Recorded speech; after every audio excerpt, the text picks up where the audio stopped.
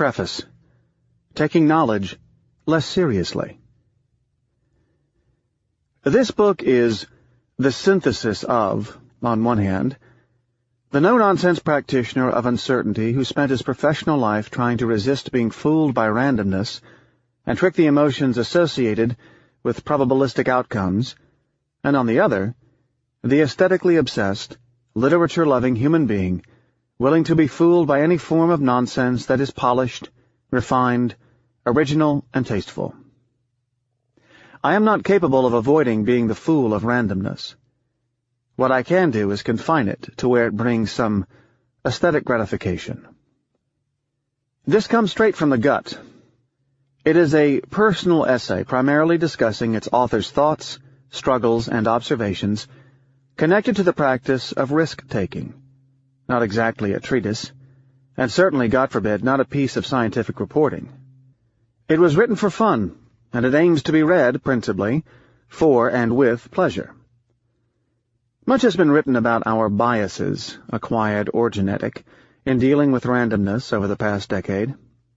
The rules, while writing the first edition of this book, had been to avoid discussing A.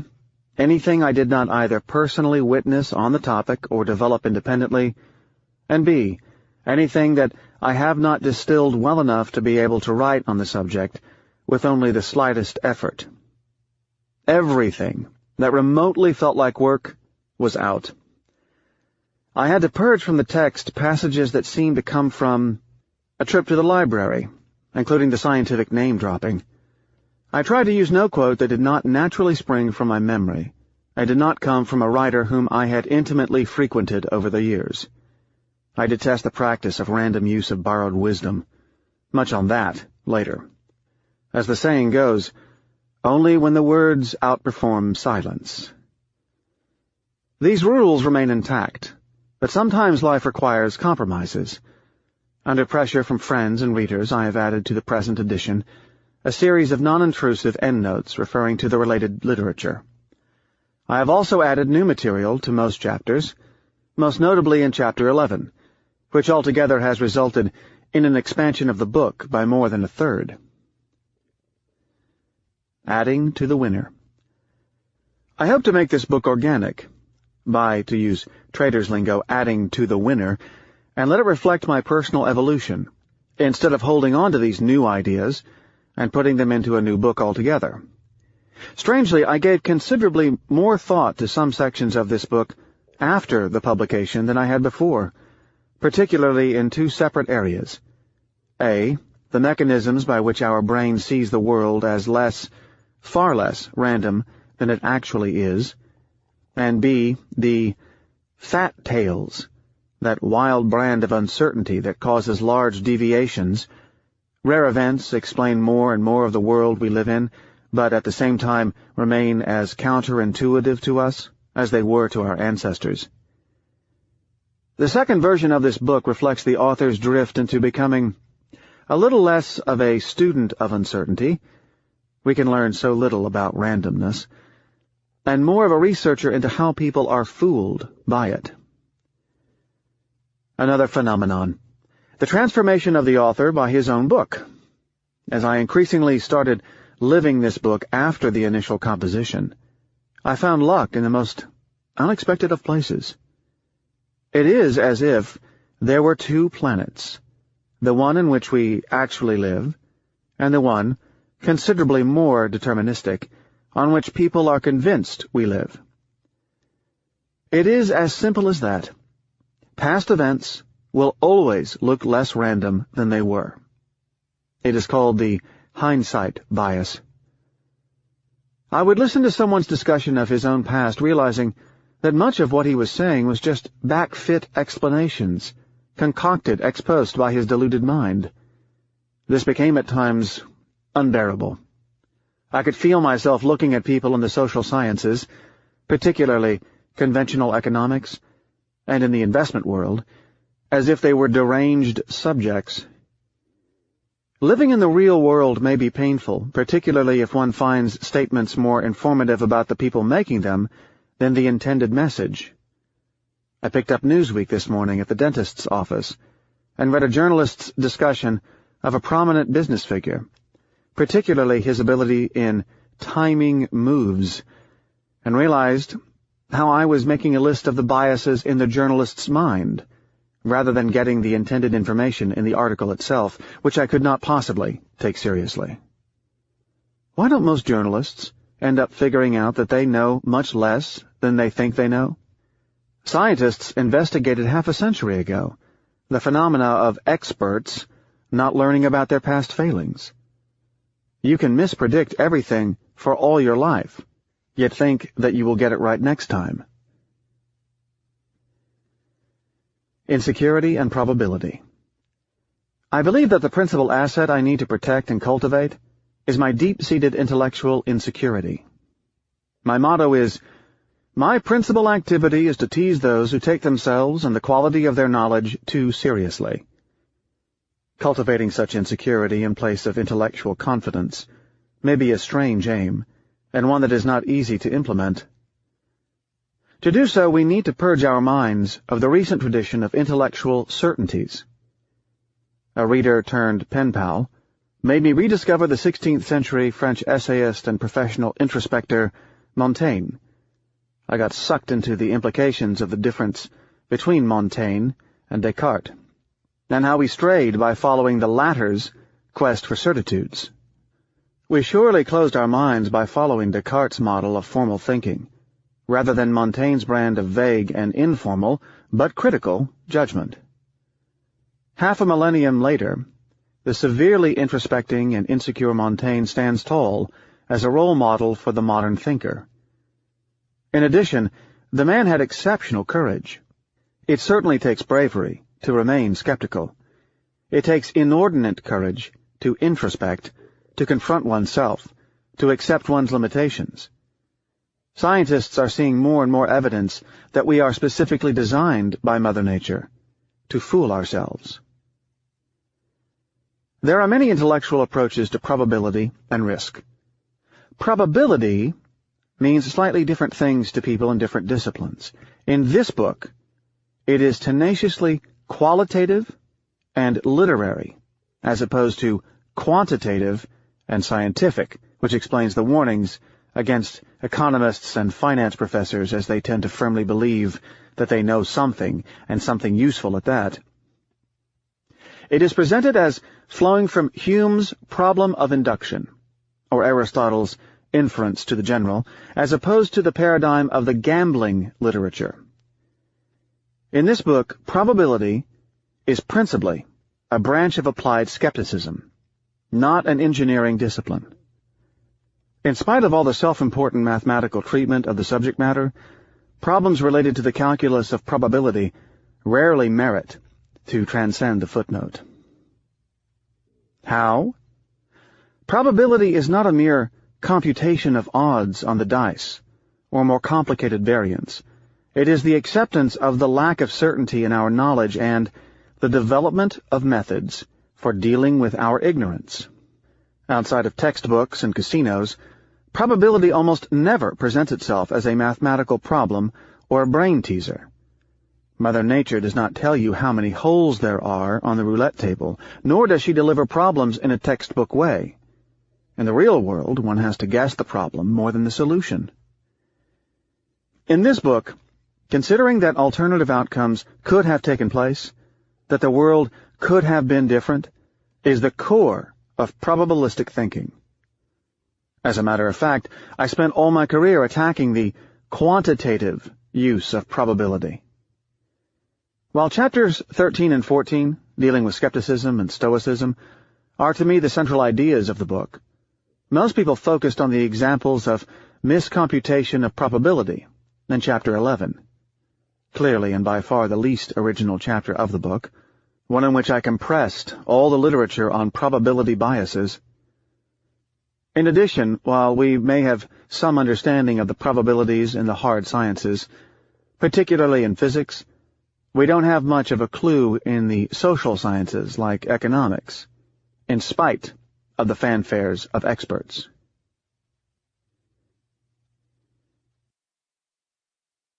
Vindicating some readers.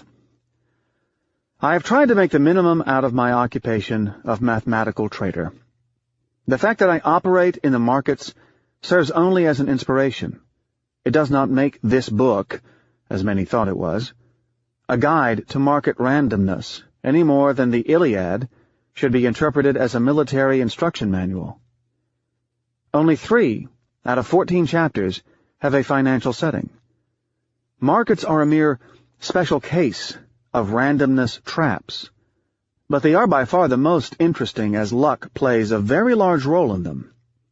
This book would have been considerably shorter if I were a taxidermist or a translator of chocolate labels. Furthermore, the kind of luck in finance is of the kind that nobody understands, but most operators think they understand, which provides us a magnification of the biases. I've tried to use my market analogies in an illustrative way, as I would in a dinner conversation with, say, a cardiologist with intellectual curiosity. I used as a model my second-generation friend, Jacques Merab. I received large quantities of electronic mail on the first version of the book, which can be an essayist's dream, as such dialectic provides ideal conditions for the rewriting of the second version. I expressed my gratitude by answering, once, each one of them. Some of the answers have been inserted back into the text, in the different chapters. Being often seen as an iconoclast, I was looking forward to getting the angry letters of the type, "Who are you to judge Warren Buffett?" or "You are envious of his success." Instead, I was disappointed to see most of the trashing going anonymously to Amazon.com. There is no such thing as bad publicity. Some people manage to promote your work by insulting it. The consolation for the lack of attacks was in the form of letters from people who felt vindicated by the book. The most rewarding letters were the ones from people who did not fare well in life, through no fault of their own, and who used the book as an argument with their spouse to explain that they were less lucky, not less skilled, than their brother-in-law. The most touching letter came from a man in Virginia, who within a period of a few months lost his job, his wife, his fortune, was put under investigation by the redoubtable Securities and Exchange Commission, and progressively felt good for acting stoical. A correspondence with a reader who was hit with a Black Swan, the unexpected large-impact random event, the loss of a baby, caused me to spend some time dipping into the literature on adaptation after a severe random event, not coincidentally also dominated by Daniel Kahneman, the pioneer of the ideas on irrational behavior under uncertainty. I have to confess that I never felt really particularly directly of service to anyone being a traitor, except myself. It felt elevating and useful being an essayist. All or none. A few confusions with the message in this book. Just as our brain does not easily make out probabilistic shades, it goes for the oversimplifying all or none, it was hard to explain that the idea here was that it is more random than we think, rather than it is all random. I had to face the Taleb, as a skeptic, thinks everything is random, and successful people are just lucky. The fooled by randomness symptom even affected a well-publicized Cambridge Union debate, as my argument, most city hotshots are lucky fools, became all city hotshots are lucky fools. Clearly, I lost the debate to the formidable Desmond Fitzgerald in one of the most entertaining discussions in my life. I was even tempted to switch sides. The same delusion of mistaking irreverence for arrogance, as I noticed with my message, makes people confuse skepticism for nihilism. Let me make it clear here. Of course, chance favors the prepared. Hard work, showing up on time, wearing a clean, preferably white, shirt, using deodorant and some such conventional things contribute to success. They are certainly necessary, but may be insufficient, as they do not cause success. The same applies to the conventional values of persistence, doggedness, and perseverance. Necessary. Very necessary. One needs to go out and buy a lottery ticket in order to win. Does it mean that the work involved in the trip to the store caused the winning? Of course, skills count, but they do count less in highly random environments than they do in dentistry. No, I am not saying that what your grandmother told you about the value of work ethics is wrong. Furthermore, as most successes are caused by very few windows of opportunity, failing to grab one can be deadly for one's career. Take your luck. Notice how our brain sometimes gets the arrow of causality backward. Assume that good qualities cause success. Based on that assumption, even though it seems intuitively correct to think so, the fact that every intelligent, hard-working, persevering person becomes successful does not imply that every successful person is necessarily an intelligent, hard-working, persevering person. It is remarkable how such a primitive, logical fallacy, affirming the consequent, can be made by otherwise very intelligent people, a point I discuss in this edition as the two systems of reasoning problem. There is a twist in research on success that has found its way into the bookstores under the banner of advice on, "These are the millionaire's traits that you need to have if you want to be just like those successful people." One of the authors of the misguided The Millionaire Next Door, that I discuss in Chapter 8, wrote another even more foolish book called The Millionaire Mind. He observes that in the representative cohort of more than 1,000 millionaires whom he studied, most did not exhibit high intelligence in their childhood, and infers that it is not your endowment that makes you rich, but rather hard work. From this one can naively infer that chance plays no part in success. My intuition is that if millionaires are close in attributes to the average population, then I would make the more disturbing interpretation that it is because luck played a part. Luck is democratic and hits everyone, regardless of original skills. The author notices variations from the general population in a few traits like tenacity and hard work, another confusion of the necessary and the causal. That all millionaires were persistent, hard-working people does not make persistent hard workers become millionaires. Plenty of unsuccessful entrepreneurs were persistent, hard-working people. In a textbook case of naive empiricism, the author also looked for traits these millionaires had in common and figured out that they shared a taste for risk-taking. Clearly, risk-taking is necessary for large success, but it is also necessary for failure. Had the author done the same study on bankrupt citizens, he would certainly have found a predilection for risk-taking. I was asked to back up the claims in the book with the supply of data, graphs, charts, diagrams, plots, tables, numbers, recommendations, time series, etc., by some readers, and by Me Too publishers before I was lucky to find Texair. This text is a series of logical thought experiments, not an economics term paper. Logic does not require empirical verification. Again, there is what I call a round-trip fallacy. It is a mistake to use, as journalists and some economists do, statistics without logic, but the reverse does not hold. It is not a mistake to use logic without statistics.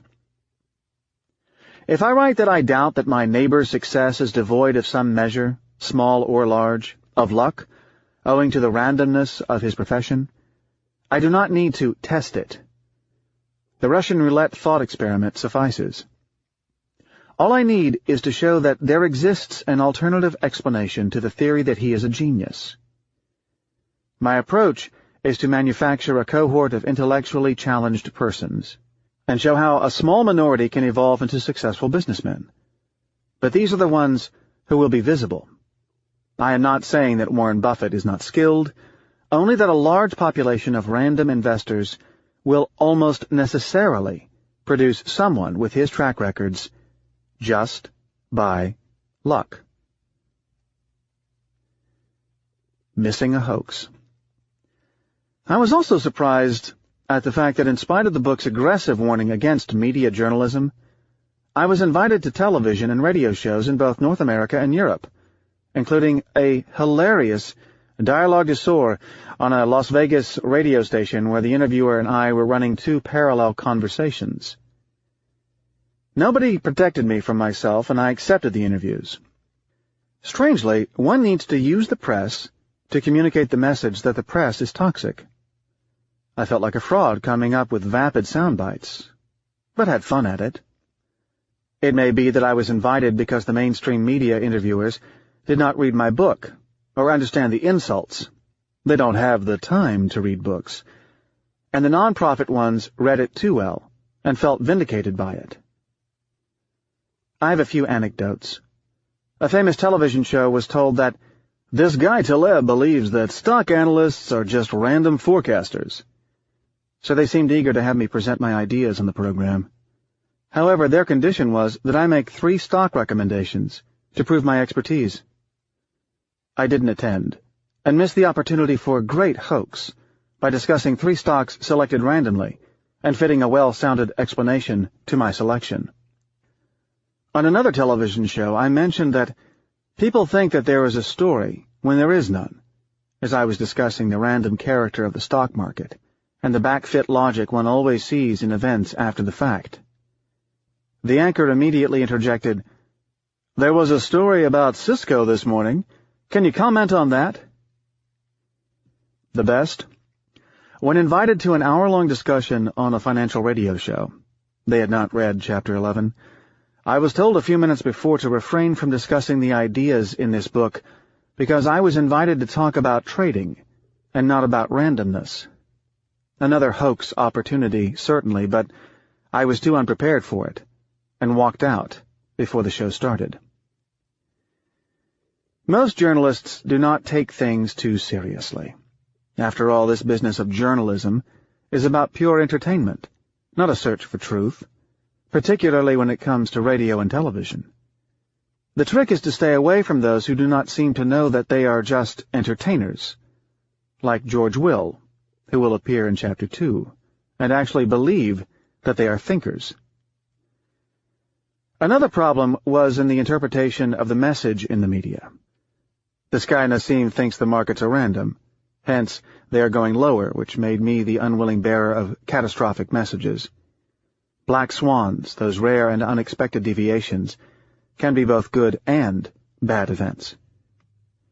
However, media journalism is less standardized than it appears.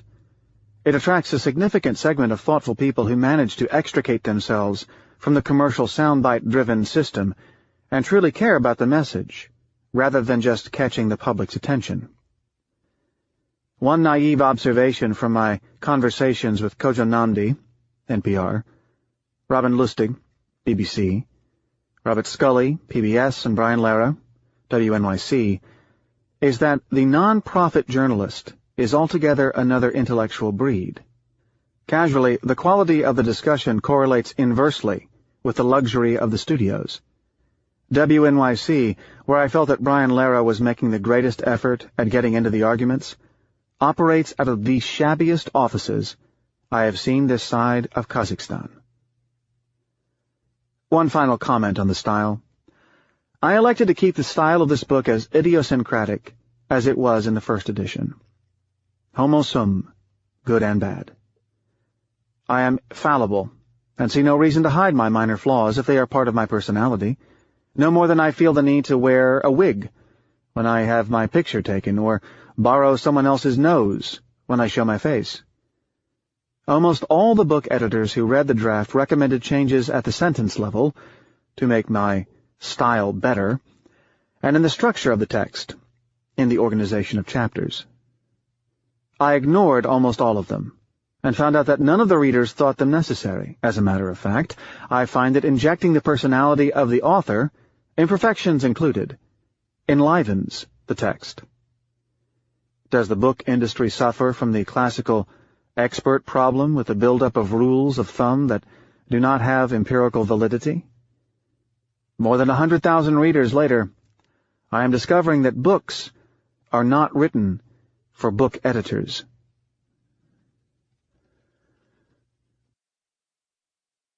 Prologue. Mosques in the Clouds. This book is about luck, disguised and perceived as non-luck, that is, skills, and more generally, randomness disguised and perceived as non-randomness, that is, determinism. It manifests itself in the shape of the lucky fool, defined as a person who benefited from a disproportionate share of luck, but attributes his success to some other, generally very precise, reason. Such confusion crops up in the most unexpected areas, even science, though not in such an accentuated and obvious manner as it does in the world of business. It is endemic in politics, as it can be encountered in the shape of a country's president, discoursing on the jobs that he created, his recovery, and his predecessor's inflation. We are still very close to our ancestors who roamed the savannah. The formation of our beliefs is fraught with superstitions, even today, I might say especially today. Just as one day some primitive tribesman scratched his nose, saw rain falling, and developed an elaborate method of scratching his nose to bring on the much-needed rain, we link economic prosperity to some rate cut by the Federal Reserve Board, or the success of a company with the appointment of the new president at the helm. Bookstores are full of biographies of successful men and women, presenting their specific explanation on how they made it big in life. We have an expression, the right time at the right place, to weaken whatever conclusion can be inferred from them. This confusion strikes people of different persuasions. The literature professor invests a deep meaning into a mere coincidental occurrence of word patterns, while the economist proudly detects regularities and anomalies in data that are plain random. At the cost of appearing biased, I have to say that the literary mind can be intentionally prone to the confusion between noise and meaning, that is, between a randomly constructed arrangement and a precisely intended message. However, this causes little harm. Few claim that art is a tool of investigation of the truth, rather than an attempt to escape it, or make it more palatable. Symbolism is the child of our inability and unwillingness to accept randomness. We give meaning to all manner of shapes. We detect human figures in ink blots. "I saw mosques in the clouds," announced Arthur Rimbaud, the 19th century French symbolic poet. This interpretation took him to poetic Abyssinia in East Africa, where he was brutalized by a Christian Lebanese slave dealer, contracted syphilis, and lost a leg to gangrene. He gave up poetry in disgust at the age of 19 and died, anonymously, in a Marseille hospital ward while still in his 30s. But it was too late. European intellectual life developed what seemed to be an irreversible taste for symbolism. We are still paying its price, with psychoanalysis and other fads. Regrettably, some people play the game too seriously. They are paid to read too much into things. All my life I have suffered the conflict between my love of literature and poetry, and my profound allergy to most teachers of literature and critics.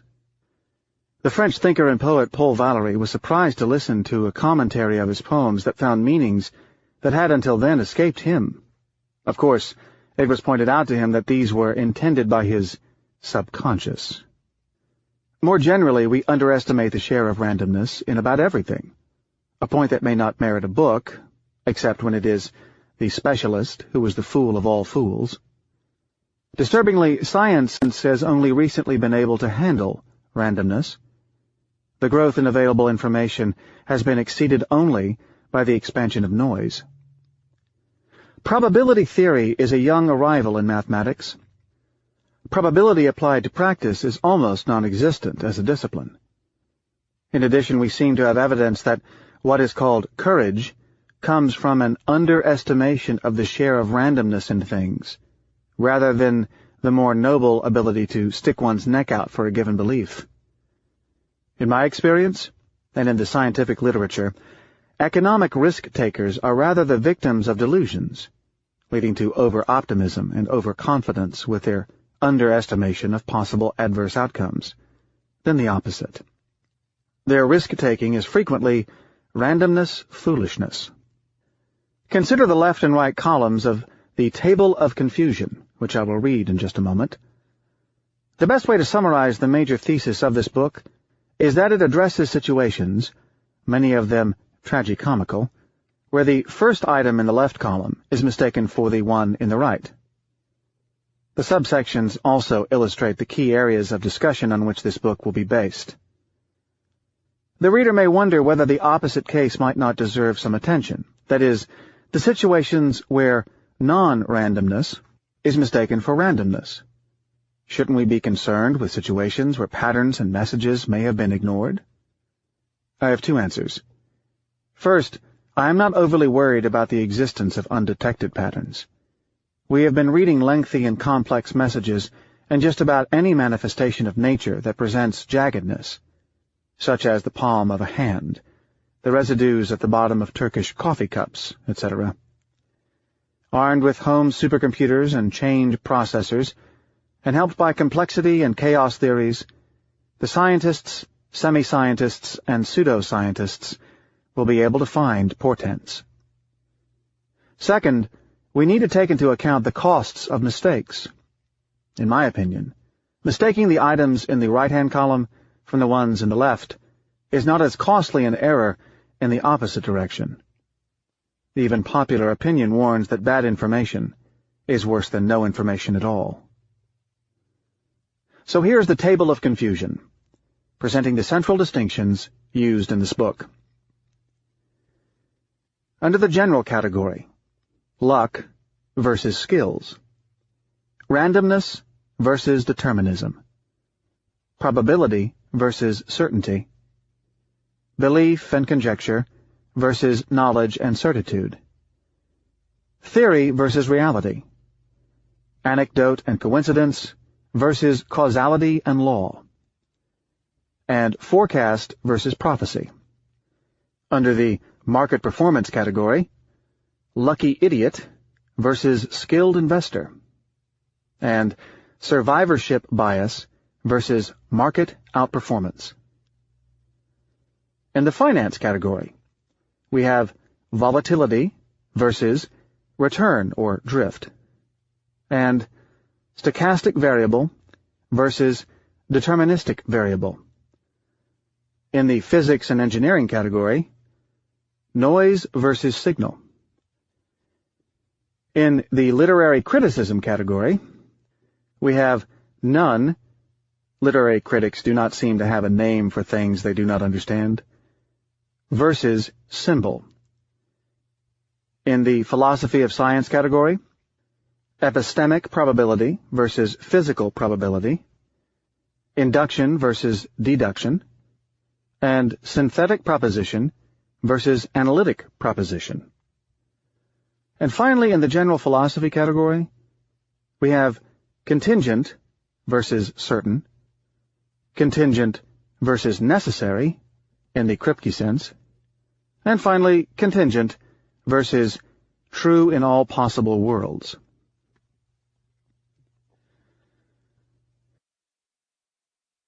However interesting these areas could be, their discussion would be a tall order. There is one world in which I believe the habit of mistaking luck for skill is most prevalent and most conspicuous, and that is the world of markets. By luck or misfortune, that is the world in which I have operated most of my adult life. It is what I know best. In addition, economic life presents the best and most entertaining laboratory for the understanding of these differences. For it is in the area of human undertaking where the confusion is greatest and its effects the most pernicious.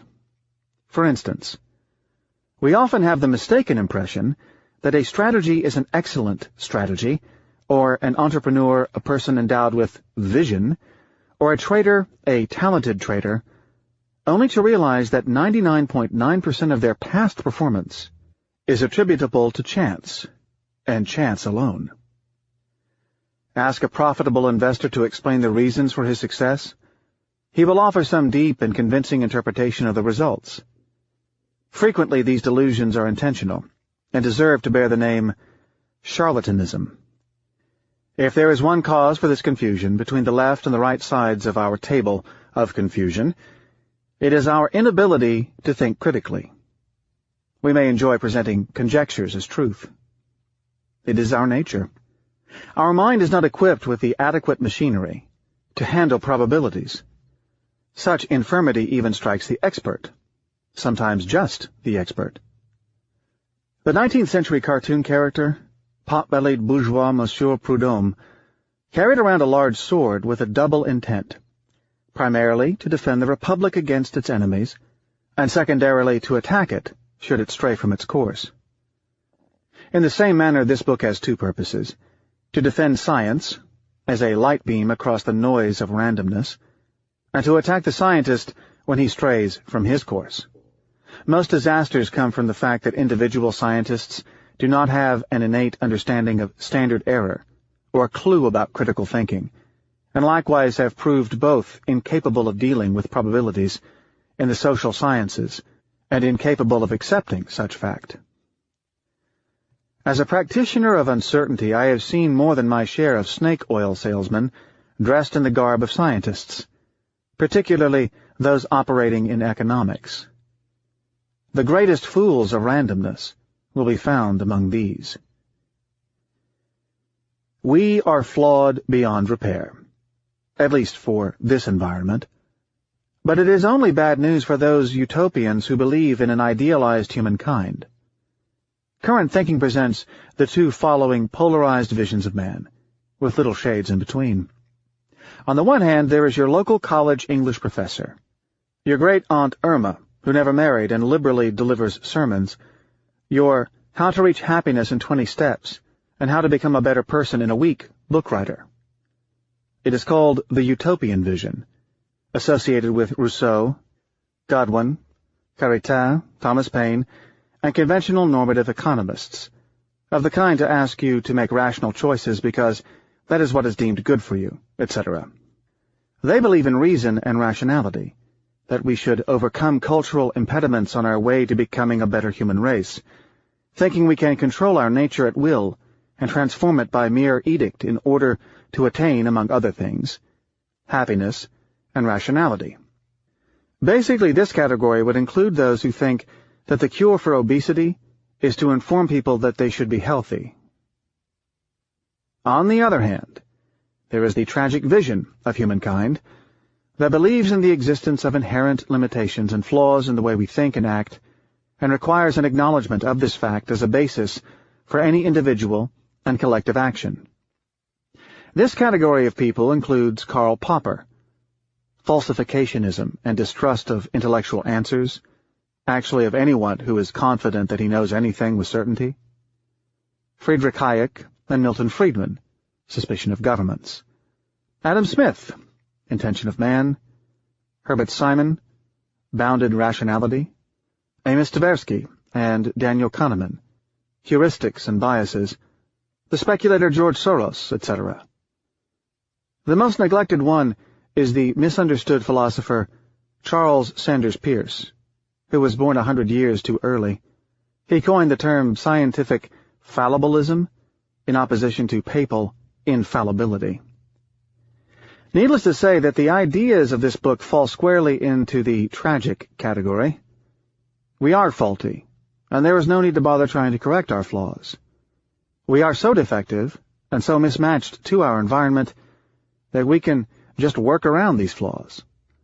I am convinced that after spending almost all my adult and professional years in a fierce fight between my brain, not fooled by randomness, and my emotions, completely fooled by randomness, in which the only success I've had is in going around my emotions, rather than rationalizing them. Perhaps ridding ourselves of our humanity is not in the works. We need wily tricks, not some grandiose moralizing help. As an empiricist, actually a skeptical empiricist, I despise the moralizers beyond anything on this planet. I still wonder why they blindly believe in ineffectual methods. Delivering advice assumes that our cognitive apparatus, rather than our emotional machinery, exerts some meaningful control over our actions. We will see how modern behavioral science shows this to be completely untrue. My colleague, Bob Yeager, he followed the opposite course of mine of moving from philosophy professor to traitor, presents a more potent view of the dichotomy. There are those who think that there are easy, clear-cut answers, and those who don't think that simplification is possible without severe distortion. His hero? Wittgenstein. His villain? Descartes. I am enamored of the difference as I think that the generator of the fooled by randomness problem, the false belief in determinism, is also associated with such reduction of the dimensionality of things. As much as you believe in the keep it simple, stupid, it is the simplification that is dangerous. This author hates books that can be easily guessed from the table of contents. Not many people read textbooks for pleasure. But a hint of what comes next seems in order. The book is composed of 3 parts. The first is an introspection into Solon's warning, as his outburst on rare events became my lifelong motto. In it we meditate on visible and invisible histories, and the elusive property of rare events, black swans. The second presents a collection of probability biases I encountered, and suffered from, in my career in randomness, ones that continue to fool me. The third illustrates my personal jousting with my biology, and concludes the book with a presentation of a few practical, wax in my ears, and philosophical, stoicism, aids. Before the Enlightenment and the age of rationality, there was in the culture a collection of tricks to deal with our fallibility and reversals of fortunes. The elders can still help us with some of their ruses.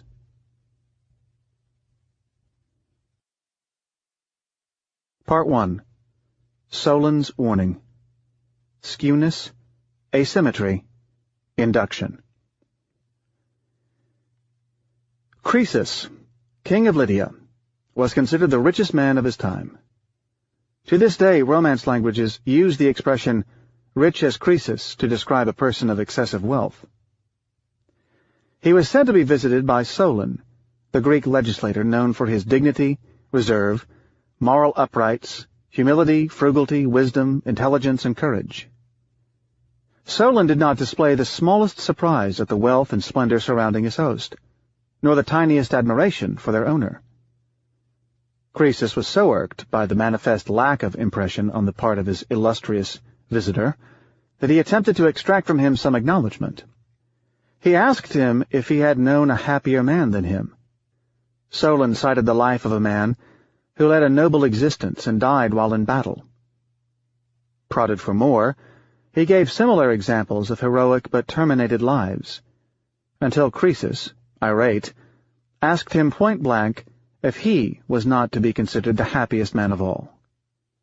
Solon answered, "The observation of the numerous misfortunes that attend all conditions forbids us to grow insolent upon our present enjoyments, or to admire a man's happiness that may yet, in course of time, suffer change.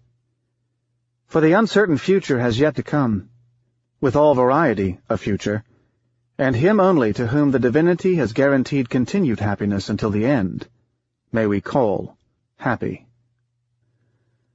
The modern equivalent has been no less eloquently voiced by the baseball coach Yogi Berra, who seems to have translated Solon's outburst from the pure Attic Greek into no less pure Brooklyn English with, "It ain't over until it's over," or in a less dignified manner, with, "It ain't over until the fat lady sings." In addition, aside from his use of the vernacular, the Yogi Berra quote presents an advantage of being true, while the meeting between Croesus and Solon was one of those historical facts that benefited from the imagination of the chroniclers, as it was chronologically impossible for the two men to have been in the same location. Part 1 is concerned with the degree to which a situation may yet, in the course of time, suffer change. For we can be tricked by situations involving mostly the activities of the goddess Fortuna, Jupiter's firstborn daughter. Solon was wise enough to get the following point. That which came with the help of luck can be taken away by luck, and often rapidly, and unexpectedly at that. The flip side, which deserves to be considered as well, in fact it is even more of our concern, is that things that come with little help from luck are more resistant to randomness. Solon also had the intuition of a problem that has obsessed science for the past 3 centuries. It is called the problem of induction. I call it in this book the Black Swan, or the rare event. Solon even understood another linked problem, which I call the skewness issue. It does not matter how frequently someone succeeds if failure is too costly to bear.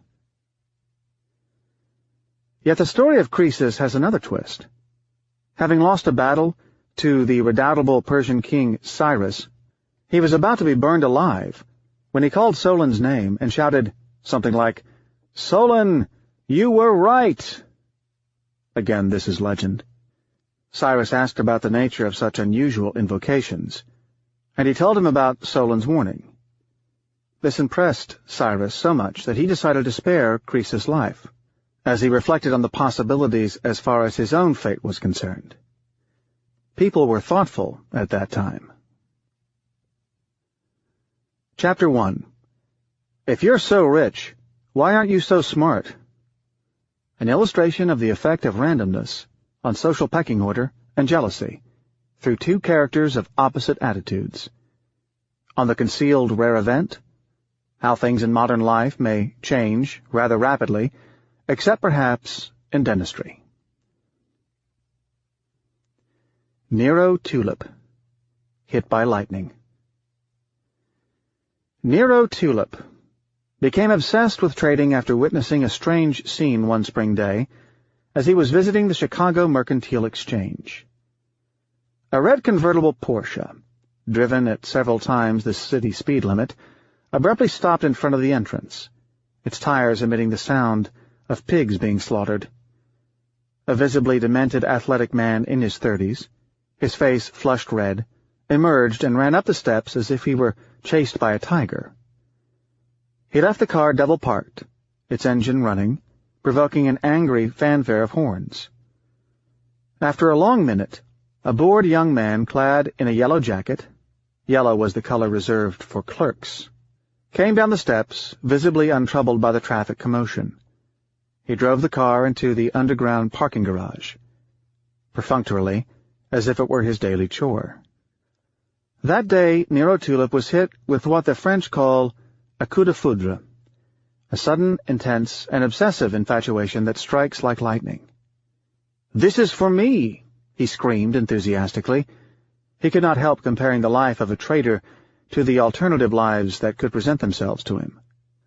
Academia conjured up the image of a silent university office with rude secretaries. Business, the image of a quiet office staffed with slow thinkers and semi-slow thinkers who expressed themselves in full sentences. Temporary sanity. Unlike a coup de foudre, the infatuation triggered by the Chicago scene has not left him more than a decade and a half after the incident. For Nero swears that no other lawful profession in our times could be as devoid of boredom as that of the trader. Furthermore, although he has not yet practiced the profession of high-sea piracy, he is now convinced that even that occupation would present more dull moments than that of the trader. Nero could best be described as someone who randomly and abruptly swings between the deportment and speech manners of a church historian and the verbally abusive intensity of a Chicago pit trader. He can commit hundreds of millions of dollars in a transaction without a blink or a shadow of a second thought, yet agonize between 2 appetizers on the menu, changing his mind back and forth and wearing out the most patient of waiters. Nero holds an undergraduate degree in ancient literature and mathematics from Cambridge University. He enrolled in a PhD program in statistics at the University of Chicago, But, after completing the prerequisite coursework, as well as the bulk of his doctoral research, he switched to the philosophy department. He called the switch a moment of temporary sanity, adding to the consternation of his thesis director, who warned him against philosophers and predicted his return back to the fold. He finished writing his thesis in philosophy, but not in the Derrida-Continental style of incomprehensible philosophy, that is, incomprehensible to anyone outside of their ranks, like myself. It was quite the opposite. His thesis was on the methodology of statistical inference in its application to the social sciences. In fact, his thesis was indistinguishable from a thesis in mathematical statistics. It was just a bit more thoughtful, and twice as long. It is often said that philosophy cannot feed its man, but that was not the reason Nero left. He left because philosophy cannot entertain its man. At first it started looking futile. He recalled his statistics thesis director's warnings. Then, suddenly, it started to look like work. As he became tired of writing papers on some arcane details of his earlier papers, he gave up the academy. The academic debates bored him to tears, particularly when minute points, invisible to the non-initiated, were at stake. Action was what Nero required. The problem, however, was that he selected the academy in the first place in order to kill what he detected was the flatness and tempered submission of employment life.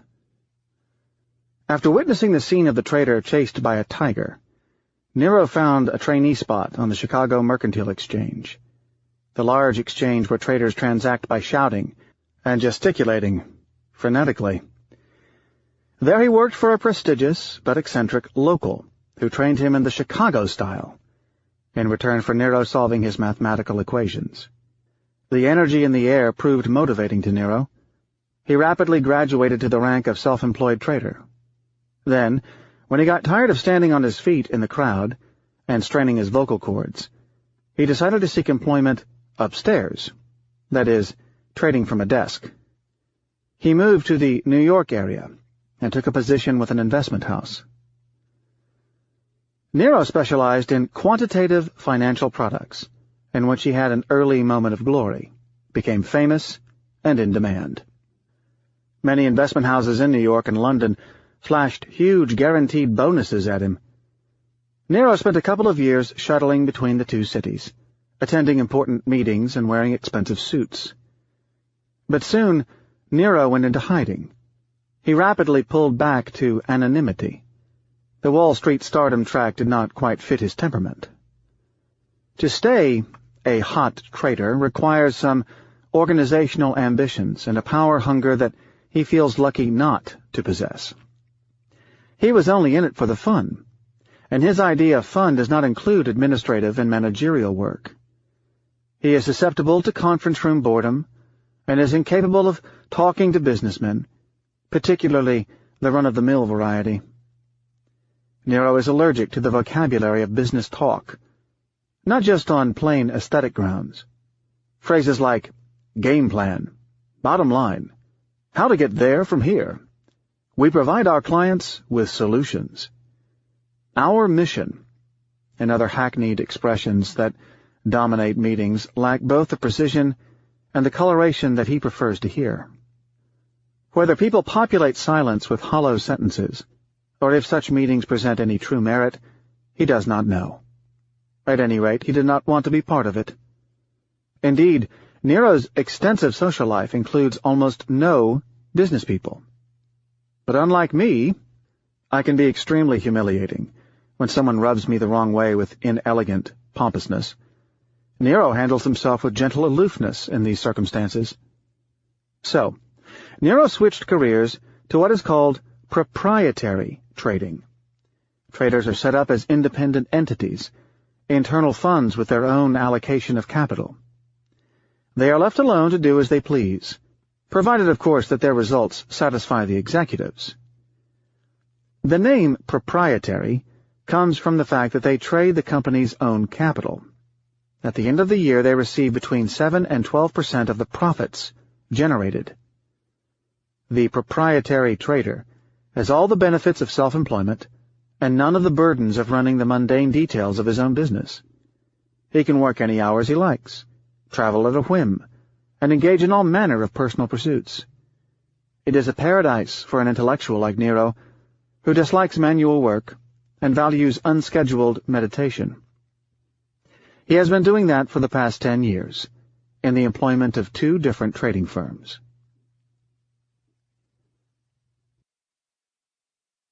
Modus operandi. A word on Nero's methods. He is as conservative a trader as one can be in such a business. In the past, he has had good years and less than good years, but virtually no truly bad years. Over these years, he has slowly built for himself a stable nest egg, thanks to an income ranging between $300,000 and, at its peak, $2.5 million. On average, he manages to accumulate $500,000 a year in after-tax money, from an average income of about $1 million. This goes straight into his savings account. In 1993, he had a bad year and was made to feel uncomfortable in his company. Other traders made out much better, so the capital at his disposal was severely reduced, and he was made to feel undesirable at the institution. He then went to get an identical job, down to an identically designed workspace, but in a different firm that was friendlier. In the fall of 1994, the traders who had been competing for the Great Performance Award blew up in unison during the worldwide bond market crash that resulted from the random tightening by the Federal Reserve Bank of the United States. They are all currently out of the market, performing a variety of tasks. This business has a high mortality rate. Why isn't Nero more affluent? Because of his trading style, or perhaps his personality. His risk aversion is extreme. Nero's objective is not to maximize his profits, so much as it is to avoid having this entertaining machine called trading taken away from him. Blowing up would mean returning to the tedium of the university or the non-trading life. Every time his risks increase, he conjures up the image of the quiet hallway at the university, the long mornings at his desk spent in revising a paper, kept awake by bad coffee. No, he does not want to have to face the solemn university library where he was bored to tears. "I am shooting for longevity," he is wont to say. Nero has seen many traders blow up. He does not want to get into that situation. Blow up, in the lingo, has a precise meaning.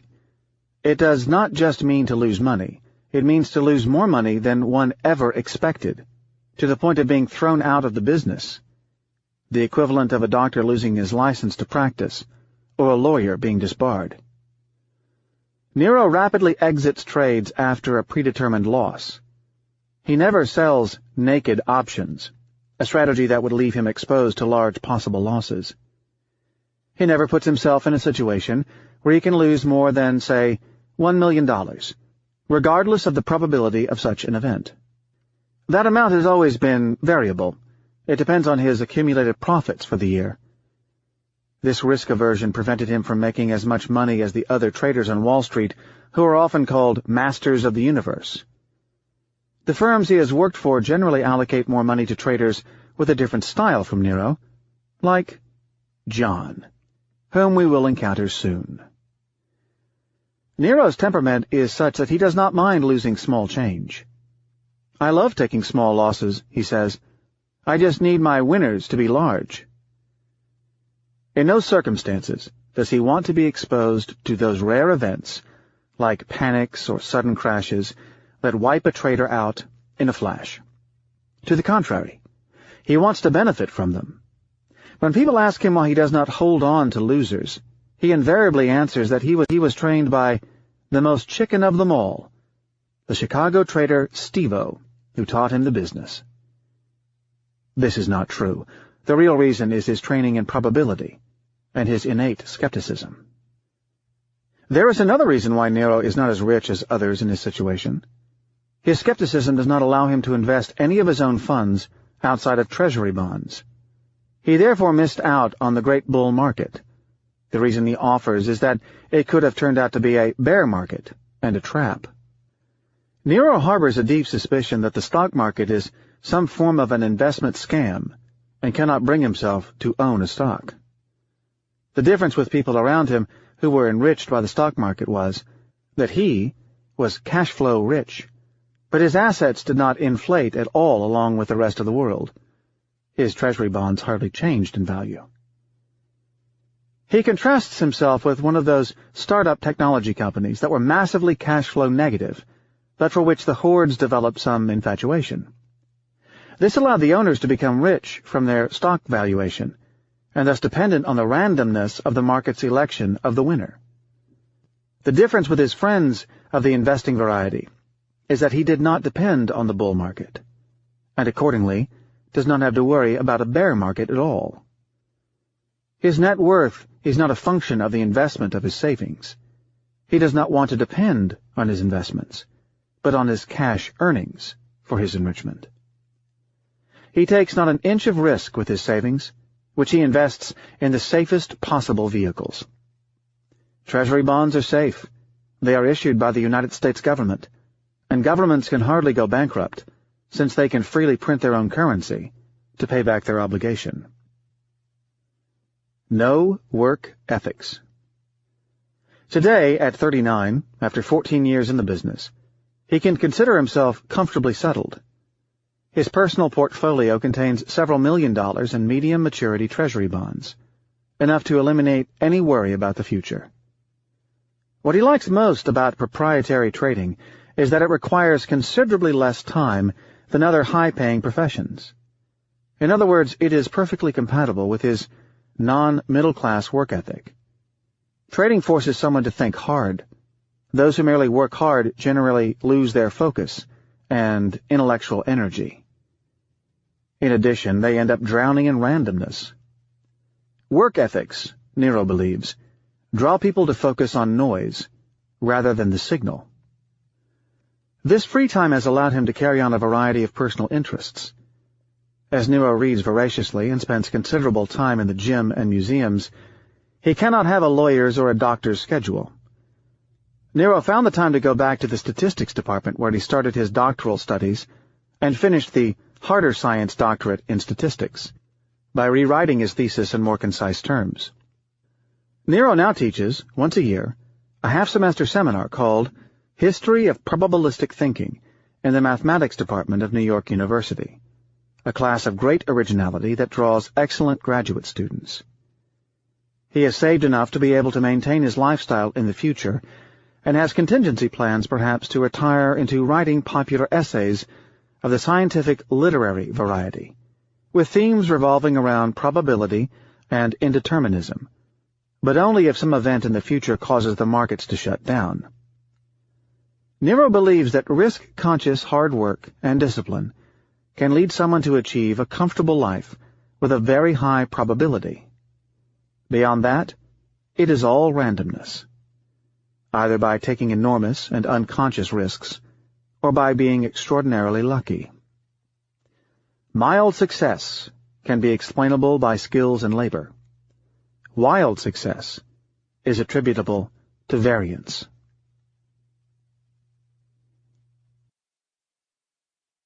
There are always secrets.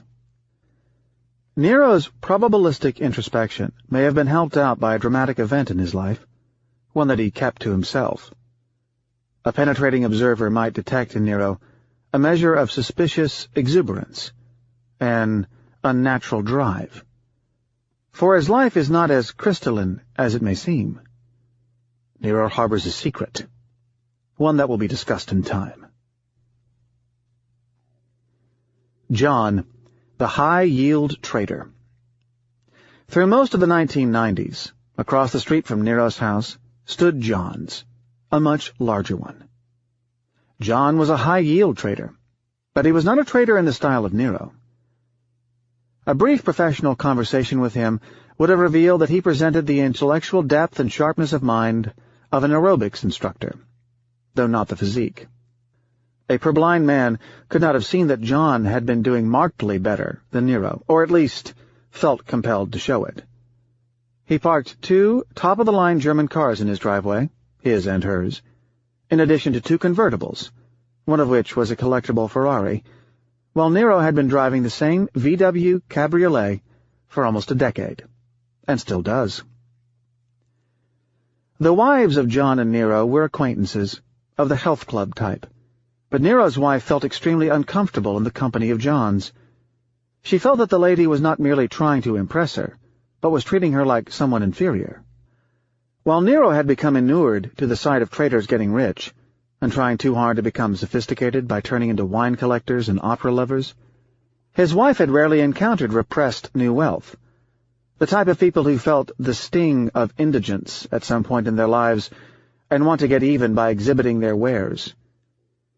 The only dark side of being a trader, Nero often says, is the sight of money being showered on unprepared people who are suddenly taught that Vivaldi's Four Seasons is refined music.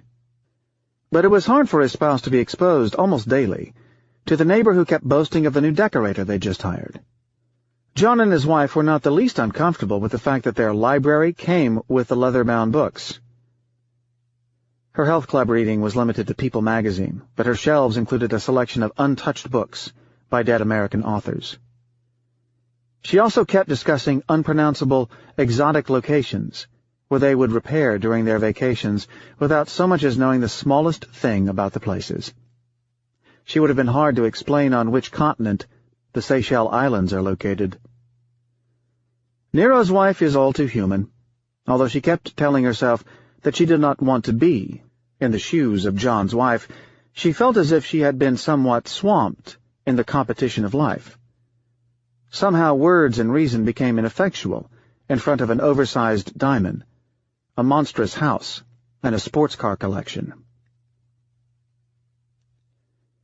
An overpaid hick. Nero also suffered the same ambitious feeling toward his neighbors. He was quite contemptuous of John, who represented about everything he was not and does not want to be, but there was the social pressure that was starting to weigh on him. In addition, he too would have liked to have sampled such excessive wealth. Intellectual contempt does not control personal envy. That house across the street kept getting bigger, with addition after addition, and Nero's discomfort kept apace. While Nero had succeeded beyond his wildest dreams, both personally and intellectually, he was starting to consider himself as having missed a chance somewhere. In the pecking order of Wall Street, the arrival of such types as John had caused him to be a significant trader no longer. But while he used to not care about this, John, and his house and his cars, had started to gnaw away at him. All would have been well if Nero had not had that stupid large house across the street judging him with a superficial standard every morning. Was it the animal pecking order at play, with John's house size making Nero a beta male? Even worse, John was about 5 years his junior, and despite a shorter career, was making at least 10 times his income. When they used to run into each other, Nero had a clear feeling that John tried to put him down, with barely detectable but no less potent signs of condescension. Some days, John ignored him completely. Had John been a remote character, one Nero could only read about in the papers, the situation would have been different. But there John was, in flesh and bones, and he was his neighbor. The mistake Nero made was to start talking to him, as the rule of pecking order immediately emerged. Nero tried to soothe his discomfort by recalling the behavior of Swan, the character in Proust's In Search of Time Lost, a refined art dealer and man of leisure who was at ease with such men as his personal friend, the then Prince of Wales, but acted like he had to prove something in the presence of the middle class. It was much easier for Swan to mix with the aristocratic and well-established set of Guermantes than it was with the social climbing one of the Védérines, no doubt because he was far more confident in their presence. Likewise, Nero can exact some form of respect from prestigious and prominent people. He regularly takes long meditative walks in Paris and Venice with an erudite Nobel Prize-caliber scientist, the kind of person who no longer has to prove anything, who actively seeks his conversation. A very famous billionaire speculator calls him regularly to ask him his opinion on the valuation of some derivative securities. But there he was, obsessively trying to gain the respect of some overpaid hick with a cheap New Jersey accent. Had I been in Nero's shoes, I would have paraded some of my scorn to John with the use of body language. But again, Nero is a nice person. Clearly, John was not as well educated, well-bred, physically fit, or perceived as being as intelligent as Nero. But that was not all. He was not even as street-smart as him. Nero has met true street-smart people in the pits of Chicago, who exhibit a rapidity of thinking that he could not detect in John. Nero was convinced that the man was a confident, shallow thinker, who had done well because he never made an allowance for his vulnerability. But Nero could not, at times, repress his envy. He wondered whether it was an objective evaluation of John, or if it was his feelings of being slighted that led him to such an assessment of John. Perhaps it was Nero who was not quite the best trader. Maybe, if he had pushed himself harder or had sought the right opportunity, instead of thinking, writing articles, and reading complicated papers. Perhaps he should have been involved in the high-yield business, where he would have shined among those shallow thinkers like John. So Nero tried to soothe his jealousy by investigating the rules of pecking order. Psychologists have shown that most people prefer to make $70,000 when others around them are making $60,000, than to make $80,000 when others around them are making $90,000. Economics, schmeconomics. It is all pecking order, he thought. No such analysis could prevent him from assessing his condition in an absolute rather than a relative way. With John, Nero felt that, for all his intellectual training, he was just another one of those who would prefer to make less money, provided others made even less. Nero thought that there was at least a hint to support the idea of John being merely lucky. In other words, Nero, after all, might not need to move away from his neighbor's starter palazzo. There was hope that John would meet his undoing, for John seemed unaware of one large hidden risk he was taking, the risk of blowing up. A risk he could not see because he had too short an experience of the market, but also because he was not thoughtful enough to study history. How could John, with his coarse mind, otherwise be making so much money? This business of junk bonds depends on some knowledge of the odds, a calculation of the probability of the rare or random events. What do such fools know about odds? These traders use quantitative tools that give them the odds, and Nero disagrees with the methods used. This high-yield market resembles a nap on a railway track. One afternoon, the surprise train would run you over. You make money every month for a long time, then lose a multiple of your cumulative performance in a few hours. He has seen it with options sellers in 1987, 1989, 1992, and 1998. One day they are taken off the exchange floors, accompanied by oversized security men, and nobody ever sees them again. The big house is simply a loan.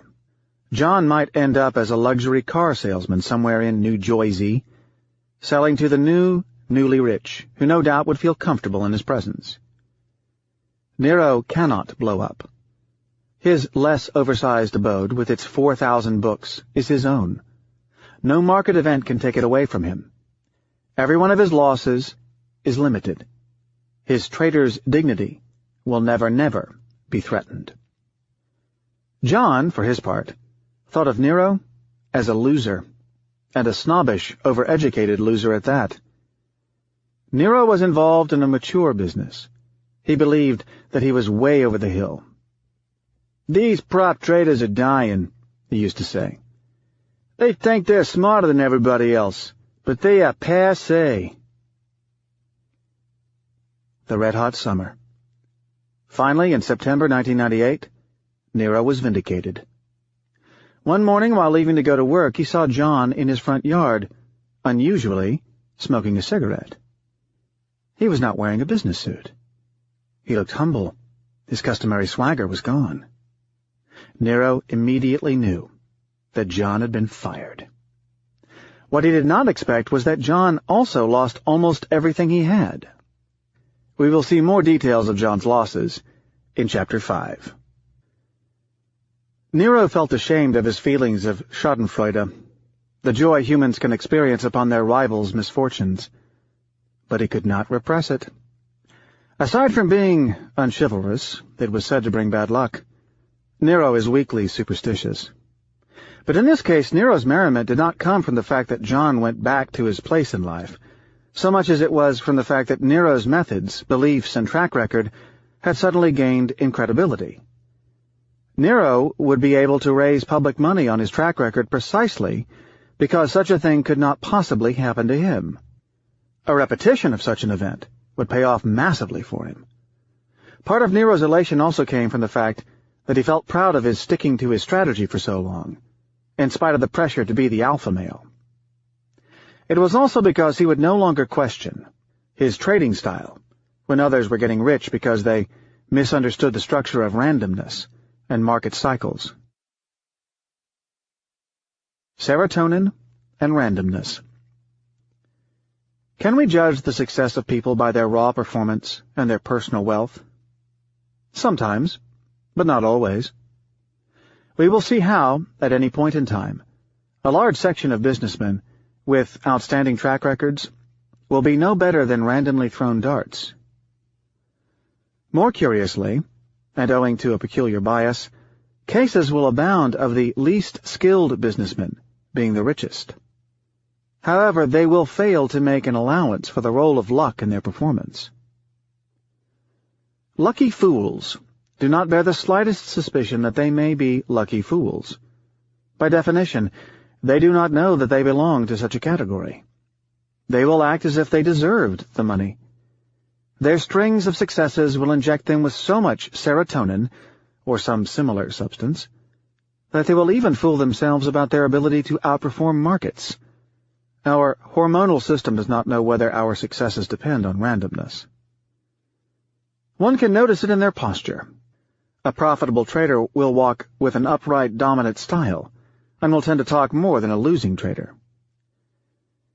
Scientists found out that serotonin, a neurotransmitter, seems to command a large share of our human behavior. It sets a positive feedback, the virtuous cycle, but, owing to an external kick from randomness, can start a reverse motion and cause a vicious cycle. It has been shown that monkeys injected with serotonin will rise in the pecking order, which in turn causes an increase of the serotonin level in their blood, until the virtuous circle breaks and starts a vicious one. During the vicious cycle, failure will cause one to slide in the pecking order, causing a behavior that will bring about further drops in the pecking order.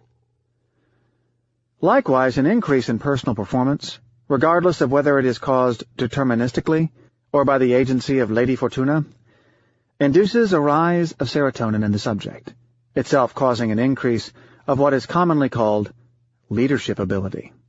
One is on a roll. Some imperceptible changes in deportment, like an ability to express oneself with serenity and confidence, make the subject look credible, as if he truly deserved the shekels. Randomness will be ruled out as a possible factor in the performance, until it rears its head once again and delivers the kick that will induce the downward spiral. A word on the display of emotions. Almost no one can conceal his emotions.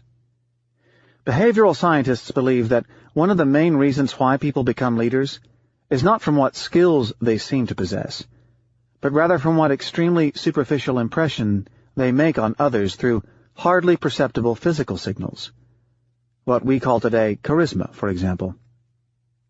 The biology of the phenomenon is now well studied under the subject heading social emotions. Meanwhile, some historian will explain the success in terms of perhaps tactical skills, the right education, or some other theoretical reason seen in hindsight. In addition, there seems to be curious evidence of a link between leadership and a form of psychopathology, the sociopath, that encourages the non-blinking, self-confident, insensitive person to rally followers. People have often had the bad taste of asking me in a social setting if my day in trading was profitable.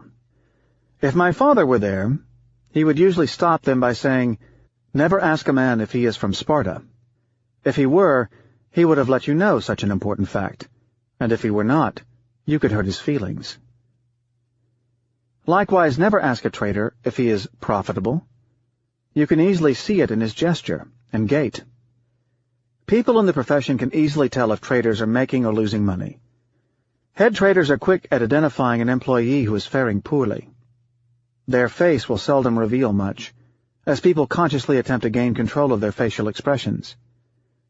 But the way they walk, the way they hold the telephone, and the hesitation in their behavior will not fail to reveal their true disposition. On the morning after John had been fired, he certainly lost much of his serotonin, unless it was another substance that researchers will discover in another decade. One cab driver in Chicago explained to me that he could tell if traders he picked up near the Chicago Board of Trade, a futures exchange, were doing well. "They get all puffed up," he said. I found it interesting and mysterious that he could detect it so rapidly. I later got some plausible explanation from evolutionary psychology, which claims that such physical manifestations of one's performance in life, just like an animal's dominant condition, can be used for signaling. It makes the winners seem easily visible, which is efficient in mate selection. Your dentist is rich, very rich. We close this chapter with a hint on the next discussion of resistance to randomness. Recall that Nero can be considered prosperous but not very rich by his day's standards. However, according to some strange accounting measure, we will see in the next chapter he is extremely rich on the average of lives he could have led. He takes so little risk in his trading career that there could have been very few disastrous outcomes. The fact that he did not experience John's success was the reason he did not suffer his downfall. He would be, therefore, wealthy according to this unusual and probabilistic method of accounting for wealth. Recall that Nero protects himself from the rare event. Had Nero had to relive his professional life a few million times, very few sample paths would be marred by bad luck.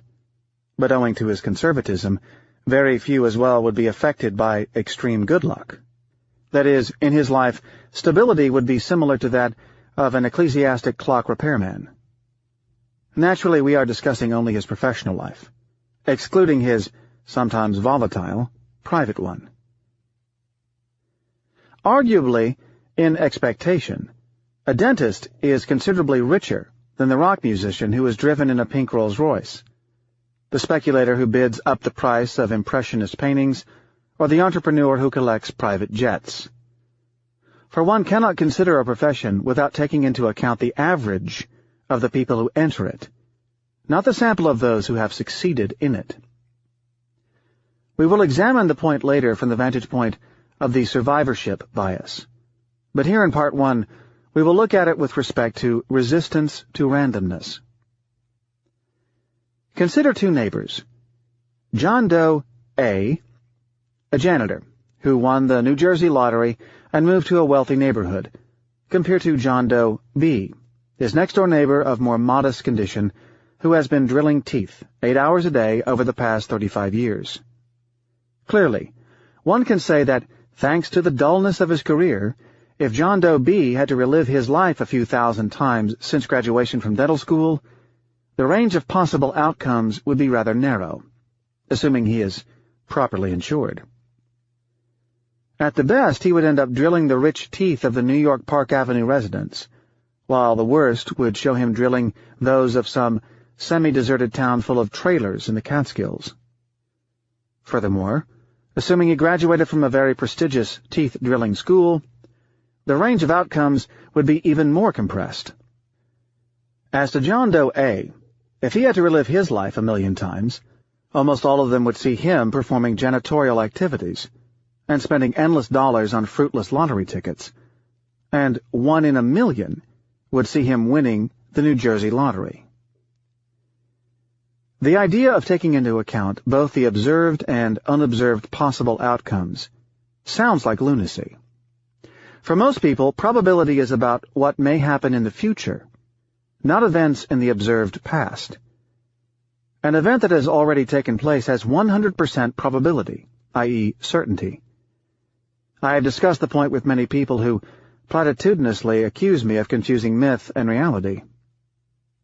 Myths, particularly well-aged ones, as we saw with Solon's warning, can be far more potent and provide us with more experience than plain reality.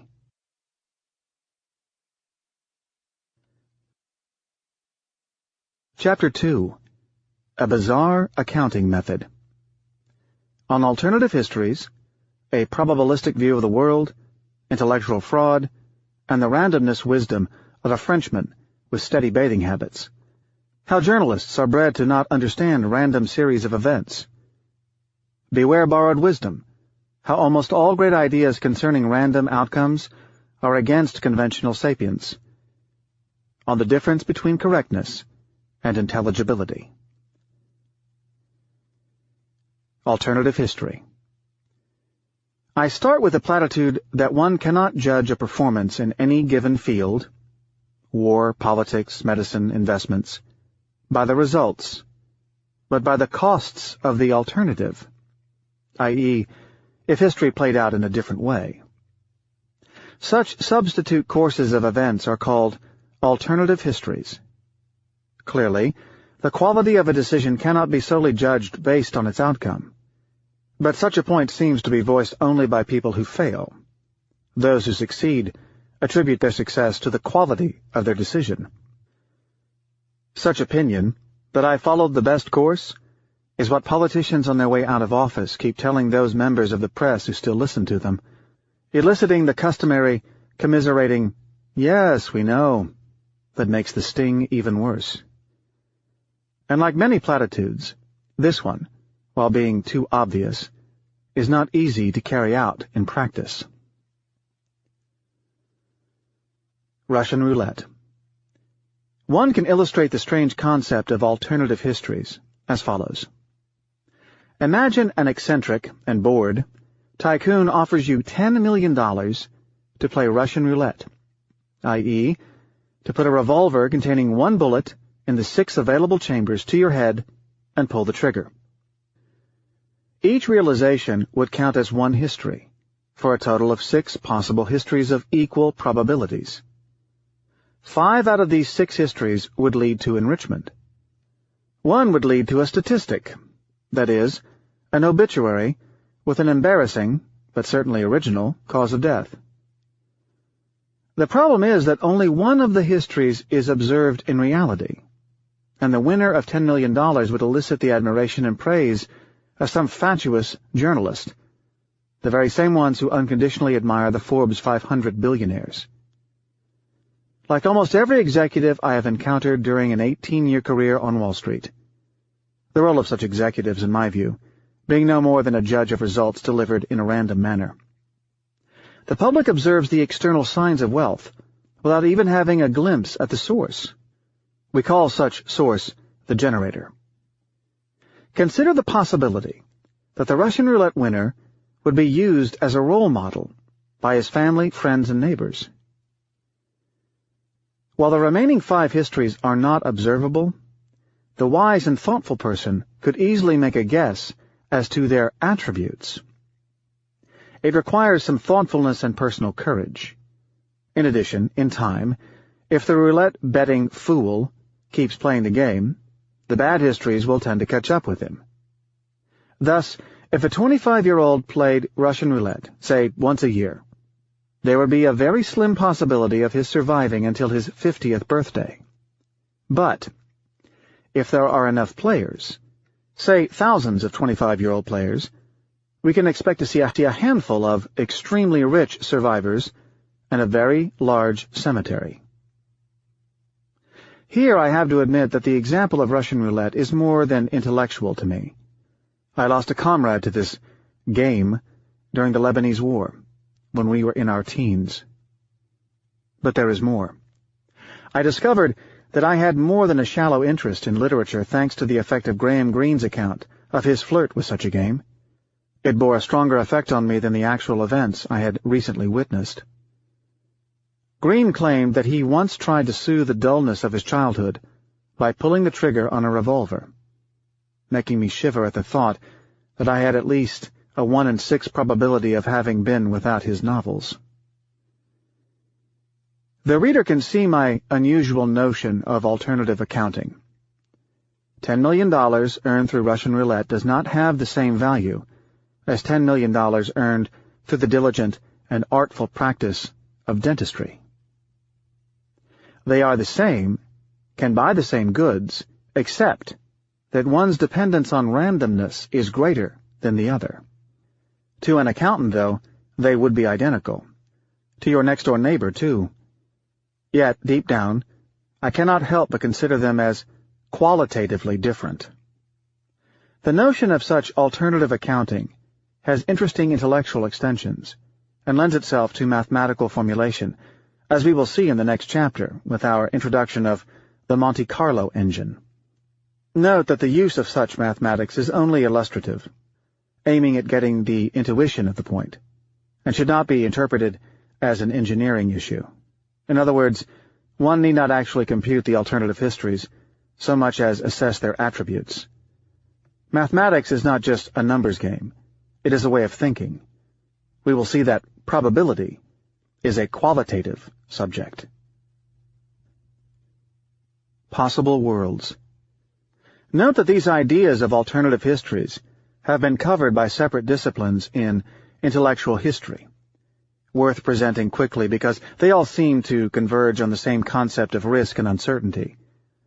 Certainty is something that is likely to take place across the highest number of different alternative histories. Uncertainty concerns events that should take place in the lowest number of them. In philosophy, there has been considerable work on the subject, starting with Leibniz's idea of possible worlds. For Leibniz, God's mind included an infinity of possible worlds, of which he selected just one. These non-selected worlds are worlds of possibilities, and the one in which I am breathing and writing these lines is just one of them that happened to have been executed. Philosophers also have a branch of logic that specializes in the matter, whether some property holds across all possible worlds or if it holds across a single world, with ramifications into the philosophy of language called Possible Worlds Semantics, with such authors as Saul Kripke. In physics, there is the many-world interpretation in quantum mechanics, associated with the works of Hugh Everett in 1957, which considers that the universe branches out tree-like at each juncture. What we are living now is only one of these many worlds. Taken at a more extreme level, whenever numerous viable possibilities exist, the worlds split into many worlds, one world for each different possibility, causing the proliferation of parallel universes. I am an essayist trader in one of the parallel universes, plain as dust in another.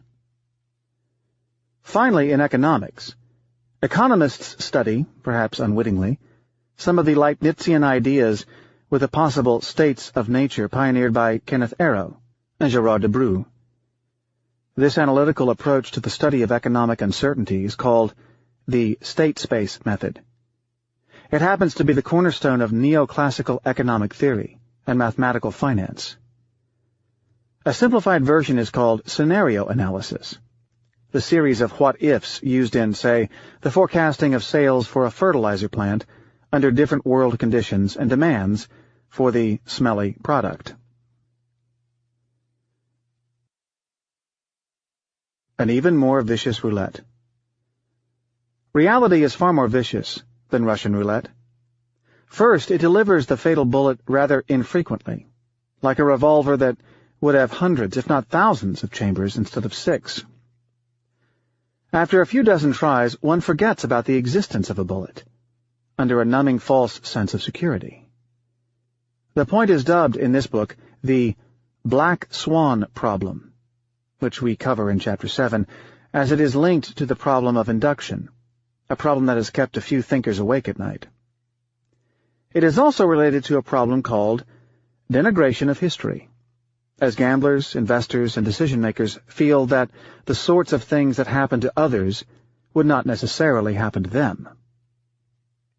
Second, unlike a well-defined, precise game like Russian roulette, where the risks are visible to anyone capable of multiplying and dividing by 6, one does not observe the barrel of reality. Very rarely is the generator visible to the naked eye. One is thus capable of unwittingly playing Russian roulette and calling it by some alternative, low-risk name. We see the wealth being generated, never the processor, a matter that makes people lose sight of their risks and never consider the losers. The game seems terribly easy, and we play along carelessly. Even scientists, with all their sophistication in calculating probabilities, cannot deliver any meaningful answer about the odds, since knowledge of these depends on our witnessing the barrel of reality, of which we generally know nothing. Finally, there is an ingratitude factor in warning people about something abstract. By definition, anything that did not happen is abstract.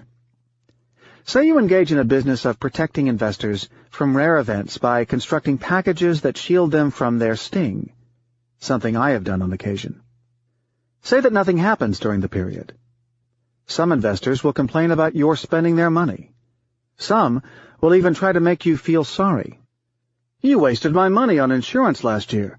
The factory did not burn. It was a stupid expense. You should only insure for events that happen. One investor came to see me fully expecting me to be apologetic. It did not work. But the world is not that homogeneous. There are some, though very few, who will call you to express their gratitude and thank you for having protected them from the events that did not take place. Smooth peer relations. The degree of resistance to randomness in one's life is an abstract idea, part of its logic counterintuitive, and to confuse matters, its realizations non-observable. But I have been increasingly devoted to it, for a collection of personal reasons I will leave for later. Clearly, my way of judging matters is probabilistic in nature. It relies on the notion of what could have probably happened, and requires a certain mental attitude with respect to one's observations. I do not recommend engaging an accountant in a discussion about such probabilistic considerations. For an accountant, a number is a number. If he were interested in probability, he would have gotten involved in a more introspective profession, and would be inclined to make a costly mistake on your tax return. While we do not see the roulette barrel of reality, some people give it a try. It takes a special mindset to do so. Having seen hundreds of people enter and exit my profession, characterized by extreme dependence on randomness, I have to say that those who have had a modicum of scientific training tend to go the extra mile. For many, such thinking is second nature. This might not necessarily come from their scientific training per se, beware of causality, but possibly from the fact that people who have decided at some point in their lives to devote themselves to scientific research tend to have an ingrained intellectual curiosity and a natural tendency for such introspection. Particularly thoughtful are those who had to abandon scientific studies because of their inability to keep focused on a narrowly defined problem, or in Nero's case, the minute arcane details and petty arguments. Without excessive intellectual curiosity, it is almost impossible to complete a PhD thesis these days. But without a desire to narrowly specialize, it is impossible to make a scientific career. There is a distinction, however, between the mind of a pure mathematician thriving on abstraction and that of a scientist consumed by curiosity. A mathematician is absorbed in what goes into his head, while a scientist searches into what is outside of himself. However, some people's concern for randomness can be excessive. I have even seen people trained in some fields like, say, quantum mechanics, push the idea to the other extreme, only seeing alternative histories in the many-world interpretation, and ignoring the one that actually took place. Some traders can be unexpectedly introspective about randomness. Not long ago I had dinner at the bar of a Tribeca restaurant with Lauren Rose, a trader who was reading an early draft of this book. We flipped a coin to see who was going to pay for the meal. I lost and paid. He was about to thank me when he abruptly stopped and said that he paid for half of it probabilistically. I thus view people distributed across two polar categories. On one extreme, those who never accept the notion of randomness. On the other, those who are tortured by it. When I started on Wall Street in the 1980s, trading rooms were populated with people with a business orientation, that is, generally devoid of any introspection, flat as a pancake, and likely to be fooled by randomness. Their failure rate was extremely high, particularly when financial instruments gained in complexity. Somehow, tricky products like exotic options were introduced and carried counterintuitive payoffs that were too difficult for someone of such culture to handle. They dropped like flies. I do not think that many of the hundreds of MBAs of my generation I met on Wall Street in the 1980s still engage in such forms of professional and disciplined risk-taking.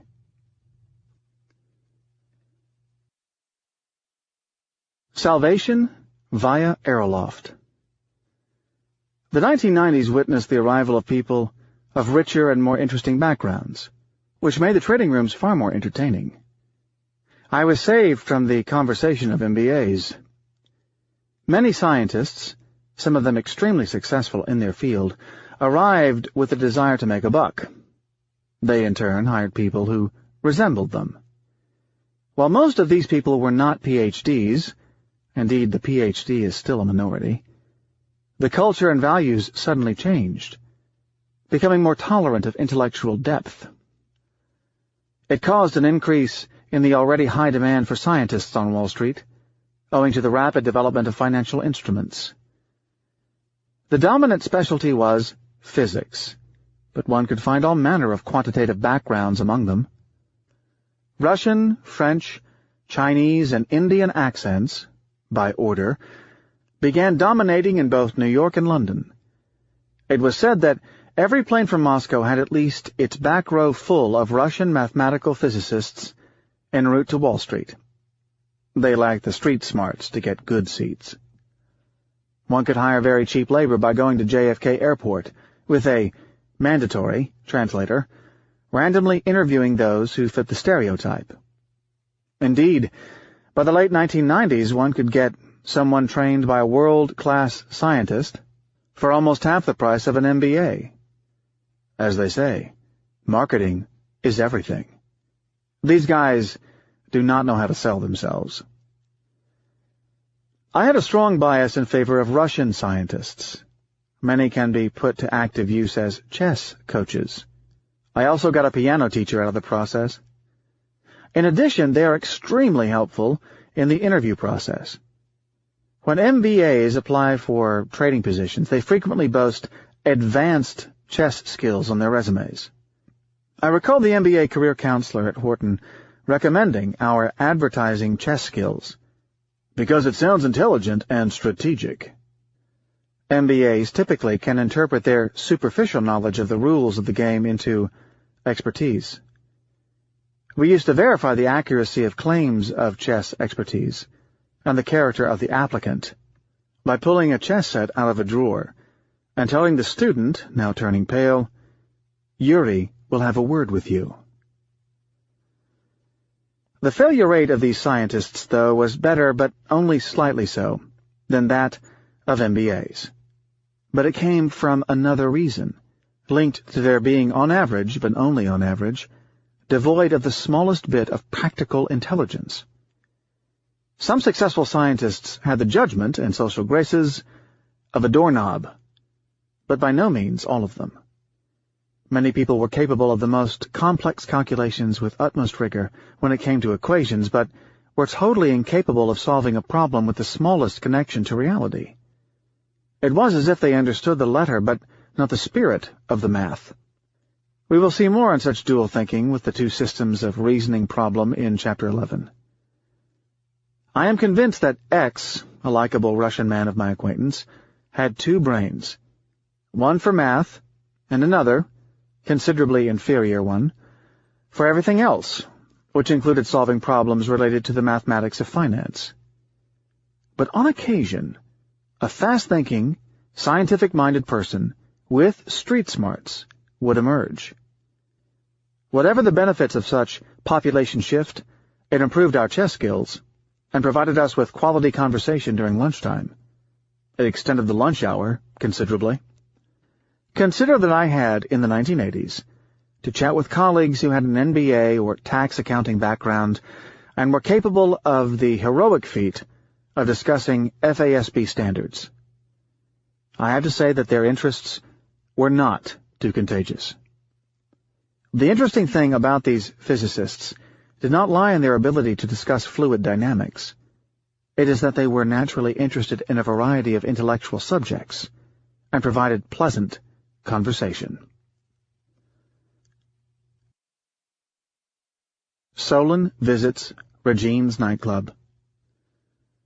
As the reader may already suspect, my opinions about randomness have not earned me the smoothest of relations with some of my peers during my Wall Street career, many of whom the reader can see indirectly, but only indirectly, portrayed in these chapters.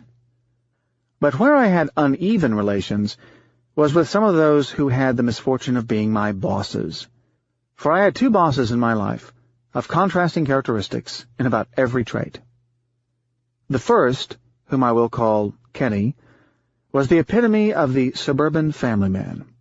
He would be of the type to coach soccer on Saturday morning and invite his brother-in-law for a Sunday afternoon barbecue. He gave the appearance of someone I would trust with my savings. Indeed, he rose quite rapidly in the institution in spite of his lack of technical competence in financial derivatives, his firm's claim to fame. But he was too much a no-nonsense person to make up my logic. He once blamed me for not being impressed with the successes of some of his traders, who did well during the bull market for European bonds of 1993, whom I openly considered nothing better than random gunslingers. I tried presenting him with the notion of survivorship bias, part 2 of this book, in vain. His traders have all exited the business since then, to pursue other interests, including him. But he gave the appearance of being a calm, measured man who spoke his mind and knew how to put the other person at ease during a conversation. He was articulate, extremely presentable thanks to his athletic looks, well-measured in his speech, and endowed with the extremely rare quality of being an excellent listener. His personal charm allowed him to win the confidence of the chairman, but I could not conceal my disrespect, particularly as he could not make out the nature of my conversation. In spite of his conservative looks, he was a perfect time bomb, ticking away. The second, whom I will call Jean Patrice, in contrast, was a moody Frenchman with an explosive temper and a hyper-aggressive personality. Except for those he truly liked, not that many, he was expert at making his subordinates feel uncomfortable, putting them in a state of constant anxiety. He greatly contributed to my formation as a risk-taker. He is one of the very rare people who have the guts to care only about the generator, entirely oblivious of the results. He presented the wisdom of Solon, but while one would expect someone with such personal wisdom and such understanding of randomness to lead a dull life, he lived a colorful one. In contrast with Kenny, who wore conservative dark suits and white shirts, his only indulgence was flashy equestrian Hermès ties, Jean Patrice dressed like a peacock. Blue shirts, plaid sports coats stuffed with gaudy silk pocket squares. No family-minded man, he rarely came to work before noon, though I can safely say that he carried his work with him to the most unlikely places. He frequently called me from Regine's, an upscale nightclub in New York, waking me up at 3 a.m. to discuss some small and irrelevant details of my risk exposure. In spite of his slight corpulence, women seemed to find him irresistible. He frequently disappeared at midday and was unreachable for hours. His advantage might have been in his being a New York Frenchman with steady bathing habits. Once he invited me to discuss an urgent business issue with him. Characteristically, I found him mid-afternoon in a strange club in Paris that carried no nameplate, and where he sat with documents strewn across the table from him. Sipping champagne, he was simultaneously caressed by two scantily dressed young ladies. Strangely, he involved them in the conversation, as if they were part of the meeting. He even had one of the ladies pick up his constantly ringing mobile phone, as he did not want our conversation to be interrupted. I am still amazed at this flamboyant man's obsession with risks, which he constantly played in his head. He literally thought of everything that could possibly happen. He forced me to make an alternative plan should a plane crash into the office building, way before the events of September 2001, and fumed at my answer that the financial condition of his department would be of small interest to me in such circumstances. He had a horrible reputation as a philanderer, a temperamental boss capable of firing someone at a whim. Yet, he listened to me and understood every word I had to say, encouraging me to go the extra mile in my study of randomness. He taught me to look for the invisible risks of blow-up in any portfolio. Not coincidentally, he has an immense respect for science, and an almost fawning deference for scientists. A decade or so after we worked together, he showed up unexpectedly during the defense of my doctoral thesis, smiling from the back of the room. While Kenny knew how to climb the ladder of an institution, reaching a high level in the organization before being forced out, Jean-Patrice did not have such a happy career, a matter that taught me how to beware of mature financial institutions. It can be disturbing for many self-styled bottom-line-oriented people to be questioned about the histories that did not take place, rather than the ones that actually happened. Clearly, to a no-nonsense person of the successful-in-business variety, my language, and I have to reckon some traits of my personality, appears strange and incomprehensible. To my amusement, the argument appears offensive to many.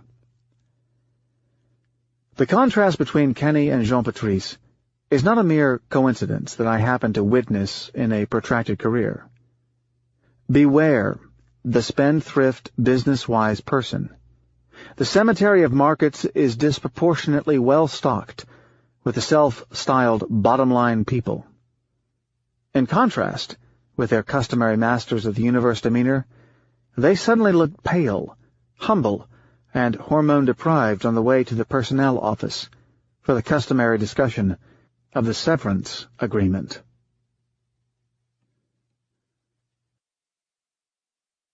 George Will is no Solon, on counterintuitive truths. Realism can be punishing. Probabilistic skepticism is worse. It is difficult to go about life wearing probabilistic glasses, as one starts seeing fools of randomness all around, in a variety of situations, obdurate in their perceptional illusion. To start, it is impossible to read a historian's analysis without questioning the inferences. We know that Hannibal and Hitler were mad in their pursuits, as Rome is not today Phoenician-speaking, and Times Square in New York currently exhibits no swastikas. But what of all those generals who were equally foolish, but ended up winning the war, and consequently the esteem of the historical chronicler? It is hard to think of Alexander the Great or Julius Caesar as men who won only in the visible history, but who could have suffered defeat in others. If we have heard of them, it is simply because they took considerable risks, along with thousands of others, and happened to win. They were intelligent, courageous, noble at times, had the highest possible obtainable culture in their day, but so did thousands of others who live in the musty footnotes of history. Again, I am not contesting that they won their wars, only the claims concerning the quality of their strategies. My very first impression upon a recent rereading of the Iliad, the first in my adulthood, is that the epic poet did not judge his heroes by the result. Heroes won and lost battles in a manner that was totally independent of their own valor, their fate depended upon totally external forces, generally the explicit agency of the scheming gods, not devoid of nepotism. Heroes are heroes because they are heroic in behavior, not because they won or lost. Patroclus does not strike us as a hero because of his accomplishments. He was rapidly killed, but because he preferred to die than see Achilles sulking into inaction. Clearly, the epic poets understood invisible histories. Also, later thinkers and poets had more elaborate methods for dealing with randomness, as we will see with Stoicism. Listening to the media, mostly because I am not used to it, can cause me on occasion to jump out of my seat and become emotional in front of the moving image. I grew up with no television, and was in my late 20s when I learned how to operate a TV set. One illustration of a dangerous refusal to consider alternative histories is provided by the interview that media person George Will, a commentator of the extensively commenting variety, conducted with Professor Robert Schiller, a man known to the public for his best-selling book, Irrational Exuberance, but known to the connoisseur for his remarkable insights about the structure of market randomness and volatility, expressed in the precision of mathematics. The interview is illustrative of the destructive aspect of the media in catering to our heavily warped common sense and biases. I was told that George Will was very famous and extremely respected, that is, for a journalist.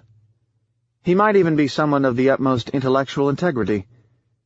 His profession, however, is merely to sound smart and intelligent to the hordes.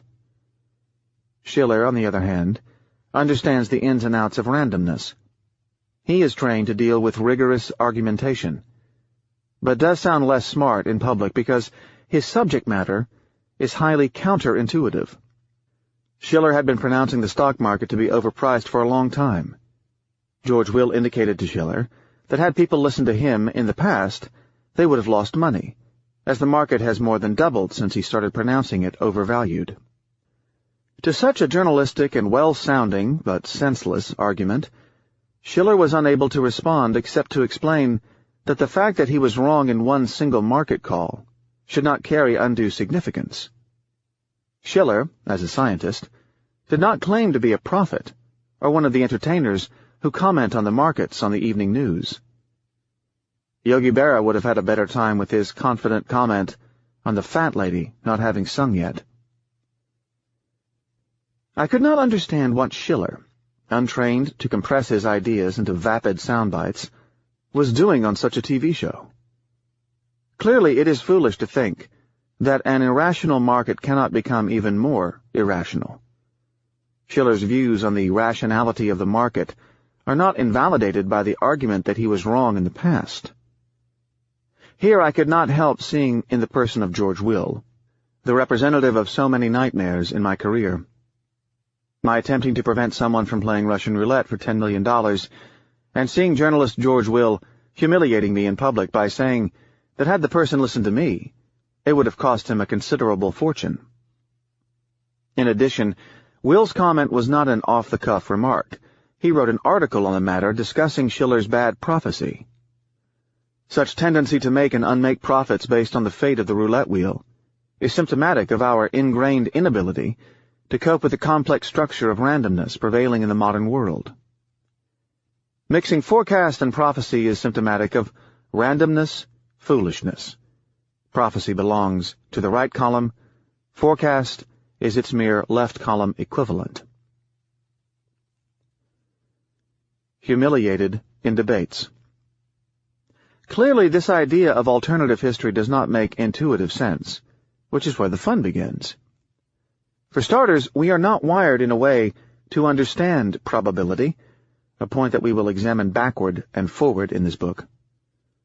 I will just say at this point that researchers of the brain believe that mathematical truths make little sense to our mind, particularly when it comes to the examination of random outcomes. Most results in probability are entirely counterintuitive. We will see plenty of them. Then why argue with a mere journalist whose paycheck comes from playing on the conventional wisdom of the hordes? I recall that every time I have been humiliated in a public discussion on markets by someone, of the George Will variety, who seemed to present more palatable and easier to understand arguments, I turned out, much later, to be right. I do not dispute that arguments should be simplified to their maximum potential, but people often confuse complex ideas that cannot be simplified into a media-friendly statement as symptomatic of a confused mind. MBAs learn the concept of clarity and simplicity, the 5-minute manager take on things.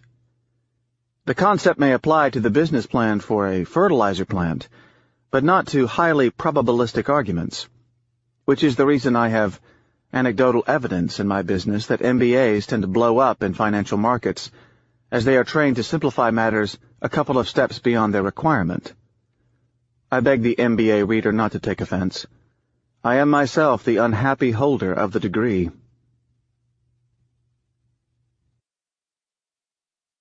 A different kind of earthquake. Try the following experiment. Go to the airport and ask travelers en route to some remote destination how much they would pay for an insurance policy paying, say, 1 million turgrits, the currency of Mongolia, if they died during the trip, for any reason. Then ask another collection of travelers how much they would pay for insurance that pays the same in the event of death from a terrorist act, and only a terrorist act. Guess which one would command a higher price.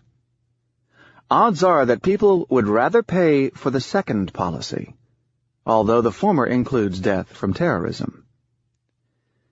The psychologists Daniel Kahneman and Amos Tversky figured this out decades ago. The irony is that one of the sample populations did not include people on the street, but professional predictors attending some Society of Forecasters annual meeting.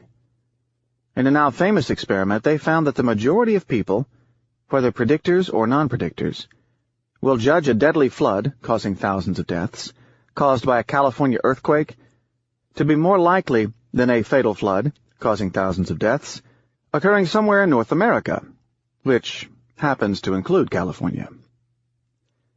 As a derivatives trader, I notice that people do not like to insure against something abstract. The risk that merits their attention is always something vivid. This brings us to a more dangerous dimension of journalism. We just saw how the scientifically hideous George Will and his colleagues can twist arguments to sound right without being right. But there is a more general impact by information providers in biasing the representation of the world one gets from the delivered information. It is a fact that our brain tends to go for superficial clues when it comes to risk and probability, these clues being largely determined by what emotions they elicit or the ease with which they come to mind. In addition to such problems with the perception of risk, it is also a scientific fact, and a shocking one, that both risk detection and risk avoidance are not mediated in the thinking part of the brain, but largely in the emotional one, the risk as feelings theory. The consequences are not trivial. It means that rational thinking has little, very little, to do with risk avoidance. Much of what rational thinking seems to do is rationalize one's actions by fitting some logic to them.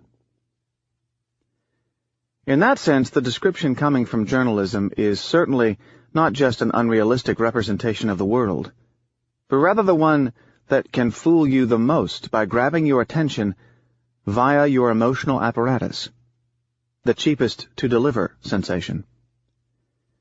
Take the mad cow threat, for example.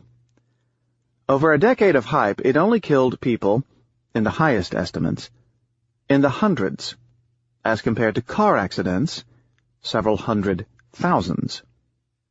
Except that the journalistic description of the latter would not be commercially fruitful. Note that the risk of dying from food poisoning, or in a car accident on the way to a restaurant, is greater than dying from mad cow disease. This sensationalism can divert empathy toward wrong causes, cancer and malnutrition being the ones that suffer the most from the lack of such attention. Malnutrition in Africa and Southeast Asia no longer causes the emotional impact, so it literally dropped out of the picture. In that sense, the mental probabilistic map in one's mind is so geared toward the sensational that one would realize informational gains by dispensing with the news. Another example concerns the volatility of markets. In people's minds, lower prices are far more volatile than sharply higher moves. In addition, volatility seems to be determined not by the actual moves, but by the tone of the media. The market movements in the 18 months after September 11th, 2001, were far smaller than the ones that we faced in the 18 months prior. But somehow in the mind of investors, they were very volatile. The discussions in the media of the terrorist threats magnified the effect of these market moves in people's heads. This is one of the many reasons that journalism may be the greatest plague we face today. As the world becomes more and more complicated, our minds are trained for more and more simplification. Proverbs galore. Beware the confusion between correctness and intelligibility. Part of conventional wisdom favors things that can be explained rather instantly and in a nutshell. In many circles, it is considered law. Having attended a French elementary school, a lycée primaire, I was trained to rehash Boileau's adage, "What is easy to conceive is clear to express. Words, to say it, would come effortless." The reader can imagine my disappointment at realizing, while growing up as a practitioner of randomness, that most poetic-sounding adages are plain wrong. Borrowed wisdom can be vicious. I need to make a huge effort not to be swayed by well-sounding remarks. I remind myself of Einstein's remark, that common sense is nothing but a collection of misconceptions, acquired by age 18. Furthermore, what sounds intelligent in a conversation or a meeting, or particularly in the media, is suspicious. Any reading of the history of science would show that almost all the smart things that have been proven by science appeared like lunacies at the time they were first discovered. Try to explain to a Times of London journalist in 1905 that time slows down when one travels. Even the Nobel Committee never granted Einstein the prize on account of his insight on special relativity. Or to someone with no exposure to physics that there are places in our universe where time does not exist. Try to explain to Kenny that, although his Star Trader proved to be extremely successful, I have enough arguments to convince him that he is a dangerous idiot. Risk managers. Corporations and financial institutions have recently created the strange position of risk manager, someone who is supposed to monitor the institution and verify that it is not too deeply involved in the business of playing Russian roulette. Clearly, having been burned a few times, the incentive is there to have someone take a look at the generator, the roulette that produces the profits and losses. Although it is more fun to trade, many extremely smart people among my friends, including Jean Patrice, felt attracted by such positions. It is an important and attractive fact that the average risk manager earns more than the average trader, particularly when we take into account the number of traders thrown out of the business. While a 10-year survival rate for a trader is in the single digits, that of a risk manager is close to 100%. Traders come and go. Risk managers are here to stay. I keep thinking of taking such a position both on economic grounds, as it is probabilistically more profitable, and because the job offers more intellectual content than the one consisting in just buying and selling, and allows one to integrate research and execution. Finally, a risk manager's blood has smaller quantities of the harmful kind of stress hormones. But something has held me back, aside from the irrationality of wanting the pains and entertainment from the emotions of speculation. The risk manager's job feels strange. As we said, the generator of reality is not observable. They are limited in their power to stop profitable traders from taking risks, given that they would, ex post, be accused by the George Wills around of costing the shareholder some precious opportunity shekels. On the other hand, the occurrence of a blow-up would cause them to be responsible for it. What to do in such circumstances? Their focus becomes to play politics, cover themselves by issuing vaguely phrased internal memoranda that warn against risk-taking activities, yet stop short of completely condemning it, lest they lose their job. Like a doctor torn between the two types of errors, the false positive, telling the patient that he has cancer when in fact he does not, and the false negative, telling the patient he is healthy when in fact he has cancer, they need to balance their existence with the fact that they inherently need some margin of error in their business. Epiphenomena. From the standpoint of an institution, the existence of a risk manager has less to do with actual risk reduction than it has to do with the impression of risk reduction. Philosophers since Hume and modern psychologists have been studying the concept of epiphenomenalism, or when one has the illusion of cause and effect. Does the compass move the boat? By watching your risks, are you effectively reducing them, or are you giving yourself the feeling that you are doing your duty? Are you like a chief executive officer, or just an observing press officer? Is such illusion of control harmful? I conclude the chapter with a presentation of the central paradox of my career in financial randomness. By definition, I go against the grain, so it should come as no surprise that my style and methods are neither popular nor easy to understand. But I have a dilemma. On the one hand, I work with others in the real world, and the real world is not just populated with babbling but ultimately inconsequential journalists.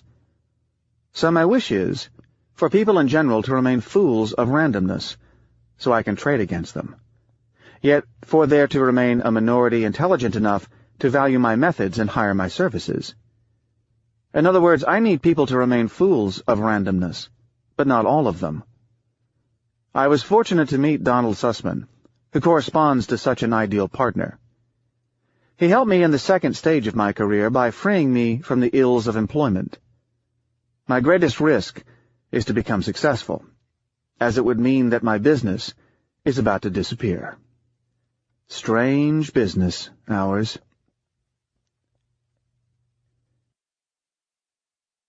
Chapter 3. A Mathematical Meditation on History. On Monte Carlo simulation as a metaphor for understanding a sequence of random historical events. On randomness and artificial history. Age is beauty, almost always, and the new and the young are generally toxic. Send your history professor to an introductory class on sampling theory. Euro Playboy Mathematics. The stereotype of a pure mathematician presents an anemic man with a shaggy beard and grimy and uncut fingernails, silently laboring on a Spartan but disorganized desk. With thin shoulders and a pot belly, he sits in a grubby office, totally absorbed in his work, oblivious to the grunginess of his surroundings. He grew up in a communist regime and speaks English with an astringent and throaty Eastern European accent. When he eats, crumbs of food accumulate in his beard. With time he becomes more and more absorbed in his subject matter of pure theorems, reaching levels of ever-increasing abstraction. The American public was recently exposed to one of these characters with the Unabomber, the bearded and recluse mathematician who lived in a hut and took to murdering people who promoted modern technology. No journalist was capable of even coming close to describing the subject matter of his thesis, Complex Boundaries, as it has no intelligible equivalent. A complex number being an entirely abstract and imaginary number that includes the square root of -1, an object that has no analog outside of the world of mathematics. The name Monte Carlo conjures up the image of a suntanned, urbane man of the Euro Playboy variety entering a casino under a whiff of the Mediterranean breeze. He is an apt skier and tennis player, but also can hold his own in chess and bridge.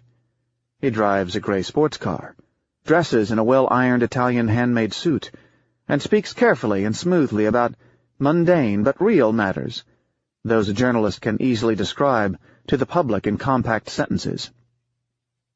Inside the casino, he astutely counts the cards, mastering the odds, and bets in a studied manner, his mind producing precise calculations of his optimal betting size. He could be James Bond's smarter lost brother. Now, when I think of Monte Carlo mathematics, I think of a happy combination of the two. The Monte Carlo man's realism, without the shallowness, combined with the mathematician's intuitions, without the excessive abstraction. For indeed, this branch of mathematics is of immense practical use. It does not present the same dryness commonly associated with mathematics. I became addicted to it the minute I became a trader. It shaped my thinking in most matters related to randomness. Most of the examples used in this book were created with my Monte Carlo generator, which I introduce in this chapter. Yet it is far more a way of thinking than a computational method. Mathematics is principally a tool to meditate, rather than to compute. The tools.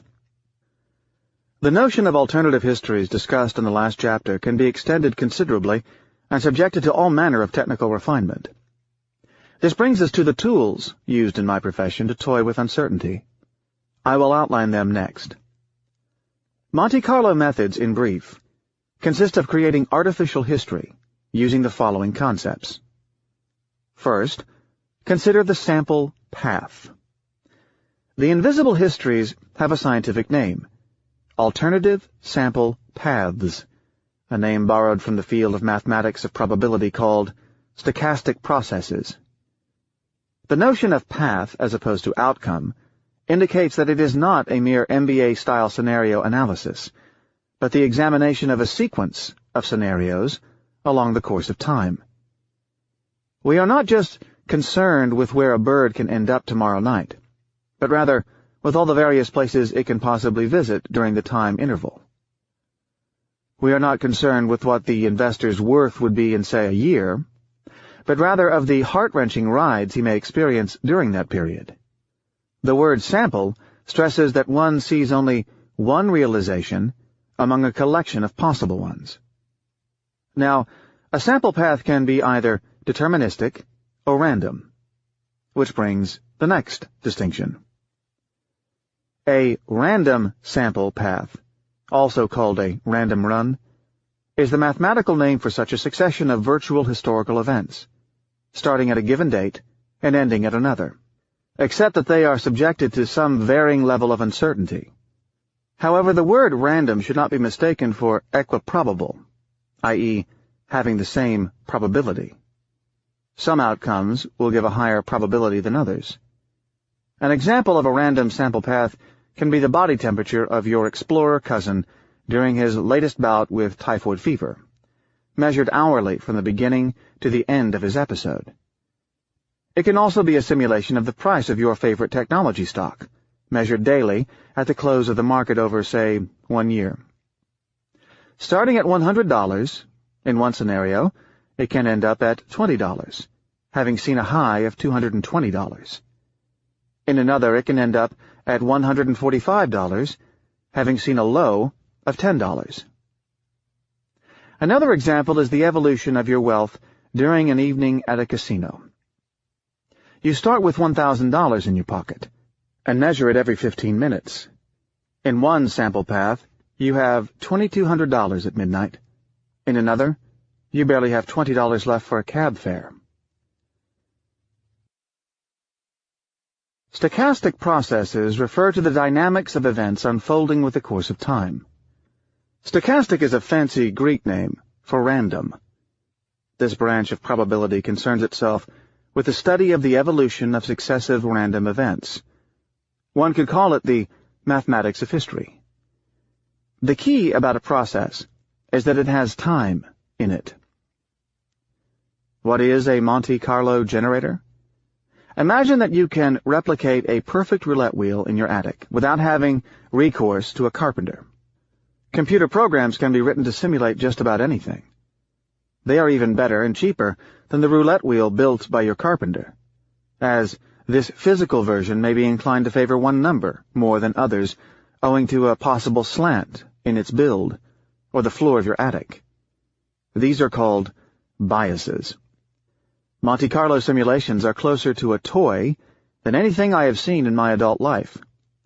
One can generate thousands, perhaps millions, of random sample paths and look at the prevalent characteristic of some of their features.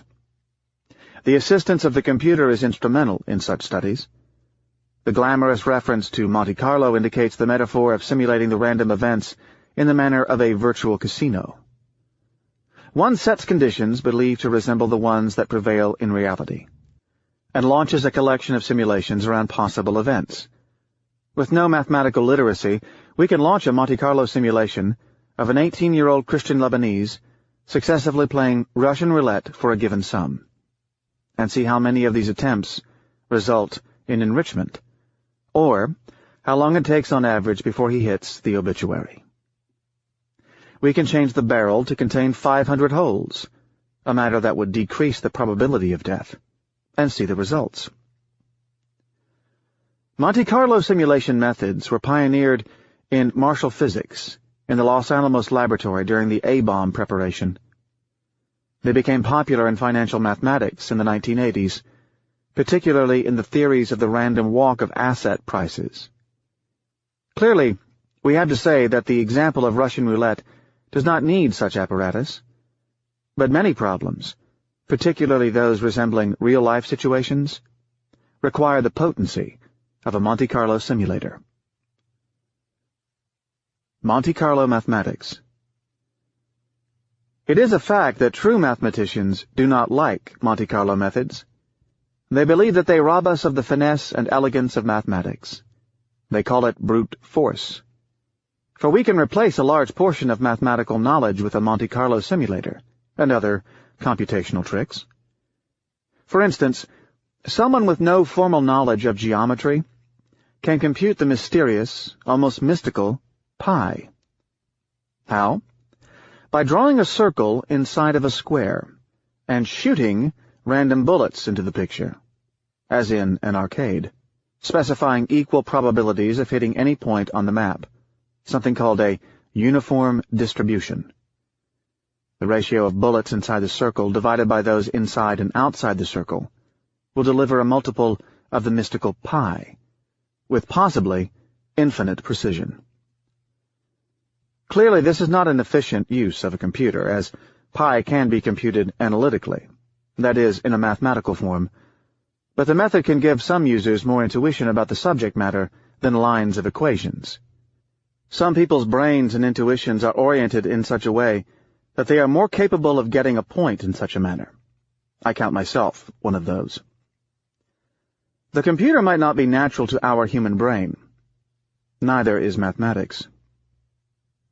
I am not a native mathematician. That is, I am someone who does not speak mathematics as a native language, but someone who speaks it with a trace of a foreign accent. For I am not interested in mathematical properties per se, only in the application, while a mathematician would be interested in improving mathematics via theorems and proofs. I proved incapable of concentrating on deciphering a single equation unless I was motivated by a real problem, with a modicum of greed. Thus, most of what I know comes from derivatives trading. Options pushed me to study the math of probability. Many compulsive gamblers, who otherwise would be of middling intelligence, acquire remarkable card-counting skills thanks to their passionate greed. Another analogy would be with grammar. Mathematics is often tedious and in sightless grammar. There are those who are interested in grammar for grammar's sake, and those interested in avoiding solecisms while writing documents. Those of us in the second category are called quants. Like physicists, we have more interest in the employment of the mathematical tool than in the tool itself. Mathematicians are born, never made. Physicists and quants, too. I do not care about the elegance and quality of the mathematics I use so long as I can get the point right. I have recourse to Monte Carlo machines whenever I can. They can get the work done. They are also far more pedagogical, and I will use them in this book for the examples. Indeed, probability is an introspective field of inquiry, as it affects more than one science, particularly the mother of all sciences, that of knowledge. It is impossible to assess the quality of the knowledge we are gathering without allowing a share of randomness in the manner it is obtained, and cleaning the argument from the chance coincidence that could have seeped into its construction. In science, probability and information are treated in exactly the same manner. Literally, every great thinker has dabbled with it, most of them obsessively. The two greatest minds, to me, Einstein and Keynes, both started their intellectual inquiries with it. Einstein wrote a major paper in 1905, in which he was almost the first to examine in probabilistic terms the succession of random events, namely, the evolution of suspended particles in a stationary liquid. His article on the theory of the Brownian movement can be used as the backbone of the random walk approach used in financial modeling. As for Keynes, to the literate person he is not the political economist the tweed-clad leftists love to quote, but the author of the magisterial, introspective, and potent treatise on probability. For before his venturing into the murky field of political economy, Keynes was a probabilist. He also had other interesting attributes. He blew up trading his account after experiencing excessive opulence. People's understanding of probability does not translate into their behavior.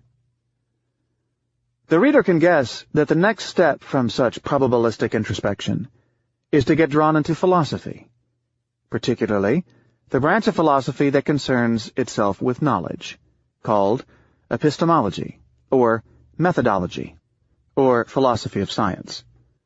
We will not get into the topic until later in the book. Fun in my attic. Making history. In the early 1990s, like many of my friends in quantitative finance, I became addicted to the various Monte Carlo engines, which I taught myself to build, thrilled to feel that I was generating history, a demiurgus. It can be electrifying to generate virtual histories and watch the dispersion between the various results. The dispersion is indicative of the degree of resistance to randomness. This is where I am convinced that I have been extremely lucky in my choice of career. One of the attractive aspects of my profession as a quantitative option trader is that I have close to 95% of my day free to think, read, and research, or reflect in the gym, on ski slopes, or, more effectively, on a park bench. I also have the privilege of frequently working from my well-equipped attic. The dividend of the computer revolution to us did not come in the flooding of self-perpetuating email messages and access to chat rooms. It was in the sudden availability of fast processors, capable of generating 1 million sample paths per minute. Recall that I never considered myself better than an unenthusiastic equation solver, and was rarely capable of prowess in the matter, being better at setting up equations than solving them. Suddenly, my engine allowed me to solve with minimal effort the most intractable of equations. Few solutions became out of reach. Zorglubs crowding the attic. My Monte Carlo engine took me on a few interesting adventures. While my colleagues were immersed in news stories, central bank announcements, earnings reports, economic forecasts, sports results, and, not least, office politics, I started toying with it in fields bordering my home base of financial probability. A natural field of expansion for the amateur is evolutionary biology. The universality of its message and its application to markets are appealing. I started simulating populations of fast-mutating animals called zorglubs under climate changes, and witnessing the most unexpected of conclusions. Some of the results are recycled in Chapter 5. My aim, as a pure amateur fleeing the boredom of business life, was merely to develop intuitions for these events. The sort of intuitions that amateurs build away from the overly detailed sophistication of the professional researcher. I also toyed with molecular biology, generating randomly occurring cancer cells and witnessing some surprising aspects of their evolution. Naturally, the analog to fabricating populations of Zorglubs was to simulate a population of idiotic bull, impetuous bear, and cautious traders under different market regimes, say booms and busts, and to examine their short-term and long-term survival. Under such a structure, idiotic bull traders who get rich from the rally would use the proceeds to buy more assets, driving prices higher until their ultimate shellacking. Bearish traders, though, rarely made it in the boom to get to the bust. My models showed that ultimately almost nobody really survived. Bears dropped out like flies in the rally, and bulls ended up being slaughtered, as paper profits vanished when the music stopped. But there was one exception. Some of those who traded options, I called them option buyers, had remarkable staying power, and I wanted to be one of those. Why? Because they could buy the insurance against blow-up. They could get anxiety-free sleep at night, thanks to the knowledge that if their careers were threatened, it would not be owing to the outcome of a single day. If the tone of this book seems steeped in the culture of Darwinism and evolutionary thinking, it does not come from any remotely formal training in the natural sciences, but from the evolutionary way of thinking taught by my Monte Carlo simulators. I reckon that I outgrew the desire to generate random runs every time I want to explore an idea, but by dint of playing with a Monte Carlo engine for years, I can no longer visualize a realized outcome without reference to the non-realized ones. I call that summing under histories, borrowing the expression from the colorful physicist Richard Feynman, who applied such methods to examine the dynamics of subatomic particles. Using my Monte Carlo to make and remake history reminded me of the experimental novels, the so-called new novels, by such writers as Alain Robbe-Grillet, popular in the 1960s and 1970s. There, the same chapter would be written and revised, the writer each time changing the plot, like a new sample path. Somehow the author was freed from the past situation he helped create and allowed himself the indulgence to change the plot retroactively. Denigration of history. One more word on history seen from a Monte Carlo perspective. The wisdom of such classical stories as Solon's prods me to spend even more time in the company of the classical historians, even if the stories, like Solon's warning, have benefited from the patina of time.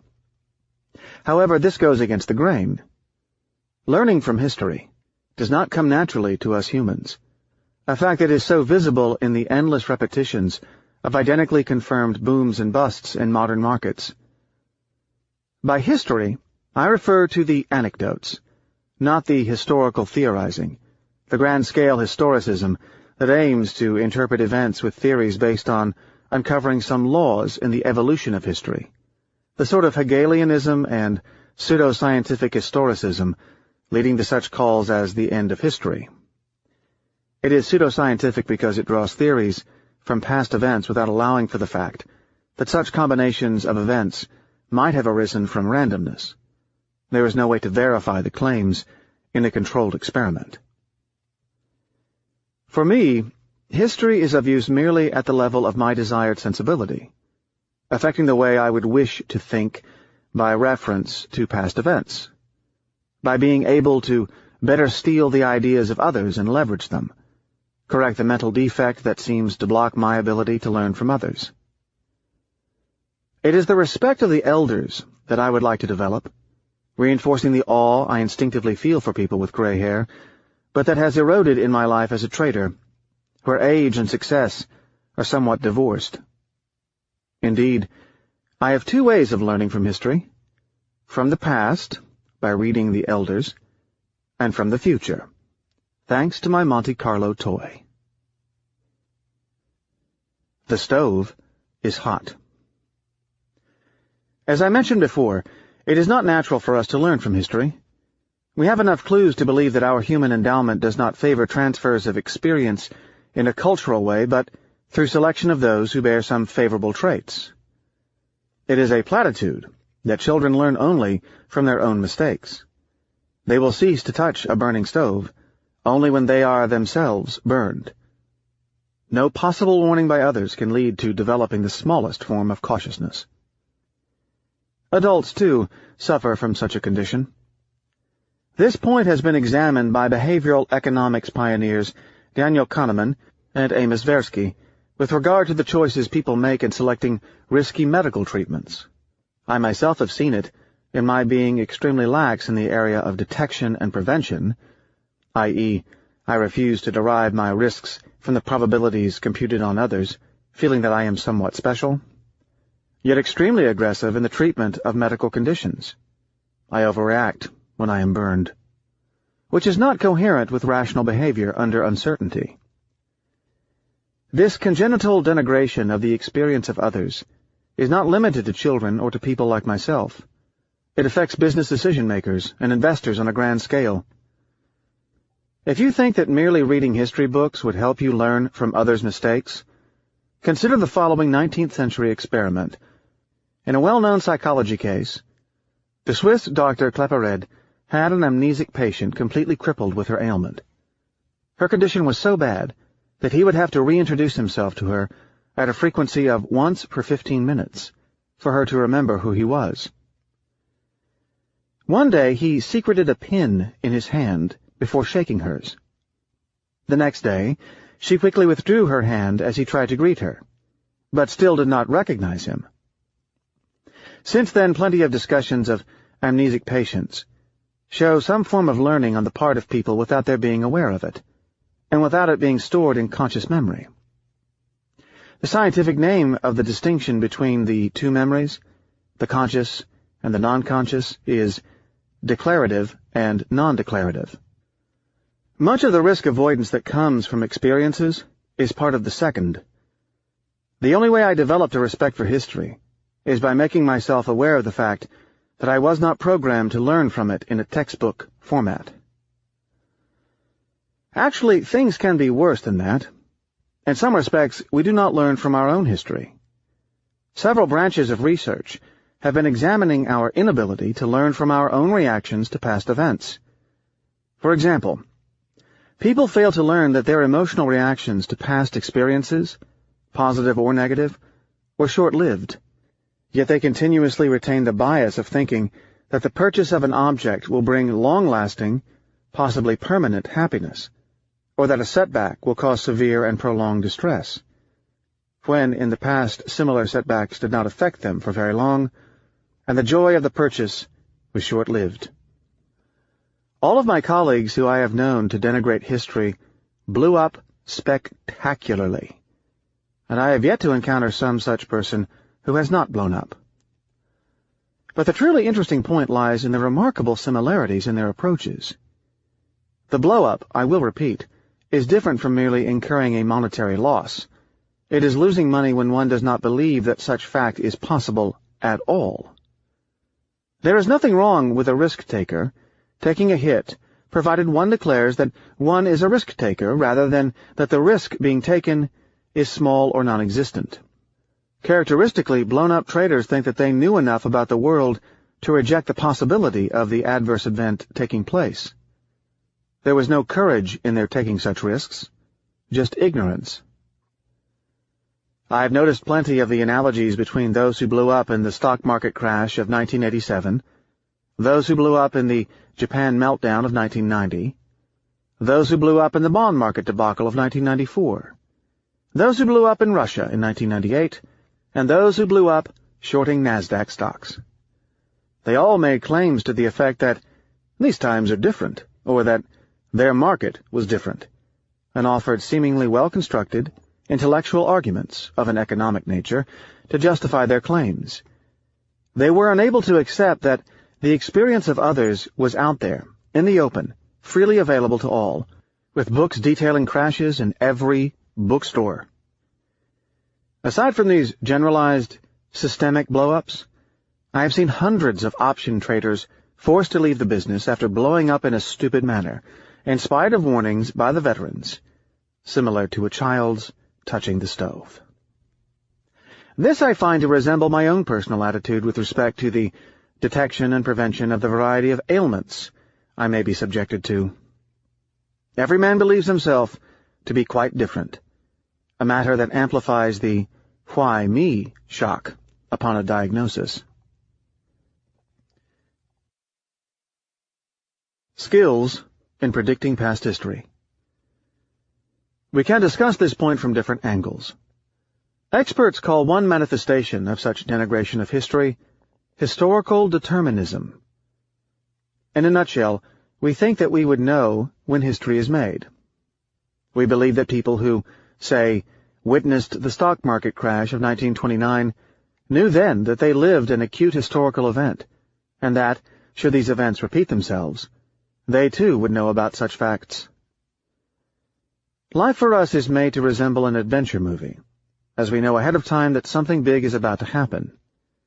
It is hard to imagine that people who witnessed history did not know, at the time, how important the moment was. Somehow all respect we may have for history does not translate well into our treatment of the present.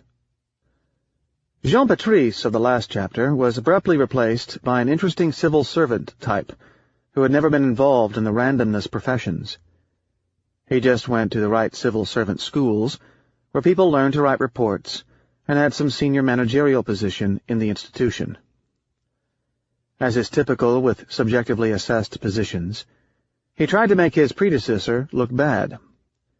Jean Patrice was deemed sloppy and unprofessional. The civil servant's first undertaking was to run a formal analysis of our transactions. He found that we traded a little too much, incurring very large back-office expenditure. He analyzed a large segment of foreign exchange traders' transactions, then wrote a report explaining that only close to 1% of these transactions generated significant profits. The rest generated either losses or small profits. He was shocked that the traders did not do more of the winners and less of the losers. It was obvious to him that we needed to comply with these instructions immediately. If we just doubled the winners, the results for the institution would be so great. How come you highly paid traders did not think about it before? Things are always obvious after the fact.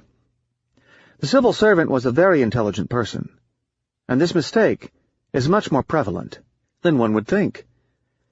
It has to do with the way our mind handles historical information. When you look at the past will always be deterministic, since only one single observation took place. Our mind will interpret most events, not with the preceding ones in mind, but the following ones. Imagine taking a test, knowing the answer. While we know that history flows forward, it is difficult to realize that we envision it backward. Why is it so? We will discuss the point in Chapter 11, but here is a possible explanation. Our minds are not quite designed to understand how the world works, but rather to get out of trouble rapidly and have progeny.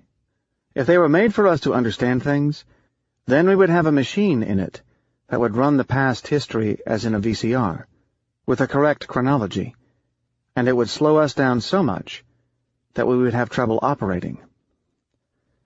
Psychologists call this overestimation of what one knew at the time of the event due to subsequent information the hindsight bias, the "I knew it all along" effect. Now, the civil servant called the trades that ended up as losers gross mistakes, just like journalists call decisions that end up costing a candidate his election a mistake. I will repeat this point until I get hoarse. A mistake is not something to be determined after the fact, but in the light of the information until that point. A more vicious effect of such hindsight bias is that those who are very good at predicting the past will think of themselves as good at predicting the future, and feel confident about their ability to do so. This is why events like those of September 11th, 2001, never teach us that we live in a world where important events are not predictable. Even the Twin Towers collapse appears to have been predictable then. My Solon. I have another reason to be obsessed with Solon's warning. I hark back to the very same strip of land in the eastern Mediterranean where the story took place. My ancestors experienced bouts of extreme opulence and embarrassing penury over the course of a single generation, with abrupt regressions that people around me who have the memory of steady and linear betterment do not think feasible. Those around me either have, so far, had few family setbacks, except for the Great Depression, or more generally, are not suffused with enough sense of history to reflect backward. For people of my background, Eastern Mediterranean Greek Orthodox, and invaded Eastern Roman citizens, it was as if our soul had been wired with the remembrance of that sad spring day circa 500 years ago, when Constantinople, under the invading Turks, fell out of history, leaving us the lost subjects of a dead empire, very prosperous minorities in an Islamic world, but with an extremely fragile wealth. Moreover, I vividly remember the image of my own dignified grandfather, a former deputy prime minister and son of a deputy prime minister, whom I never saw without a suit, residing in a nondescript apartment in Athens, his estate having been blown up during the Lebanese Civil War. Incidentally, having experienced the ravages of war, I find undignified impoverishment far harsher than physical danger. Somehow dying in full dignity appears to me far preferable to living a janitorial life, which is one of the reasons I dislike financial risks far more than physical ones. I am certain that Croesus worried more about the loss of his kingdom than the perils to his life. There is an important and non-trivial aspect of historical thinking, perhaps more applicable to the markets than anything else. Unlike many hard sciences, history cannot lend itself to experimentation. But somehow, overall, history is potent enough to deliver, on time, in the medium to long run, most of the possible scenarios, and to eventually bury the bad guy. Bad trades catch up with you, it is frequently said in the markets. Mathematicians of probability give that a fancy name, erudicity. It means, roughly, that under certain conditions, very long sample paths would end up resembling each other. The properties of a very, very long sample path would be similar to the Monte Carlo properties of an average of shorter ones. The janitor, in Chapter 1, who won the lottery, if he lived 1,000 years, cannot be expected to win more lotteries. Those who were unlucky in life in spite of their skills would eventually rise. The lucky fool might have benefited from some luck in life. Over the longer run, he would slowly converge to the state of a less lucky idiot. Each one would revert to his long-term properties.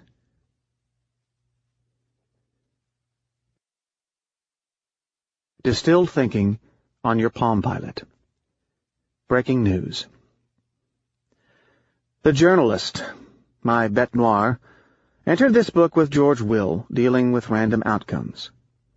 In the next step, I will show how my Monte Carlo toy taught me to favor distilled thinking, by which I mean the thinking based on information around us that is stripped of meaningless but diverting clutter. For the difference between noise and information, the topic of this book, Noise Has More Randomness, has an analog, that between journalism and history. To be competent, a journalist should view matters like a historian, and play down the value of the information he is providing, such as by saying, "Today the market went up, but this information is not too relevant as it emanates mostly from noise." He would certainly lose his job by trivializing the value of the information in his hands. Not only is it difficult for the journalist to think more like an historian, but it is, alas, the historian who is becoming more like the journalist. For an idea, age is beauty. It is premature to discuss the mathematics of the point. The applicability of Solon's warning to a life in randomness, in contrast with the exact opposite message delivered by the prevailing media-soaked culture, reinforces my instinct to value distilled thought over newer thinking, regardless of its apparent sophistication. Another reason to accumulate the hoary volumes by my bedside. I confess that the only news items I currently read are the far more interesting upscale social gossip stories found in Tatler, Paris Match, and Vanity Fair, in addition to The Economist. Aside from the decorum of ancient thought as opposed to the coarseness of fresh ink, I have spent some time phrasing the idea in the mathematics of evolutionary arguments and conditional probability. For an idea to have survived so long, across so many cycles, is indicative of its relative fitness. Noise, at least some noise, was filtered out. Mathematically, progress means that some new information is better than past information, not that the average of new information will supplant past information, which means that it is optimal for someone, when in doubt, to systematically reject the new idea, information, or method. Clearly and shockingly, always. Why? The argument in favor of new things, and even more new things, goes as follows. Look at the dramatic changes that have been brought about by the arrival of new technologies, such as the automobile, the airplane, the telephone, and the personal computer. Middlebrow inference stripped of probabilistic thinking, would lead one to believe that all new technologies and inventions would likewise revolutionize our lives. But the answer is not so obvious. Here we only see and count the winners, to the exclusion of the losers. It is like saying that actors and writers are rich, ignoring the fact that actors are largely waiters, and lucky to be ones, for the less comely writers usually serve French fries at McDonald's. Losers? The Saturday newspaper lists dozens of new patents for such items that can revolutionize our lives. People tend to infer that because some inventions have revolutionized our lives, that inventions are good to endorse, and we should favor the new over the old. I hold the opposite view. The opportunity cost of missing a new thing, like the airplane and the automobile, is minuscule compared to the toxicity of all the garbage one has to go through to get to these jewels, assuming these have brought some improvement to our lives, which I frequently doubt. Now, the exact same argument applies to information. The problem with information is not that it is diverting and generally useless, but that it is toxic. We will examine the dubious value of the highly frequent news with a more technical discussion of signal filtering and observation frequency farther down. I will say here that such respect for the time-honored provides arguments to rule out any commerce with a babbling modern journalist, and implies a minimal exposure to the media as a guiding principle for someone involved in decision-making under uncertainty. If there is anything better than noise in the mass of urgent news pounding us, it would be like a needle in a haystack. People do not realize that the media is paid to get your attention. For a journalist, silence rarely surpasses any word. On the rare occasions when I boarded the 6:42 train to New York, I observed with amazement the hordes of depressed business commuters, who seemed to prefer to be elsewhere, studiously buried in the Wall Street Journal, apprised of the minutiae of companies that, at the time of writing now, are probably out of business. Indeed, it is difficult to ascertain whether they seem depressed because they are reading the newspaper, or if depressive people tend to read the newspaper, or if people who are living outside their genetic habitat both read the newspaper and look sleepy and depressed. But while early on in my career such focus on noise would have offended me intellectually, as I would have deemed such information too statistically insignificant for the derivation of any meaningful conclusion, I currently look at it with delight. I am happy to see such mass-scale idiotic decision-making prone to overreaction in their post-perusal investment orders. In other words, I currently see in the fact that people read such material an insurance for my continuing in the entertaining business of option trading against the fools of randomness. It takes a huge investment in introspection to learn that the 30 or more hours spent studying the news last month neither had any predictive ability during your activities of that month, nor did it impact your current knowledge of the world. This problem is similar to the weaknesses in our ability to correct for past errors. Like a health club membership taken out to satisfy a New Year's resolution, people often think that it will surely be the next batch of news that will really make a difference to their understanding of things.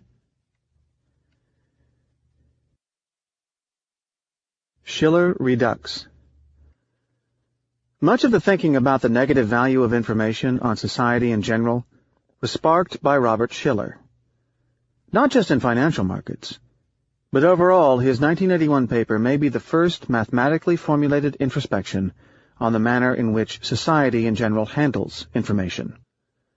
Schiller made his mark with his 1981 paper on the volatility of markets, where he determined that if a stock price is the estimated value of something, say the discounted cash flows from a corporation, then market prices are way too volatile in relation to tangible manifestations of that something.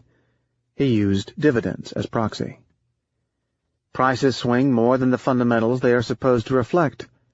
They visibly overreact by being too high at times, when their price overshoots the good news, or when they go up without any marked reason, or too low at others. The volatility differential between prices and information meant that something about rational expectation did not work. Prices did not rationally reflect the long-term value of securities and were overshooting in either direction. Markets had to be wrong.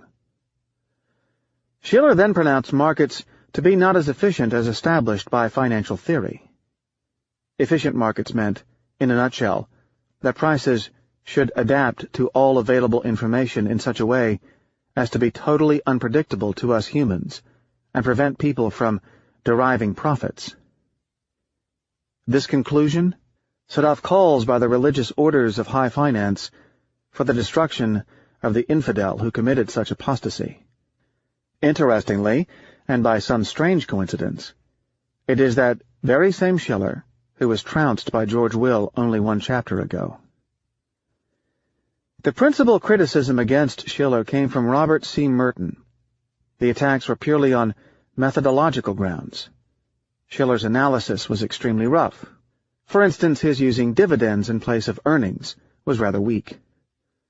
Merton was also defending the official financial theory position that markets needed to be efficient and could not possibly deliver opportunities on a silver plate.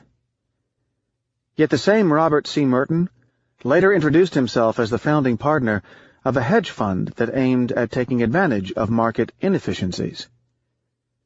Setting aside the fact that Merton's hedge fund blew up rather spectacularly from the Black Swan problem, with characteristic denial, his founding such a hedge fund requires by implication that he agrees with Schiller about the inefficiency of the market.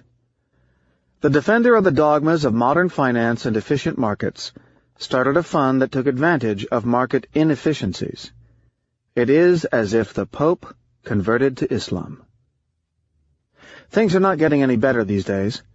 At the time of writing, news providers are offering all manner of updates, breaking news that can be delivered electronically in a wireless manner. The ratio of undistilled information to distilled is rising, saturating markets. The elder's message need not be delivered to you as imminent news. This does not mean that all journalists are fooled by randomness noise providers. There are hordes of thoughtful journalists in the business. I would suggest London's Anatoly Kaletsky and New York's Jim Grant and Alan Abelson as the underrated representatives of such a class among financial journalists, Gary Sticks among scientific journalists. It is just that prominent media journalism is a thoughtless process of providing the noise that can capture people's attention and there exists no mechanism for separating the two. As a matter of fact, smart journalists are often penalized, like the lawyer in Chapter 11 who does not care about the truth, but about arguments that can sway a jury whose intellectual defects he knows intimately. Journalism goes to what can capture our attention, with adequate sound bites. Again, my scholarly friends would wonder why I'm getting emotional stating the obvious things about the journalists. The problem with my profession is that we depend on them for what information we need to obtain. Gerontocracy. A preference for distilled thinking implies favoring old investors and traders, that is, investors who have been exposed to markets the longest, a matter that is counter to the common Wall Street practice of preferring those that have been the most profitable and preferring the youngest whenever possible. I toyed with Monte Carlo simulations of heterogeneous populations of traders under a variety of regimes, closely resembling historical ones, and found a significant advantage in selecting aged traders, using as a selection criterion their cumulative years of experience rather than their absolute success, conditional on their having survived without blowing up. Survival of the fittest, a term so hackneyed in the investment media, does not seem to be properly understood. Under regime switching, as we will see in Chapter 5, it will be unclear who is actually the fittest, and those who will survive are not necessarily those who appear to be the fittest. Curiously, it will be the oldest, simply because older people have been exposed longer to the rare event and can be, convincingly, more resistant to it. I was amused to discover a similar evolutionary argument in mate selection that considers that women prefer, on balance, to mate with healthy older men over healthy younger ones, everything else being equal, as the former provides some evidence of better genes. Gray hair signals an enhanced ability to survive. Conditional on having reached the gray hair stage, a man is likely to be more resistant to the vagaries of life. Curiously, life insurers in Renaissance Italy reached the same conclusion, by charging the same insurance for a man in his 20s as they did for a man in his 50s, a sign that they had the same life expectancy. Once a man crossed the 40-year mark, he had shown that very few ailments could harm him. We now proceed to a mathematical rephrasing of these arguments. Philostratus in Monte Carlo, on the difference between noise and information. The wise man listens to meaning. The fool only gets the noise. The modern Greek poet C.P. Cavafy wrote a piece in 1915 after Philostratus' adage, "For the gods perceive things in the future, ordinary people things in the present, but the wise perceive things about to happen." Cavafy wrote, "In their intense meditation, the hidden sound of things approaching reaches them, and they listen reverently, while in the street outside the people hear nothing at all." I thought long and hard on how to explain, with as little mathematics as possible, the difference between noise and meaning, and how to show why the timescale is important in judging an historical event. The Monte Carlo simulator can provide us with such an intuition. We will start with an example borrowed from the investment world, as it can be explained rather easily, but the concept can be used in any application. Let us manufacture a happily retired dentist, living in a pleasant sunny town. We know, a priori, that he is an excellent investor, and that he will be expected to earn a return of 15% in excess of Treasury bills, with a 10% error rate per annum, what we call volatility. It means that out of 100 sample paths, we expect close to 68 of them to fall within a band of plus and minus 10%, around the 15% excess return, i.e., between 5% and 25%. To be technical, the bell-shaped normal distribution has 68% of all observations falling between -1 and 1 standard deviations. It also means that the 95 sample paths would fall between -5% and 35%. Clearly, we are dealing with a very optimistic situation. The dentist builds for himself a nice trading desk in his attic, aiming to spend every business day there watching the market while sipping decaffeinated cappuccino. He has an adventurous temperament, so he finds this activity more attractive than drilling the teeth of reluctant little old Park Avenue ladies. He subscribes to a web-based service that supplies him with continuous prices, now to be obtained for a fraction of what he pays for his coffee. He puts his inventory of securities in his spreadsheet and can thus instantaneously monitor the value of his speculative portfolio. We are living in the era of connectivity. A 15% return with a 10% volatility or uncertainty per annum translates into a 93% probability of success in any given year. But, seen at a narrow time scale, this translates into a mere 50.02% probability of success over any given second. Here is the probability of success at different scales table.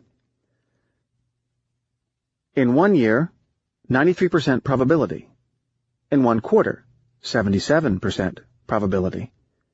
1 month, 67% probability. 1 day, 54% probability. 1 hour, 51.3%. 1 minute, 50.17%. And 1 second, 50.02%.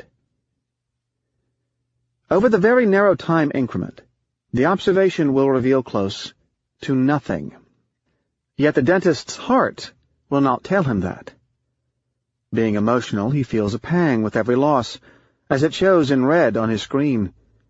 He feels some pleasure when the performance is positive, but not in an equivalent amount as the pain experienced when the performance is negative. At the end of every day, the dentist will be emotionally drained. A minute-by-minute examination of his performance means that each day, assuming 8 hours per day, he will have 241 pleasurable minutes against 239 unpleasurable ones.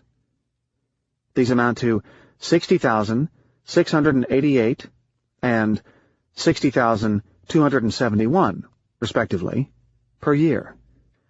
Now realize that if the unpleasurable minute is worse in reverse pleasure than the pleasurable minute is in pleasure terms, then the dentist incurs a large deficit when examining his performance at a high frequency. Consider the situation where the dentist examines his portfolio only upon receiving the monthly account from the brokerage house. As 67% of his months will be positive, he incurs only 4 pangs of pain per annum and 8 uplifting experiences. This is the same dentist following the same strategy. Now consider the dentist looking at his performance only every year. Over the next 20 years that he is expected to live, he will experience 19 pleasant surprises for every unpleasant one. This scaling property of randomness is generally misunderstood, even by professionals. I have seen PhDs argue over a performance observed in a narrow timescale, meaningless by any standard. Before additional dumping on the journalist, more observations seem in order. Viewing it from another angle, if we take the ratio of noise to what we call non-noise, i.e., left column versus right column, which we have the privilege here of examining quantitatively, then we have the following. Over 1 year, we observe roughly 0.7 parts noise for every 1 part performance. Over 1 month, we observe roughly 2.32 parts noise for every part performance. Over 1 hour, 30 parts noise for every 1 part performance. And over 1 second, 1,796 parts noise for every 1 part performance. A few conclusions. 1. Over a short time increment, one observes the variability of the portfolio, not the returns. In other words, one sees the variance, little else. I always remind myself that What one observes is at best a combination of variance and returns, not just returns. But my emotions do not care about what I tell myself. 2. Our emotions are not designed to understand the point. The dentist did better when he dealt with monthly statements rather than more frequent ones. Perhaps it would be even better for him if he limited himself to yearly statements. If you think that you can control your emotions, think that some people also believe that they can control their heartbeat or hair growth. And 3. When I see an investor monitoring his portfolio with live prices on his cellular telephone or his handheld, I smile and smile. Finally, I reckon that I am not immune to such an emotional defect, but I deal with it by having no access to information, except in rare circumstances. Again, I prefer to read poetry. If an event is important enough, it will find its way to my ears. I will return to this point in time. The same methodology can explain why the news, the high scale, is full of noise, and why history, the low scale, is largely stripped of it, though fraught with interpretation problems. This explains why I prefer not to read the newspaper, outside of the obituary, why I never chit-chat about markets, and, when in a trading room, I frequent the mathematicians and the secretaries, not the traders.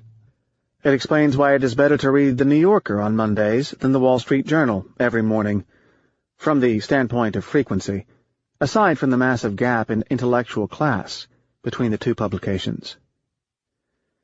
Finally, this explains why people who look too closely at randomness burn out, their emotions drained by the series of pangs they experience. Regardless of what people claim, a negative pang is not offset by a positive one. Some psychologists estimate that the negative effect for an average loss to be up to 2.5 the magnitude of a positive one. It will lead to an emotional deficit. Now that you know that the high-frequency dentist has more exposure to both stress and positive pangs, and that these do not cancel out, consider that people in lab coats have examined some scary properties of this type of negative pangs on the neural system. The usual expected effect, high blood pressure. The less expected, chronic stress leads to memory loss, lessening of brain plasticity, and brain damage. To my knowledge, there are no studies investigating the exact properties of traders' burnout, but a daily exposure to such high degrees of randomness without much control will have psychological effects on humans. Nobody studied the effect of such exposure on the risk of cancer. What economists did not understand for a long time about positive and negative kicks is that both their biology and their intensity are different. Consider that they are mediated in different parts of the brain, and that the degree of rationality in decisions made subsequent to a gain is extremely different from the one after a loss. Note also that the implication that wealth does not count so much into one's well-being as the route one uses to get to it. Some so-called wise and rational persons often blame me for ignoring possible valuable information in the daily newspaper and refusing to discount the details of the noise as short-term events. Some of my employers have blamed me for living on a different planet.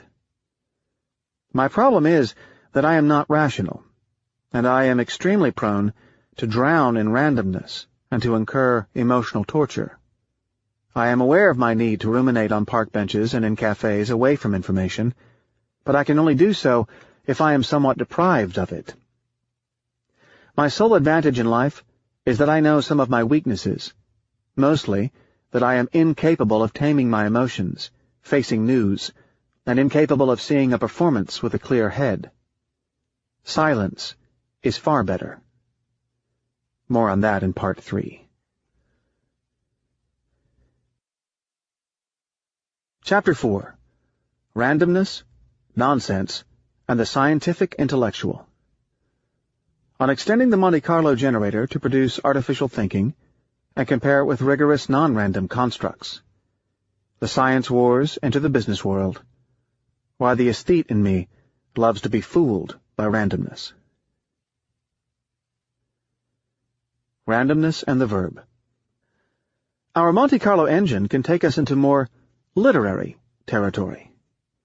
Increasingly, a distinction is being made between the scientific intellectual and the literary intellectual, culminating with what is called the science wars, plotting factions of literate non-scientists against no less literate scientists.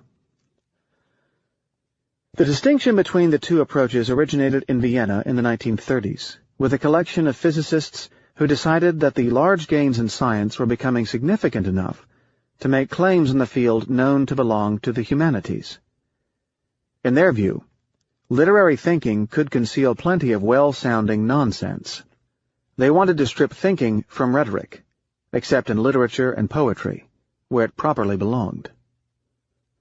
The way they introduced rigor into intellectual life is by declaring that a statement could fall into only two categories. Deductive, like 2 + 2 = 4, i.e., incontrovertibly flowing from a precisely defined axiom framework, here the rules of arithmetic, or inductive, i.e., verifiable in some manner, experiences, statistics, etc., like it rains in Spain, or New Yorkers are generally rude. Anything else was plain unadulterated hogwash. Music could be a far better replacement to metaphysics. Needless to say that inductive statements may turn out to be difficult, even impossible to verify, as we will see with the Black Swan problem. And empiricism can be worse than any other form of hogwash when it gives someone confidence. It will take me a few chapters to drill the point. However, it was a good start to make intellectuals responsible for providing some form of evidence for their statements. This Vienna circle was at the origin of the development of the ideas of Popper, Wittgenstein in his later phase, Carnap, and flocks of others. Whatever merit their original ideas may have, the impact on both philosophy and the practice of science has been significant. Some of their impact on non-philosophical intellectual life is starting to develop, albeit considerably more slowly. One conceivable way to discriminate between a scientific intellectual and a literary intellectual is by considering that a scientific intellectual can usually recognize the writing of another, but that the literary intellectual would not be able to tell the difference between lines jotted down by a scientist and those by a glib non-scientist. This is even more apparent when the literary intellectual starts using scientific buzzwords, like uncertainty principle, Gödel's theorem, parallel universe, or relativity, either out of context or, as often, in exact opposition to the scientific meaning. I suggest reading the hilarious, Fashionable Nonsense by Alan Sokal for an illustration of such practice. I was laughing so loudly and so frequently while reading it on a plane that other passengers kept whispering things about me. By dumping the kitchen sink of scientific references in a paper, one can make another literary intellectual believe that one's material has the stamp of science.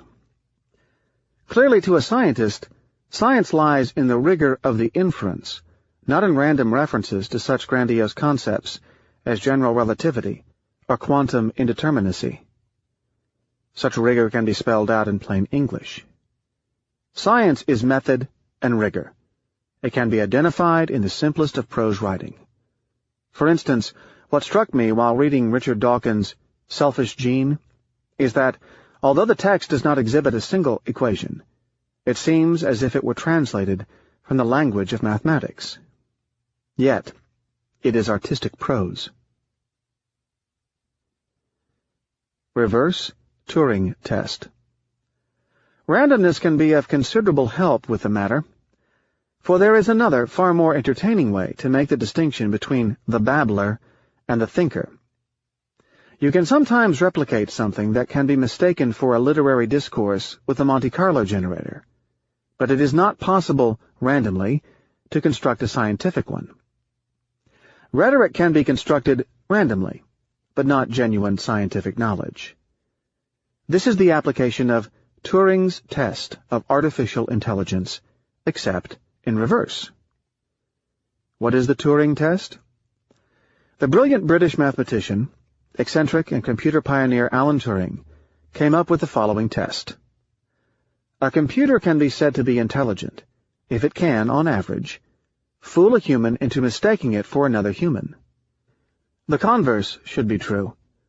A human can be said to be unintelligent if we can replicate his speech by a computer, which we know is unintelligent, and fool a human into believing that it was written by a human.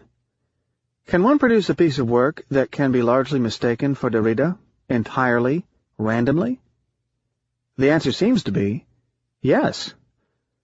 Aside from the hoax by Alan Sokal, the same of the hilarious book a few moments ago, who managed to produce nonsense and get it published by some prominent journal, there are Monte Carlo generators designed to structure such texts and write entire papers. Fed with postmodernist texts, they can randomize phrases under a method called recursive grammar and produce grammatically sound, but entirely meaningless sentences that sound like Jacques Derrida, Camille Paglia, and such a crowd. Owing to the fuzziness of his thought, the literary intellectual can be fooled by randomness. At the Monash University program in Australia, featuring the Dada engine, built by Andrew C. Bullock, I toyed with the engine and generated a few papers containing the following sentences. However, the main theme of the works of Rushdie is not theory, as the dialectic paradigm of reality suggests, but pre-theory. The premise of the neo-semanticist paradigm of discourse implies that sexual identity, ironically, has significance. Many narratives concerning the role of the writer as observer may be revealed. It could be said that if cultural narrative holds, we have to choose between the dialectic paradigm of narrative and neo-conceptual Marxism. Sartre's analysis of cultural narrative holds that society, paradoxically, has objective value. Thus, the premise of the neo-dialectic paradigm of expression implies that consciousness may be used to reinforce hierarchy, but only if reality is distinct from consciousness. If that is not the case, we can assume that language has intrinsic meaning.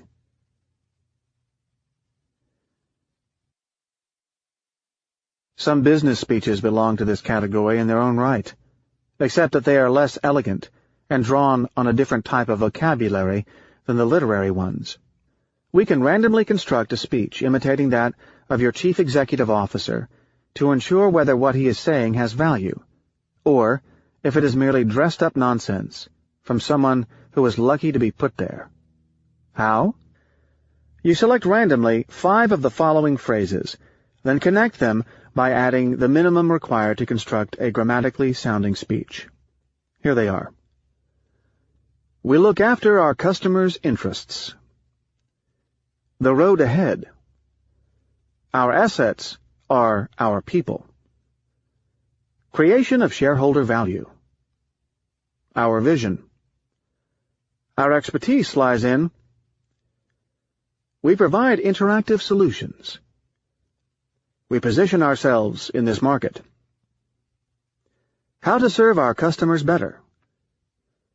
Short-term pain for long-term gain. We will be rewarded in the long run. We play from our strength and improve our weaknesses. Courage and determination will prevail. We are committed to innovation and technology. A happy employee is a productive employee. Commitment to excellence. Strategic plan. And finally, our work ethics. If this bears too close a resemblance to the speech you just heard from the boss of your company, then I suggest looking for a new job. The father of all pseudo-thinkers. It is hard to resist discussion of artificial history without a comment on the father of all pseudo-thinkers, Hegel. Hegel writes a jargon that is meaningless outside of a chic left-bank Parisian cafe, or the humanities department of some university extremely well insulated from the real world. I suggest this passage from the German philosopher. This passage was detected, translated, and reviled by Karl Popper. Sound is the change in the specific condition of segregation of the material parts, and in the negation of this condition. Merely an abstract, or an ideality, as it were, of that specification. But this change, accordingly, is itself immediately the negation of the material-specific subsistence, which is, therefore, real ideality of a specific gravity and cohesion, i.e., heat. The heating up of sounding bodies, just as of beaten or rubbed ones, is the appearance of heat, originating conceptually together with sound. Even a Monte Carlo engine could not sound as random as the great philosophical master thinker. It would take plenty of sample runs to get the mixture of heat and sound. People call that philosophy and frequently finance it with taxpayer subsidies. Now consider that Hegelian thinking is generally linked to a scientific approach to history. It has produced such results as Marxist regimes, and even a branch called Neo-Hegelian thinking. These thinkers should be given an undergraduate-level class on statistical sampling theory prior to their release into the open world.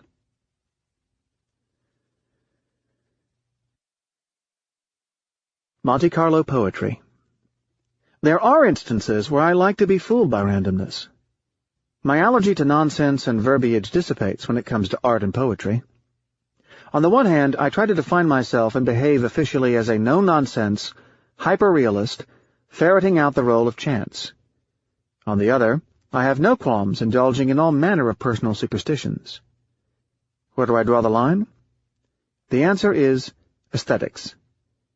Some aesthetic forms appeal to something in our biology, whether or not they originate in random associations or plain hallucination. Something in our human genes is deeply moved by the fuzziness and ambiguity of language. Then why fight it? The poetry and language lover in me was initially depressed by the account of the exquisite cadavers poetic exercise, where interesting and poetic sentences were randomly constructed. By throwing enough words together, some unusual and magical-sounding metaphor is bound to emerge according to the laws of combinatorics. Yet one cannot deny that some of these poems are of ravishing beauty. Who cares about their origin if they manage to please our aesthetic senses? The story of the exquisite cadavers is as follows. In the aftermath of the First World War, a collection of surrealist poets, which included André Breton, their pope, Paul Eluard, and others, got together in cafes and tried the following exercise. Modern literary critics attribute the exercise to the depressed mood after the war and the need to escape reality. On a folded piece of paper, in turn, each one of them would write a predetermined part of a sentence, not knowing the other's choice. The first would pick an adjective, the second a noun, the third a verb, the fourth an adjective, and the fifth a noun. The first publicized exercise of such random and collective arrangement produced the following poetic sentence. The exquisite cadavers shall drink the new wine. Impressive? It sounds even more poetic in the native French. Quite impressive poetry has been produced in such a manner, sometimes with the aid of a computer. But poetry has never been truly taken seriously outside of the beauty of its associations, whether they have been produced by the random ranting of one or more disorganized brains, or the more elaborate constructions of one conscious creator. Now, regardless of whether the poetry was obtained by a Monte Carlo engine or sung by a blind man in Asia Minor, language is potent in bringing pleasure and solace. Testing its intellectual validity by translating it into simple logical arguments would rob it of a varying degree of its potency, sometimes excessively. Nothing can be more bland than translated poetry. A convincing argument of the role of language is the existence of surviving holy languages, uncorrupted by the no-nonsense tests of daily use. Semitic religions, that is, Judaism, Islam, and original Christianity, understood the point.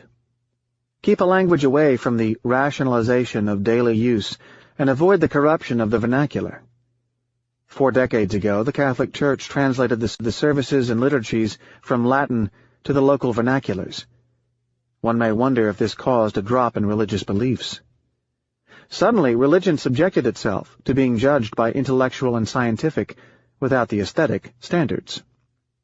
The Greek Orthodox Church made the lucky mistake, upon translating some of its prayers from Church Greek into the Semitic-based vernacular spoken by the Greco-Syrians of the Antioch region, southern Turkey and northern Syria, of choosing classical Arabic, an entirely dead language.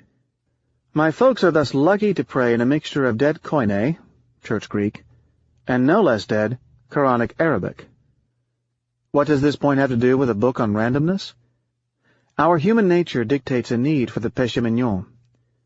Even the economists, who usually find completely obtrusive ways to escape reality, are starting to understand that what makes us tick is not necessarily the calculating accountant in us.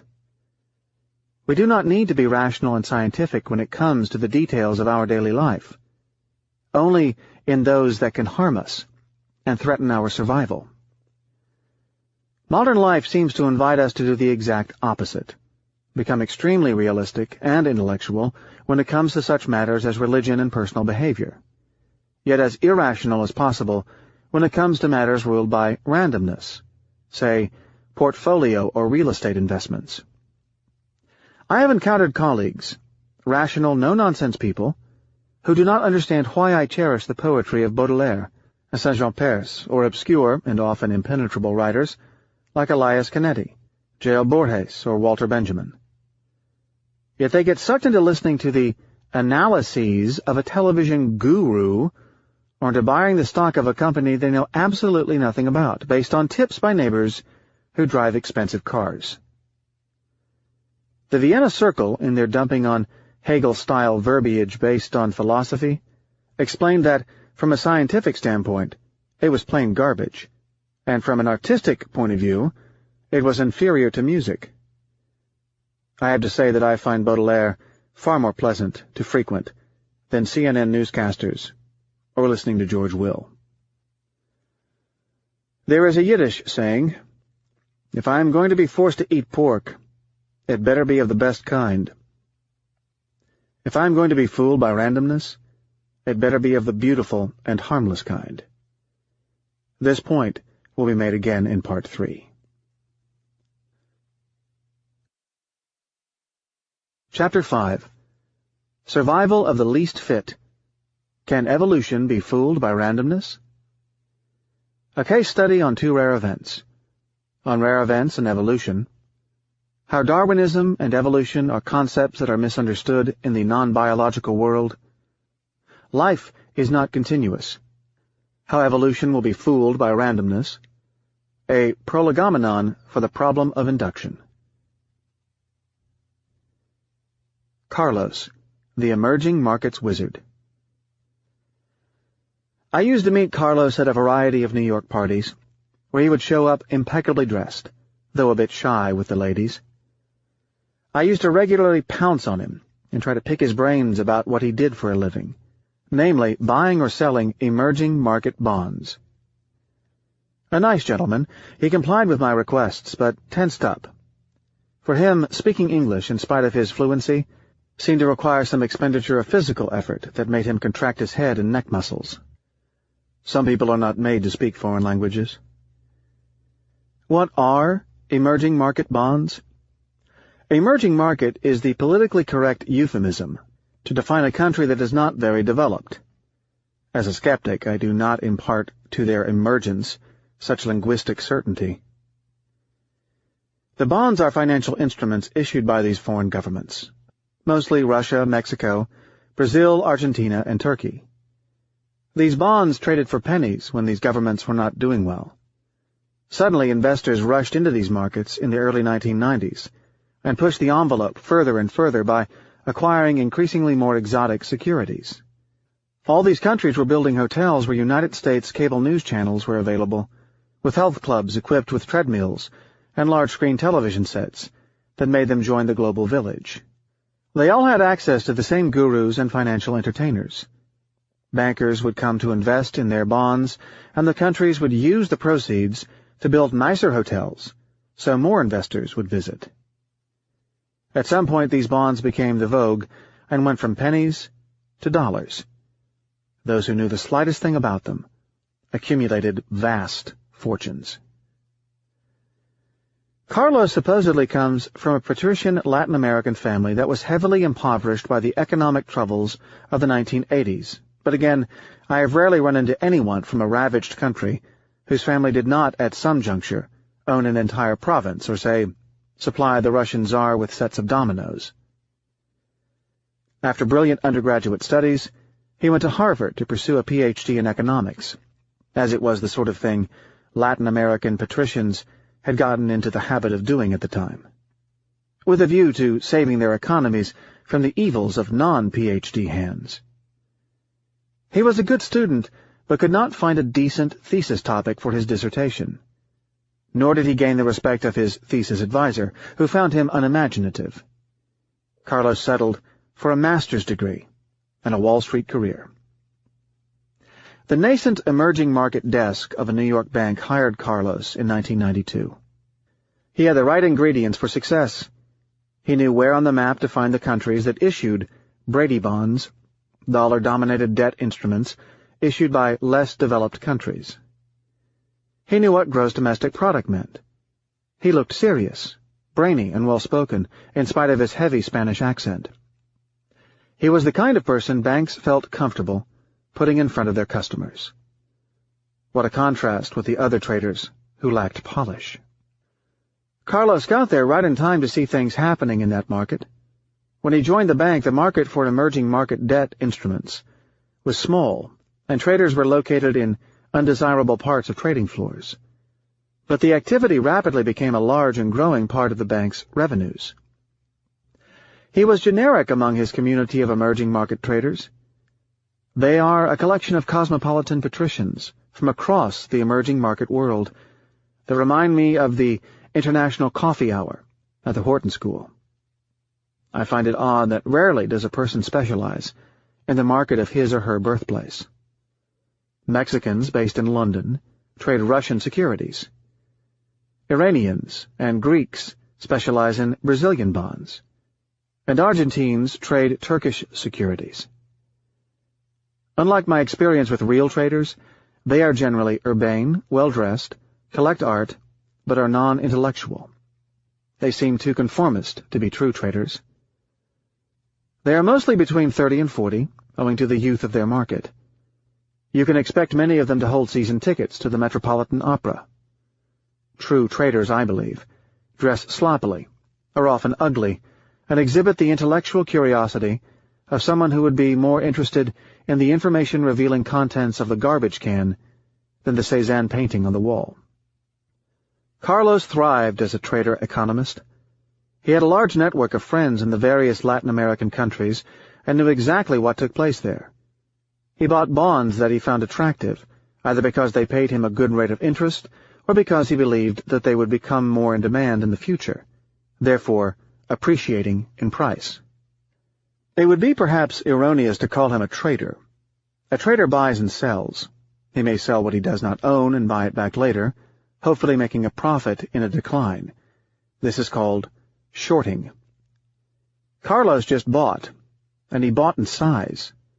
He believed that he was paid a good risk premium to hold these bonds, because there was economic value in lending to these countries. Shorting, in his opinion, made no economic sense. Within the bank, Carlos was the emerging market's reference. He could produce the latest economic figures at the drop of a hat. He had frequent lunches with the chairman. In his opinion, trading was economics, little else. It had worked so well for him.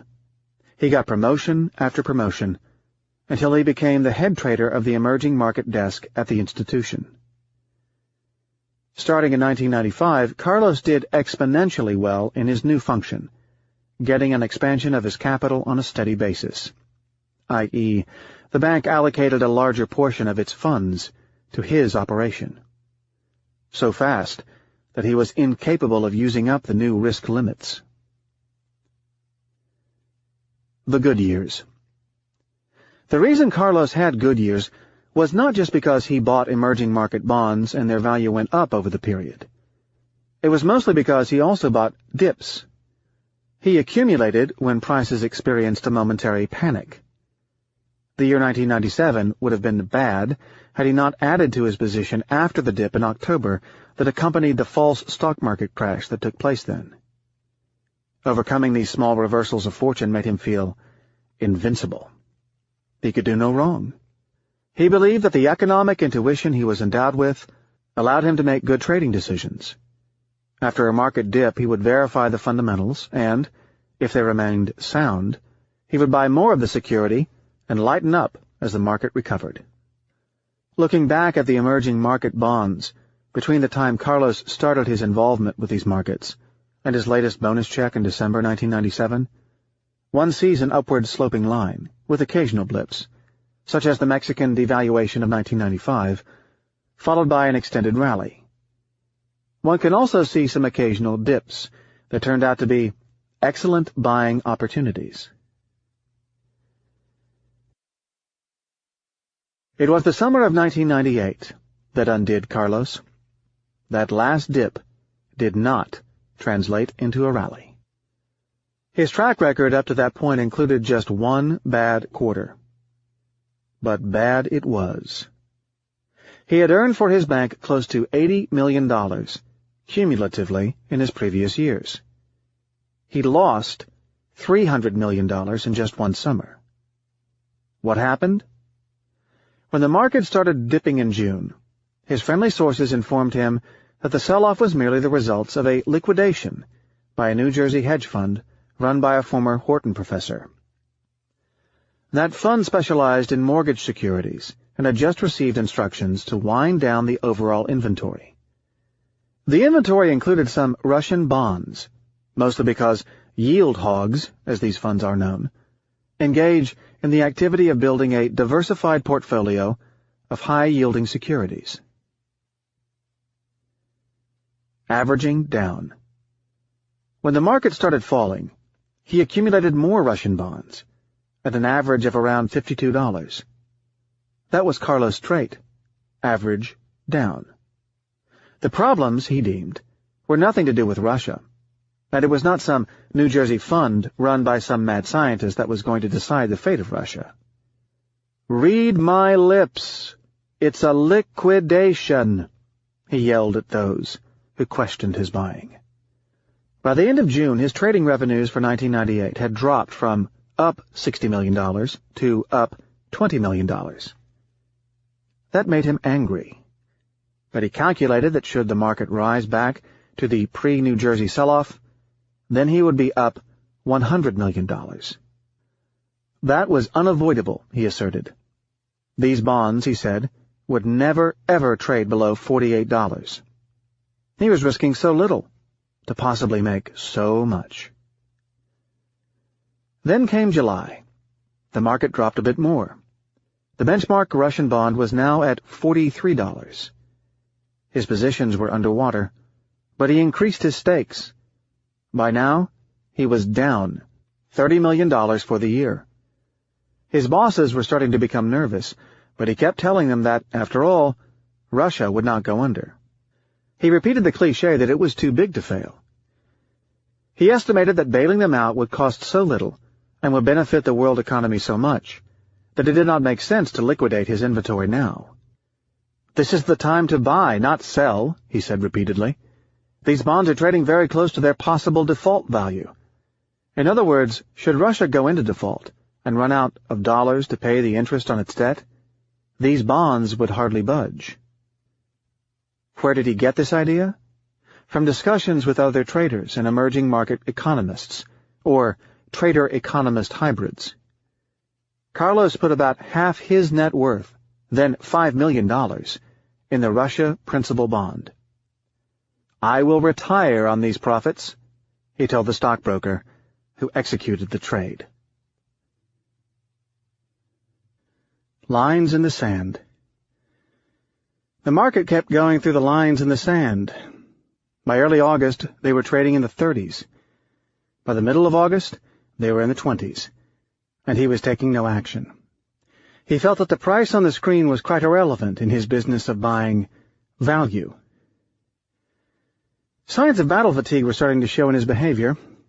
Carlos was getting jumpy and losing some of his composure. He yelled at someone in a meeting, "Stop losses are for schmucks. I'm not going to buy high and sell low." During his string of successes, he had learned to put down and berate traders of the non-emerging market variety. Had we gotten out in October 1997 after our heavy loss, we would not have had those excellent 1997 results, he was also known to repeat. He also told management, these bonds trade at very depressed levels. Those who can invest now in these markets would realize wonderful returns. Every morning, Carlos spent an hour discussing the situation with market economists around the globe. They all seemed to present a similar story. This sell-off is overdone. Carlos' desk experienced losses in other emerging markets as well. He also lost money in the domestic Russian ruble market.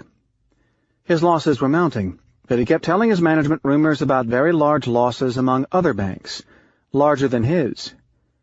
He felt justified to show that he fared well relative to the industry. This is a symptom of systemic troubles. It shows that there was an entire community of traders who were conducting the exact same activity. Such statements, that other traders had also gotten into trouble, are self-incriminating. A trader's mental construction should direct him to do precisely what other people do not do. Toward the end of August, the bellwether Russia principal bonds were trading at below $10. Carlos' net worth was reduced by almost half. He was dismissed. So was his boss, the head of trading. The president of the bank was demoted to a newly created position. Board members could not understand why the bank had so much exposure to a government that was not paying its own employees, which disturbingly included armed soldiers.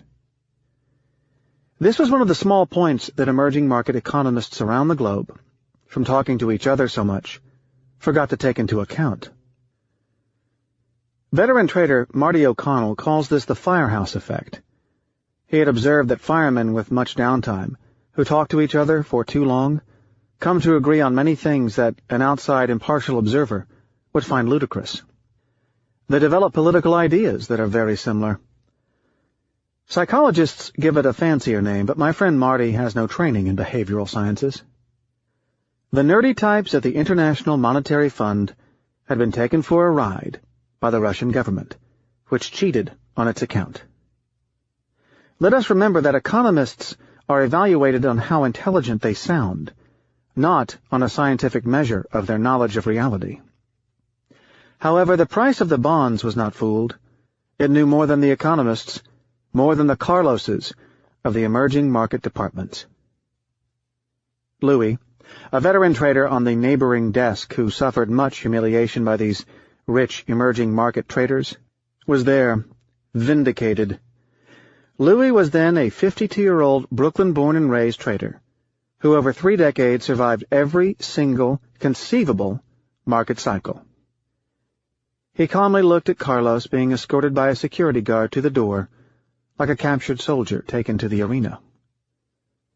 He muttered in his Brooklyn accent, "Economics, schmeconomics.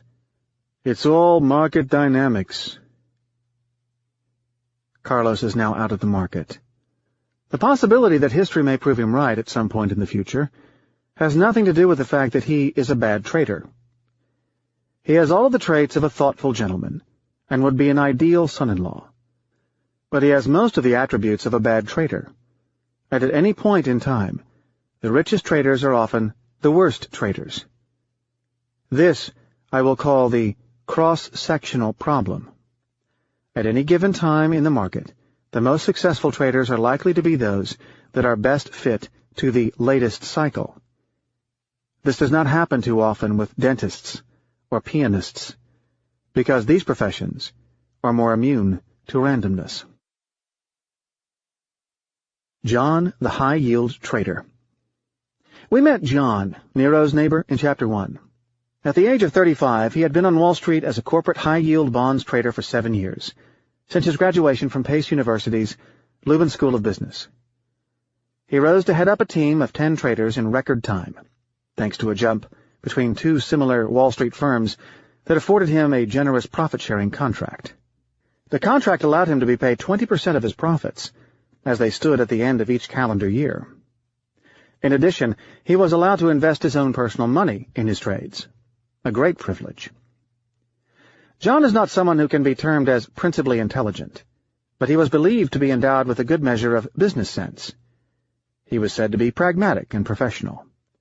He gave the impression that he was born a business person, never saying anything remotely unusual or out of place.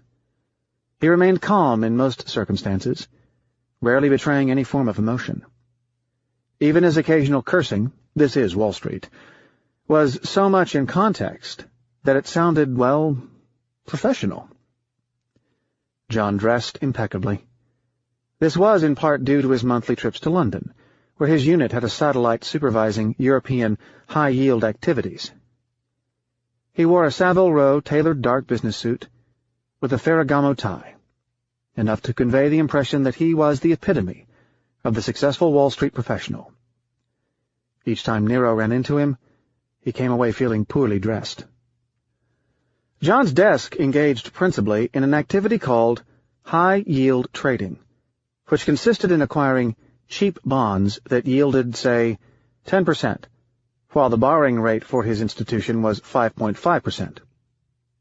It netted a 4.5% revenue, also called interest rate differential, which seems small except that he could leverage himself and multiply such profit by the leverage factor.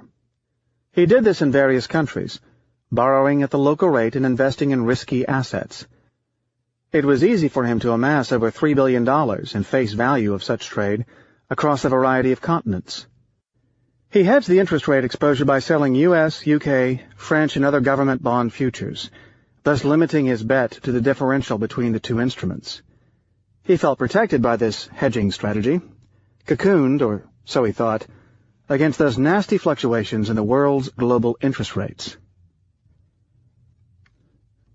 The quant who knew computers and equations. John was assisted by Henry, a foreign quant whose English was incomprehensible, but who was believed to be at least equally competent in risk management methods. John knew no math. He relied on Henry. "His brain's in my business sense," he was wont to say. Henry supplied him with risk assessments concerning the overall portfolio. Whenever John felt worried, he would ask Henry for another freshly updated report.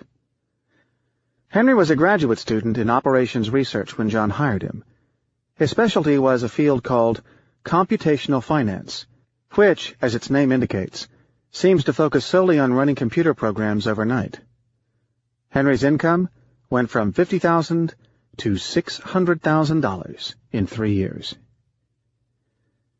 Most of the profit John generated for the institution was not attributable to the interest rate differential between the instruments described previously. It came from the changes in the value of the securities John held, mostly because many other traders were acquiring them to imitate John's trading strategy, thus causing the price of these assets to rise.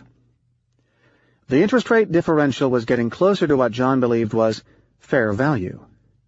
John believed that the methods he used to calculate fair value were sound. He was backed by an entire department that helped him analyze and determine which bonds were attractive and offered capital appreciation potential.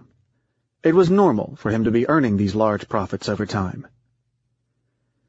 John made steady income for his employers, perhaps even better than steady. Every year the revenues he generated almost doubled as compared to the previous year. During his last year, his income experienced a quantum leap as he saw the capital allocated to his trades swell beyond his wildest expectations. His bonus check was for $10 million, pre-tax, which would generate close to a $5 million total tax bill. John's personal net worth reached $1 million at the age of 32. By the age of 35, it had exceeded $16 million. Most of it came from the accumulation of bonuses, but a sizable share came from profits on his personal portfolio. Of the $16 million, about $14 million he insisted in keeping invested in his business. They allowed him, thanks to the leverage, i.e. use of borrowed money, to keep a portfolio of $50 million involved in his trades, with $36 million borrowed from the bank. The effect of the leverage is that a small loss would be compounded and would wipe him out. It took only a few days for the $14 million to turn into thin air, and for John to lose his job at the same time. As with Carlos, it all happened during the summer of 1998, with the meltdown of high-yield bond values. Markets went into a volatile phase during which nearly everything he had invested in went against him at the same time. His hedges no longer worked out. He was mad at Henry for not having figured out that these events could happen. Perhaps there was a bug in the program. His reaction to the first losses was, characteristically, to ignore the market. "One would go crazy if one were to listen to the mood swings of the market," he said. What he meant by that statement was that the noise was mean reverting and would likely be offset by noise in the opposite direction. That was the translation in plain English of what Henry explained to him, but the noise kept adding up in the same direction. As in a biblical cycle, it took 7 years to make John a hero and just 7 days to make him a failure. John is now a pariah. He is out of a job, and his telephone calls are not returned. Many of his friends were in the same situation. How? With all that information available to him, his perfect track record, and therefore, in his eyes, an above-average intelligence and skill set, and the benefit of sophisticated mathematics, how could he have failed? Is it perhaps possible that he forgot about the shadowy figure of randomness? It took a long time for John to figure out what happened, owing to the rapidity with which the events unfolded, and his state of shell-shock. The dip in the market was not very large. It was just that his leverage was enormous. What was more shocking for him was that all their calculations gave the event a probability of 1 in 10 to the 18th power years. Henry called that a 10 sigma event. The fact that Henry doubled the odds did not seem to matter. It made the probability 2 in 10 to the 18th power years. When will John recover from his ordeal? Probably never. The reason is not because John lost money. Losing money is something good traders are accustomed to. It is because he blew up. He lost more than he planned to lose. His personal confidence was wiped out. But there is another reason why John may never recover. The reason is that John was never skilled in the first place. He is one of those people who happened to be there when it all happened. He may have looked the part, but there are plenty of people who look the part. Following the incident, John regarded himself ruined. Yet his net worth is still close to $1 million, which could be the envy of more than 99.9% of the inhabitants of our planet. Yet there is a difference between a wealth level reached from above and a wealth reached from below. The road from $16 million to $1 million is not as pleasant as the one from 0 to $1 million. In addition, John is full of shame. He still worries about running into old friends on the street. His employer should perhaps be most unhappy with the overall outcome. John pulled some money out of the episode, the $1 million he had saved. He should be thankful that the episode did not cost him anything, except the emotional drain. His net worth did not become negative. That was not the case for his last employer. John had earned for the employers, New York investment banks, around $250 million in the course of the 7 years. He lost more than $600 million for his last employer in barely a few days.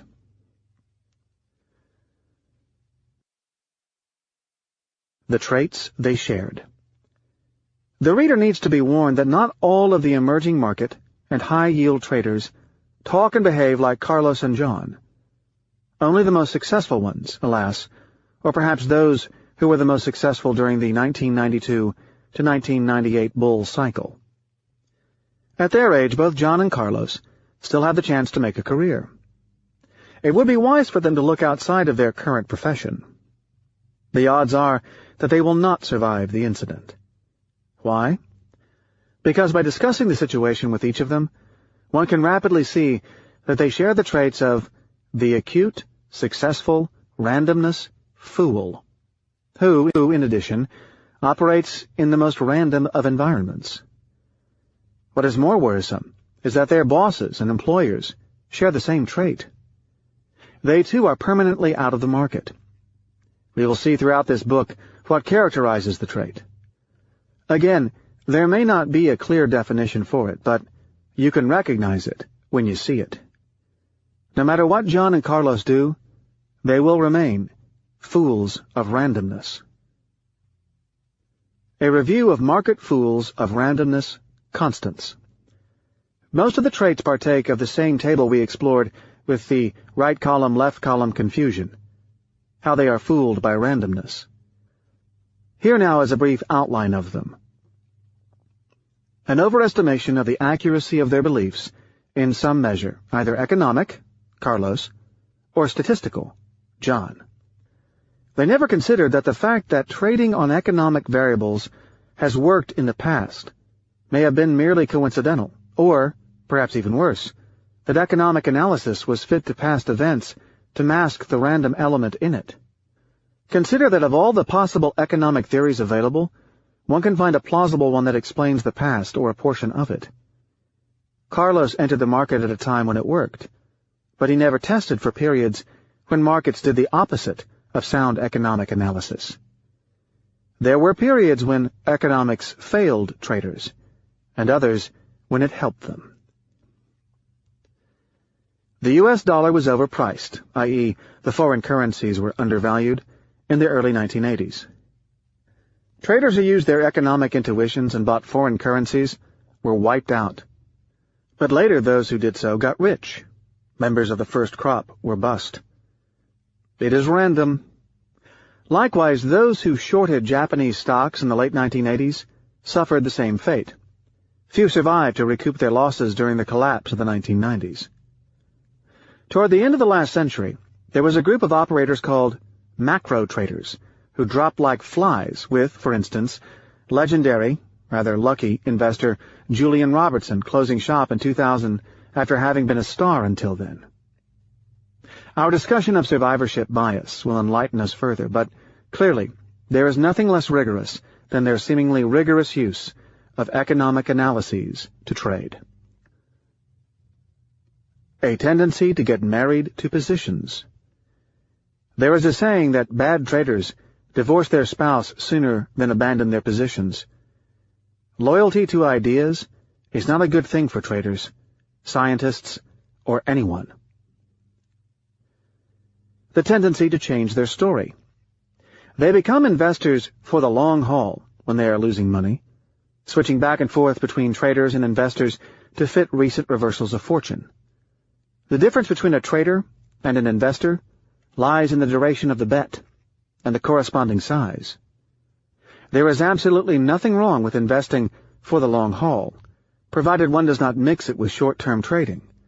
It is just that many people become long-term investors after they lose money, postponing their decision to sell as part of their denial. No precise game plan ahead of time as to what to do in the event of losses. They simply were not aware of such a possibility.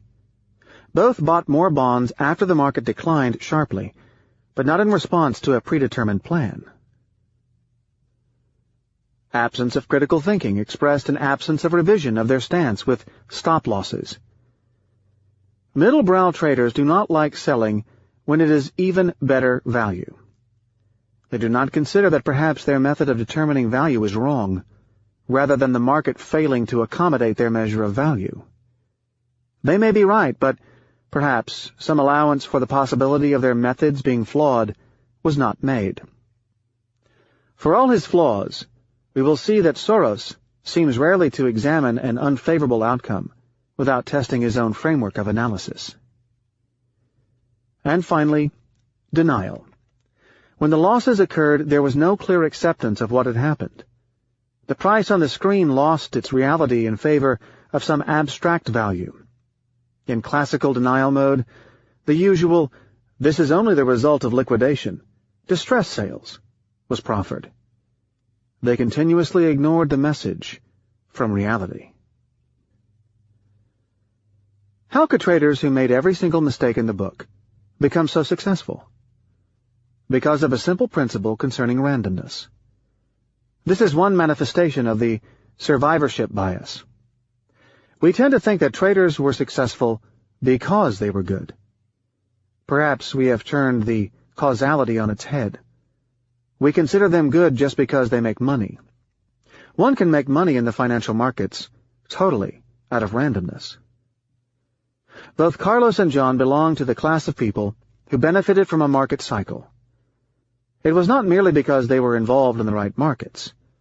It was because they had a bent in their style that closely fitted the properties of the rallies experienced in their market during the episode. They were dip buyers. That happened, in hindsight, to be the trait that was the most desirable between 1992 and the summer of 1998 in the specific markets in which the two men specialized. Most of those who happened to have that specific trait over the course of that segment of history dominated the market. Their score was higher, and they replaced people who, perhaps, were better traders.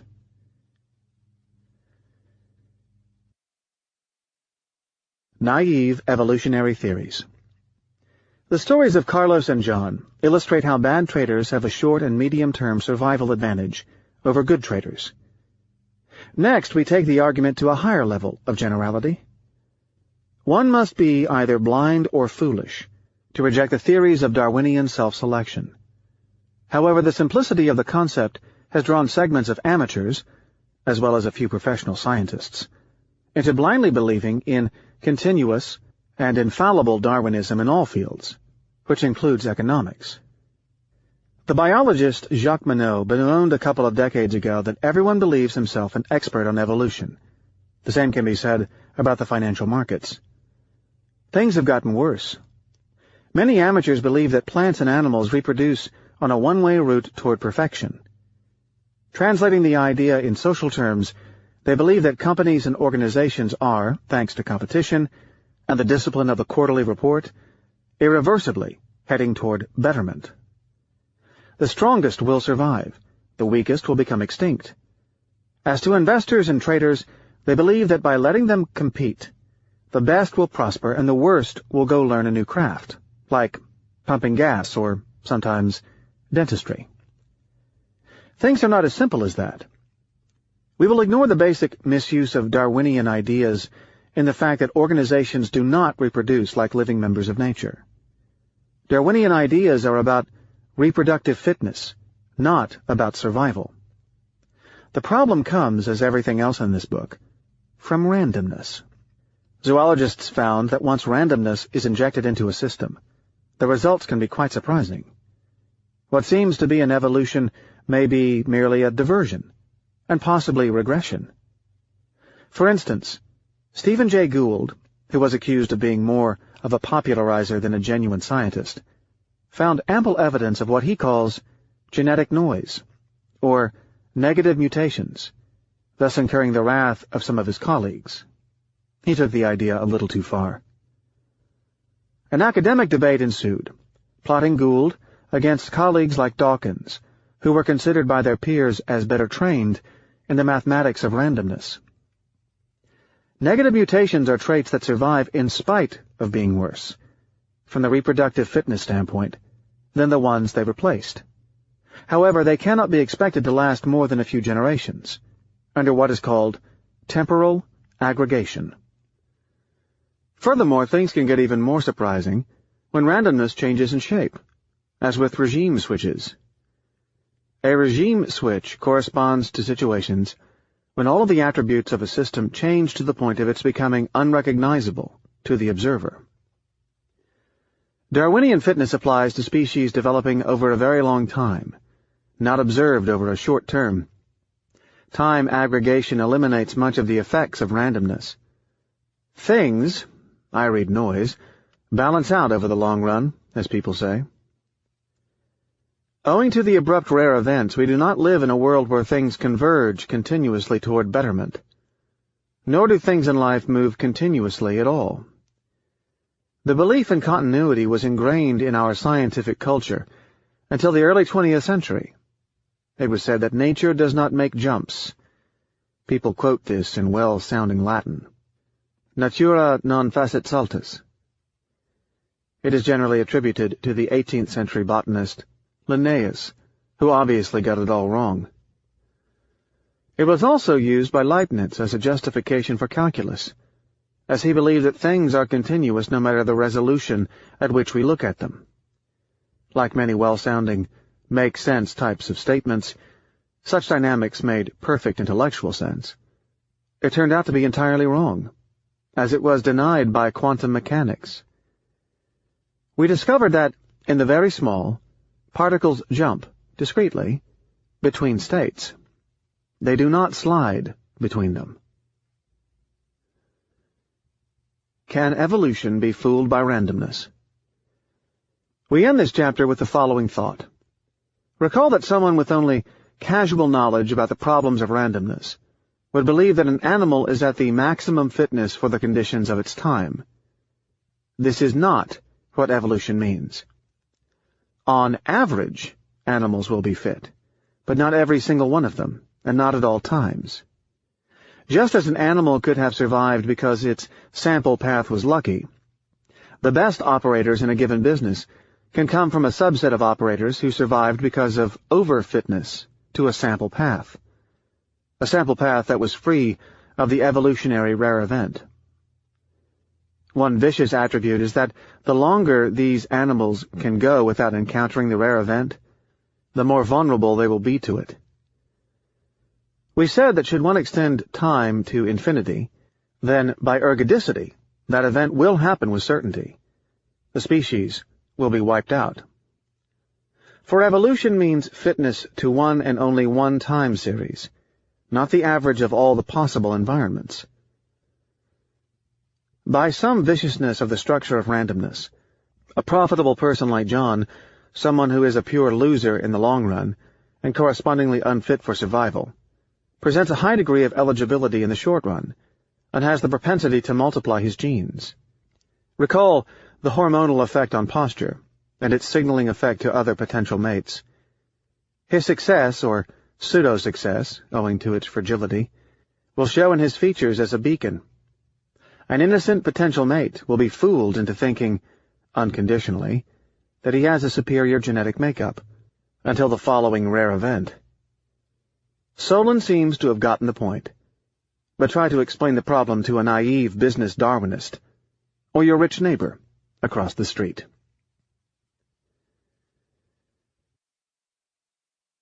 Chapter 6.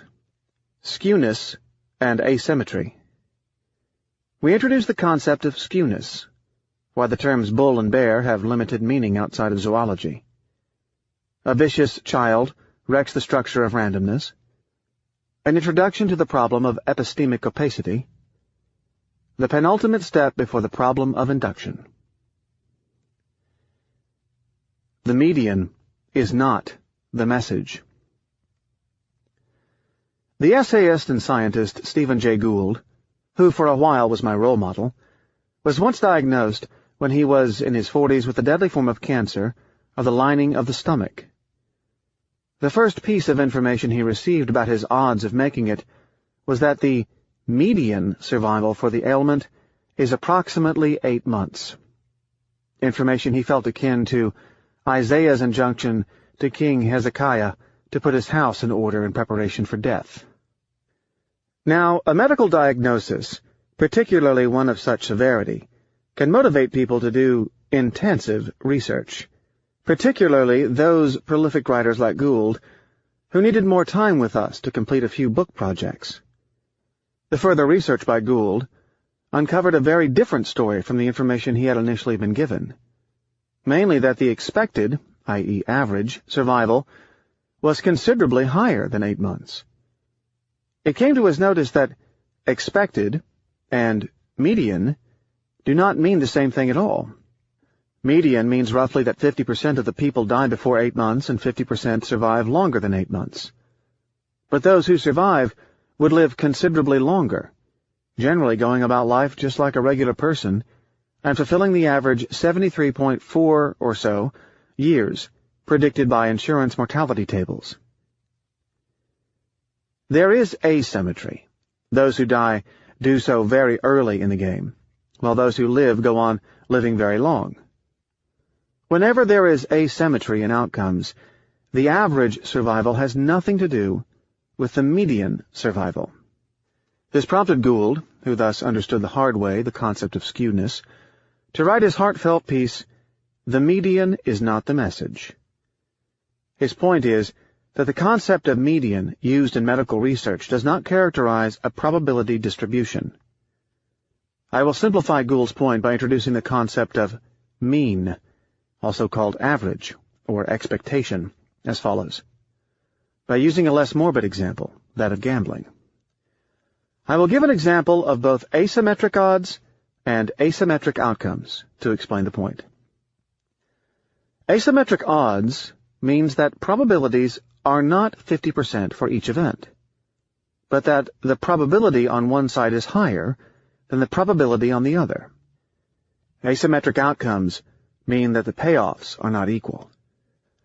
Assume I engage in a gambling strategy that has 999 chances in 1,000 of making $1. We'll call it Event A, and 1 chance in 1,000 of losing $10,000. We'll call it Event B. My expectation is a loss of close to $9 obtained by multiplying the probabilities by the corresponding outcomes. The frequency or probability of the loss, in and by itself, is totally irrelevant. It needs to be judged in connection with the magnitude of the outcome. Here, A is far more likely than B. Odds are that we would make money by betting for event A, but it is not a good idea to do so. This point is rather common and simple. It is understood by anyone making a simple bet. Yet I had to struggle all my life with people in the financial markets who do not seem to internalize it. I am not talking of novices. I am talking of people with advanced degrees, albeit MBAs, who cannot come to grips with the difference. How could people miss such a point? Why do they confuse probability and expectation, that is, probability and probability times the payoff? Mainly because much of people's schooling comes from examples in symmetric environments, like a coin toss, where such a difference does not matter. In fact, the so-called bell curve that seems to have found universal use in society is entirely symmetric. More on that later.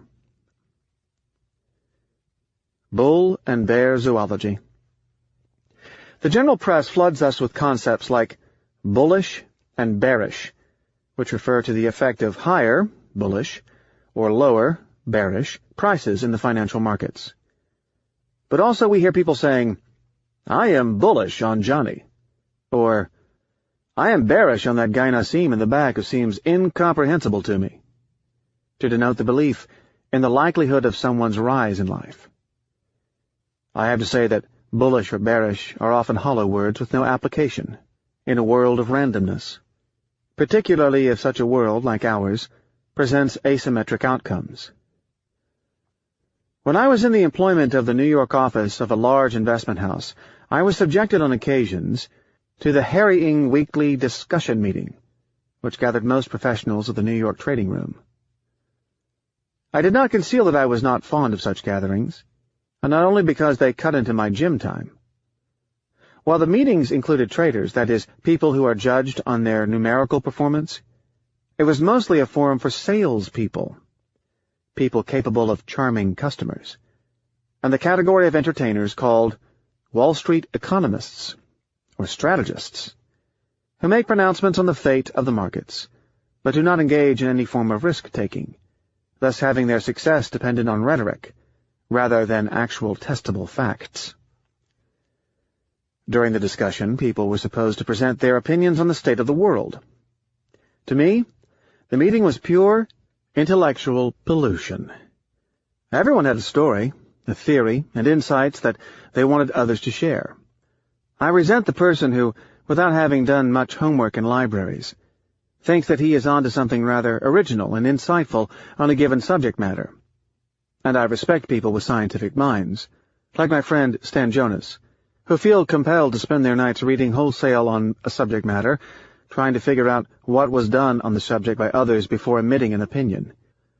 Would the reader listen to the opinion of a doctor who does not read medical papers?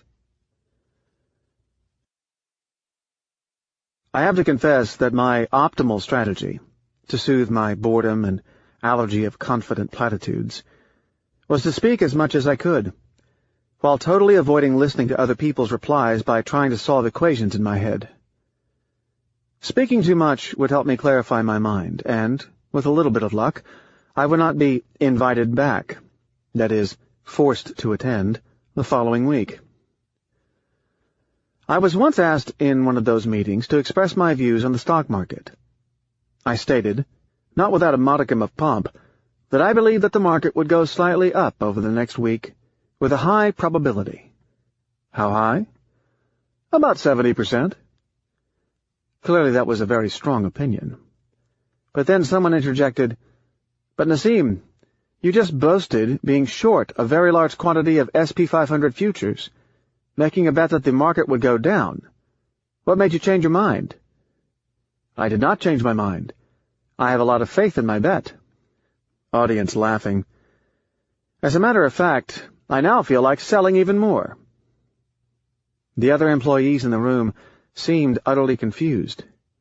"Are you bullish, or are you bearish?" I was asked by the strategist. I replied that I could not understand the words bullish and bearish outside of their purely zoological consideration. Just as with events A and B in the preceding example, my opinion was that the market was likely to go up. I would be bullish. But that it was preferable to short it. I would be bearish, because, in the event of its going down, it could go down a lot. Suddenly the few traders in the room understood my opinion, and started voicing similar opinions, and I was not forced to come back to the following discussion. Let us assume that the reader shared my opinion, that the market over the next week had a 70% probability of going up and a 30% probability of going down. However, let us say that it would go up by 1% on average, while it could go down by an average of 10%. What would the reader do? Is the reader bullish or bearish? Accordingly, bullish or bearish are terms used by people who do not engage in practical uncertainty, like the television commentators, or those who have no experience in handling risk. Alas, investors and businesses are not paid in probabilities. They are paid in dollars. Accordingly, it is not how likely an event is to happen that matters. It is how much is made when it happens that should be the consideration. How frequent the profit is irrelevant. It is the magnitude of the outcome that counts. It is a pure accounting fact that, aside from the commentators, very few people take home a check linked to how often they are right or wrong. What they get is a profit or loss. As to the commentators, their success is linked to how often they are right or wrong. This category includes chief strategists of major investment banks the public can see on TV, who are nothing better than entertainers. They are famous, seem reasoned in their speech, plow you with numbers, but functionally, they are there to entertain. For their predictions to have any validity, they would need a statistical testing framework. Their frame is not the result of some elaborate test, but rather the result of their presentation skills. An arrogant 29-year-old son. Outside of the need for entertainment in these shallow meetings, I have resisted voicing a market call as a trader, which caused some personal strain with some of my friends and relatives. One day a friend of my father, of the rich and confident variety, called me during his New York visit.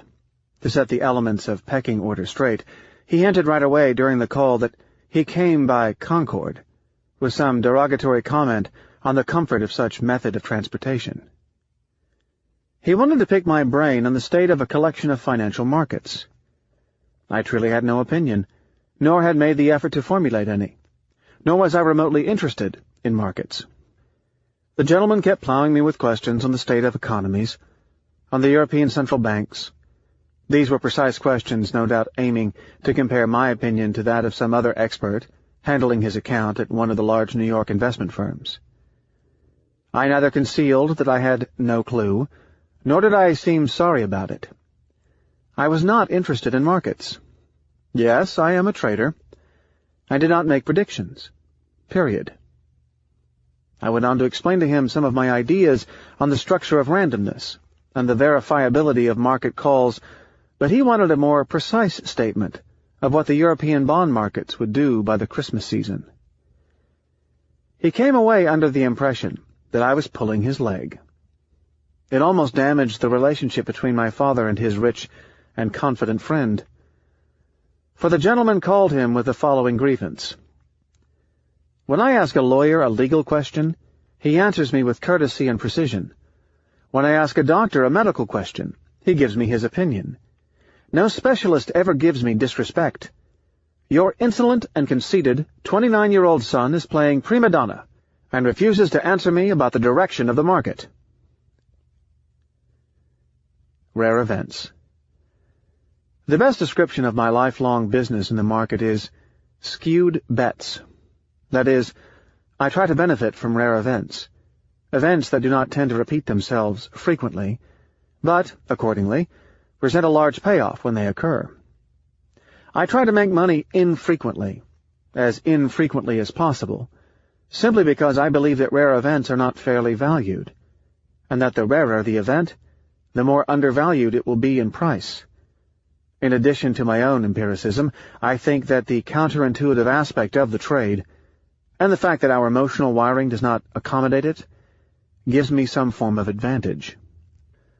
Why are these events poorly valued? Because of a psychological bias.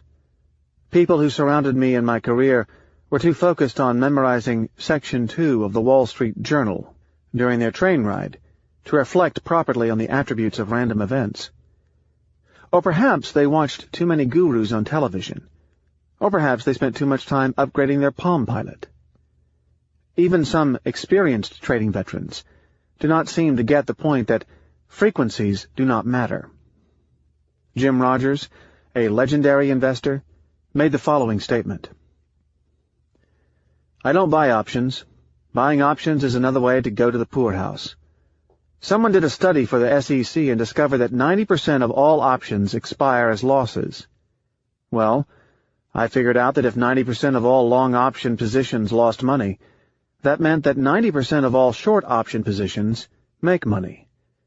If I want to use options to be bearish, I sell calls.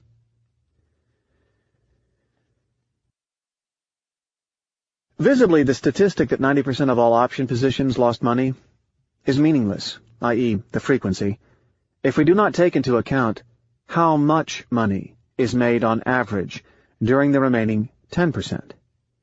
If we make 50 times our bet on average when the option is in the money, then I can safely make the statement that buying options is another way to go to the palazzo rather than the poorhouse. Mr. Jim Rogers seems to have gone very far in life for someone who does not distinguish between probability and expectation. Strangely, he was the partner of George Soros, a complex man who thrived on rare events. More on him later.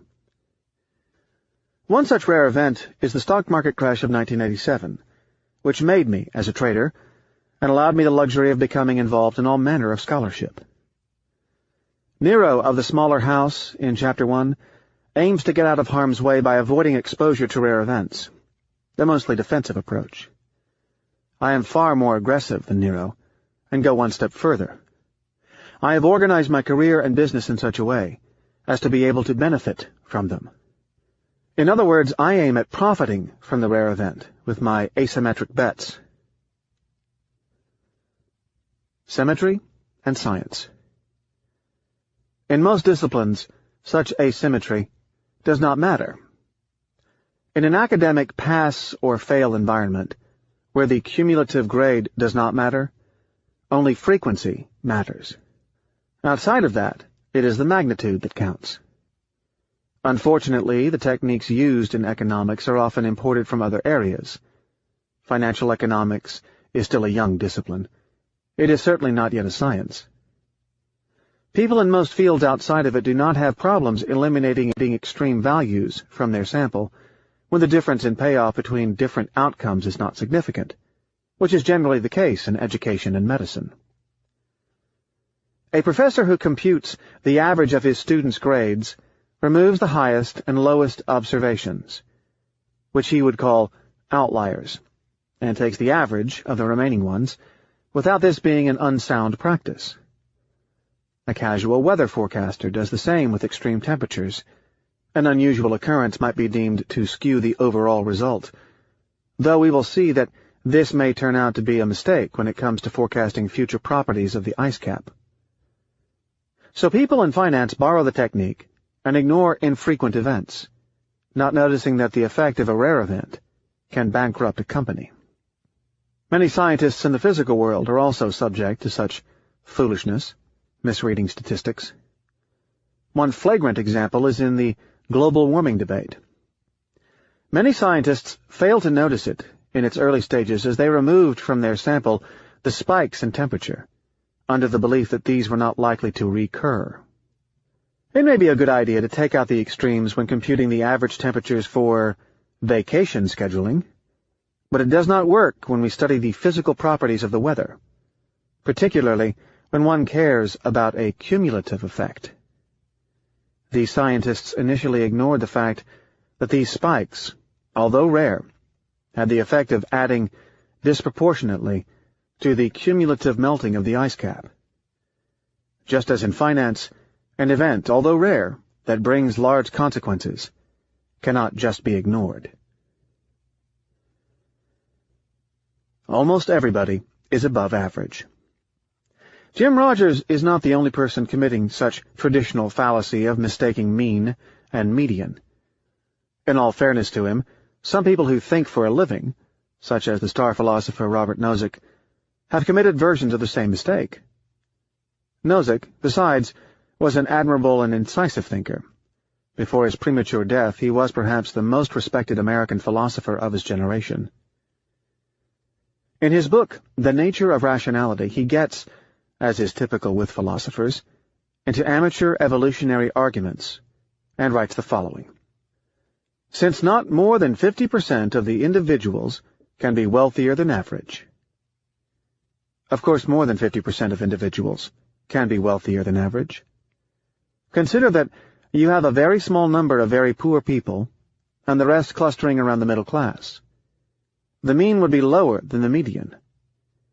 Take a population of 10 people, 9 having a net worth of $30,000, and 1 having a net worth of $1,000. The average net worth is $27,100, and 9 out of 10 people will have above average wealth. Imagine, if you will, a table called a primer on time series, where the horizontal axis is time, and the vertical axis we'll call WO as a starting point. This shows a series of points starting with an initial level, WO, and ending at the period concerned, WT. It can also be seen as the performance, hypothetical or realized, of your favorite trading strategy, the track record of an investment manager, the price of a foot of average palazzo real estate in Renaissance Florence, the price series of the Mongolian stock market, or the difference between the U.S. and Mongolian stock markets. It is composed of a given number of sequential observations, W1, W2, etc., ordered in such a way that the one to the right comes after the one to the left. If we were dealing with a deterministic world, that is, a world stripped of randomness, and we knew with certainty that it was the case, things would be rather easy. The pattern of the series would reveal considerable and predictive information. You could tell with precision what would happen 1 day ahead, or 1 year ahead, and perhaps even a decade ahead. We would not even need a statistician. A second-rate engineer would do. He does not even need to be armed with a modern degree. Someone with 19th century training under Laplace would be able to solve the equations, called differential equations, or, equivalently, equations of motion, since we are studying the dynamics of an entry whose position depends on time.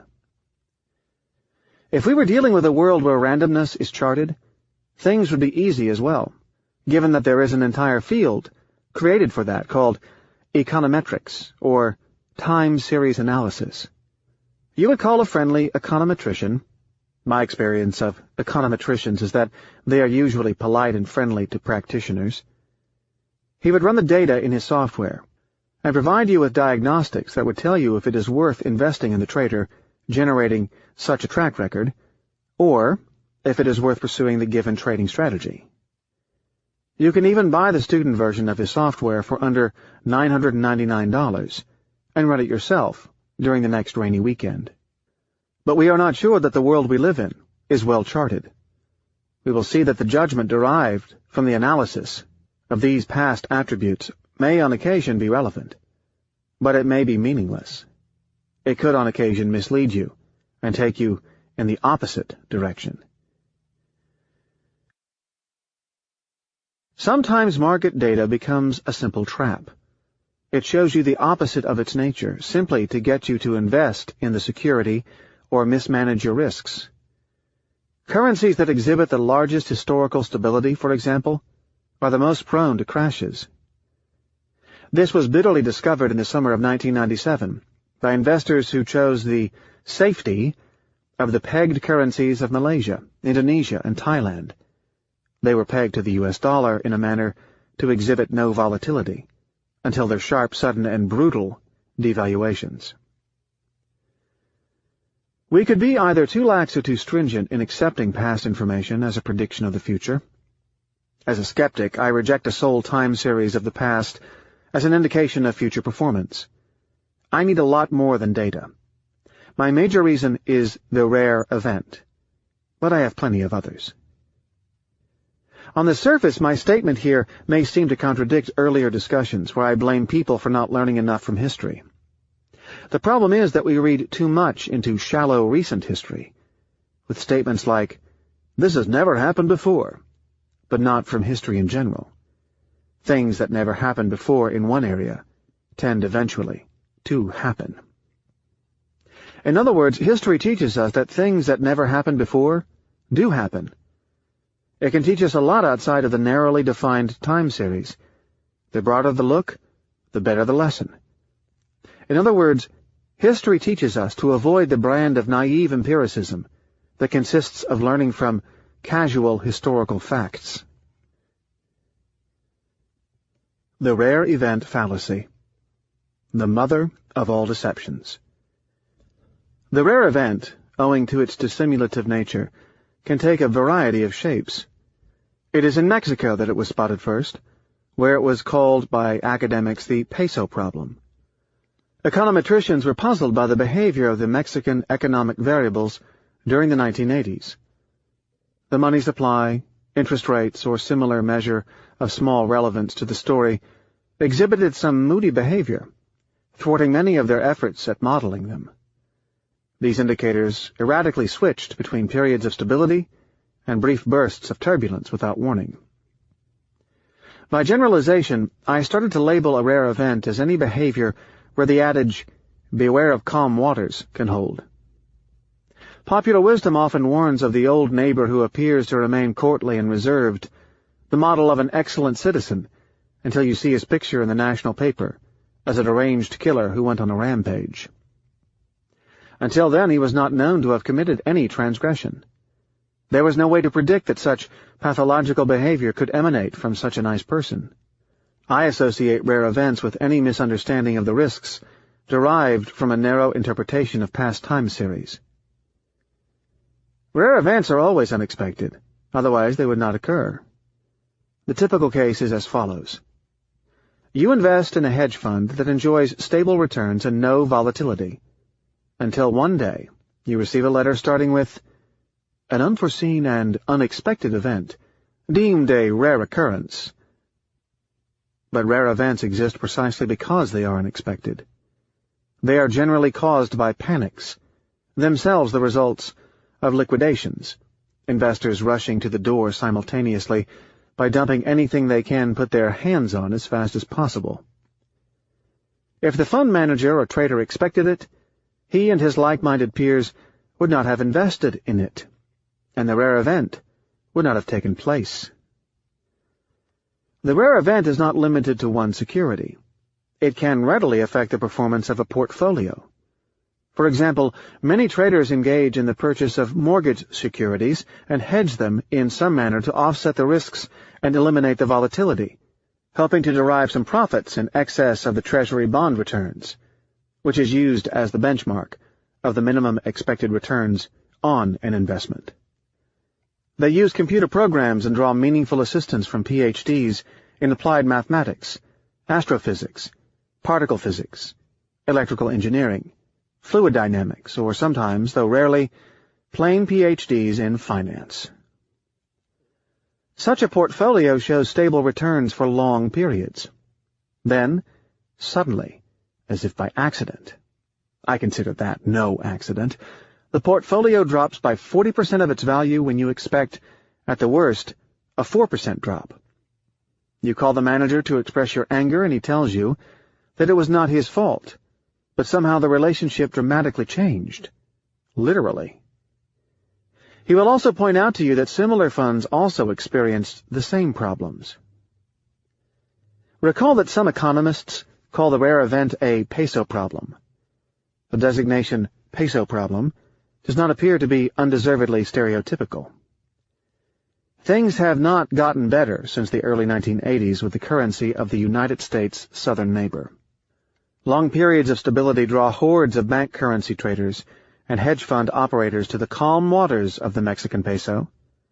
They enjoy owning the currency because of the high interest rate it commands.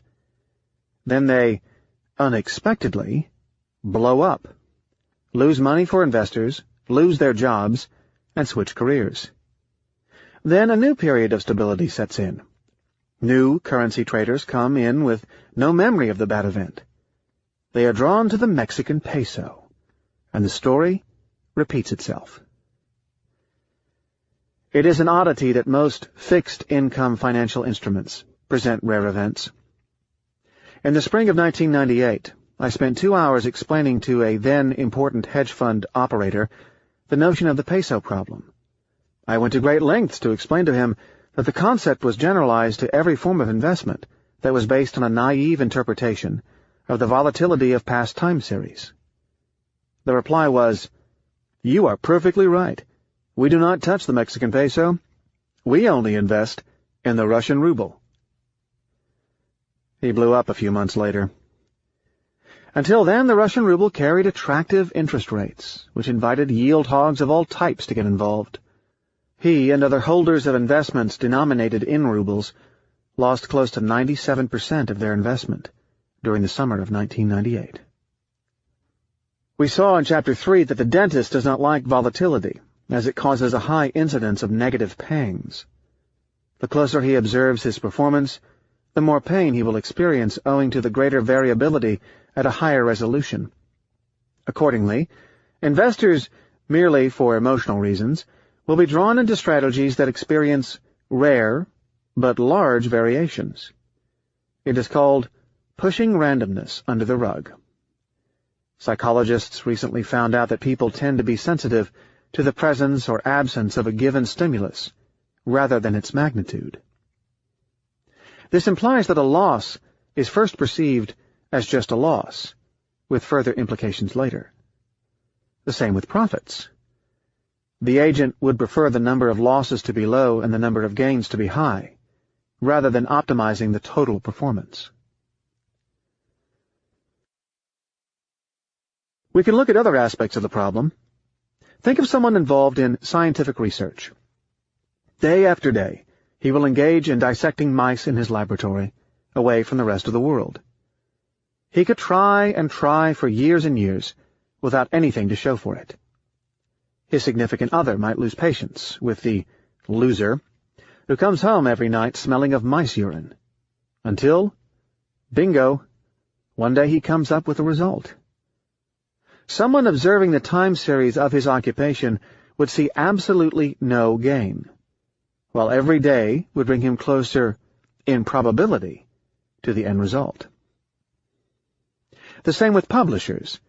They can publish dog after dog without their business model being the least questionable, if once every decade they hit on a Harry Potter string of super bestsellers, provided, of course, that they publish quality work that has a small probability of being of very high appeal. An interesting economist, Art Devaney, manages to apply these ideas to two fields, the movie business and his own health and lifestyle.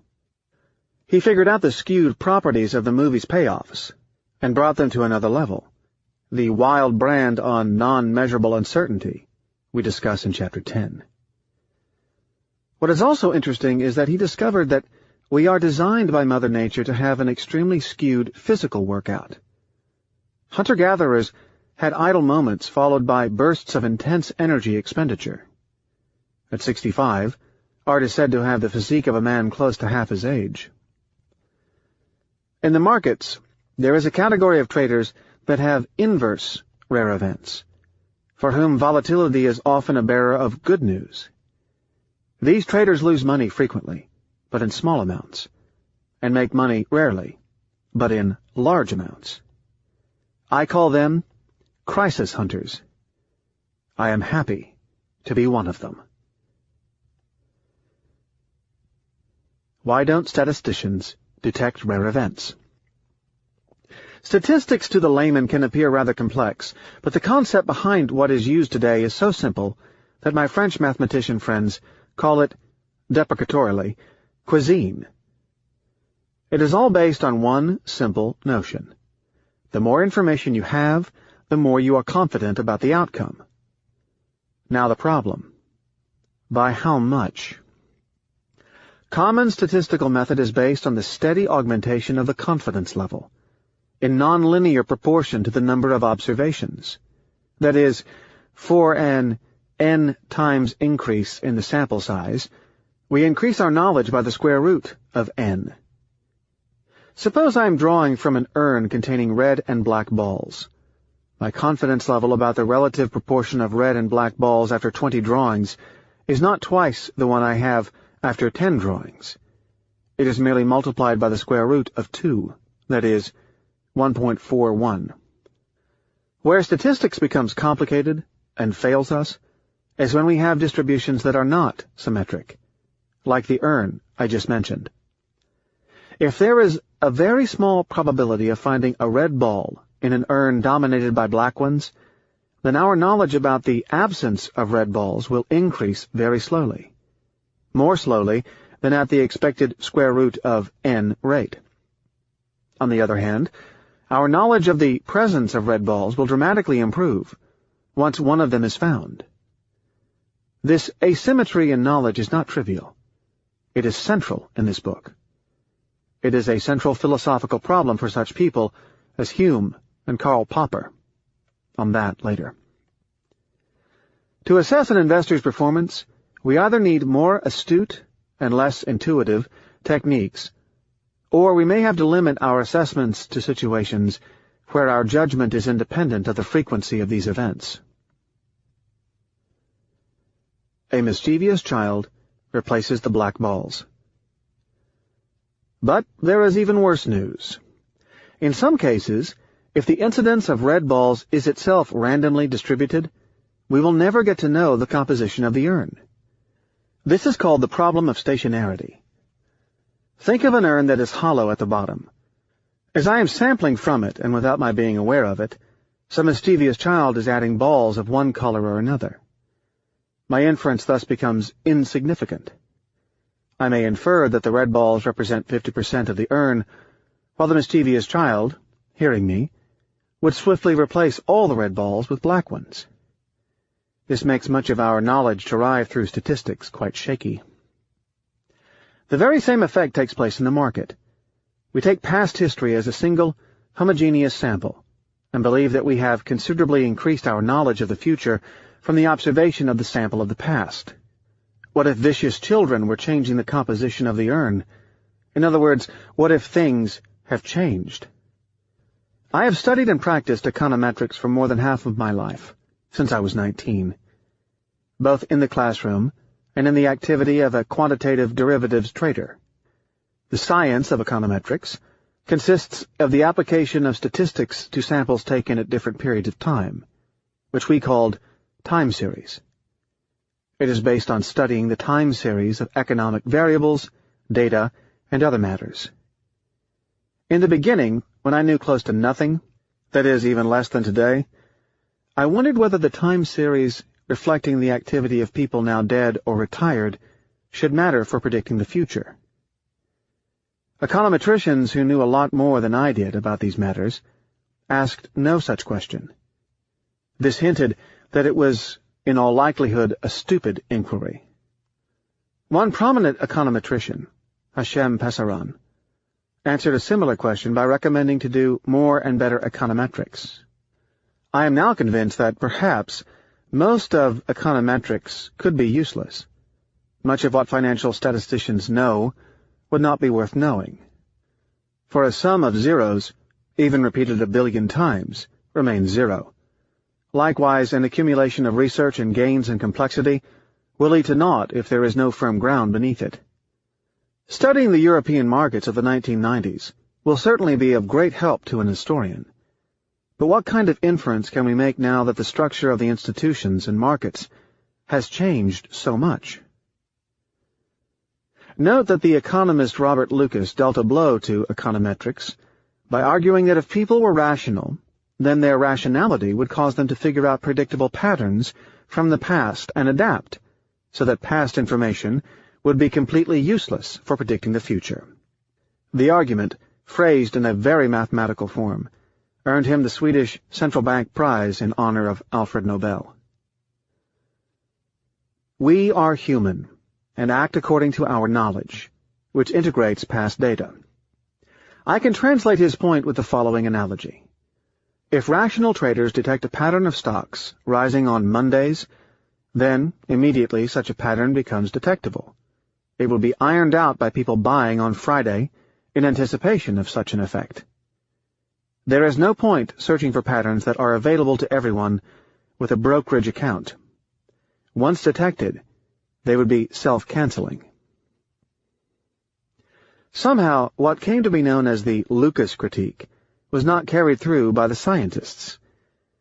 It was confidently believed that the scientific successes of the Industrial Revolution could be carried through into the social sciences, particularly with such movements as Marxism. Pseudoscience came with a collection of idealistic nerds who tried to create a tailor-made society, the epitome of which is the central planner. Economics was the most likely candidate for such use of science. You can disguise charlatanism under the weight of equations, and nobody can catch you since there is no such thing as a controlled experiment. Now, the spirit of such methods, called scientism by its detractors, like myself, continued past Marxism into the discipline of finance, as a few technicians thought that their mathematical knowledge could lead them to understand markets. The practice of financial engineering came along with massive doses of pseudoscience. Practitioners of these methods measure risks, using the tool of past history as an indication of the future. We will just say at this point that the mere possibility of the distributions not being stationary makes the entire concept seem like a costly, perhaps very costly, mistake. This leads us to a more fundamental question, the problem of induction, to which we will turn in the next chapter. Chapter 7. The Problem of Induction. On the chromodynamics of swans. Taking Solon's warning into some philosophical territory. How Victor Niederhofer taught me empiricism. I added deduction. Why it is not scientific to take science seriously. Soros promotes pauper. That bookstore on 18th Street and 5th Avenue. Pascal's wager. From Bacon to Hume. Now we discuss this problem viewed from the broader standpoint of the philosophy of scientific knowledge. There is a problem in inference well known as the problem of induction. It is a problem that has been haunting science for a long time. but hard science has not been as harmed by it as the social sciences, particularly economics, even more the branch of financial economics. Why?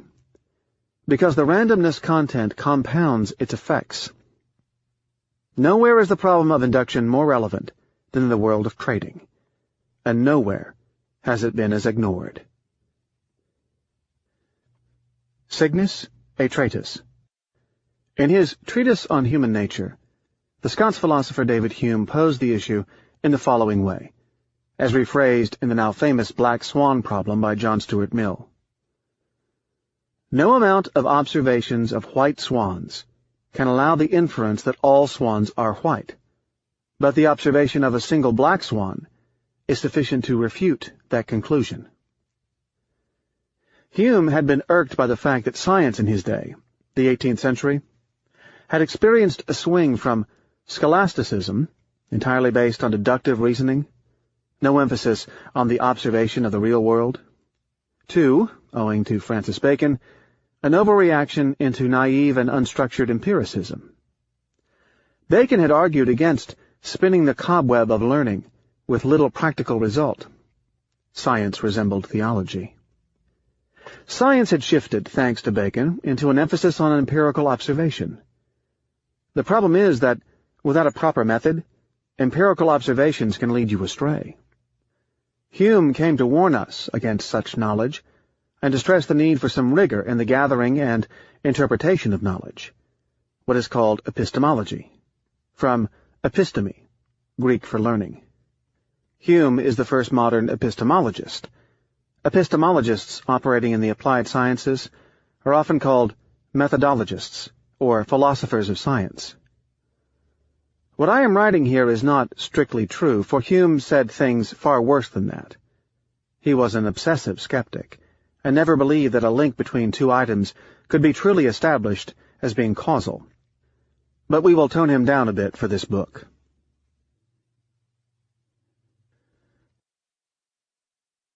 Niederhofer. The story of Victor Niederhofer is both sad and interesting, insofar as it shows the difficulty of merging extreme empiricism and logic in one single person. Pure empiricism implies necessarily being fooled by randomness. I am bringing up his example because, in a way, similar to Francis Bacon, Victor Niederhofer stood against the cobweb of learning of the University of Chicago and the efficient market religion of the 1960s, when they were at their worst. In contrast to the scholasticism of financial theorists, his work looked at data in search of anomalies and found some. He also figured out the uselessness of the news, as he showed that reading the newspaper did not confer a predictive advantage to its readers. He derived his knowledge of the world from past data stripped of preconceptions, commentaries, and stories. Since then, an entire industry of such operators, called statistical arbitrageurs, flourished. Some of the successful ones were initially his trainees. Niederhofer's story illustrates how empiricism cannot be inseparable from methodology. At the center of his modus is Niederhofer's dogma that any testable statement should be tested, as our minds make plenty of empirical mistakes when relying on vague impressions. His advice is obvious, but it is rarely practiced. How many effects we take for granted might not there be? A testable statement is one that can be broken down into quantitative components and subjected to statistical examination.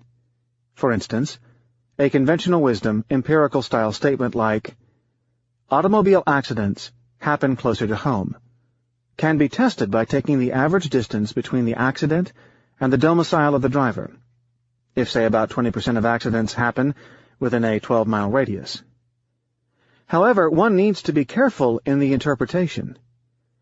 A naive reader of the result would tell you that you are more likely to have an accident if you drive in your neighborhood than if you did so in remote places, which is a typical example of naive empiricism. Why? Because accidents may happen closer to home simply because people spend their time driving close to home, if people spend 20% of their time driving in a 12-mile radius. But there is a more severe aspect of naive empiricism, I can use data to disprove a proposition, never to prove one. I can use history to refute a conjecture, never to affirm it. For instance, the statement, "The market never goes down 20% in a given 3-month period," can be tested, but is completely meaningless if verified. I can quantitatively reject the proposition by finding counterexamples, but it is not possible for me to accept it simply because in the past the market never went down 20% in a 3-month period. You cannot easily make the logical leap from "has never gone down" to "never goes down." Samples can be greatly insufficient. Markets may change. We may not know much about the market from historical information. You can more safely use the data to reject than to confirm hypotheses. Why? Consider the following statements. Statement A. No swan is black, because I looked at 4,000 swans and found none. Statement B. Not all swans are white. I cannot logically make statement A, no matter how many successive white swans I may have observed in my life and may observe in the future, except, of course, if I am given the privilege of observing with certainty all available swans. It is, however, possible to make statement B merely by finding one single counter-example. Indeed, statement A was disproved by the discovery of Australia, as it led to the sighting of the Cygnus atratus, a swan variety that was jet black. The reader will see a hint of Popper's ideas, as there is a strong asymmetry between the two statements, and furthermore, such asymmetry lies in the foundations of knowledge. It is also at the core of my operation as a decision-maker under uncertainty. I said that people rarely test testable statements. This may be better for those who cannot handle the consequence of the inference.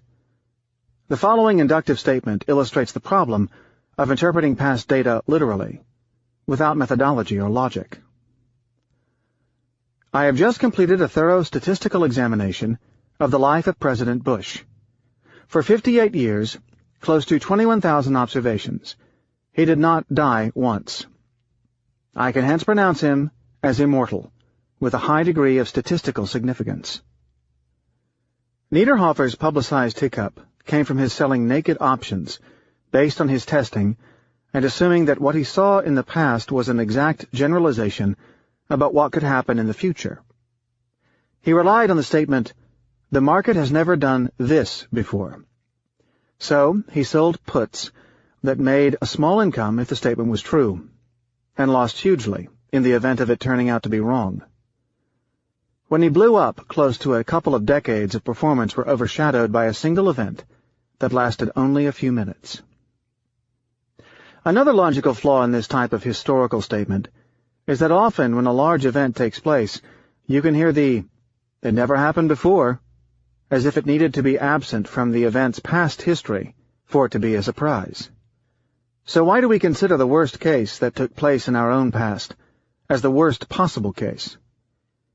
If the past, by bringing surprises, did not resemble the past previous to it, what I call the past's past, then why should our future resemble our current past?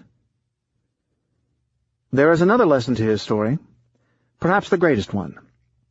Niederhofer appears to approach markets as a venue from which to derive pride, status, and wins against opponents, such as myself, as he would in a game with defined rules.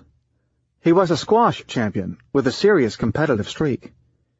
It is just that reality does not have the same closed and symmetric laws and regulations as games.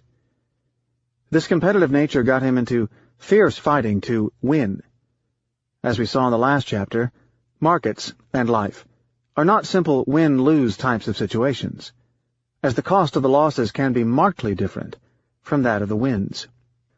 Maximizing the probability of winning does not lead to maximizing the expectation from the game when one's strategy may include skewness, i.e., a small chance of large loss and a large chance of a small win.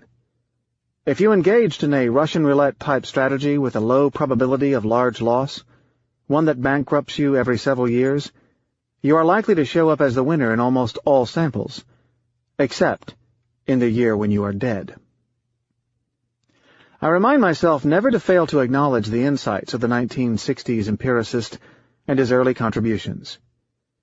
Sadly, I learned quite a bit from Niederhofer, mostly by contrast, and particularly from the last example.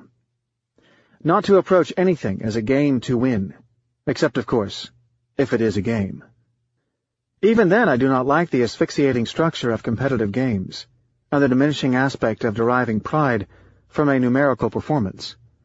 I also learned to stay away from people of a competitive nature, as they have a tendency to commoditize and reduce the world to categories, like how many papers they publish in a given year, or how they rank in the league tables. There is something non-philosophical about investing one's pride and ego into my house or library or car is bigger than that of others in my category. It is downright foolish to claim to be first in one's category, all the while sitting on a time bomb. To conclude, extreme empiricism, competitiveness, and the absence of logical structure to one's inference can be a quite explosive combination.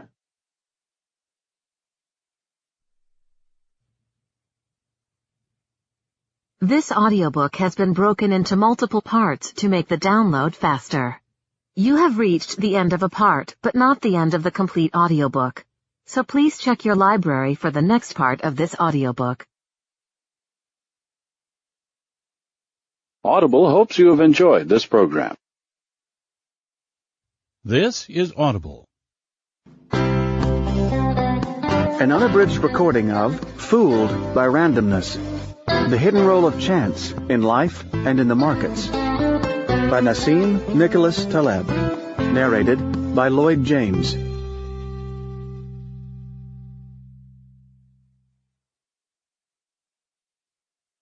Sir Karl's promoting agent. Next I will discuss how I discovered Karl Popper, via another trader, perhaps the only one I have ever truly respected. I do not know if it applies to other people, but in spite of my being a voracious reader, I have rarely been truly affected in my behavior, in any durable manner, by anything I have read. A book can make a strong impression, but such an impression tends to wane after some newer impression replaces it in my brain. A new book. I had to discover things for myself. Recall the stove is hot section in Chapter 3? These self-discoveries last. One exception of ideas that stuck with me are those of Sir Karl, whom I discovered, or perhaps rediscovered, through the writings of the trader and self-styled philosopher George Soros, who seemed to have organized his life by becoming a promoter of the ideas of Karl Popper. What I learned from George Soros was not quite in the way he perhaps intended us to learn from him. I disagreed with his statements when it came to economics and philosophy. First, although I admire him greatly, I agree with professional thinkers that Soros' forte is not in philosophical speculation. Yet he considers himself a philosopher, which makes him endearing in more way than one. Take his first book, The Alchemy of Finance. On the one hand, he seems to discuss ideas of scientific explanation by throwing in big names like deductive nomological, something always suspicious, as it is reminiscent of postmodern writers who play philosophers and scientists by using complicated references. On the other hand, he does not show much grasp of the concepts. For instance, he conducts what he calls a trading experiment and uses the success of the trade to imply that the theory behind it is valid. This is ludicrous. I could roll the dice to prove my religious beliefs and show the favorable outcome as evidence that my ideas are right. The fact that Soros' speculative portfolio turned a profit proves very little of anything. One cannot infer much from a single experiment in a random environment. An experiment needs a repeatability, showing some causal component. Second, Soros indicts wholesale the science of economics, which may be very justified, but he did not do his homework. For instance, he writes that the category of people he lumps as economists believe that things converge to equilibrium, when that only applies to some cases of neoclassical economics. There are plenty of economic theories that believe that departure from a price level can cause further divergence and cause cascading feedback loops. There has been considerable research to that effect in, say, game theory, the works of Harsanyi and Nash, or information economics, the works of Stiglitz, Akerlof, and Spence. Lumping all economics in one basket shows a bit of unfairness and lack of rigor. But in spite of some of the nonsense in his writing, probably aimed at convincing himself that he was not just a traitor, or because of it, I succumbed to the charm of this Hungarian man, who, like me, is ashamed of being a traitor, and prefers his trading to be a minor extension of his intellectual life, even if there is not so much scholarship in his essays. Having never been impressed by people with money, and I have met plenty of those throughout my life, I did not look at any of them as remotely a role model for me. Perhaps the opposite effect holds, as I am generally repelled by the wealthy, generally because of the attitude of epic heroism that usually accompanies rapid enrichment. Soros was the only one who seemed to share my values. He wanted to be taken seriously as a Middle European professor who happened to have gotten rich owing to the validity of his ideas. It was only by failing to gain acceptance by other intellectuals that he would try to gain alpha status through his money, sort of like a seducer who, after trying hard, would end up using such an appendage as the red Ferrari to seduce the girl. In addition, although Soros did not deliver anything meaningful in his writings, he knew how to handle randomness, by keeping a critical open mind and changing his opinions with minimal shame, which carries the side effect of making him treat people like napkins. He walked around calling himself fallible, but was so potent because he knew it, while others had loftier ideas about themselves. He understood Popper. Do not judge him by his writings. He lived a Popperian life. As an aside, Popper was not new to me. I had briefly heard of Karl Popper when I was in my teens and early 20s, as part of a motivated education in Europe and the United States.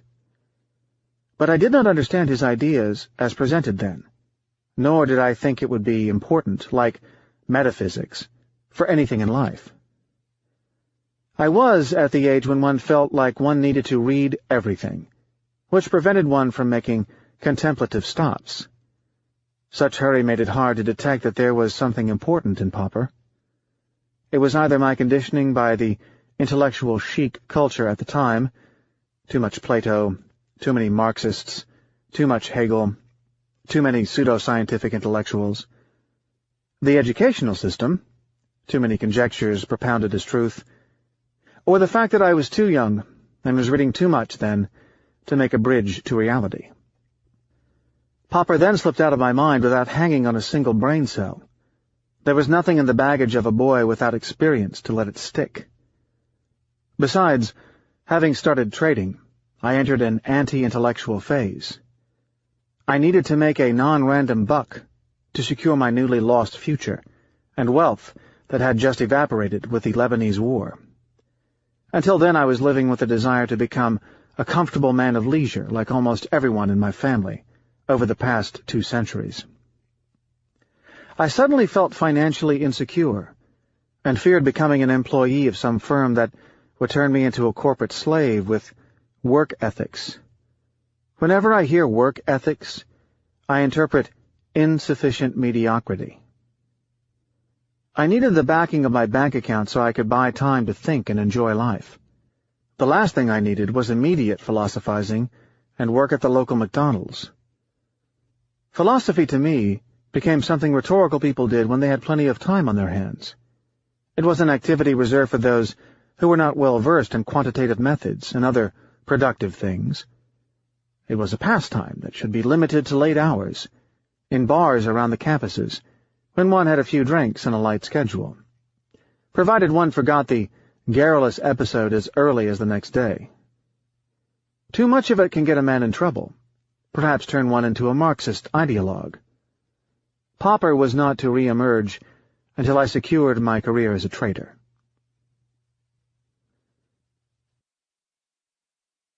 Location, Location. It is said that people generally remember the time and geographic condition where they were swept with a governing idea.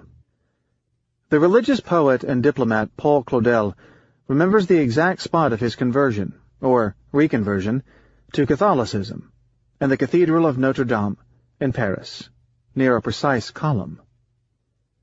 Thus I remember exactly the spot at Barnes & Noble on 18th Street and 5th Avenue, where in 1987, inspired by Soros, I read 50 pages of the Open Society and feverishly bought all the Popper titles I could get my hands on, lest they run out of stock. It was in a sparsely lit side room that had a distinctive smell of mildew. I remember vividly the thoughts that rushed through my head, like a revelation. Popper turned out to be exactly the opposite of what I initially thought about philosophers. He was the epitome of no-nonsense. By then, I had been an option trader for a couple of years, and I felt angry that I was being taken for a total ride by the academic researchers in finance, particularly since I was deriving my income from the failure of their models. I had already started talking to finance academics as part of my involvement with derivatives, and I had trouble getting through to them some basic points about financial markets.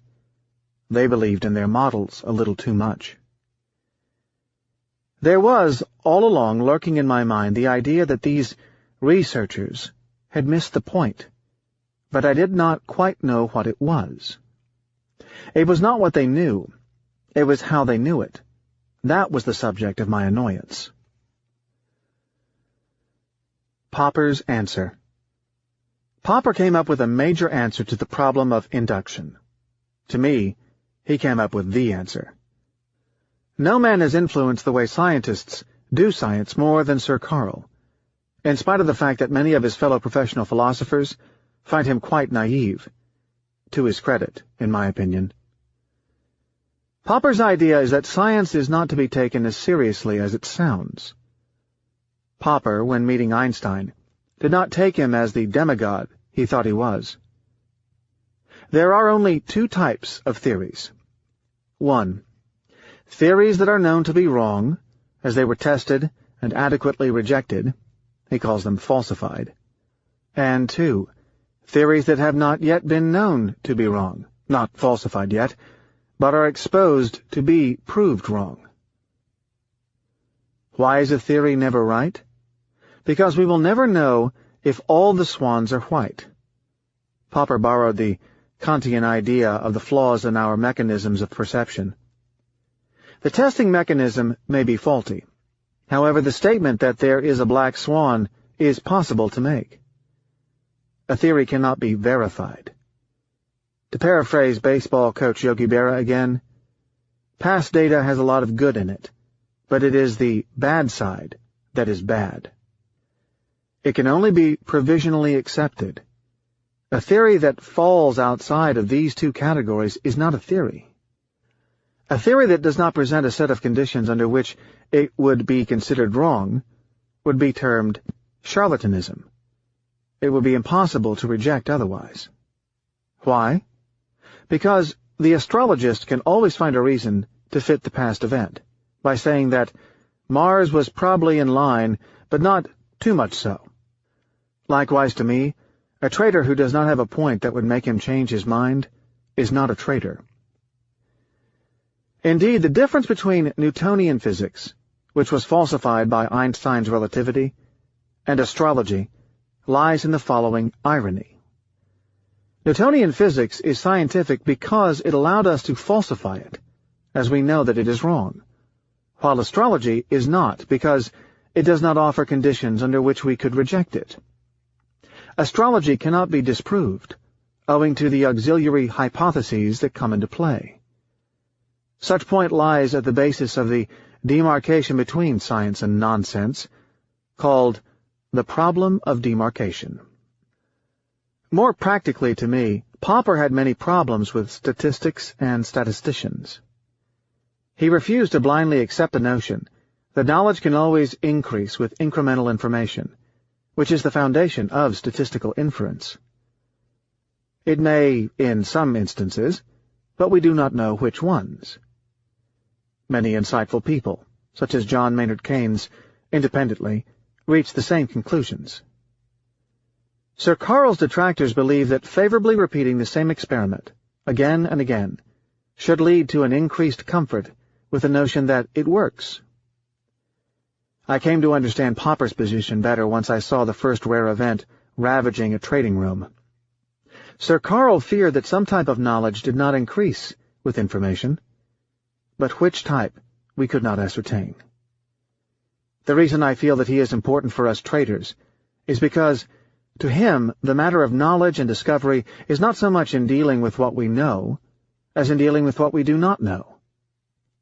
His famous quote, "These are men with bold ideas, but highly critical of their own ideas. They try to find whether their ideas are right, by trying first to find whether they are not perhaps wrong. They work with bold conjectures and severe attempts at refuting their own conjectures." These are scientists, but they could be anything. Putting the master in context, Popper was rebelling against the growth of science. Popper intellectually came to the world with the dramatic shifts in philosophy as attempts were made to shift it from the verbal and rhetorical to the scientific and rigorous, as we saw with the presentation of the Vienna Circle in Chapter 4. These people were sometimes called the logical positivists, after the movement called positivism, pioneered in France in the 19th century by Auguste Comte, where positivism meant scientification of things, literally everything under the sun. It was the equivalent of bringing the Industrial Revolution into the soft sciences. Without dwelling on positivism, I have to note that Popper was the antidote to positivism. To him, verification is not possible.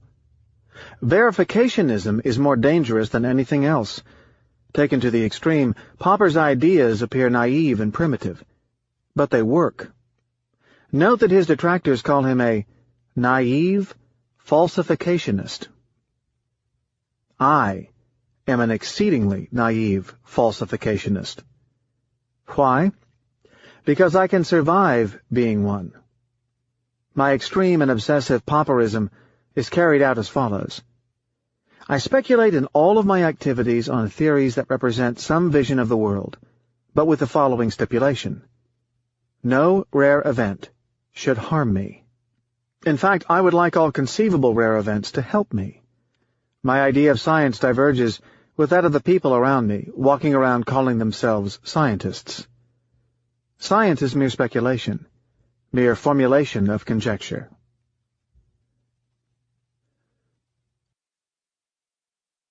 Open society. Popper's falsificationism is intimately connected to the notion of an open society. An open society is one in which no permanent truth is held to exist. This would allow counter-ideas to emerge. Karl Popper shared ideas with his friend, the low-key economist von Hayek, who endorsed capitalism as a state in which prices can disseminate information that bureaucratic socialism would choke. Both notions of falsificationism and open society are, counterintuitively, connected to those of a rigorous method for handling randomness in my day job as a trader. Clearly, an open mind is a necessity when dealing with randomness. Popper believed that any idea of utopia is necessarily closed, owing to the fact that it chokes its own refutations. The simple notion of a good model for society that cannot be left open for falsification is totalitarian. I learned from Popper, in addition to the difference between an open and a closed society, that between an open and a closed mind. Nobody is perfect. I have some sobering information about Popper the man. Witnesses of his private life find him rather un-Popperian. The philosopher and Oxford Don Brian McGee, who befriended him for close to 3 decades, depicts him as unworldly, except in his youth, and narrowly focused on his work. He spent the last 50 years of his long career, Popper lived 92 years, closed to the outside world, insulated from outside distractions and stimulation. Popper also engaged in giving people firm-sounding advice about their career or their private life, though he had little understanding of either. All this, of course, was in direct contravention of his professed and indeed genuine beliefs and practices in philosophy. He was not much better in his youth. Members of the Vienna Circle tried to avoid him, not because of his divergent ideas, but because he was a social problem. He was brilliant, but self-focused, both insecure and arrogant, irascible and self-righteous. He was a terrible listener, and bent on winning arguments at all costs. He had no understanding of group dynamics, and no ability to negotiate them.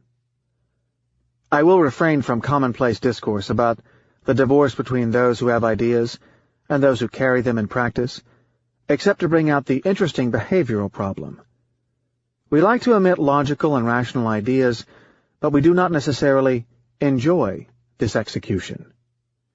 Strange as it sounds, this point has only been discovered very recently. We will see that we are not genetically fit to be rational and act rationally. We are merely fit for the maximum probability of transmitting our genes in some given, unsophisticated environment. Also, strange as it sounds, George Soros, obsessively self-critical, seems to be more Popperian than Popper in his professional behavior. Induction and memory. Memory in humans is a large machine to make inductive inferences. Think of memories. What is easier to remember, a collection of random facts glued together, or a story, something that offers a series of logical links? Causality is easier to commit to memory. Our brain would have less work to do in order to retain the information. The size is smaller. What is induction exactly? Induction is going from plenty of particulars to the general. It is very handy, as the general takes much less room in one's memory than a collection of particulars. The effect of such compression is the reduction in the degree of detective randomness. Pascal's wager. I conclude with my exposition of my own method of dealing with the problem of induction. The philosopher Pascal proclaimed that the optimal strategy for humans is to believe in the existence of God. For if God exists, then the believer would be rewarded. If he does not exist, the believer would have nothing to lose. Accordingly, we need to accept the asymmetry in knowledge. There are situations in which using statistics and econometrics can be useful, but I do not want my life to depend on it. Like Pascal, I will therefore state the following argument. If the science of statistics can benefit me in anything, I will use it. If it poses a threat, then I will not. I want to take the best of what the past can give me, without its dangers. Accordingly, I will use statistics and inductive methods to make aggressive bets, but I will not use them to manage my risks and exposure. Surprisingly, all the surviving traders I know seem to have done the same. They trade on ideas based on some observation, that includes past history, but like the Popperian scientists, they make sure that the costs of being wrong are limited, and their probability is not derived from past data. Unlike Carlos and John, they know before getting involved in the trading strategy which events would prove their conjecture wrong and allow for it. Recall that Carlos and John used past history both to make their bets and to measure their risk. They would then terminate their trade. This is called a stop-loss, a predetermined exit point, a protection from the Black Swan. I find it rarely practiced. Thank you, Solon. Finally, I have to confess that upon finishing my writing of Part 1, that writing about the genius of Solon's insight has carried an extreme effect on both my thinking and my private life. The composition of Part 1 made me even more confident in my withdrawal from the media and my distancing myself from other members of the business community, mostly other investors and traders, for whom I am developing more and more contempt. I believe that I cannot have power over myself as I have an ingrained desire to integrate among people and cultures, and would end up resembling them. By withdrawing myself entirely, I can have a better control of my fate. I am currently enjoying a thrill of the classics I have not felt since childhood. I am now thinking of the next step, to recreate a low-information, more deterministic, ancient time, say in the 19th century, all the while benefiting from some of the technical gains, such as the Monte Carlo engine, all of the medical breakthroughs, and all the gains of social justice of our age. I would then have the best of everything. This is called evolution.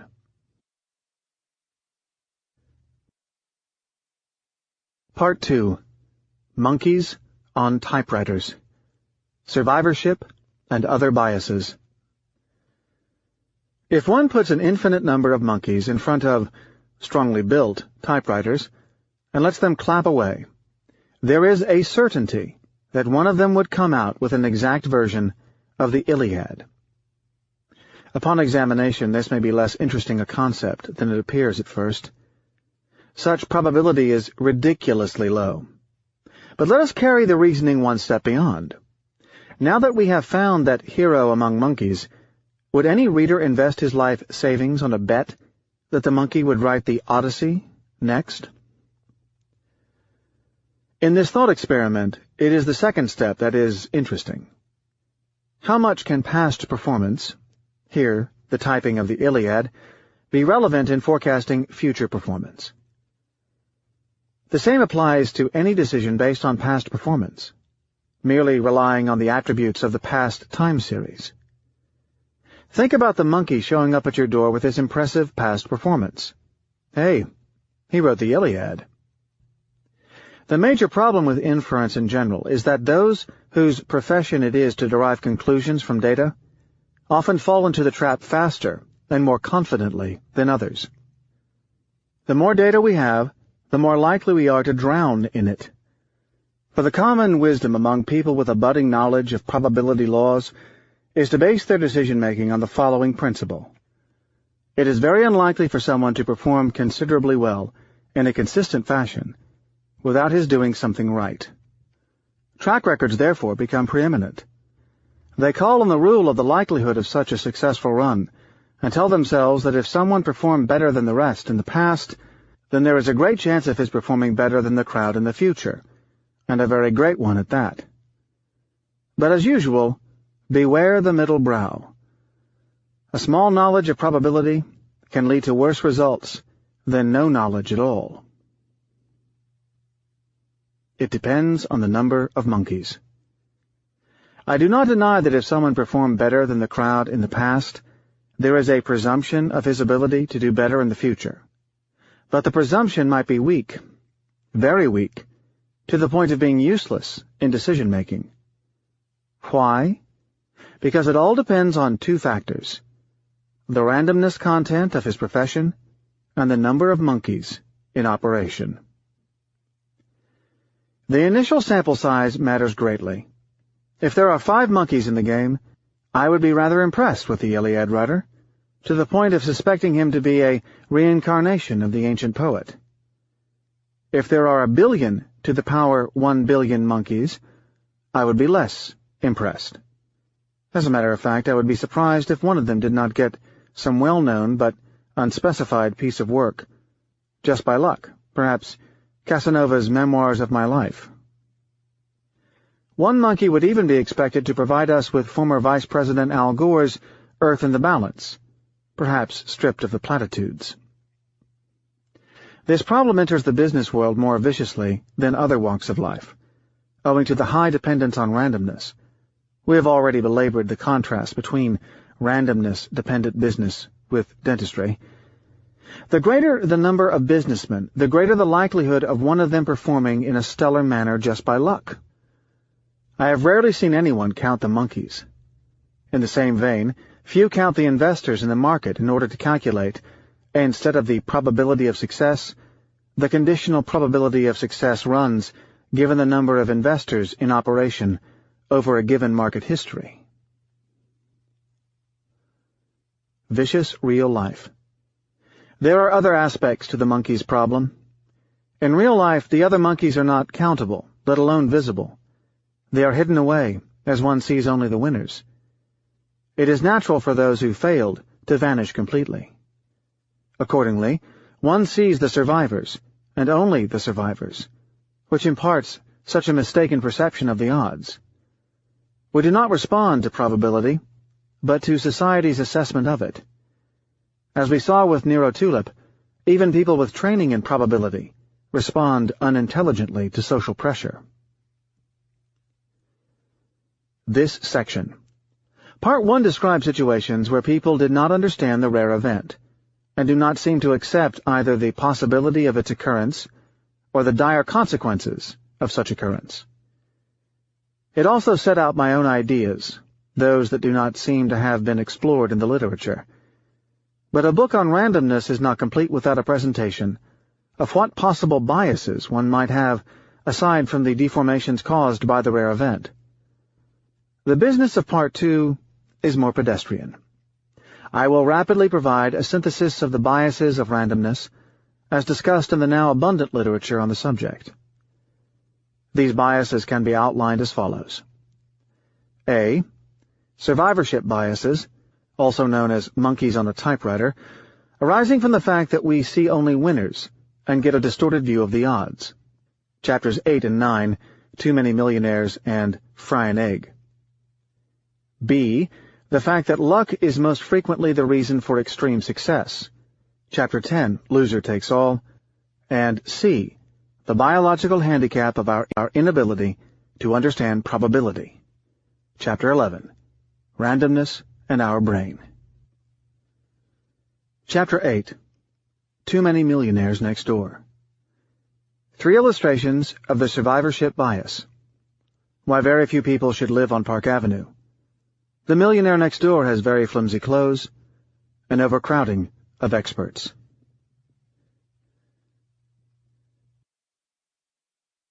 How to stop the sting of failure. Somewhat happy. Mark lives on Park Avenue in New York City with his wife, Janet, and their 3 children. He makes $500,000 a year, give or take a boom or a recession. He does not believe that the recent spurt in prosperity is here to last, and has not mentally adjusted yet to his recent abrupt rise in income. A rotund man in his late 40s with spongy features that make him look 10 years older than his age, he leads the seemingly comfortable but heckled life of a New York City lawyer. But he is on the quiet side of Manhattan residents. Mark is clearly not the man one would expect to go bar hopping or attend late-night Tribeca and Soho parties. He and his wife have a country house and a rose garden and tend to be concerned, like many people of their age, mentality and condition, with, in the following order, material comfort, health, and status. Weekdays he does not come home until at least 9:30 p.m., and at times he can be found in the office at close to midnight. By the end of the week, Mark is so fatigued that he falls asleep during their 3-hour drive to the house, and Mark spends most of Saturday lying in bed recovering and healing. Mark grew up in a small town in the Midwest, the son of a quiet tax accountant who worked with sharp yellow pencils. His obsession with sharpness was so strong that he carried a sharpener in his pocket at all times. Mark exhibited very early signs of intelligence. He did extremely well in high school. He attended Harvard College, then Yale Law School. Not bad, one would say.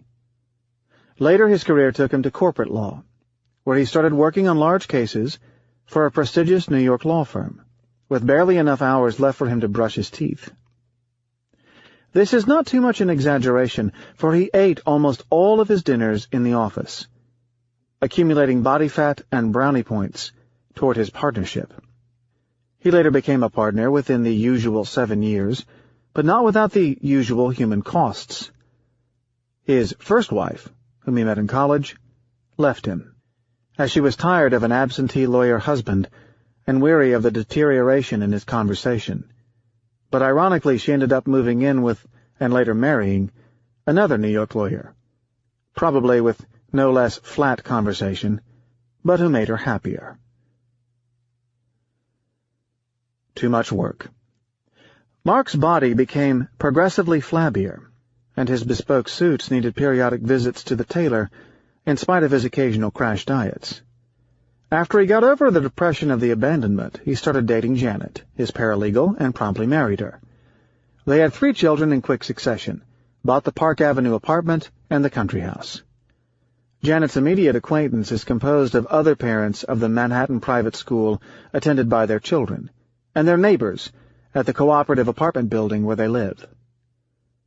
From a materialistic standpoint, they come at the low end of such a set, perhaps even at the exact bottom.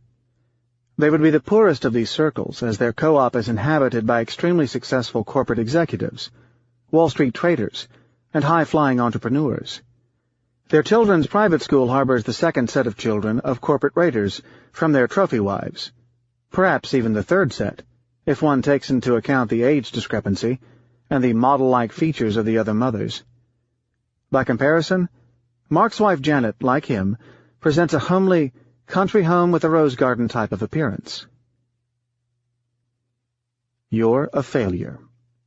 Mark's strategy of staying in Manhattan may be rational, as his demanding work hours would make it impossible for him to commute.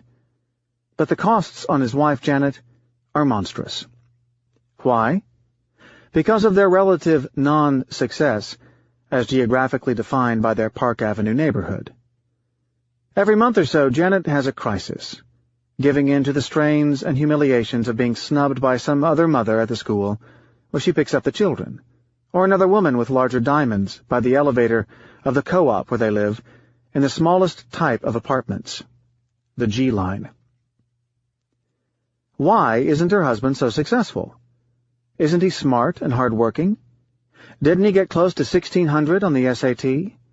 Why is this Ronald something, whose wife never even nods to Janet, worth hundreds of millions, when her husband went to Harvard and Yale, and has such a high IQ, and has hardly any substantial savings?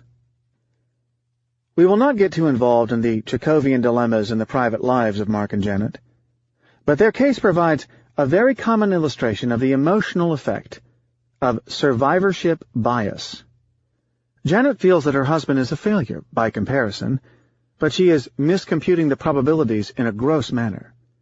She is using the wrong distribution to derive a rank. As compared to the general U.S. population, Mark has done very well, better than 99.5% of his compatriots. As compared to his high school friends, he did extremely well, a fact that he could have verified had he had time to attend the periodic reunions, and he would come at the top. As compared to other people at Harvard, he did better than 90% of them, financially, of course. As compared to his law school comrades at Yale, he did better than 60% of them. But as compared to his co-op neighbors, he is at the bottom.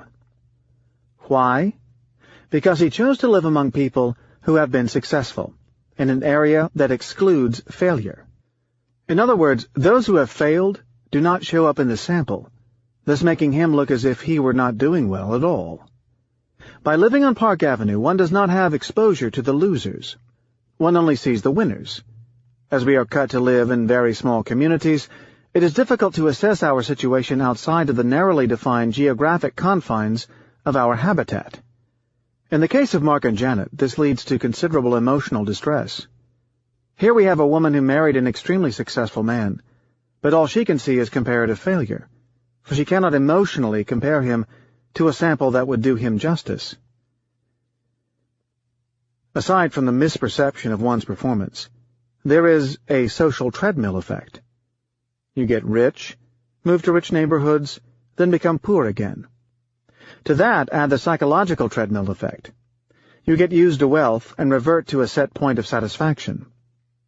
This problem of some people never really getting to feel satisfied by wealth, beyond a given point, has been the subject of technical discussions on happiness. Someone would rationally say to Janet, "Go read this book, Fooled by Randomness, by one mathematical trader on the deformations of chance in life. It would give you a statistical sense of perspective, and would accordingly make you feel better." As an author, I would like to offer a panacea for $14.95, but I would rather say that in my best hopes it may provide an hour or so of solace. Janet may need something more drastic for relief.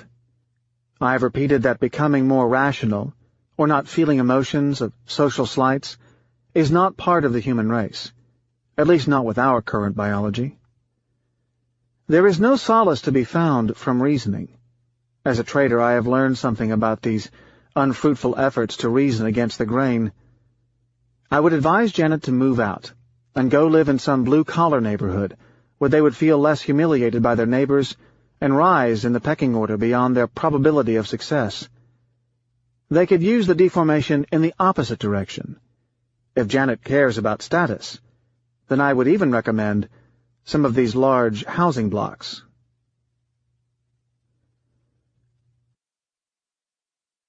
Double survivorship biases.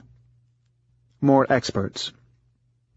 I recently read a bestseller called The Millionaire Next Door, an extremely misleading but almost enjoyable book by two experts, in which the authors try to infer some attributes that are common to rich people.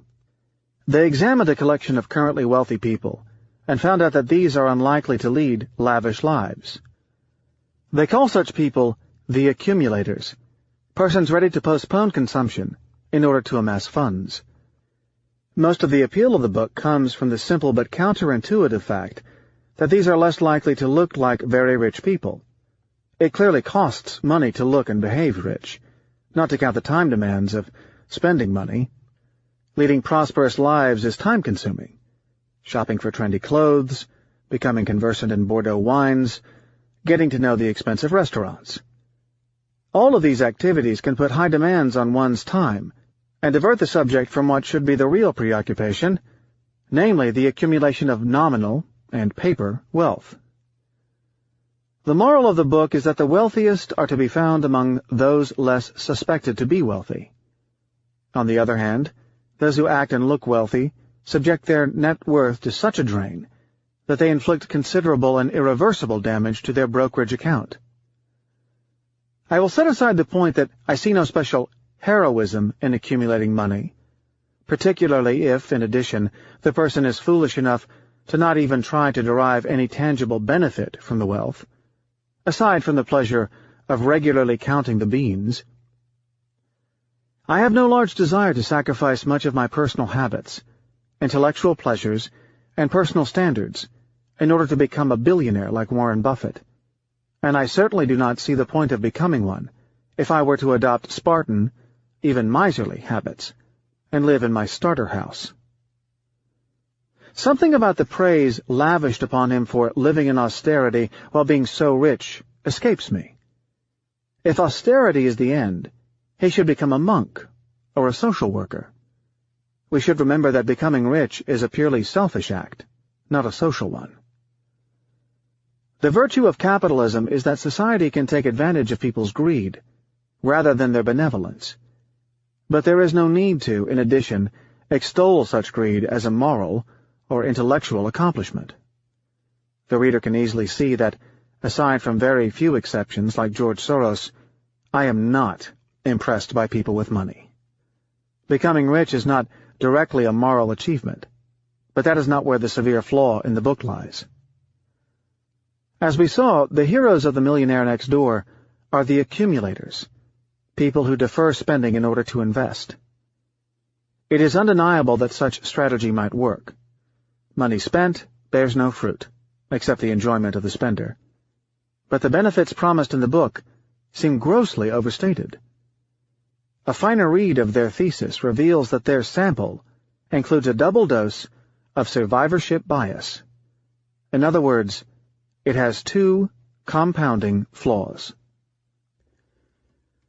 Visibility winners. The first bias comes from the fact that the rich people selected for their sample are among the lucky monkeys on typewriters. The authors made no attempt to correct their statistics with the fact that they saw only the winners. They make no mention of the accumulators who have accumulated the wrong things. Members of my family are experts on that. Those who accumulated managed to accumulate currencies about to be devalued, and stocks of companies that later went bust. Nowhere do we see a mention of the fact that some people were lucky enough to have invested in the winners. These people, no doubt, would have made their way into the book. There is a way to take care of the bias. Lower the wealth of your average millionaire by, say, 50%, on the grounds that the bias causes the average net worth of the observed millionaire to be higher by such amount. It consists in adding the effect of the losers into the pot. It would certainly modify the conclusion.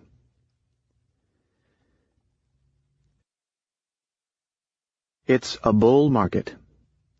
As to the second, more serious flaw, I have already discussed the problem of induction. The story focuses on an unusual episode in history. Buying its thesis implies accepting that the current returns in asset values are permanent, the sort of belief that prevailed before the great crash that started 1929. Remember that asset prices have, still at the time of writing, witnessed the greatest bull market in history, and that values did compound astronomically during the past 2 decades. $1 invested in the average stock would have grown almost 20-fold since 1982, and that is the average stock. The sample might include people who invested in stocks performing better than average. Virtually all of the subjects became rich from asset price inflation. In other words, from the recent inflation in financial paper and assets that started in 1982. An investor who engaged in the same strategy during less august days for the market would certainly have a different story to tell. Imagine the book being written in 1982, after the prolonged erosion of the inflation-adjusted value of the stocks, or in 1935, after the loss of interest in the stock market. Or consider that the United States stock market is not the only investment vehicle. Consider the fate of those who, in place of spending their money buying expensive toys and paying for ski trips, bought Lebanese lira-denominated treasury bills, as my grandfather did, or junk bonds from Michael Milken, as many of my colleagues in the 1980s did. Go back in history and imagine the accumulator buying Russian imperial bonds, bearing the signature of Tsar Nicholas II, and trying to accumulate further by cashing them from the Soviet government. Or Argentine real estate in the 1930s, as my great-grandfather did. The mistake of ignoring the survivorship bias is chronic, even, or perhaps especially, among professionals. How? Because we are trained to take advantage of the information that is lying in front of our eyes, ignoring the information that we do not see. At the time of writing, pension funds and insurance companies in the United States and in Europe somehow bought the argument that, in the long term, equities always pay off 9%, and back it up with statistics. The statistics are right, but they are past history. My argument is that I can find you a security somewhere among the 40,000 available that went up twice that amount every year without fail. Should we put the Social Security money into it? A brief summing up at this point. I showed how we tend to mistake one realization among all possible random histories as the most representative one, forgetting that there may be others. In a nutshell, the survivorship bias implies that the highest performing realization will be the most visible. Why? Because the losers do not show up. A guru's opinion. The fund management industry is populated with gurus. Clearly the field is randomness-laden, and the guru is going to fall into a trap, particularly if he has no proper training in inference. At the time of writing, there is one such guru who developed the very unfortunate habit of writing books on the subject. Along with one of his peers, he computed the success of a Robin Hood policy of investing with the least successful manager in a given population of managers. It consists in switching down by taking money away from the winner and allocating it to the loser. This goes against the prevailing wisdom of investing with a winning manager and taking away money from a losing one. Doing so, their paper strategy, i.e., as in a monopoly game, not executed in real life, derived considerably higher returns than if they stuck to the winning manager. Their hypothetical example seemed to them to prove that one should not stay with the best manager, as we would be inclined to do, but rather switch to the worst manager, or at least such seems to be the point they were attempting to convey. Their analysis presents one severe hitch that any graduate student should be able to pinpoint at the first reading. Their sample only had survivors. They simply forgot to take into account the managers who went out of business. Such a sample includes managers who were operating during the simulation and are still operating today. True, their sample included managers who did poorly, but only those managers who did poorly and recovered without getting out of business. So it would be obvious that investing with those who fared poorly at some point but recovered, with the benefit of hindsight, would yield a positive return. Had they continued to fare poorly, they would be out of business and would not be included in the sample. How should one conduct the proper simulation? By taking a population of managers in existence, say, 5 years ago, and running the simulation up to today. Clearly, the attributes of those who leave the population are biased toward failure. Few successful people in such a lucrative business call it quits because of extreme success. Before we turn to a more technical presentation of these issues, one mention of the much idealized buzzword of optimism. Optimism, it is said, is predictive of success. Predictive? It can also be predictive of failure. Optimistic people certainly take more risks, as they are overconfident about the odds. Those who win show up among the rich and famous. Others fail and disappear from the analyses. Sadly.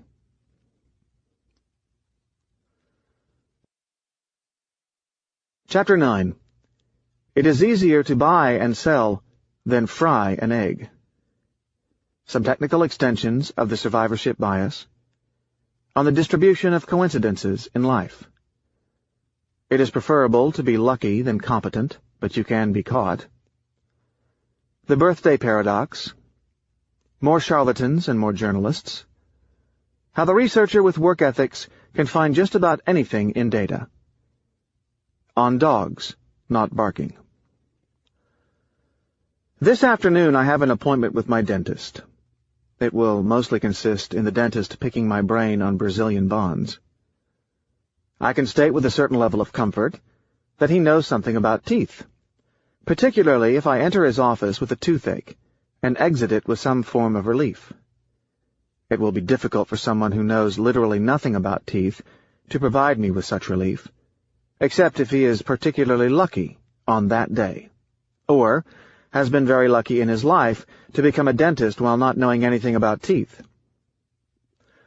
Looking at his diploma on the wall, I determined that the odds that he repeatedly gave correct answers to the exam questions and performed satisfactorily on a few thousand cavities before his graduation, out of plain randomness, are remarkably small. Later in the evening I go to Carnegie Hall. I can say little about the pianist. I even forgot her unfamiliar foreign-sounding name. All I know is that she studied in some Muscovite conservatory. But I can expect to get some music out of the piano. It will be rare to have someone who performed brilliantly enough in the past to get to Carnegie Hall and now turns out to have benefited from luck alone.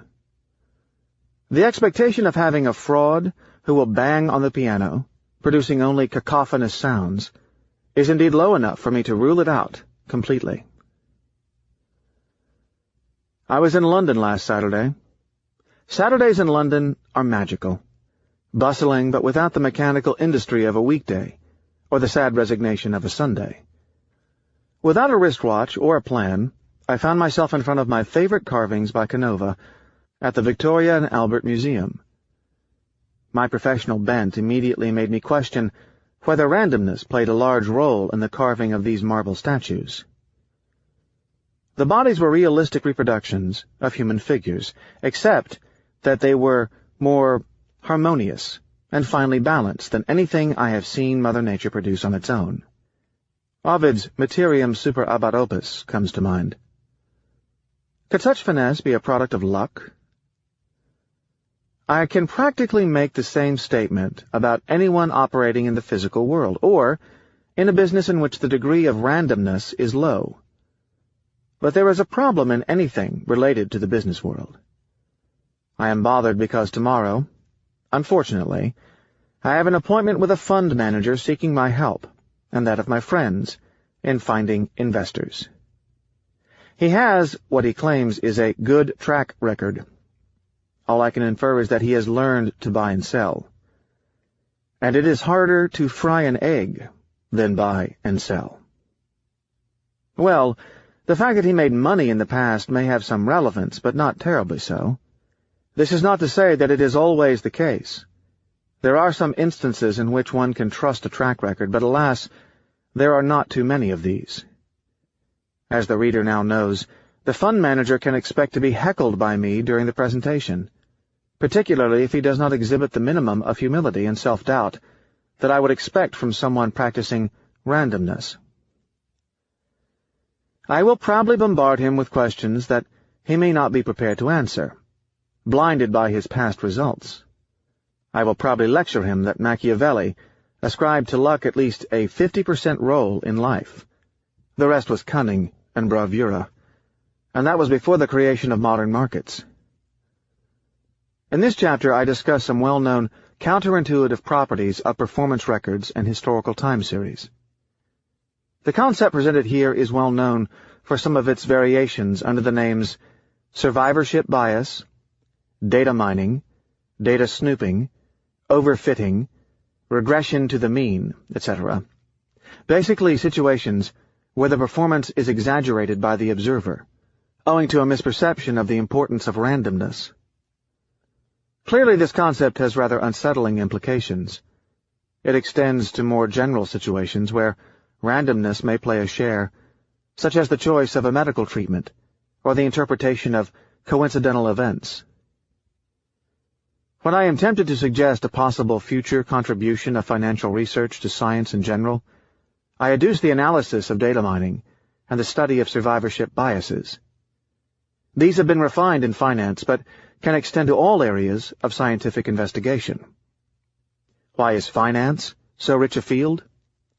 Because it is one of the rare areas of investigation where we have plenty of information, in the form of abundant price series, but no ability to conduct experiments as in, say, physics. This dependence on past data brings about its salient defects. Fooled by numbers. Placebo investors. I have often been faced with questions of the sort, "Who do you think you are to tell me that I might have been plain lucky in my life?" Well, nobody really believes that he or she was lucky. My approach is that, with our Monte Carlo engine, we can manufacture purely random situations. We can do the exact opposite of conventional methods. In place of analyzing real people, hunting for attributes, we can create artificial ones with precisely known attributes. Thus we can manufacture situations that depend on pure, unadulterated luck, without the shadow of skills, or whatever we have called non-luck, hearkening back to the table I first described, earlier in the book. In other words, we can man-make pure nobodies to laugh at. They will be, by design, stripped of any shadow of ability, exactly like a placebo drug. We saw in Chapter 5 how people may survive owing to traits that momentarily fit the given structure of randomness. Here we take a far simpler situation where we know the structure of randomness. The first such exercise is a finessing of the old popular saying that even a broken clock is right twice a day. We will take it a bit further to show that statistics is a knife that cuts on both sides. Let us use the Monte Carlo generator introduced earlier and construct a population of 10,000 fictional investment managers. The generator is not terribly necessary, since we can use a coin or even do plain algebra, but it is considerably more illustrative and fun. Assume that they each have a perfectly fair game. Each one has a 50% probability of making $10,000 at the end of the year, and a 50% probability of losing $10,000. Let us introduce an additional restriction. Once a manager has a single bad year, he is thrown out of the sample. Goodbye, and have a nice life. Thus we will operate like the legendary speculator George Soros, who is said to tell his managers gathered in a room, "Half of you guys will be out by next year," with an Eastern European accent. Like Soros, we have extremely high standards. We are looking only for managers with an unblemished record. We have no patience for low performers. The Monte Carlo generator will toss a coin. Heads, and the manager will make $10,000 over the year. Tails, he will lose $10,000. We run it for the first year. At the end of the year, we expect 5,000 managers to be up $10,000 each, and 5,000 to be down $10,000. Now we run the game a second year. Again, we can expect 2,500 managers to be up 2 years in a row. Another year, 1,250. A fourth one, 625. A fifth, 313. We have now, simply in a fair game, 313 managers who made money for 5 years in a row, out of pure luck. Meanwhile, if we throw one of these successful traders into the real world, we would get very interesting and helpful comments on his remarkable style, his incisive mind, and the influences that helped him achieve such success. Some analysts may attribute his achievement to precise elements among his childhood experiences. His biographer will dwell on the wonderful role models provided by his parents. We would be supplied with black and white pictures in the middle of the book of a great mind in the making. And the following year, should he stop outperforming, recall that his odds of having a good year have stayed at 50%. They would start laying blame, finding fault with the relaxation in his work ethics or his dissipated lifestyle. They will find something he did before, when he was successful, that he has subsequently stopped doing, and attribute his failure to that. The truth will be, however, that he simply ran out of luck. Nobody has to be competent. Let's push the argument further to make it more interesting. We create a cohort that is composed exclusively of incompetent managers. We will define an incompetent manager as someone who has a negative expected return, the equivalent of the odds being stacked against him. We instruct the Monte Carlo generator now to draw from an urn. The urn has 100 balls, 45 black and 55 red. By drawing with replacement, the ratio of red to black balls will remain the same. If we draw a black ball, the manager will earn $10,000. If we draw a red ball, he will lose $10,000. The manager is thus expected to earn $10,000 with 45% probability, and lose $10,000 with 55%. On average, the manager will lose $1,000 each round, but only on average. At the end of the first year, we still expect to have 4,500 managers turning a profit, 45% of them. The second, 45% of that number, 2,025. The third, 911. The fourth, 410. The fifth, 184. Let us give the surviving managers names and dress them in business suits. True, they represent less than 2% of the original cohort, but they will get attention. Nobody will mention the other 98%. What can we conclude? The first counterintuitive point is that a population entirely composed of bad managers will produce a small amount of great track records. As a matter of fact, assuming the manager shows up unsolicited at your door, it will be practically impossible to figure out whether he is good or bad. The results would not markedly change even if the population were composed entirely of managers who are expected in the long run to lose money. Why? Because owing to volatility, some of them will make money. We can see here that volatility actually helps bad investment decisions. The second counterintuitive point is that the expectation of the maximum of track records with which we are concerned, depends more on the size of the initial sample than on the individual odds per manager. In other words, the number of managers with great track records in a given market depends far more on the number of people who started in the investment business, in place of going to dental school, rather than on their ability to produce profits. It also depends on the volatility. Why do I use the notion of expectation of the maximum?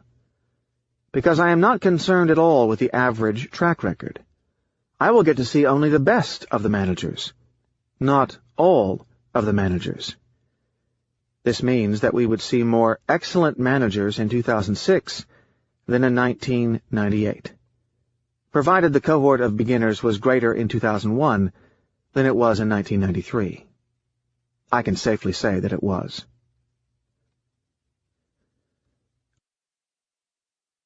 Regression to the mean.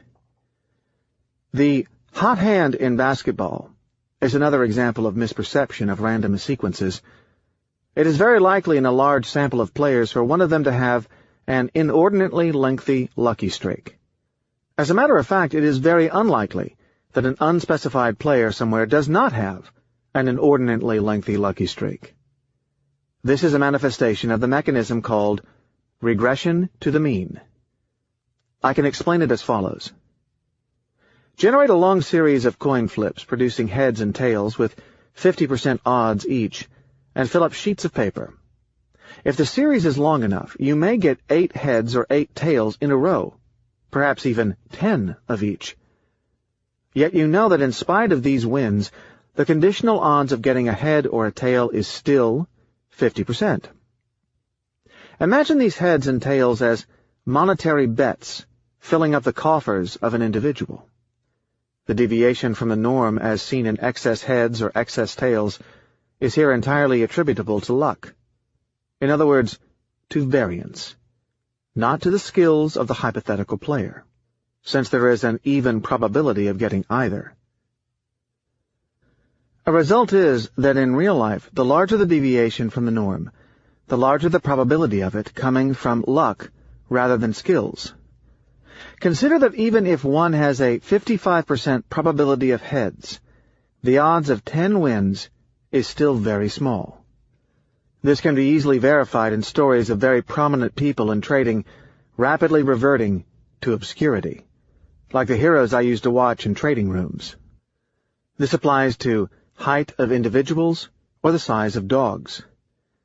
In the latter case, consider that 2 average-sized parents produce a large litter. The largest dogs, if they diverge too much from the average, will tend to produce offspring of smaller size than themselves, and vice versa. This reversion for the large outliers is what has been observed in history and explained as regression to the mean. Note that the larger the deviation, the more important its effect. Again, one word of warning. All deviations do not come from this effect, but a disproportionately large proportion of them do. Erudicity. To get more technical, I have to say that people believe that they can figure out the properties of the distribution from the sample they are witnessing. When it comes to matters that depend on the maximum, it is altogether another distribution that is being inferred, that of the best performers. We call the difference between the average of such distribution and the unconditional distribution of winners and losers the survivorship bias. Here, the fact that about 3% of the initial cohort discussed earlier will make money 5 years in a row. In addition, this example illustrates the properties of erudicity, namely, that time will eliminate the annoying effects of randomness. Looking forward, in spite of the fact that these managers were profitable in the past 5 years, we expect them to break even in any future time period. They will fare no better than those of the initial cohort who failed earlier in the exercise. The long term. A few years ago, when I told one Mr. A then master of the universe type, that track records were less relevant than he thought, he found the remark so offensive that he violently flung his cigarette lighter in my direction.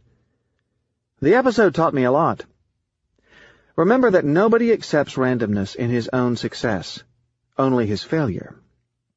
His ego was pumped up as he was heading up a department of great traders who were then temporarily making a fortune in the markets and attributing the idea to the soundness of their business, their insights, or their intelligence.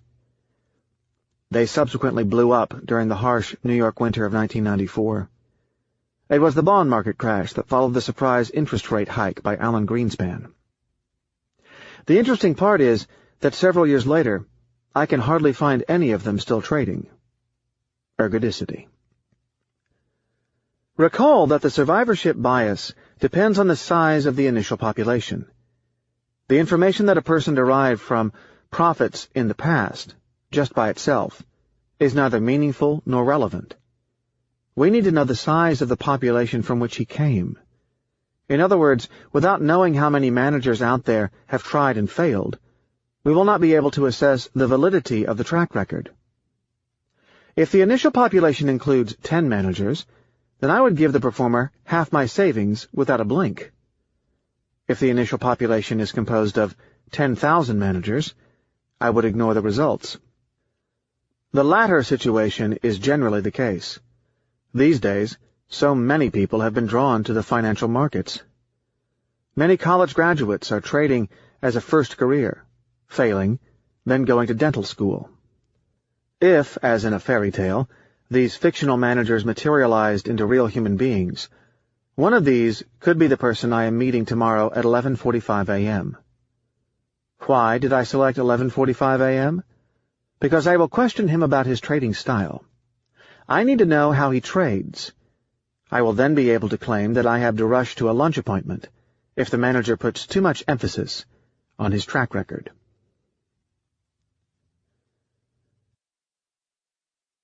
Life is coincidental. Next, we look at the extensions to real life of our bias in the understanding of the distribution of coincidences. The mysterious letter. You get an anonymous letter on January 2nd, informing you that the market will go up during the month. It proves to be true, but you disregard it, owing to the well-known January effect. Stocks have gone up historically during January. Then you receive another one on February 1st, telling you that the market will go down. Again, it proves to be true. Then you get another letter on March 1st. Same story. By July, you are intrigued by the prescience of the anonymous person, and you are asked to invest in a special offshore fund. You pour all your savings into it. 2 months later, your money is gone. You go spill your tears on your neighbor's shoulder, and he tells you that he remembers that he received 2 such mysterious letters, but the mailing stopped at the second letter. He recalls that the first one was correct in its prediction, the other incorrect. What happened? The trick is as follows. The con operator pulls 10,000 names out of a phone book. He mails a bullish letter to one half of the sample and a bearish one to the other half. The following month he selects the names of the persons to whom he mailed the letter whose prediction turned out to be right. That is, 5,000 names. The next month he does the same with the remaining 2,500 names, until the list narrows down to 500 people. Of these, there will be 200 victims. An investment in a few $1,000s worth of postage stamps will turn into several million.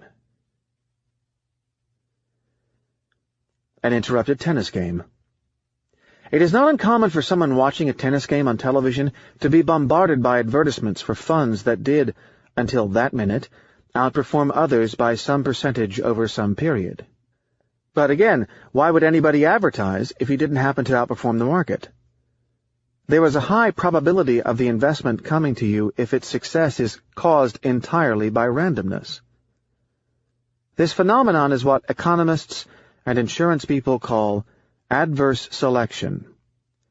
Judging an investment that comes to you requires more stringent standards than judging an investment you seek, owing to such selection bias. For example, by going to a cohort composed of 10,000 managers, I have 2 in 100 chances of finding a spurious survivor. By staying home and answering my doorbell, The chance of the soliciting party being a spurious survivor is closer to 100%. Reverse survivors. We have so far discussed the spurious survivor. The same logic applies to the skilled person who has the odds markedly stacked in her favor, but who still ends up going to the cemetery. This effect is the exact opposite of the survivorship bias. Consider that all one needs is 2 bad years in the investment industry to terminate a risk-taking career, and that, even with great odds in one's favor, such an outcome is very possible. What do people do to survive? They maximize their odds of staying in the game by taking Black Swan risks, like John and Carlos. Those that fare well most of the time, but incur a risk of blowing up. The birthday paradox. The most intuitive way to describe the data mining problem to a non-statistician is through what is called the birthday paradox, though it is not really a paradox, simply a perceptual oddity. If you meet someone randomly, there is a 1 in 365.25 chance of your sharing their birthday, and a considerably smaller one of having the exact birthday of the same year. So, sharing the same birthday would be a coincidental event that you would discuss at the dinner table. Now let us look at a situation where there are 23 people in a room. What is the chance of there being 2 people with the same birthday? About 50%, for we are not specifying which people need to share a birthday. Any pair works. It's a small world. A similar misconception of probabilities arises from the random encounters one may have with relatives or friends in highly unexpected places. "It's a small world," is often uttered with surprise. But these are not improbable occurrences. The world is much larger than we think. It is just that we are not truly testing for the odds of having an encounter with one specific person, in a specific location, at a specific time. Rather, we are simply testing for any encounter with any person we have ever met in the past, and in any place we will visit during the period concerned. The probability of the latter is considerably higher, perhaps several thousand times the magnitude of the former. When the statistician looks at the data to test a given relationship, say to ferret out the correlation between the occurrence of a given event, like a political announcement, and stock market volatility, odds are that the result can be taken seriously. But when one throws the computer at data, looking for just about any relationship, it is certain that a spurious connection will emerge, such as the fate of the stock market being linked to the length of women's skirts. And just like the birthday coincidences, it will amaze people. Data mining, statistics, and charlatanism. What is your probability of winning the New Jersey lottery twice? 1 in 17 trillion. Yet it happened to Evelyn Adams, whom the reader might guess should feel particularly chosen by destiny. Using the method we developed before, researchers Percy Diaconis and Frederick Mosteller estimated at 30 to 1 the probability that someone, somewhere, in a totally unspecified way, gets so lucky. Some people carry their data mining activities into theology. After all, ancient Mediterraneans used to read potent messages in the entrails of birds. An interesting extension of data mining into biblical exegesis is provided in The Bible Code by Michael Drosnin. Drosnin, a former journalist, seemingly innocent of any training in statistics, aided by the works of a mathematician, helped predict the former Israeli Prime Minister Yitzhak Rabin's assassination by deciphering a Bible code. He informed Rabin, who obviously did not take it too seriously. The Bible code finds statistical irregularities in the Bible. These help predict some such events. Needless to say that the book sold well enough to warrant a sequel predicting, with hindsight, even more such events. The same mechanism is behind the formation of conspiracy theories. Like the Bible code, they can seem perfect in their logic, and can cause otherwise intelligent people to fall for them. I can create a conspiracy theory by downloading hundreds of paintings from an artist or group of artists and finding a constant among all those paintings, among the hundreds of thousands of traits. I would then concoct a conspiratorial theory around a secret message shared by these paintings. This is seemingly what the author of the best-selling The Da Vinci Code did. The best book I have ever read. My favorite time is spent in bookstores, where I aimlessly move from book to book in an attempt to make a decision as to whether to invest the time in reading it. My buying is frequently made on impulse, based on superficial but suggestive clues. Frequently I have nothing but a book jacket as appendage to my decision-making. Jackets often contain praise by someone, famous or not, or excerpts from a book review. Good praise by a famous and respected person, or a well-known magazine, would sway me into buying the book. What is the problem? I tend to confuse a book review, which is supposed to be an assessment of the quality of the book, with the best book reviews, marred with the same survivorship biases. I mistake the distribution of the maximum of a variable with that of the variable itself. The publisher will never put on the jacket of the book anything but the best praise. Some authors go even a step beyond, taking a tepid or even unfavorable book review and selecting words in it that appear to praise the book. One such example came from one Paul Wilmot, an English financial mathematician of rare brilliance and irreverence, who managed to announce that I gave him his first bad review, yet used excerpts from it as praise on the book jacket. We later became friends, which allowed me to extract an endorsement from him for this book. The first time I was fooled by this bias was upon buying, when I was 16, Manhattan Transfer, a book by John Dos Passos, the American writer, based on praise on the jacket by the French writer and philosopher Jean-Paul Sartre, who claimed something to the effect that Dos Passos was the greatest writer of our time. This simple remark, possibly blurted out in a state of intoxication or extreme enthusiasm, caused Dos Passos to become required reading in European intellectual circles, as Sartre's remark was mistaken for a consensus estimate of the quality of Dos Passos, rather than what it was, the best remark. In spite of such interest in his work, Dos Passos has reverted to obscurity. The Back Tester. A programmer helped me build a back tester. It is a software program connected to a database of historical prices, which allows me to check the hypothetical past performance of any trading rule of average complexity. I can just apply a mechanical trading rule, like buy NASDAQ stocks if they close more than 1.83% above their average of the previous week, and immediately get an idea of its past performance. The screen will flash my hypothetical track record associated with the trading rule. If I do not like the results, I can change the percentage to, say, 1.2%. I can also make the rule more complex.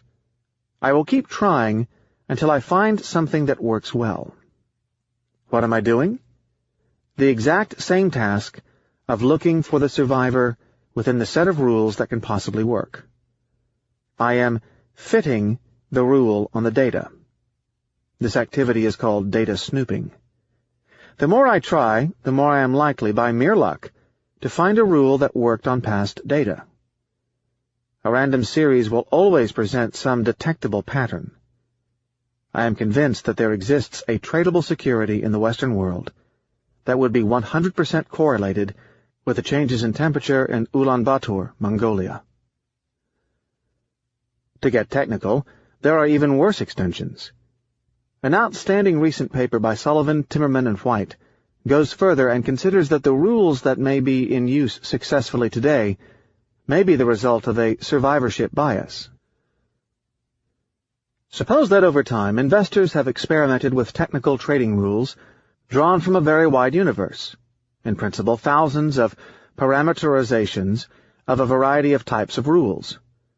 As time progresses, the rules that happen to perform well historically receive more attention and are considered serious contenders by the investment community, while unsuccessful trading rules are more likely to be forgotten.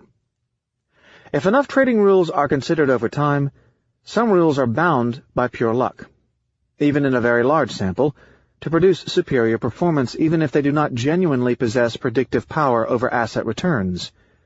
Of course, inference based solely on the subset of surviving trading rules may be misleading in this context, since it does not account for the full set of initial trading rules, most of which are unlikely to have underperformed.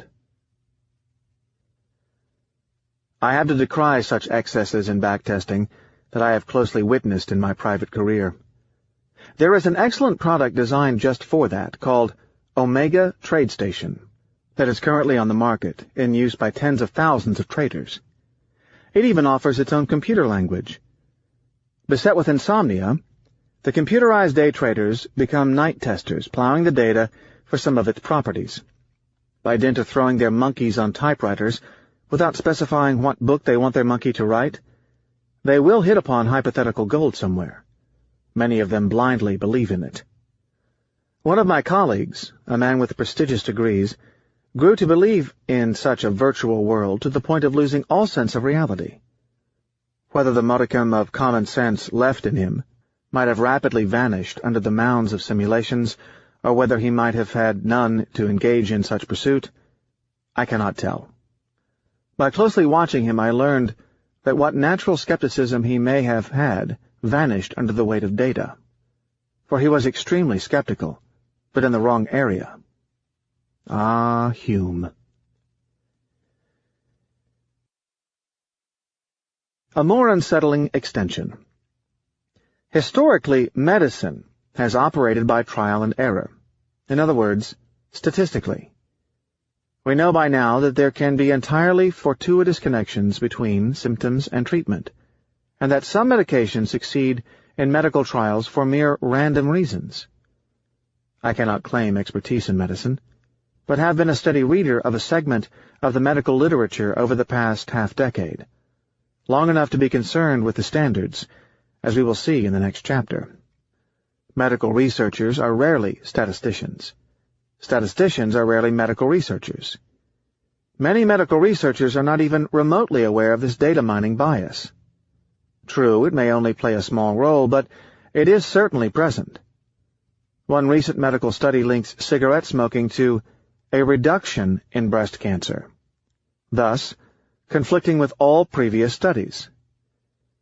Logic would indicate that the result may be suspicious, the result of mere coincidence.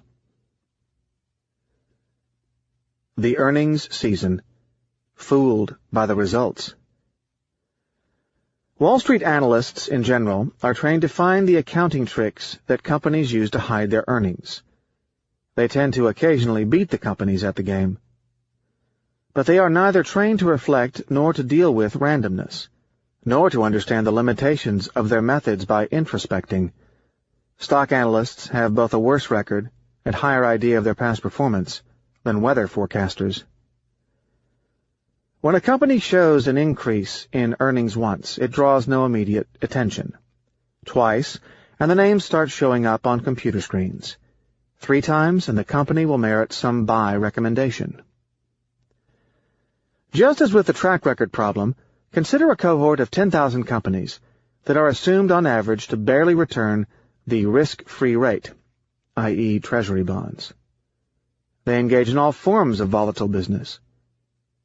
At the end of the first year, we will have 5,000 star companies showing an increase in profits, assuming no inflation, and 5,000 dogs. After 3 years, we will have 1,250 stars. The Stock Review Committee at the investment house will give your broker their names as strong buys. He will leave a voice message that he has a hot recommendation that necessitates immediate action. You will be emailed a long list of names. You will buy 1 or 2 of them. Meanwhile, the manager in charge of your 401k retirement plan will be acquiring the entire list. We can apply the reasoning to the selection of investment categories, as if they were the managers in the example just previous. Assume you are standing in 1900 with hundreds of investments to look at. There are stock markets of Argentina, Imperial Russia, the United Kingdom, Unified Germany, and plenty of others to consider. A rational person would have bought not just the emerging country of the United States, but those of Russia and Argentina as well. The rest of the story is well known. While many of the stock markets like those of the United Kingdom and the United States fared extremely well, the investor in Imperial Russia would have no better than medium-quality wallpaper in his hands. The countries that fared well are not a large segment of the initial cohort. Randomness would be expected to allow a few investment classes to fare extremely well. I wonder if those experts who make foolish and self-serving statements like, "Markets will always go up in any 20-year period," are aware of this problem. Comparative luck. A far more acute problem relates to the outperformance, or the comparison, between two or more persons or entities. While we are certainly fooled by randomness when it comes to a single time series, the foolishness is compounded when it comes to the comparison between, say, two people, or a person and a benchmark. Why? Because both are random. Let us do the following simple thought experiment. Take two individuals, say a person and his brother-in-law, launched through life. Assume equal odds for each of good and bad luck. Outcomes. Lucky, lucky, no difference between them. Unlucky, unlucky, again no difference. Lucky, unlucky, a large difference between them. And finally, unlucky, lucky, again a large difference. I recently attended for the first time a conference of investment managers where I sat listening to a very dull presenter comparing traders. His profession is to select fund managers and package them together for investors, something called funds of funds, and I was listening to him as he was pouring out numbers on the screen. The first revelation was that I suddenly recognized the speaker, a former colleague biologically transformed by the passage of time. He used to be crisp, energetic, and nice. He became dull, portly, and inordinately comfortable with success. He was not rich when I knew him. Can people react to money in different ways? Do some take themselves seriously while others do not? The second revelation was that while I suspected that he was fooled by randomness, the extent had to be far greater than one can imagine, particularly with the survivorship bias. A back-of-the-envelope calculation showed that at least 97% of what he was discussing was just noise. The fact that he was comparing performances made the matter far worse.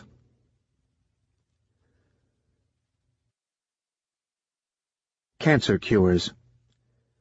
When I return home from an Asian or European trip, my jet lag often causes me to rise at a very early hour.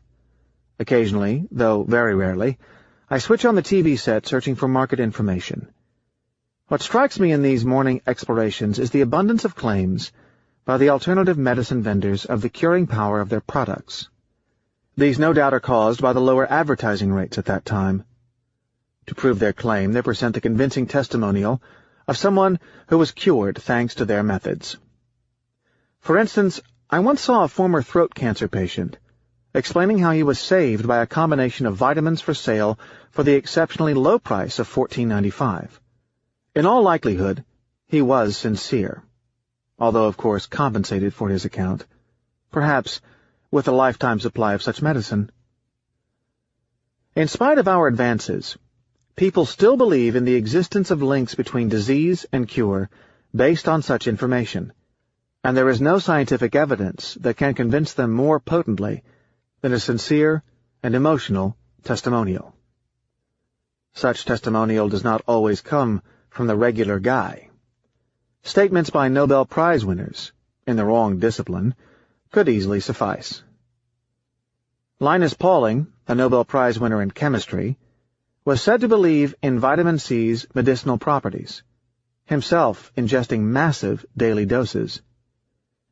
With his bully pulpit, he contributed to the common belief in vitamin C's curative properties. Many medical studies, unable to replicate Pauling's claims, fell on deaf ears as it was difficult to undo the testimonial by a Nobel Prize winner even if he was not qualified to discuss matters related to medicine. Many of these claims have been harmless outside of the financial profits for these charlatans, but many cancer patients may have replaced the more scientifically investigated therapies in favor of these methods, and died as a result of their neglecting more orthodox cures. Again, the non-scientific methods are gathered under what is called alternative medicine, that is, unproven therapies, and the medical community has difficulties convincing the press that there is only one medicine, and that alternative medicine is not medicine. The reader might wonder about my claims that the user of these products could be sincere, without it meaning that he was cured by the illusory treatment. The reason is something called spontaneous remission, in which a very small minority of cancer patients, for reasons that remain entirely speculative, wipe out cancer cells and recover miraculously. Some switch causes the patient's immune system to eradicate all cancer cells from the body. These people would have been equally cured by drinking a glass of Vermont spring water or chewing on dried beef as they were by taking these beautifully wrapped pills. Finally, these spontaneous remissions might not be so spontaneous. They might, at the bottom, have a cause that we are not yet sophisticated enough to detect. The late astronomer Carl Sagan, a devoted promoter of scientific thinking and an obsessive enemy of non-science, examined the cures from cancer that resulted from a visit to Lourdes in France, where people were healed by simple contact with the holy waters, and found out the interesting fact that, of the total cancer patients who visited the place, the cure rate was, if anything, lower than the statistical one for spontaneous remissions. It was lower than the average for those who did not go to Lourdes. Should a statistician infer here, the cancer patient's odds of surviving deteriorates after a visit to Lourdes?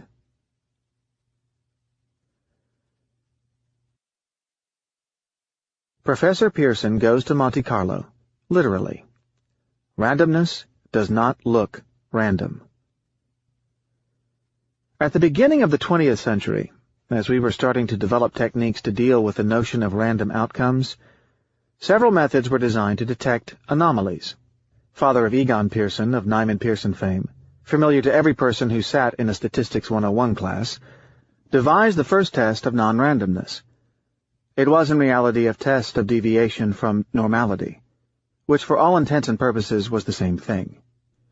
He examined millions of runs of what was called a Monte Carlo, the old name for a roulette wheel, during the month of July 1902. He discovered that with a high degree of statistical significance, with an error of less than 1 to a billion, the runs were not purely random. What? The roulette wheel was not random? Professor Pearson was greatly surprised at the discovery. But this result in itself tells us nothing. We know that there is no such thing as a pure random draw, for the outcome of the draw depends on the quality of the equipment. With enough minutiae, one would be able to uncover the non-randomness somewhere. For instance, the wheel itself may not have been perfectly balanced, or perhaps the spinning ball was not completely spherical.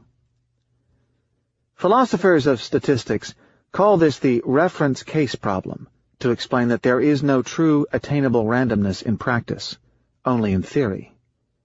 Besides, a manager would question whether such non-randomness can lead to any meaningful, profitable rules. If I need to gamble $1 on 10,000 runs and expect to make $1 for my efforts, then I would do much better in the part-time employment of a janitorial agency.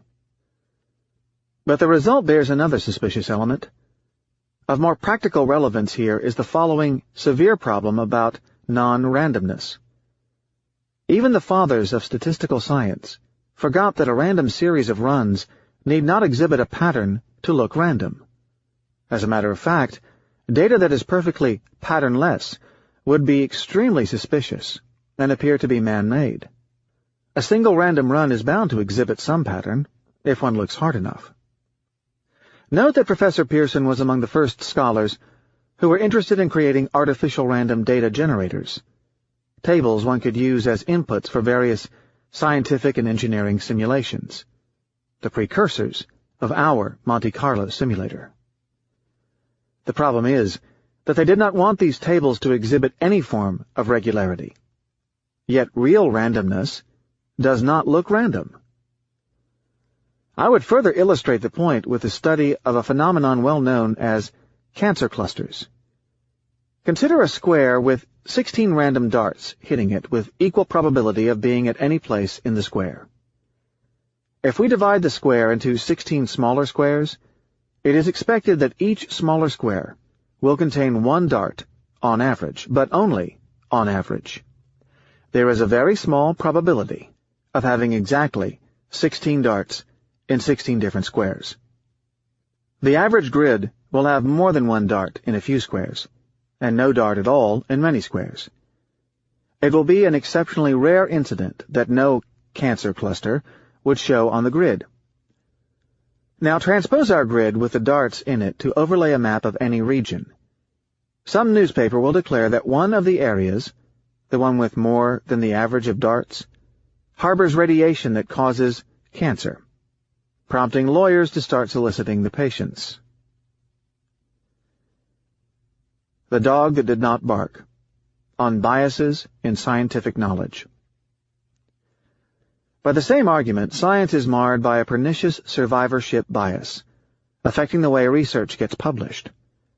In a way that is similar to journalism, research that yields no result does not make it to print.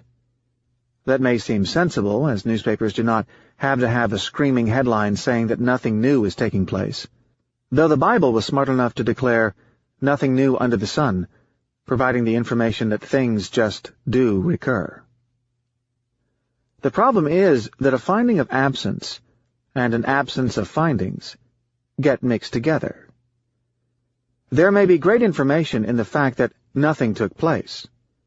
As Sherlock Holmes noted in the Silver Blaze case, the curious thing was that the dog did not bark. More problematic, there are plenty of scientific results that are left out of publications because they are not statistically significant, but nevertheless provide information. I have no conclusion.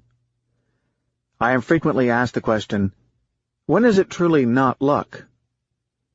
There are professions in randomness for which performance is low in luck, like casinos, which manage to tame randomness. In finance? Perhaps. All traders are not speculative traders. There exists a segment called market makers, whose job is to derive, like bookmakers, or even like store owners, an income against a transaction. If they speculate, their dependence on the risks of such speculation remains too small compared to their overall volume. They buy at a price and sell to the public at a more favorable one, performing large numbers of transactions. Such income provides them some insulation from randomness. Such category includes floor traders on the exchanges, bank traders who trade against order flow, money changers in the souks of the Levant. The skills involved are sometimes rare to find: fast thinking, alertness, a high level of energy, an ability to guess from the voice of the seller her level of nervousness. Those who have them make a long career, that is, perhaps a decade. They never make it big, as their income is constrained by the number of customers, but they do well probabilistically. They are, in a way, the dentists of the profession. Outside of this very specialized bookmaker-style profession, to be honest, I am unable to answer the question of who's lucky or unlucky. I can tell that person A seems less lucky than person B, but the confidence in such knowledge can be so weak as to be meaningless. I prefer to remain a skeptic. People frequently misinterpret my opinion. I never say that every rich man is an idiot, and every unsuccessful person unlucky, only that in absence of much additional information, it is preferable to reserve one's judgment. It is safer.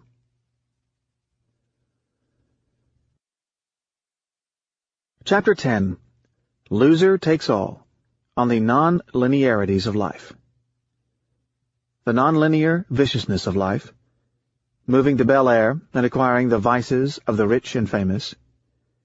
Why Microsoft's Bill Gates may not be the best in his business, but please do not inform him of such a fact. Depriving donkeys of food. Next, I put the platitude, "Life is unfair," under some examination, but from a new angle. The twist? Life is unfair in a non-linear way. This chapter is about how a small advantage in life can translate into a highly disproportionate payoff, or more viciously, how no advantage at all, but a very, very small help from randomness, can lead to a bonanza. The sandpile effect. First, we define nonlinearity. There are many ways to present it, but one of the most popular ones in science is what is called the sandpile effect, which I can illustrate as follows. I am currently sitting on a beach in Copacabana in Rio de Janeiro, attempting to do nothing strenuous, away from anything to read and write. Unsuccessfully, of course, as I am mentally writing these lines. I am playing with plastic beach toys borrowed from a child, trying to build an edifice, modestly but doggedly attempting to emulate the Tower of Babel. I continuously add sand to the top, slowly raising the entire structure. My Babylonian relatives thought they could thus reach the heavens. I have more humble designs, to test how high I can go before it topples. I keep adding sand, testing to see how the structure will ultimately collapse. Unused to seeing adults build sandcastles, a child looks at me with amazement. In time, and much to the onlooking child's delight, my castle inevitably topples to rejoin the rest of the sand on the beach. It could be said that the last grain of sand is responsible for the destruction of the entire structure. What we are witnessing here is a nonlinear effect, resulting from a linear force exerted on an object. A very small additional input, here the grain of sand, caused a disproportionate result, namely, the destruction of my starter Tower of Babel. Popular wisdom has integrated many such phenomena, as witnessed by such expressions as the straw that broke the camel's back, or the drop that caused the water to spill. These nonlinear dynamics have a bookstore name, chaos theory, which is a misnomer because it has nothing to do with chaos. Chaos theory concerns itself primarily with functions in which a small input can lead to a disproportionate response. Population models, for instance, can lead to a path of explosive growth or extinction of a species, depending on a very small difference in the population at a starting point in time. Another popular scientific analogy is the weather, where it has been shown that a simple butterfly fluttering its wings in India can cause a hurricane in New York. But the classics have their share to offer as well. Pascal, he of the wager in Chapter 7, said that if Cleopatra's nose had been slightly shorter, the world's fate would have changed. Cleopatra had comely features dominated by a thin and elongated nose that made Julius Caesar and his successor, Mark Antony, fall for her.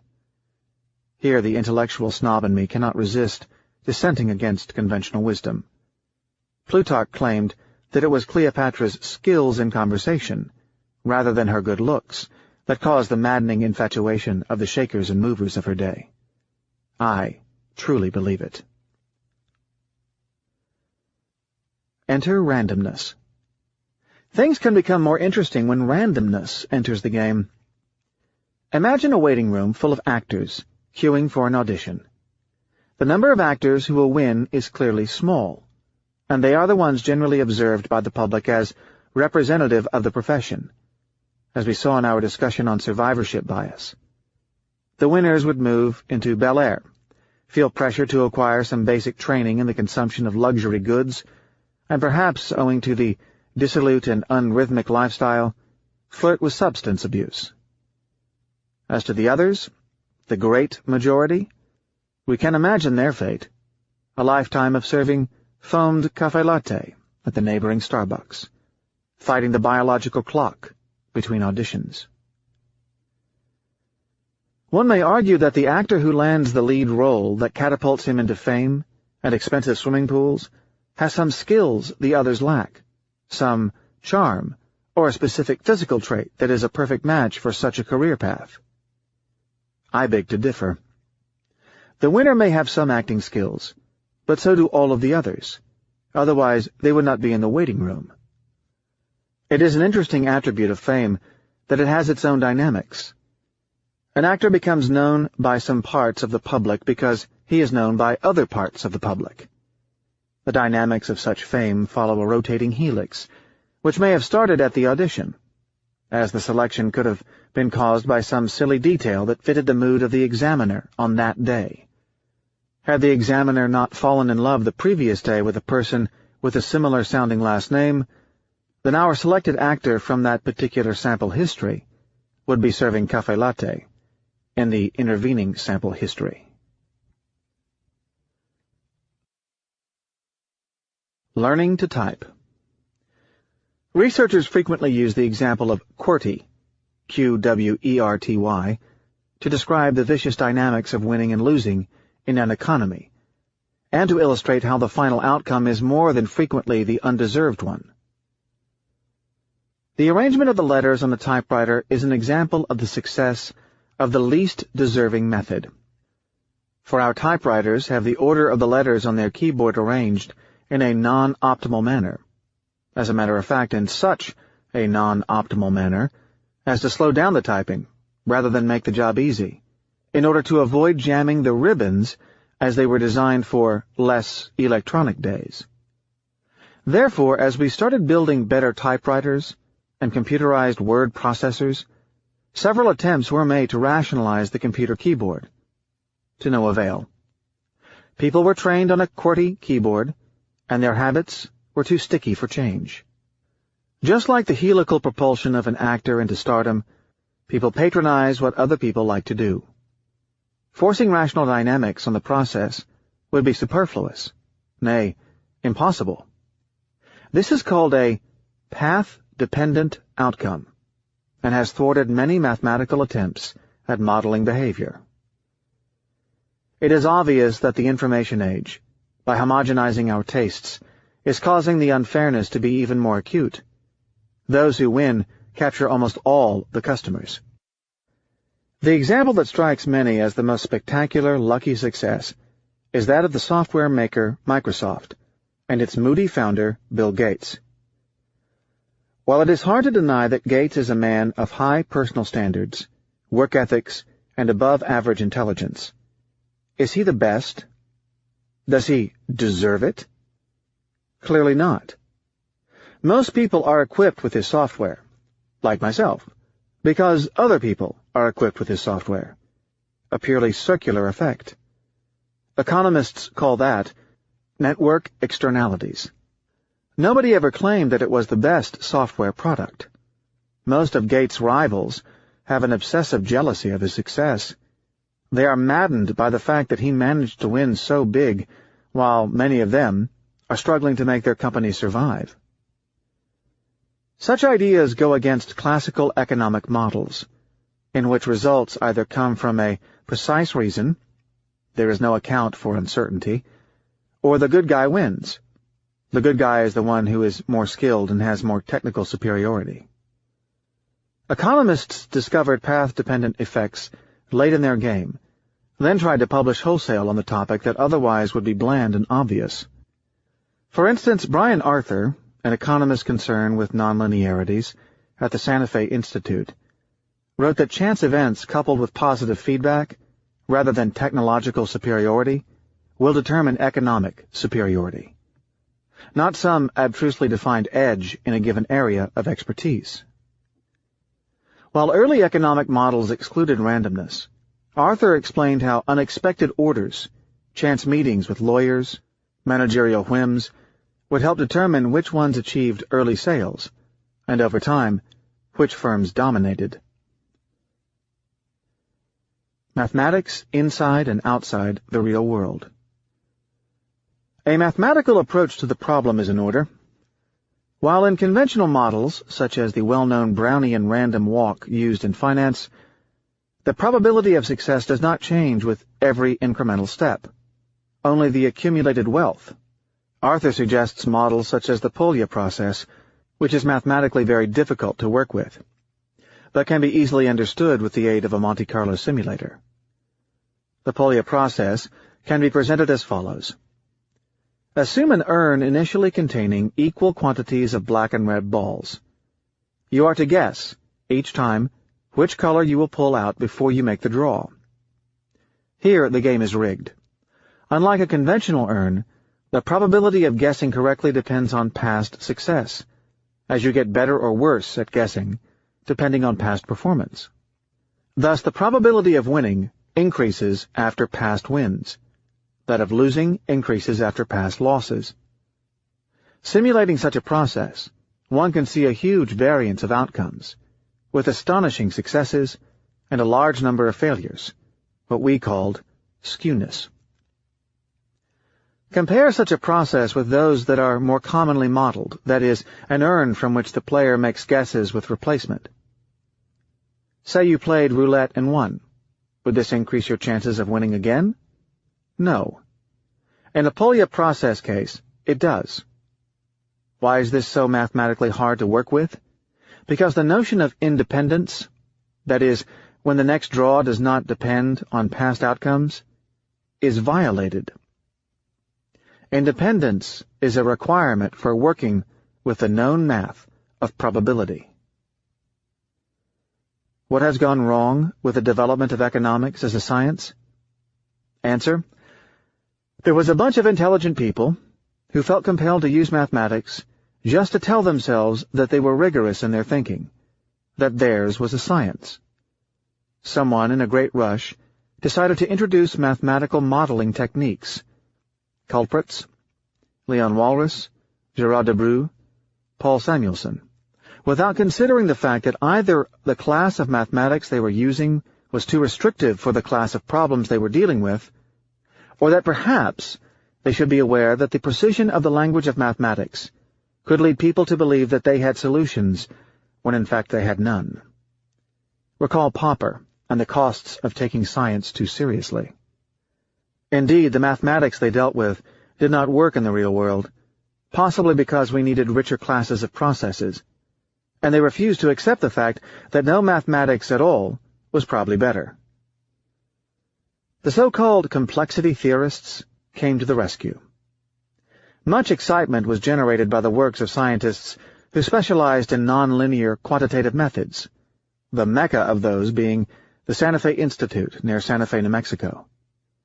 Clearly, these scientists are trying hard and providing us with wonderful solutions in the physical sciences and better models in the social siblings, though nothing satisfactory there yet.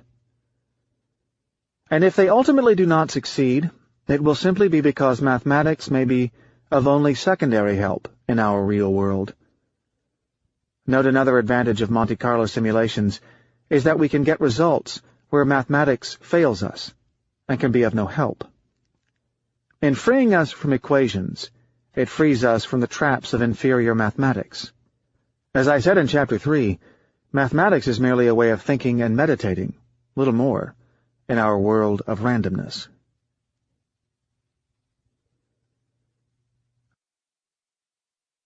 The science of networks. Studies of the dynamics of networks have mushroomed recently. They became popular with Malcolm Gladwell's book, The Tipping Point, in which he shows how some of the behaviors of variables, such as epidemics, spread extremely fast beyond some unspecified critical level, like, say, the use of sneakers by inner-city kids, or the diffusion of religious ideas. Book sales witness a similar effect, exploding once they cross a significant level of word of mouth. Why do some ideologies or religions spread like wildfire, while others become rapidly extinct? How do fads catch fire? How do idea viruses proliferate? Once one exits the conventional models of randomness, the bell curve family of charted randomness, something acute can happen. Why does the Internet hub Google get so many hits as compared to that of the National Association of Retired Veteran Chemical Engineers, The more connected a network, the higher the probability of someone hitting it, and the more connected it will be, especially if there is no meaningful limitation on such capacity. Note that it is sometimes foolish to look for precise critical points, as they may be unstable and impossible to know except, like many things, after the fact. Are these critical points not quite points but progressions, the so-called Pareto power laws? While it is clear that the world produces clusters, it is also sad that these may be too difficult to predict, outside of physics, for us to take their models seriously.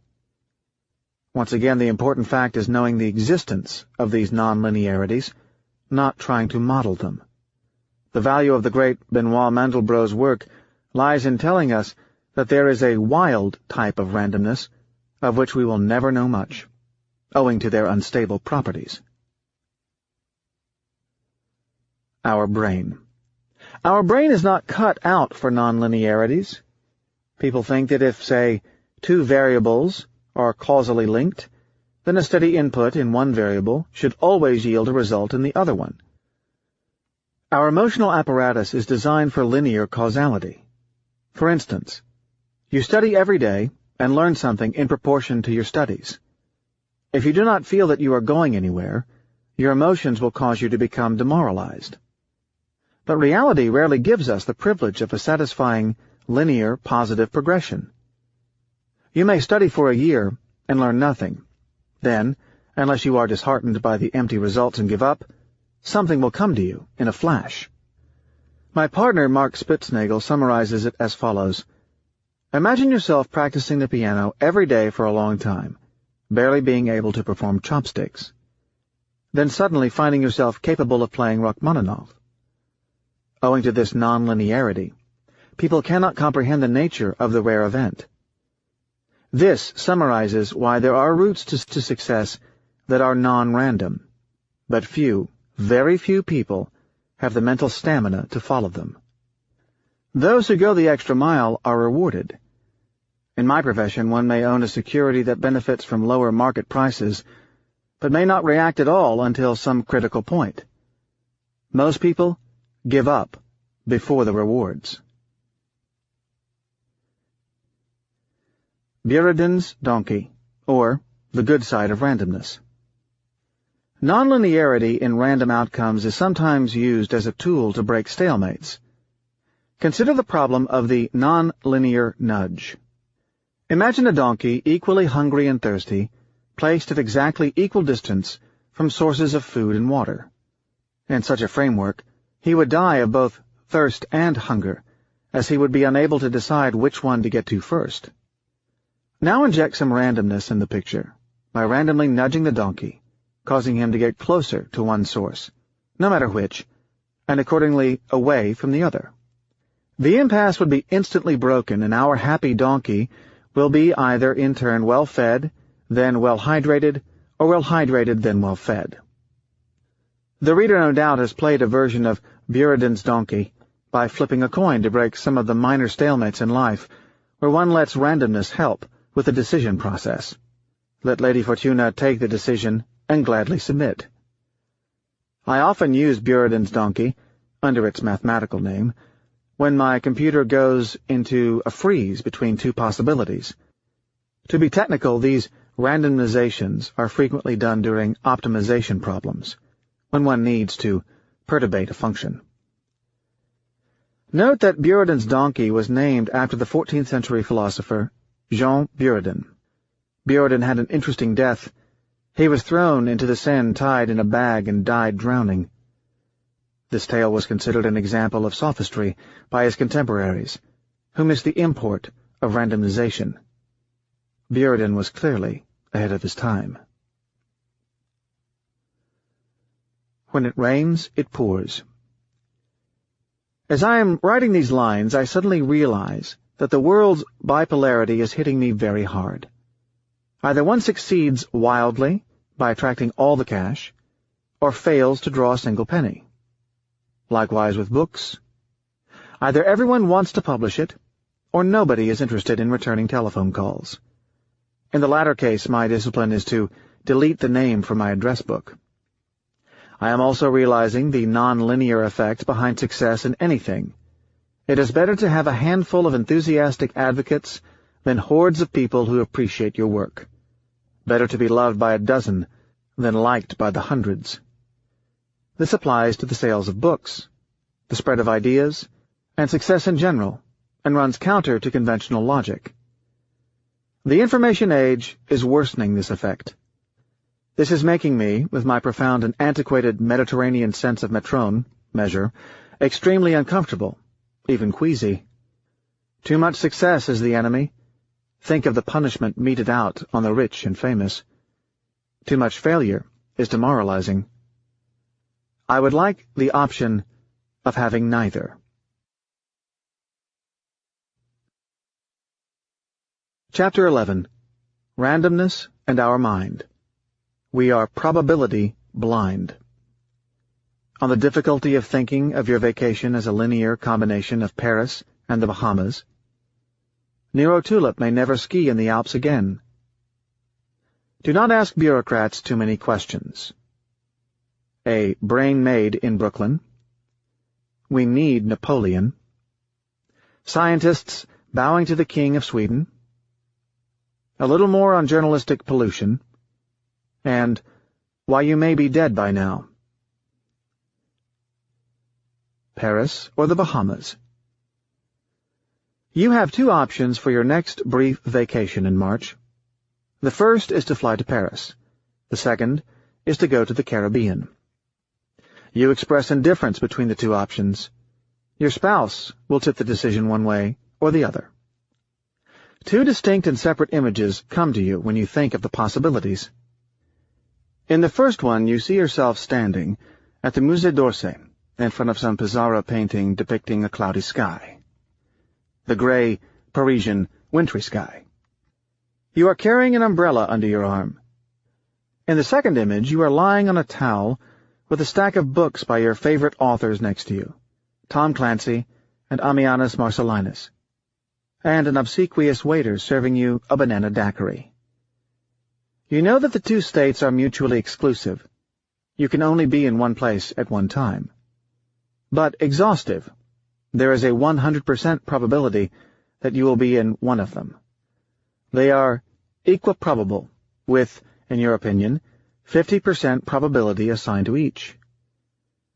You derive great pleasure thinking about your vacation. It motivates you and makes your daily commute more bearable. But the adequate way to visualize yourself, according to rational behavior, under uncertainty, is 50% in one of the vacation spots and 50% in the other. What is mathematically called a linear combination of the two states. Can your brain handle that? How desirable would it be to have your feet in the Caribbean waters and your head exposed to the Parisian rain? Our brain can properly handle one and only one state at once, unless you have personality troubles of a deeply pathological nature. Now try to imagine an 85% to 15% combination. Any luck? Consider a bet you make with a colleague for the amount of $1,000, which, in your opinion, is exactly fair. Tomorrow night you will have $0 or $2,000 in your pocket, each with a 50% probability. In purely mathematical terms, the fair value of a bet is the linear combination of the states, here called the mathematical expectation, i.e., the probabilities of each payoff multiplied by the dollar values at stake. 50% multiplied by 0 and 50% multiplied by $2,000 equals $1,000. Can you imagine, that is, visualize, not compute mathematically, the value being $1,000? We can conjure up one and only one state at a given time, i.e., either 0 or $2,000. Left to our own devices, we are likely to bet in an irrational way, as one of the states would dominate the picture, the fear of ending with nothing or the excitement of the extra $1,000.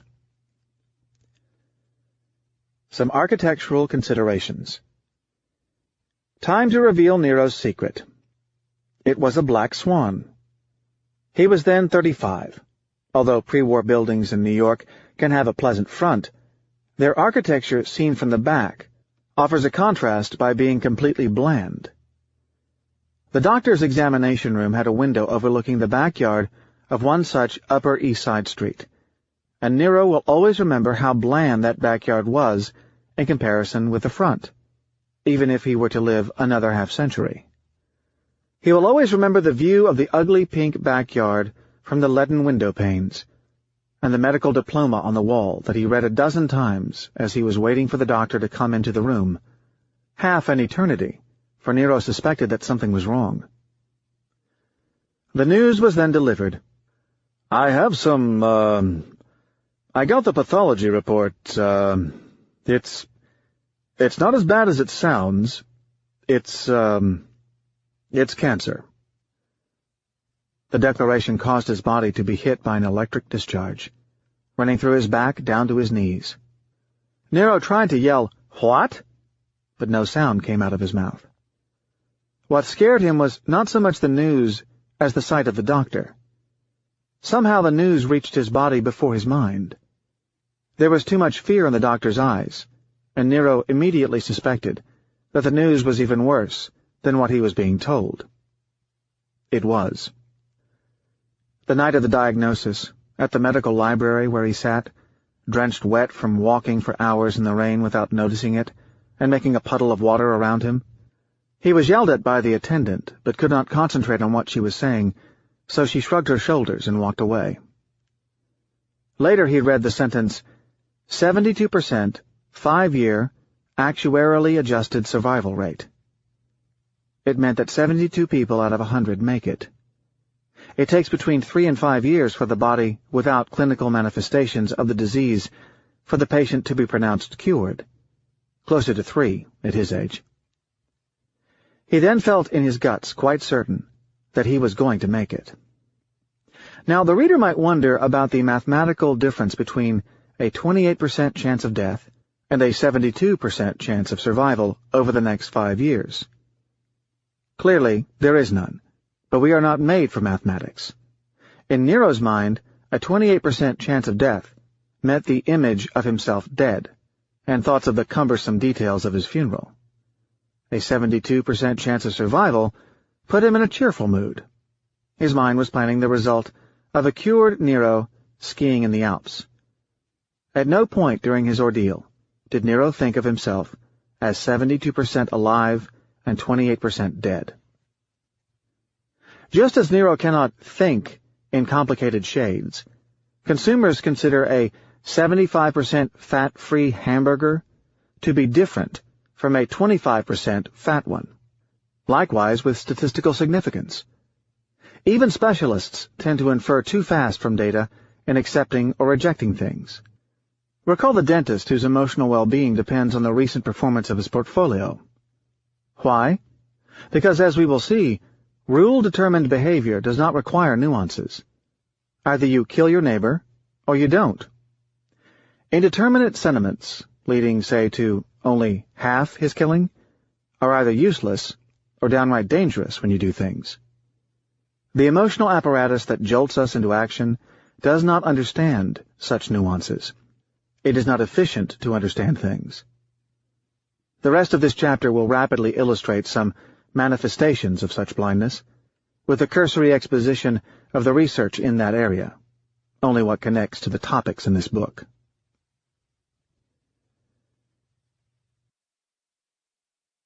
Beware the philosopher bureaucrat. For a long time, we had the wrong product specifications when we thought of ourselves. We humans have been under the belief that we were endowed with a beautiful machine for thinking and understanding things. However, among the factory specifications for us is the lack of awareness of the true factory specifications. Why complicate things? The problem with thinking is that it causes you to develop illusions, and thinking may be such a waste of energy. Who needs it? Consider that you are standing in front of a government clerk in a heavily socialist country, where being a bureaucrat is held to be what respectable people do for a living.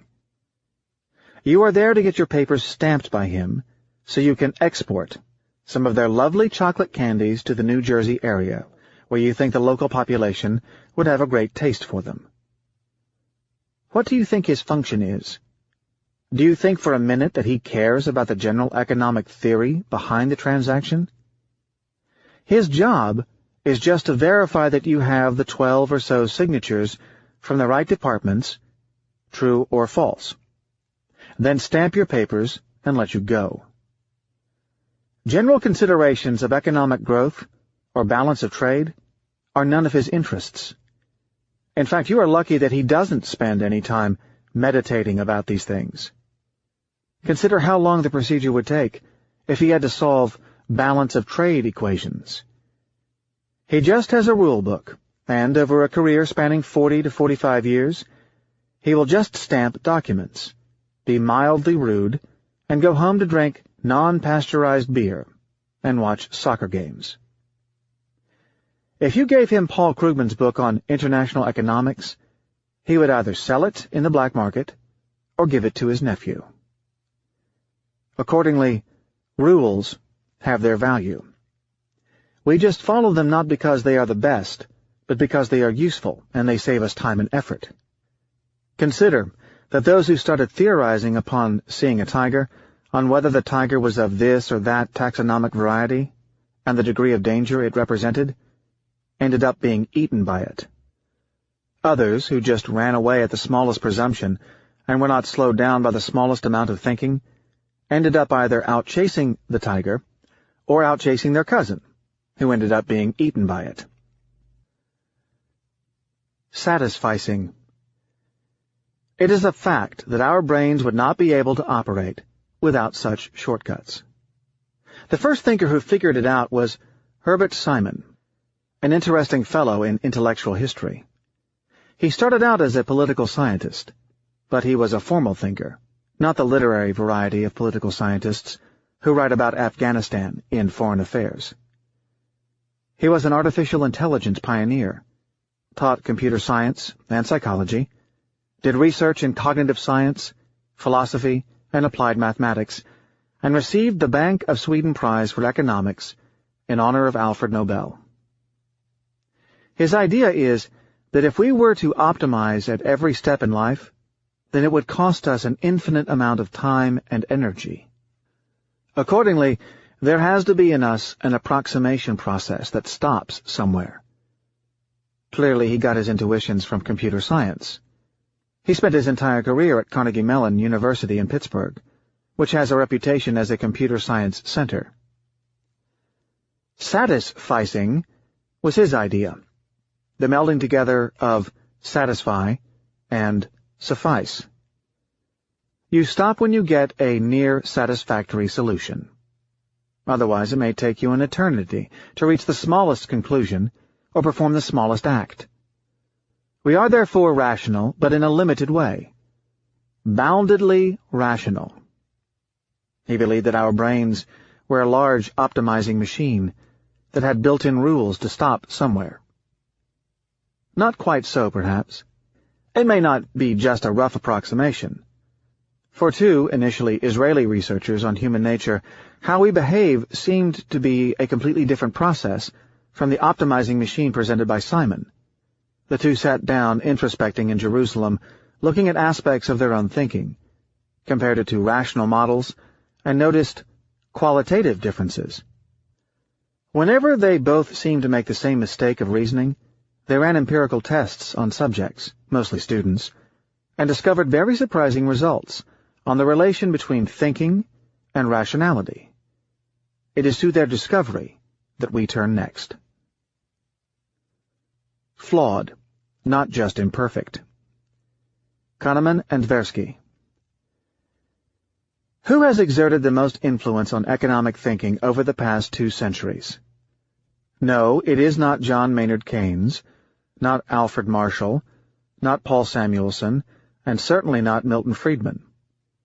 The answer is 2 non-economists, Daniel Kahneman and Amos Tversky, the 2 Israeli introspectors, and their specialty was to uncover areas where human beings are not endowed with rational, probabilistic thinking and optimal behavior under uncertainty. Strangely, economists studied uncertainty for a long time, and did not figure out much. If anything, they thought they knew something and were fooled by it. Aside from some penetrating minds like Keynes, Knight, and Shackley, economists did not even figure out that they had no clue about uncertainty. The discussions on risk by their idols show that they do not know how much they do not know. Psychologists, on the other hand, looked at the problem and came out with solid results. Note that, unlike economists, they conducted experiments, true controlled experiments, of a repeatable nature, that can be done in Ulaanbaatar, Mongolia, tomorrow, if necessary. Conventional economists do not have this luxury, as they observe the past and make lengthy and mathematical comments, then bicker with each other about them. Kahneman and Tversky went in a completely different direction than Simon, and started figuring out rules in humans that did not make them rational. But things went beyond the shortcut.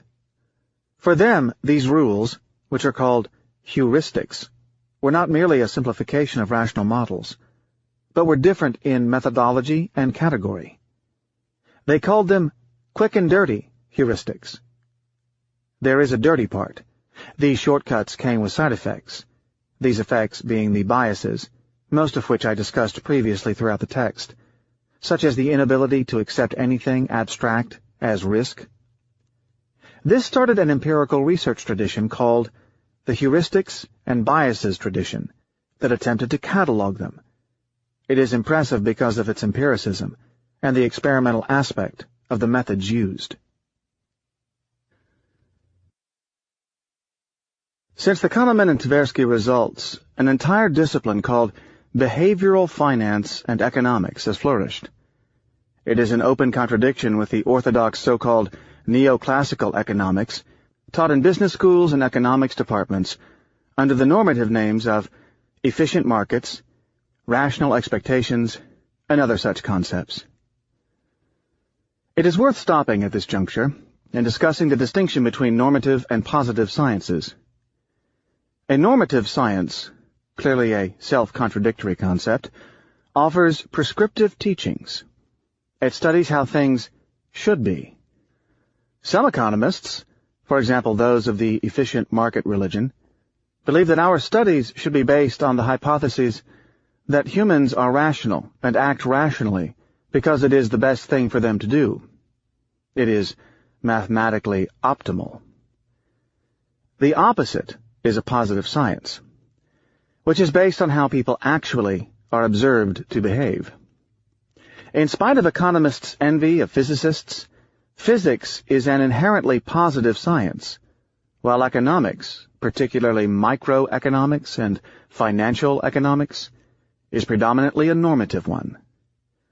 Normative economics is like religion without the aesthetics.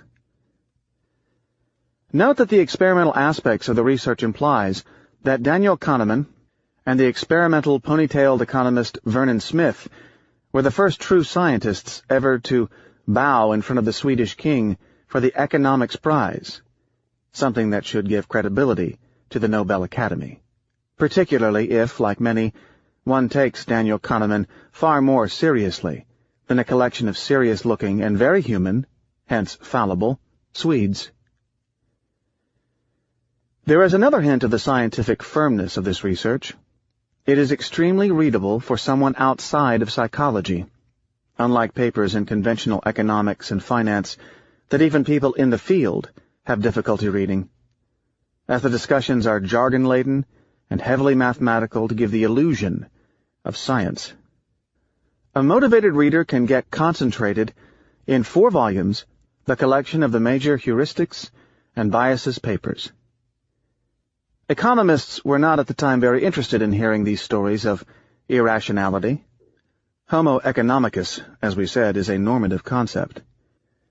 While they could easily buy the Simon argument that we are not perfectly rational and that life implies approximations, particularly when the stakes are not large enough, they were not willing to accept that people were flawed rather than imperfect. But they are. Kahneman and Tversky show that these biases do not disappear when there are incentives, which means that they are not necessarily cost-saving. They were a different form of reasoning, and one where the probabilistic reasoning was weak.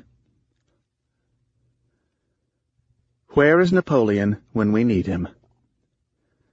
If your mind operates by a series of different disconnected rules, these may not be necessarily consistent with each other, and if they may still do the job locally, they will not necessarily do so globally.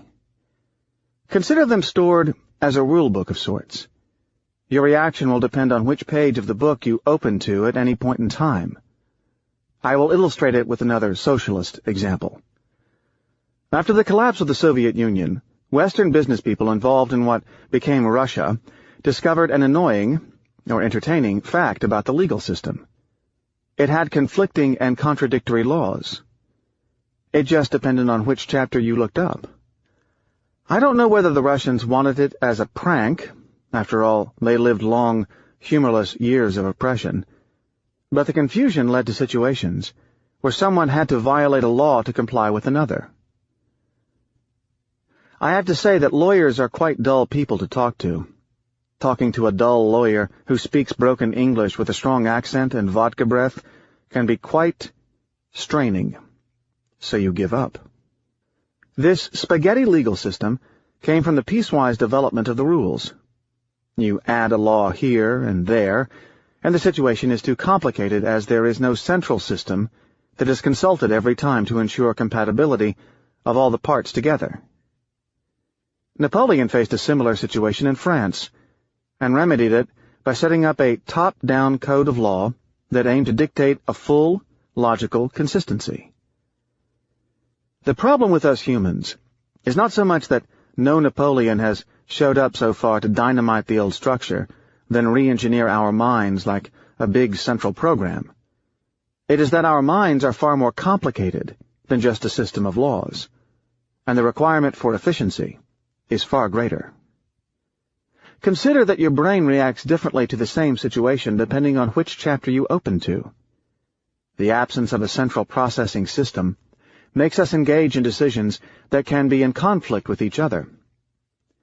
You may prefer apples to oranges, oranges to pears, but pears to apples. It depends on how the choices are presented to you.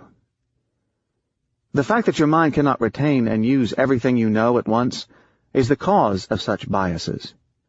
One central aspect of an heuristic is that it is blind to reasoning. I'm as good as my last trade, and other heuristics. There exist plenty of different catalogues of these heuristics in the literature, many of them overlapping. The object of this discussion is to provide the intuition behind their formation, rather than list them. For a long time, we traders were totally ignorant of the behavioral research, and saw situations where there was, with strange regularity, a wedge between the simple probabilistic reasoning and people's perception of things. We gave them names such as the "I'm as good as my last trade" effect, the soundbite effect, the Monday morning quarterback heuristic, and the "it was obvious after the fact" effect. It was both vindicating for traders' pride and disappointing to discover that they existed in the heuristic literature as the anchoring, the effect heuristic, and the hindsight bias. It makes us feel that trading is true, experimental scientific research. The correspondence between the two worlds can be shown in a table that I will call Trader and Scientific Approach. I will list the trader name, then the learned name, and then its description. I'm as good as my last trade, which is actually the prospect theory, which is looking at differences, not absolutes, and resetting to a specific reference point. Soundbite effect, or fade the fears, is actually affect heuristic, risk as feeling theory, which is people react to concrete and visible risks, not abstract ones. It was so obvious, or Monday morning quarterbacking, is actually hindsight bias, which is things appear to be more predictable after the fact.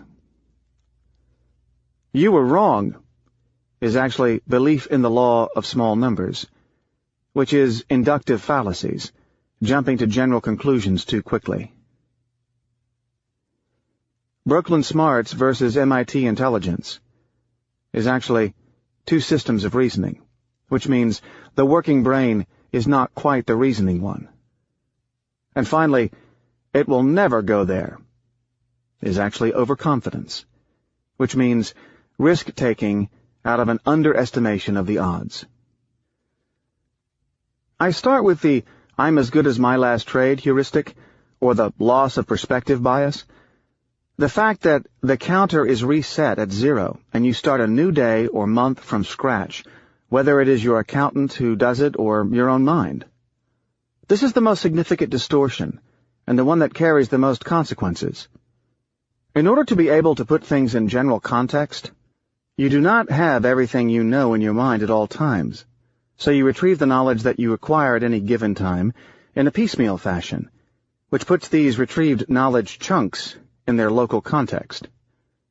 This means that you have an arbitrary reference point and react to differences from that point, forgetting that you are only looking at the differences from that particular perspective of the local context, not the absolutes. There is the well-known trader maxim, life is incremental. Consider that as an investor you examine your performance like the dentist in Chapter 3 at some set interval. What do you look at? Your monthly, your daily, your life-to-date, your hourly performance? You can have a good month and a bad day. Which period should dominate? When you take a gamble, do you say, my net worth will end up at $999,000 or $101,500 after the gamble? Or do you say, I lose $1,000 or make $1,500?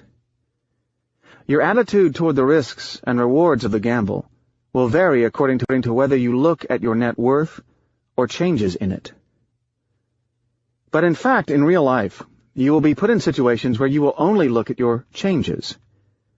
The fact that the losses hurt more than the gains, and differently, makes your accumulated performance, that is your total wealth, less relevant than the last change in it. This dependence on the local, rather than the global status, coupled with the effect of the losses hitting harder than the gains, has an impact on your perception of well-being. Say you get a windfall profit of $1 million. The next month you lose $300,000. You adjust to a given wealth, unless of course you are very poor, so the following loss would hurt you emotionally, something that would not have taken place if you received the net amount of $700,000 in one block, or better, two sums of $350,000 each. In addition, it is easier for your brain to detect differences rather than absolutes. Hence, rich or poor will be, above the minimum level, in relation to something else. Remember Mark and Janet. Now, when something is in relation to something else, that something else can be manipulated. Psychologists call this effect of comparing to a given reference anchoring. If you take it to its logical limit, we would realize that because of this resetting, wealth itself does not really make one happy, above, of course, some subsistence level. But positive changes in wealth may, especially if they come as steady increases. More on that later with my discussion of option blindness. Other aspects of anchoring. Given that you may use two different anchors in the same situation, the way you act depends on so little. When people are asked to estimate a number, they will position it with respect to a number they have in mind, or one they just heard, so big or small will be comparative. Kahneman and Tversky asked subjects to estimate the proportion of African countries in the United Nations after making them consciously pull a random number between 0 and 100. They knew it was a random number. People guessed in relation to that number, which they used as anchor. Those who randomized a high number guessed higher than those who randomized a low one. This morning I did my bit of anecdotal empiricism and asked the hotel concierge how long it takes to go to the airport. 40 minutes? I asked. "About 35, he answered. Then I asked the lady at the reception if the journey was 20 minutes. "No, about 25, she answered. I timed the trip. 31 minutes. This anchoring to a number is the reason people do not react to their total accumulated wealth, but to differences of wealth from whatever number they are currently anchored to. This is the major conflict with economic theory, as according to economists, someone with $1 million in the bank would be more satisfied than if he had $500,000. But we saw John reaching $1 million having had a total of $10 million. He was happier when he had only $500,000, starting at nothing, than where we left him in Chapter 1. Also recall the dentist, whose emotions depended on how frequently he checked his portfolio. Degree in a fortune cookie. I used to attend a health club in the middle of the day and chat with an interesting Eastern European fellow with 2 Ph.D. degrees, one in physics, statistical no less, the other in finance. He worked for a trading house and was obsessed with the anecdotal aspects of the market. He once asked me doggedly what I thought the stock market would do that day. Clearly I gave him a social answer of the kind, "I don't know, perhaps lower." Quite possibly the opposite answer to what I would have given him had he asked me an hour earlier. The next day he showed great alarm upon seeing me. He went on and on discussing my credibility, and wondering how I could be so wrong in my predictions since the market went up subsequently. The man was able to derive conclusions about my ability to predict and my credibility with a single observation. Now, if I went to the phone and called him and disguised my voice and said, "Hello, this is Dr. Talebsky from the Academy of Lutz, and I have an interesting problem," then presented the issue as a statistical puzzle, he would laugh at me. "Dr. Talebsky, did you get your degree in a fortune cookie?"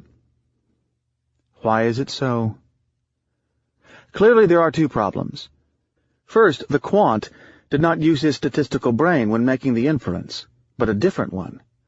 Second, he made the mistake of overstating the importance of small samples, in this case just one single observation, the worst possible inferential mistake a person can make. Mathematicians tend to make egregious mathematical mistakes outside of their theoretical habitat. When Tversky and Kahneman sampled mathematical psychologists, some of whom were authors of statistical textbooks, they were puzzled by their errors. Respondents put too much confidence in the result of small samples, and their statistical judgment showed little sensitivity to sample size. The puzzling aspect is that not only should they have known better, they did know better. And yet... I will next list a few more heuristics. 1. The availability heuristic, which we saw in Chapter 3, with the earthquake in California deemed more likely than catastrophe in the entire country, or death from terrorism being more likely than death from all possible sources, including terrorism. It corresponds to the practice of estimating the frequency of an event, according to the ease with which instances of the event can be recalled. 2. The representativeness heuristic, gauging the probability that a person belongs to a particular social group by assessing how similar the person's characteristics are to the typical group members. A feminist-style philosophy student is deemed more likely to be a feminist bank teller than to be just a bank teller. This problem is known as the Linda problem. The feminist's name was Linda, and has caused plenty of academic ink to flow. Some of the people engaged in the rationality debate believe that Kahneman and Tversky are putting highly normative demands on us humans. 3. The simulation heuristic, the ease of mentally undoing an event, playing the alternative scenario. It corresponds to counterfactual thinking. Imagine what might have happened had you not missed your train, or how rich you'd be today had you liquidated your portfolio at the height of the NASDAQ bubble. And finally, 4. We discussed in Chapter 3 the effect heuristic. What emotions are elicited by events determine their probability in your mind. 2 systems of reasoning. Later research refines the problem as follows. There are 2 possible ways for us to reason, the heuristics being part of one, rationality being part of the other. Recall the colleague who used a different brain in the classroom than the one in real life in Chapter 2. Didn't you wonder why the person you think knows physics so well cannot apply the basic laws of physics by driving well? Researchers divide the activities of our mind into the following 2 polarized parts, called System 1 and System 2. System 1 is effortless, automatic, associative, rapid, parallel process, opaque, i.e. we are not aware of using it, emotional, concrete, specific, social, and personalized. System 2 is effortful, controlled, deductive, slow, serial, self-aware, neutral, abstract, sets, asocial, and depersonalized. I have always believed that professional option traders and market makers, by dint of practicing their probabilistic game, build an innate probabilistic machine that is far more developed than the rest of the population, even that of probabilists. I found a confirmation of that as researchers in the heuristics and biases tradition believe that System 1 can be impacted by experience and integrate elements from System 2. For instance, when you learn to play chess, you use System 2. After a while, things become intuitive, and you are able to gauge the relative strength of an opponent by glancing at the board. Next, I introduce the evolutionary psychology point of view. Why we don't marry the first date. Another branch of research, called evolutionary psychology, developed a completely different approach to the same problem. It operates in parallel, creating some bitter but not so worrisome academic debates. These evolutionary psychologists agree with the Kahneman-Tversky school that people have difficulties with standard probabilistic reasoning. However, they believe that the reason lies in the way things are presented to us in the current environment. To them, we are optimized for a set of probabilistic reasoning, but in a different environment than the one prevailing today. The statement, "Our brains are made for fitness, not for truth," by the scientific intellectual Steven Pinker, the public spokesman of that school, summarizes it all. They agree that our brains are not made for understanding things, but think that they are not biased, or only biased because we do not use them in their real habitat. Strangely, the Kahneman-Tversky school of researchers did not incur any credible resistance from the opinions of the economists of the time. The general credibility of conventional economists has always been so low that almost nobody in science or in the real world ever pays attention to them. No, instead the challenge came from the sociobiologists, and the center of the disagreement lies in their belief in using evolutionary theory as a backbone for our understanding of human nature. While this caused a fierce scientific dispute, I will have to say that they agree on the significant part as far as this book is concerned. 1. We do not think when making choices, but use heuristics. And 2. We make serious, probabilistic mistakes in today's world, whatever the true reason. Note that the split even covers the new economics. Just as we have a scientific branch of economics coming out of the Kahneman and Tversky tradition, behavioral economics, there is another scientific branch of economics coming out of evolutionary psychology, with the caveman economics approach, followed by such researchers as the economist-biologist Terry Burnham, co-author of the very readable Mean Genes. Our natural habitat. I will not delve too deeply into amateur evolutionary theory to probe at the reasons. Besides, in spite of having spent some time in libraries, I feel that I am truly an amateur in the subject matter. Clearly, the environment for which we have built our endowment is not the one that prevails today. I have not told too many of my colleagues that their decision-making contains some lingering habits of cavemen, but when markets experience an abrupt move, I experience the same rush of adrenaline as if a leopard were seen prowling near my trading desk. Some of my colleagues who break telephone handles upon losing money might be even closer in their psychological makeup to our common origin. This might be a platitude to those who frequent the Greek and Latin classics, but we never fail to be surprised when noticing that people a couple dozen centuries removed from us can exhibit similar sensibility and feelings. What used to strike me as a child upon visiting museums is that ancient Greek statues exhibit men with traits indistinguishable from ours, only more harmonious and aristocratic. I was so wrong to believe that 2,200 years was a long time. Proust wrote frequently about the surprise people have when coming across emotions in Homeric heroes that are similar to those we experience today. By genetic standards, these Homeric heroes of 30 centuries ago, in all likelihood, have the exact identical makeup as the pudgy, middle-aged man you see schlepping groceries in the parking lot. More than that, in fact, we are truly identical to the man who perhaps 80 centuries ago started being called civilized, in that strip of land stretching from southeastern Syria to southwestern Mesopotamia. What is our natural habitat?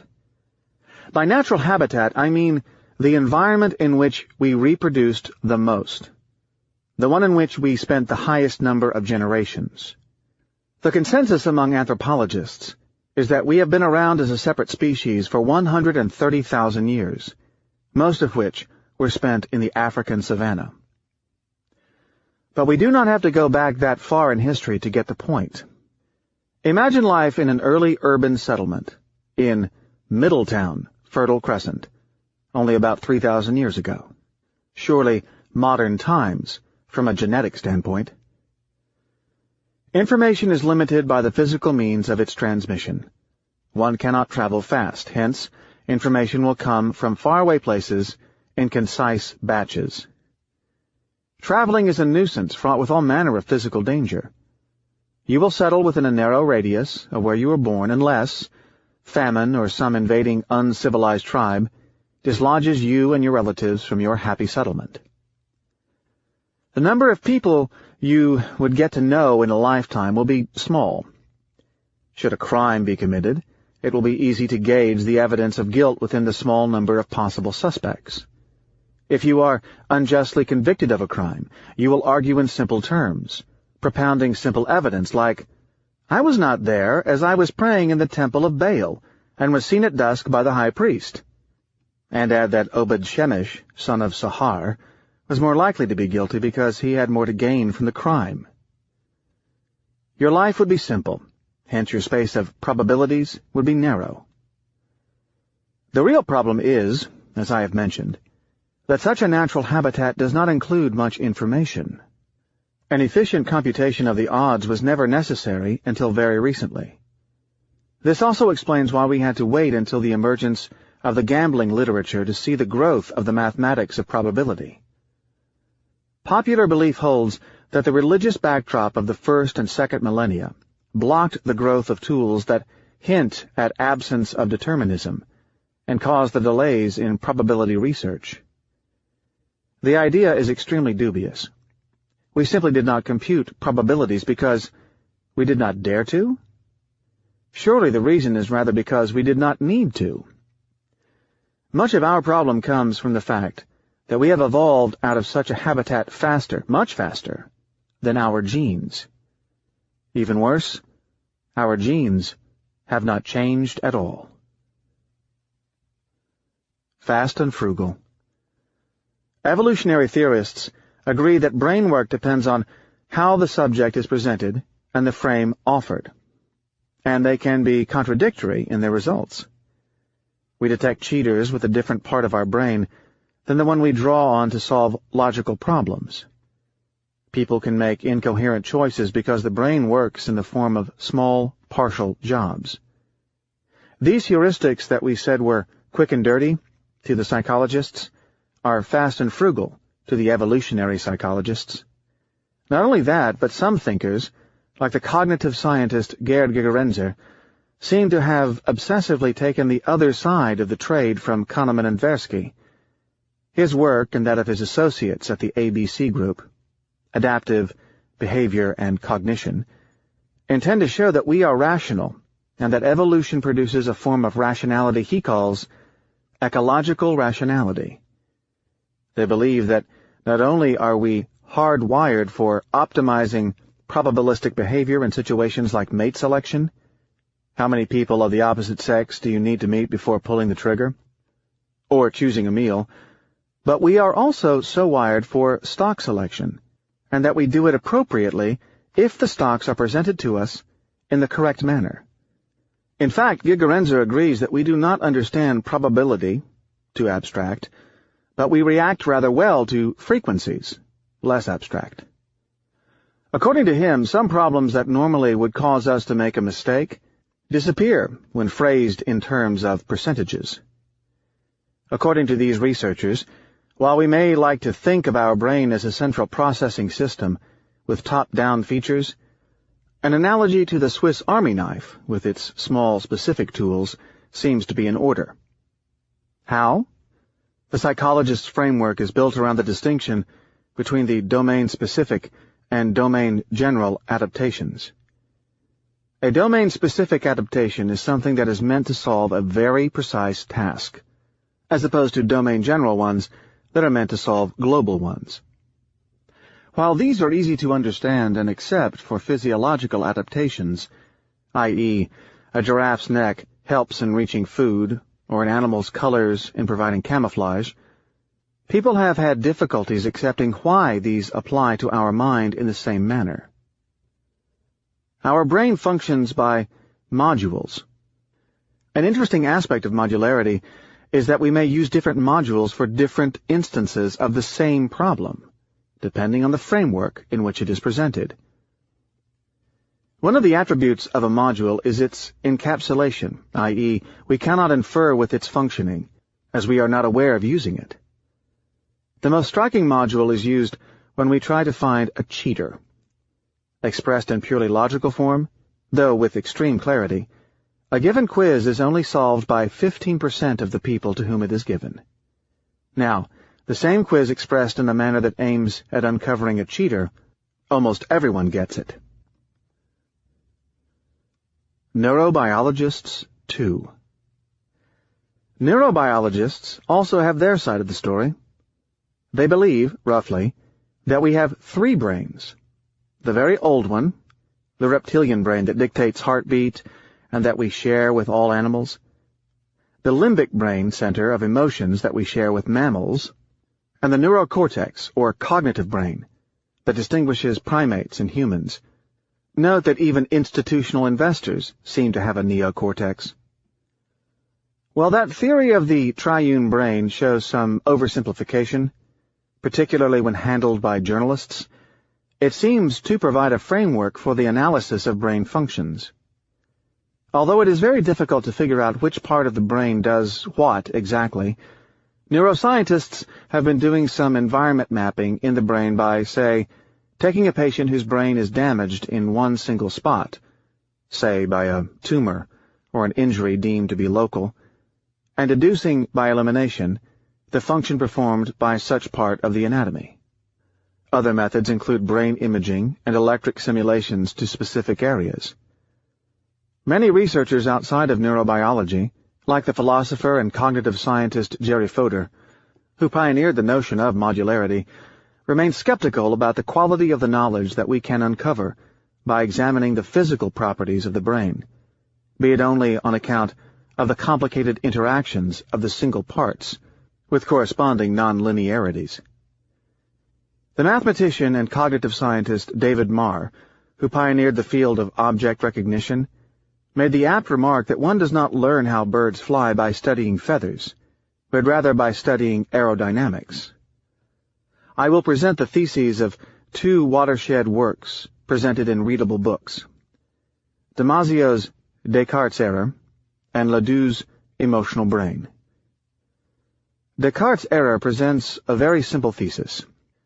You perform a surgical ablation on a piece of someone's brain, say to remove a tumor and tissue around it, with the sole resulting effect of an inability to register emotions. Nothing else. The IQ and every other faculty remain the same. What you have done is a controlled experiment to separate someone's intelligence from his emotions. Now you have a purely rational human being, unencumbered with feelings and emotions. Let's watch. Damasio reported that the purely unemotional man was incapable of making the simplest decision.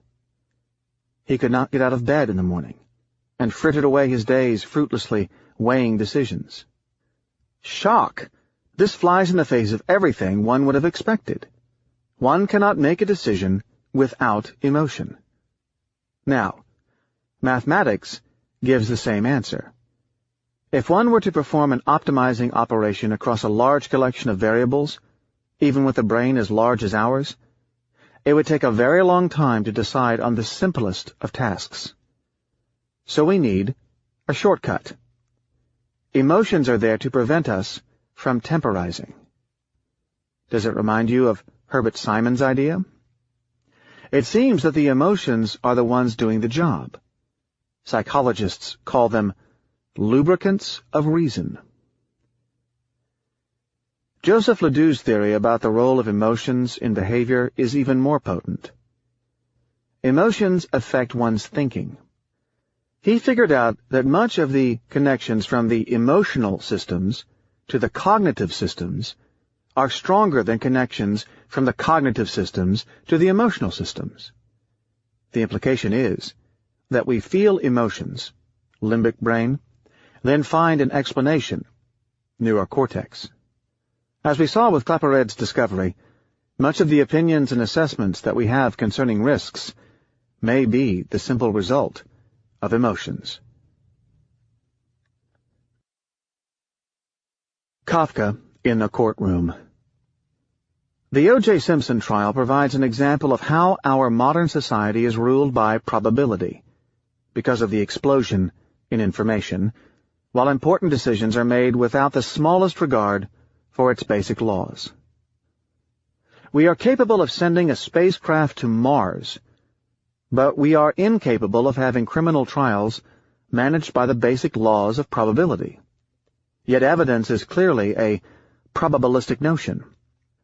I remember buying a book on probability at a Borders Books chain bookstore, only a short distance from the Los Angeles courtroom, where the trial of the century was taking place.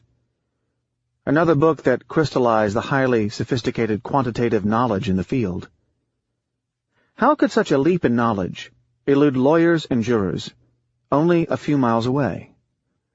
People who are as close to being criminal as probability laws can allow us to infer, that is, with a confidence that exceeds the shadow of a doubt, are walking free because of our misunderstanding of basic concepts of the odds.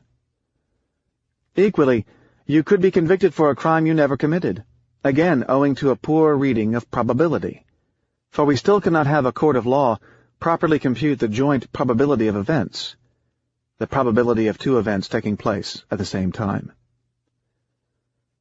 I was in a dealing room with a TV set turned on when I saw one of the lawyers arguing that there were at least 4 people in Los Angeles capable of carrying O.J. Simpson's DNA characteristics, thus ignoring the joint set of events.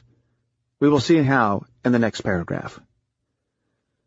I then switched off the television set in disgust, causing an uproar among the traders. I was under the impression until then that sophistry had been eliminated from legal cases thanks to the high standards of Republican Rome. Worse, one Harvard lawyer used the specious argument that only 10% of men who brutalize their wives go on to murder them, which is a probability unconditional on the murder. Whether the statement was made out of a warped notion of advocacy, pure malice, or ignorance is immaterial. Isn't the law devoted to the truth? The correct way to look at it is to determine the percentage of murder cases where women were killed by their husbands and had previously been battered by them. That is, 50%. For we are dealing with what is called conditional probabilities.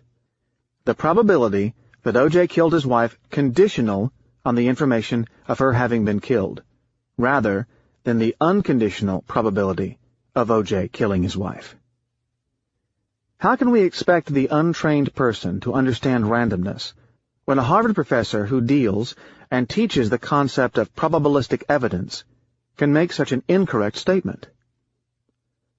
More particularly, where jurors and lawyers tend to make mistakes, along with the rest of us, is in the notion of joint probability. They do not realize that evidence compounds. The probability of my being diagnosed with respiratory tract cancer and being run over by a pink Cadillac in the same year, assuming each one of them is 1 in 100,000, becomes 1 in 10 billion by multiplying the two obviously independent events. Arguing that O.J. Simpson had a 1 in 500,000 chance of not being the killer from the blood standpoint. Remember, the lawyers used the sophistry that there were 4 people with such blood types walking around Los Angeles, and adding to it the fact that he was the husband of the person and that there was additional evidence. Then, owing to the compounding effect, the odds against him rise to several trillion. Sophisticated people make worse mistakes. I can surprise people by saying that the probability of the joint event is lower than either. Recall the availability heuristic. With the Linda problem rationale, and educated people finding the likelihood of an event greater than that of a larger one that encompasses it. I am glad to be a traitor taking advantage of people's biases, but I am scared of living in such a society. An absurd world. Kafka's prophetic book, The Trial, about the plight of a man, Joseph K., who is arrested for a mysterious and unexplained reason, hit a spot, as it was written before we heard of the methods of the scientific totalitarian regimes. It projected a scary future of mankind wrapped in absurd, self-feeding bureaucracies, with spontaneously emerging rules subjected to the internal logic of the bureaucracy. It spawned an entire literature of the absurd. The world may be too incongruous for us. I am terrified of certain lawyers. After listening to statements during the O.J. trial and their effect, I was scared, truly scared, of the possible outcome. My being arrested for some reason that made no sense, probabilistically, and having to fight some glib lawyer in front of a randomness illiterate jury. We said that mere judgment would probably suffice in a primitive society. It is easy for a society to live without mathematics, or traders to trade without quantitative methods, when the space of possible outcomes is one-dimensional. One-dimensional means that we are looking at one sole variable, not a collection of separate events.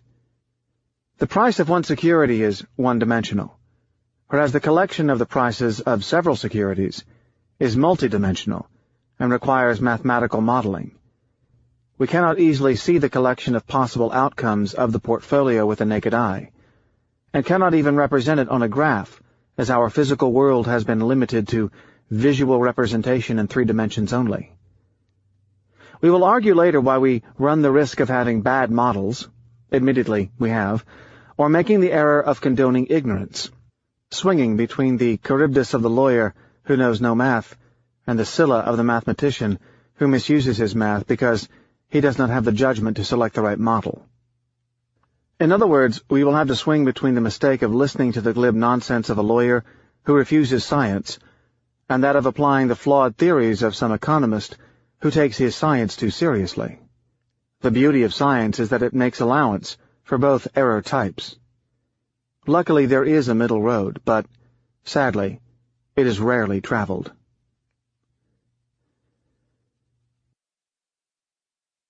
Examples of biases in understanding probability.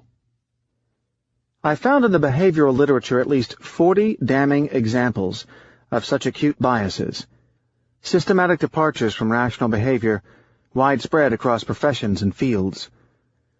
Next is an account of a well-known test, and an embarrassing one for the medical profession, The following famous quiz was given to medical doctors, which I borrowed from the excellent Deborah Bennett's Randomness.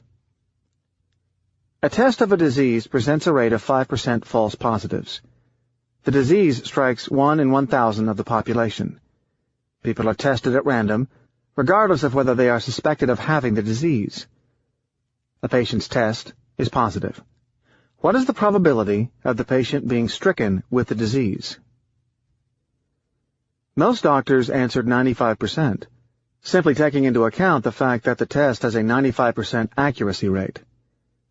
The answer is the conditional probability that the patient is sick, and the test shows it, close to 2%. Less than 1 in 5 professionals got it right. I will simplify the answer using the frequency approach. Assume no false negatives. Consider that out of 1,000 patients who are administered the test, 1 will be expected to be afflicted with the disease. Out of a population of the remaining 999 healthy patients, the test will identify about 50 with the disease. It is 95% accurate.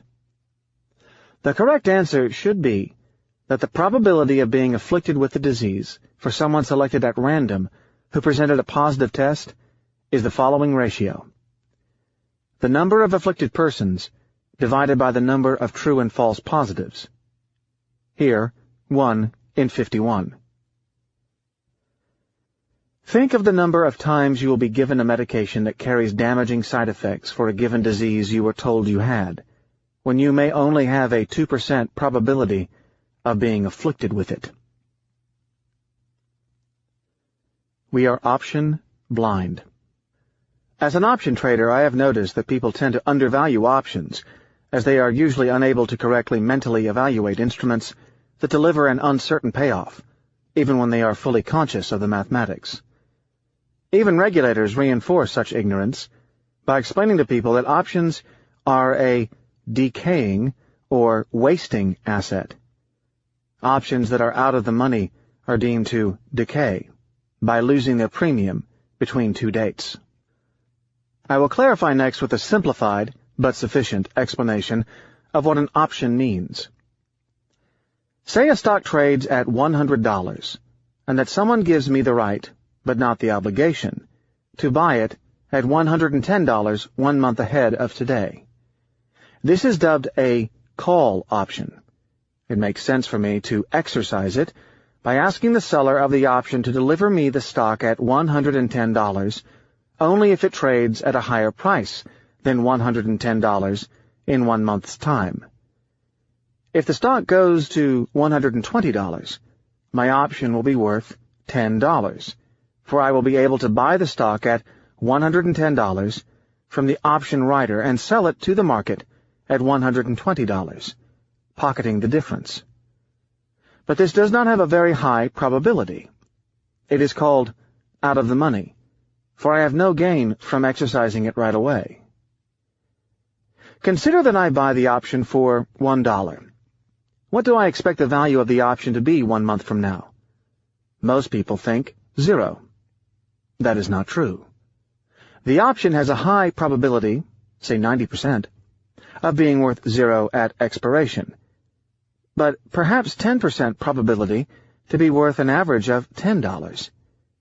Thus, selling the option to me for $1 does not provide the seller with free money. If the seller had instead bought the stock himself at $100 and waited the month, he could have sold it for $120. Making $1 now was hardly, therefore, free money.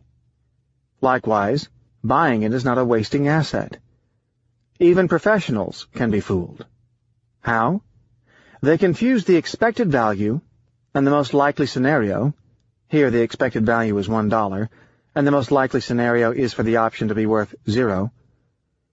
They mentally overweigh the state that is the most likely, namely, that the market does not move at all. The option is simply the weighted average of the possible states the asset can take. There is another type of satisfaction provided by the option seller. It is the steady return and the steady feeling of reward, what psychologists call flow. It is very pleasant to go to work in the morning with the expectation of being up some small money. It requires some strength of character to accept the expectation of bleeding a little, losing pennies on a steady basis, even if the strategy is bound to be profitable over longer periods. I notice that very few option traders can maintain what I call a long volatility position, namely a position that will most likely lose a small quantity of money at expiration, but is expected to make money in the long run because of occasional spurts. I discovered very few people who accepted losing $1 for most expirations and making $10 once in a while, even if the game were fair, i.e., they made the $10 more than 9.1% of the time.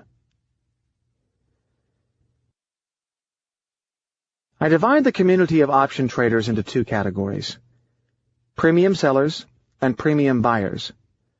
Premium sellers, also called option sellers, sell options, and generally make steady money, like John in chapters 1 and 5. Premium buyers do the reverse. Option sellers, it is said, eat like chickens and go to the bathroom like elephants. Alas, most option traders I encountered in my career are premium sellers. When they blow up, it is generally other people's money. How could professionals seemingly aware of the simple mathematics be put in such a position? As previously discussed, our actions are not quite guided by the parts of our brain that dictate rationality. We think with our emotions, and there is no way around it.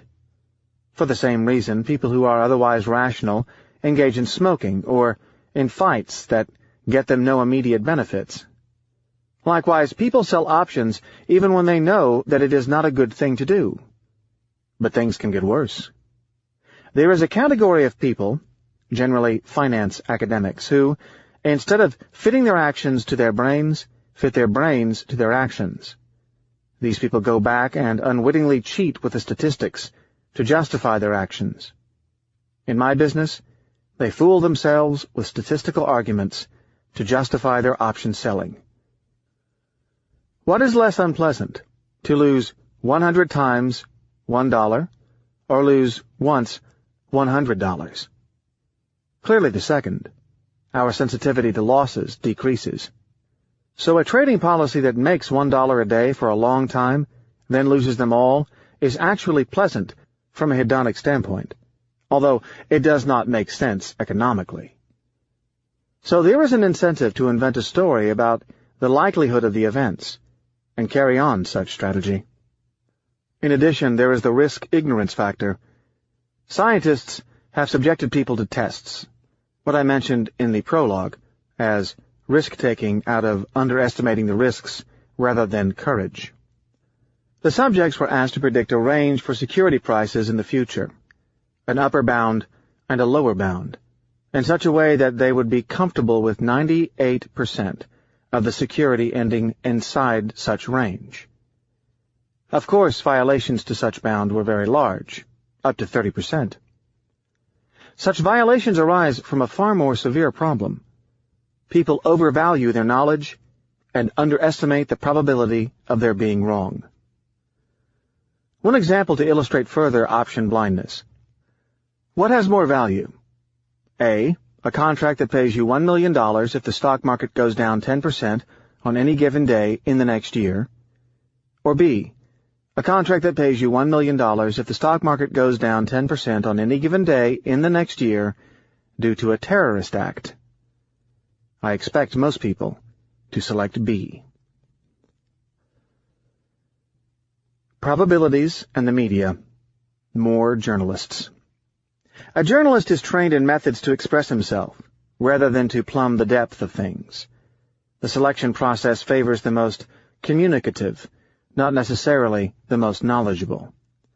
My medical doctor friends claim that many medical journalists do not understand anything about medicine and biology, often making mistakes of a very basic nature. I cannot confirm such statements, being myself a mere amateur, though at times a voracious reader in medical research. But I have noticed that they almost always misunderstand the probabilities used in medical research announcements. The most common one concerns the interpretation of evidence.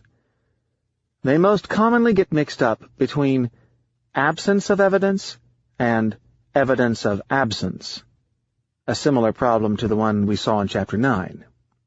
How? Say I test some chemotherapy, for instance fluorouracil, for upper respiratory tract cancer, and find that it is better than a placebo, but only marginally so. That, in addition to other modalities, it improves survival from 21 per 100 to 24 per 100. Given my sample size, I may not be confident that the additional 3% survival points come from the medicine. It could be merely attributable to randomness.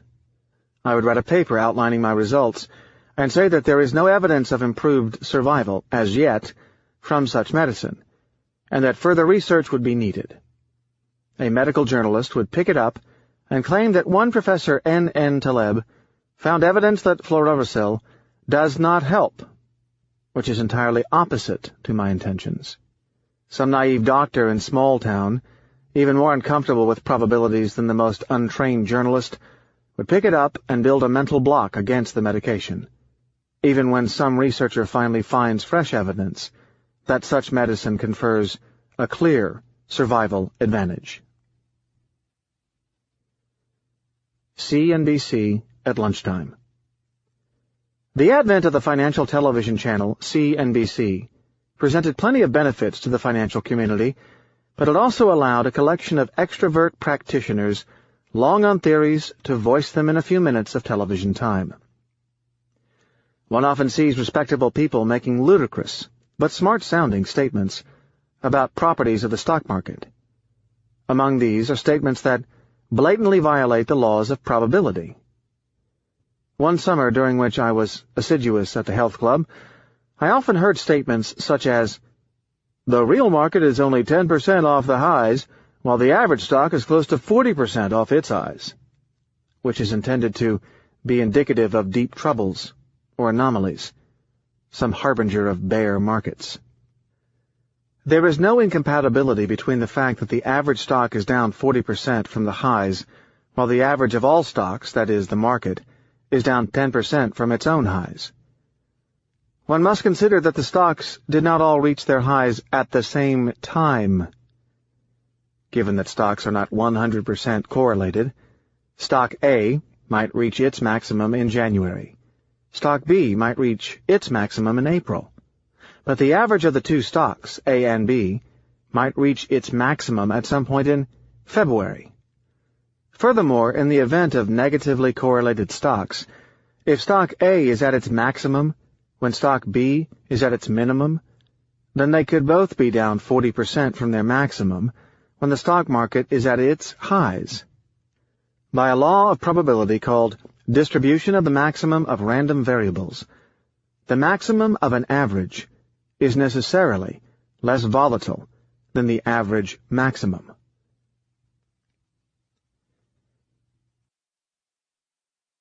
You should be dead by now.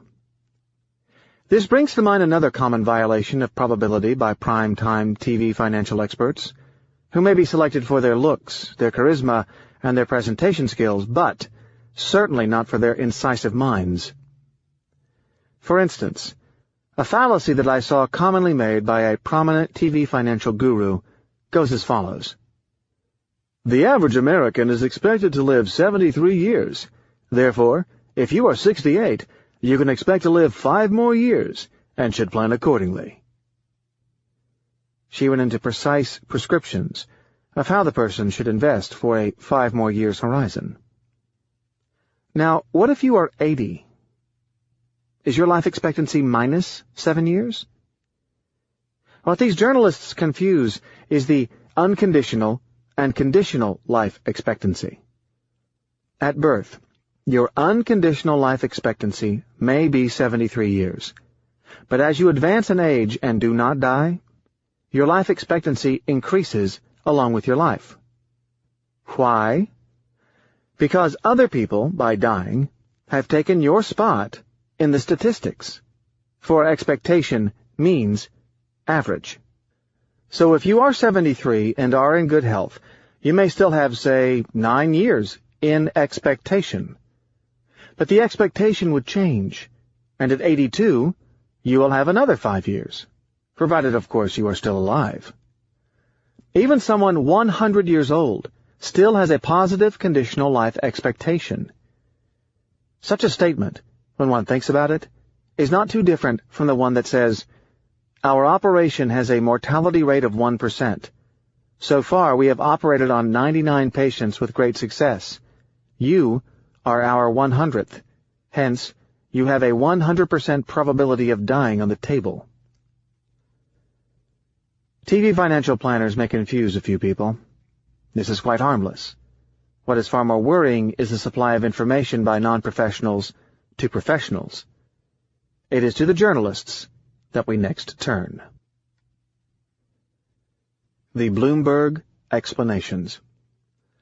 I have on my desk a machine eponymously called a Bloomberg, after the legendary founder Michael Bloomberg. It acts as a safe email service, a news service, an historical data retrieving tool, a charting system, an invaluable analytical aid, and not least, a screen where I can see the price of securities and currencies. I've gotten so addicted to it that I cannot operate without it, as I would otherwise feel cut off from the rest of the world. I use it to get in contact with my friends, confirm appointments, and solve some of those entertaining quarrels that put some sharpness into life. Somehow, traders who do not have a Bloomberg address do not exist for us. They have to have recourse to the more plebeian Internet. But there is one aspect of Bloomberg I would dispense with: the journalist's commentary. Why? Because they engage in explaining things and perpetuate the right column, left column confusion in a serious manner. Bloomberg is not the sole perpetrator. It is just that I have not been exposed to newspapers' business sections over the past decade, preferring to read real prose instead. As I am writing these lines, I see the following headlines on my Bloomberg. Dow is up 1.03 on lower interest rates. Dollar down 0.12 yen on higher Japanese surplus. And so on for an entire page. If I translate it well, the journalist claims to provide an explanation for something that amounts to perfect noise. A move of 1.03, with the Dow at 11,000, constitutes less than a 0.01% move.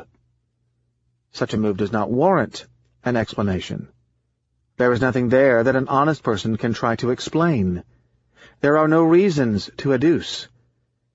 But like apprentice professors of comparative literature, journalists being paid to provide explanations will gladly and readily provide them. The only solution is for Michael Bloomberg to stop paying his journalists for providing commentary. Significance. How did I decide that it was perfect noise? Take a sample analogy.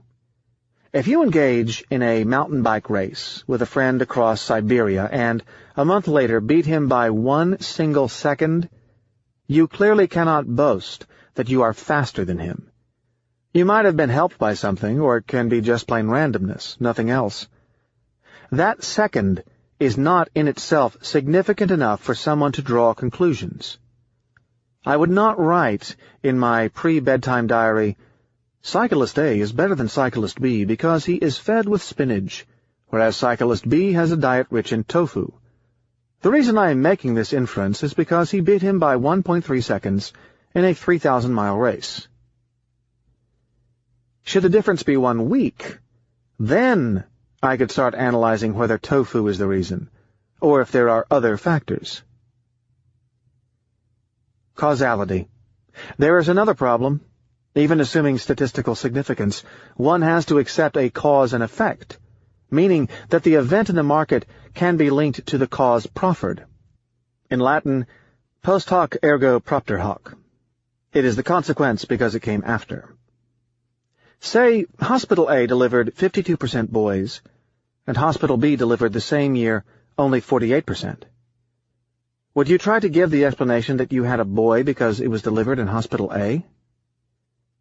Causality can be very complex. It is very difficult to isolate a single cause when there are plenty around. This is called multivariate analysis. For instance, if the stock market can react to U.S. domestic interest rates, the dollar against the yen, the dollar against the European currencies, the European stock markets, the United States balance of payments, United States inflation, and another dozen prime factors, then the journalists need to look at all of these factors, look at their historical effect both in isolation and jointly, look at the stability of such influence, then, after consulting the test statistic, isolate the factor if it is possible to do so. Finally, a proper confidence level needs to be given to the factor itself. If it is less than 90%, the story would be dead. I can understand why Hume was extremely obsessed with causality and could not accept such inference anywhere. I have a trick to know if something real in the world is taking place. I have set up my Bloomberg monitor to display the price and percentage change of all relevant prices in the world: currencies, stocks, interest rates, and commodities. By dint of looking at the same setup for years, as I keep the currencies in the upper left corner and the various stock markets on the right, I manage to build an instinctive way of knowing if something serious is going on. The trick is to look only at the large percentage changes. Unless something moves by more than its usual daily percentage change, the event is deemed to be noise. Percentage moves are the size of the headlines. In addition, the interpretation is not linear. A 2% move is not twice as significant an event as 1%. It is, rather, like 4 to 10 times. A 7% move can be several billion times more relevant than a 1% move. The headline of the Dow moving by 1.3 points on my screen today has less than 1 billionth of the significance of the serious 7% drop of October 1997. People might ask me, why do I want everybody to learn some statistics? The answer is that too many people read explanations. We cannot instinctively understand the non-linear aspect of probability. Filtering methods. Engineers use methods to clean up the noise from the signal in the data. Did it ever occur to you while talking to your cousin in Australia or the South Pole that the static on your telephone line could be distinguished from the voice of your correspondent? The method is to consider that when a change in amplitude is small, it is more likely to result from noise, with its likelihood of being a signal increasing exponentially as its magnitude increases. The method is called a smoothing kernel. But our auditory system is incapable of performing such a function by itself. Likewise, our brain cannot see the difference between a significant price change and mere noise, particularly when it is pounded with unsmoothed journalistic noise. We do not understand confidence levels. Professionals forget the following reality. It is not the estimate or the forecast that matters so much as the degree of confidence with the opinion.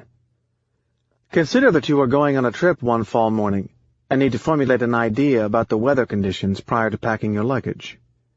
If you expect the temperature to be 60 degrees, plus or minus 10 degrees, say in Arizona, then you would take no snow clothes and no portable electric fan. Now, what if you were going to Chicago, where you are told that the weather, while being 60 degrees, will nevertheless vary by about 30 degrees? You would have to pack winter and summer clothes. Here the expectation of the temperature carries little importance concerning the choice of clothing. It is the variance that matters. Your decision to pack is markedly different now that you are told that the variability would be around 30 degrees. Now let us push the point further. What if you were going to a planet where the expectation is also going to be around 60 degrees, but plus or minus 500 degrees? What would you pack? We can see that my activity in the market, and other random variables, depends far less on where I think the market or the random variable is going, so much as it does on the degree of error I allow around such a confidence level.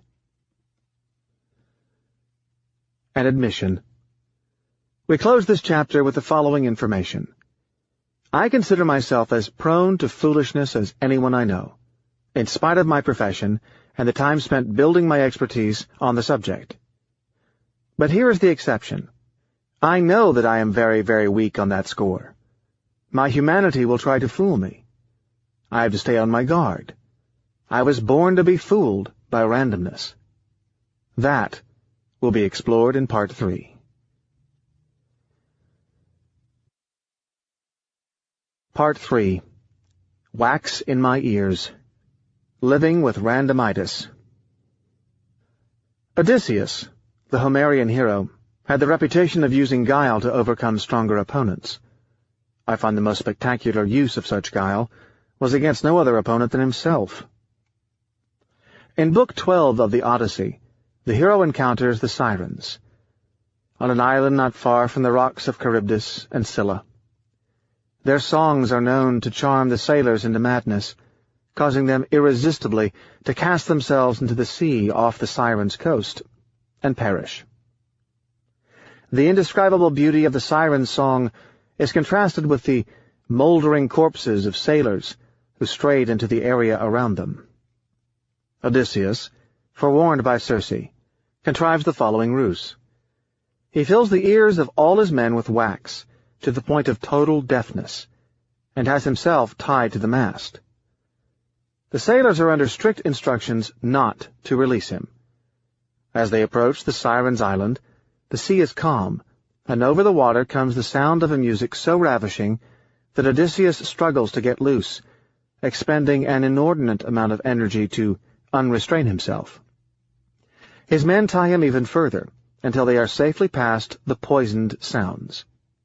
The first lesson I took from the story is not to even attempt to be Odysseus. He is a mythological character, and I am not. He can be tied to the mast. I can merely reach the rank of a sailor who needs to have his ears filled with wax. I am not so intelligent. The epiphany I had in my career in randomness came when I understood that I was not intelligent enough, nor strong enough, to even try to fight my emotions. Besides, I believe that I need my emotions to formulate my ideas and get the energy to execute them. I am just intelligent enough to understand that I have a predisposition to be fooled by randomness, and to accept the fact that I am rather emotional. I am dominated by my emotions, but as an aesthete, I am happy about that fact. I am just like every single character whom I ridiculed in this book. Not only that, but I may be even worse than them, because there may be a negative correlation between beliefs and behavior. Recall Popper, the man. The difference between me and those I ridicule is that I try to be aware of it. No matter how long I study and try to understand probability, my emotions will respond to a different set of calculations, those that my unintelligent genes want me to handle. If my brain can tell the difference between noise and signal, my heart cannot. Such unintelligent behavior does not just cover probability and randomness. I do not think I am reasonable enough to avoid getting angry when a discourteous driver blows his horn at me for being 1 nanosecond late after a traffic light turns green. I am fully aware that such anger is self-destructive and offers no benefit, and that if I were to develop anger for every idiot around me doing something of the sort, I would long be dead. These small daily emotions are not rational, but we need them to function properly. We are designed to respond to hostility with hostility. I have enough enemies to add some spice to my life, but I sometimes wish I had a few more. I rarely go to the movies and need the entertainment. Life would be unbearably bland if we had no enemies on whom to waste efforts and energy. The good news is that there are tricks. One such trick is to avoid eye contact through the rearview mirror with other persons in such traffic encounters. Why?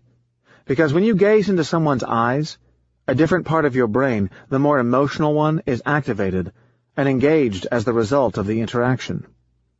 I try to imagine that the other person is a Martian, rather than a human being. It works, sometimes, but it works best when the person presents the appearance of being from a different species. How? I am an avid road cyclist.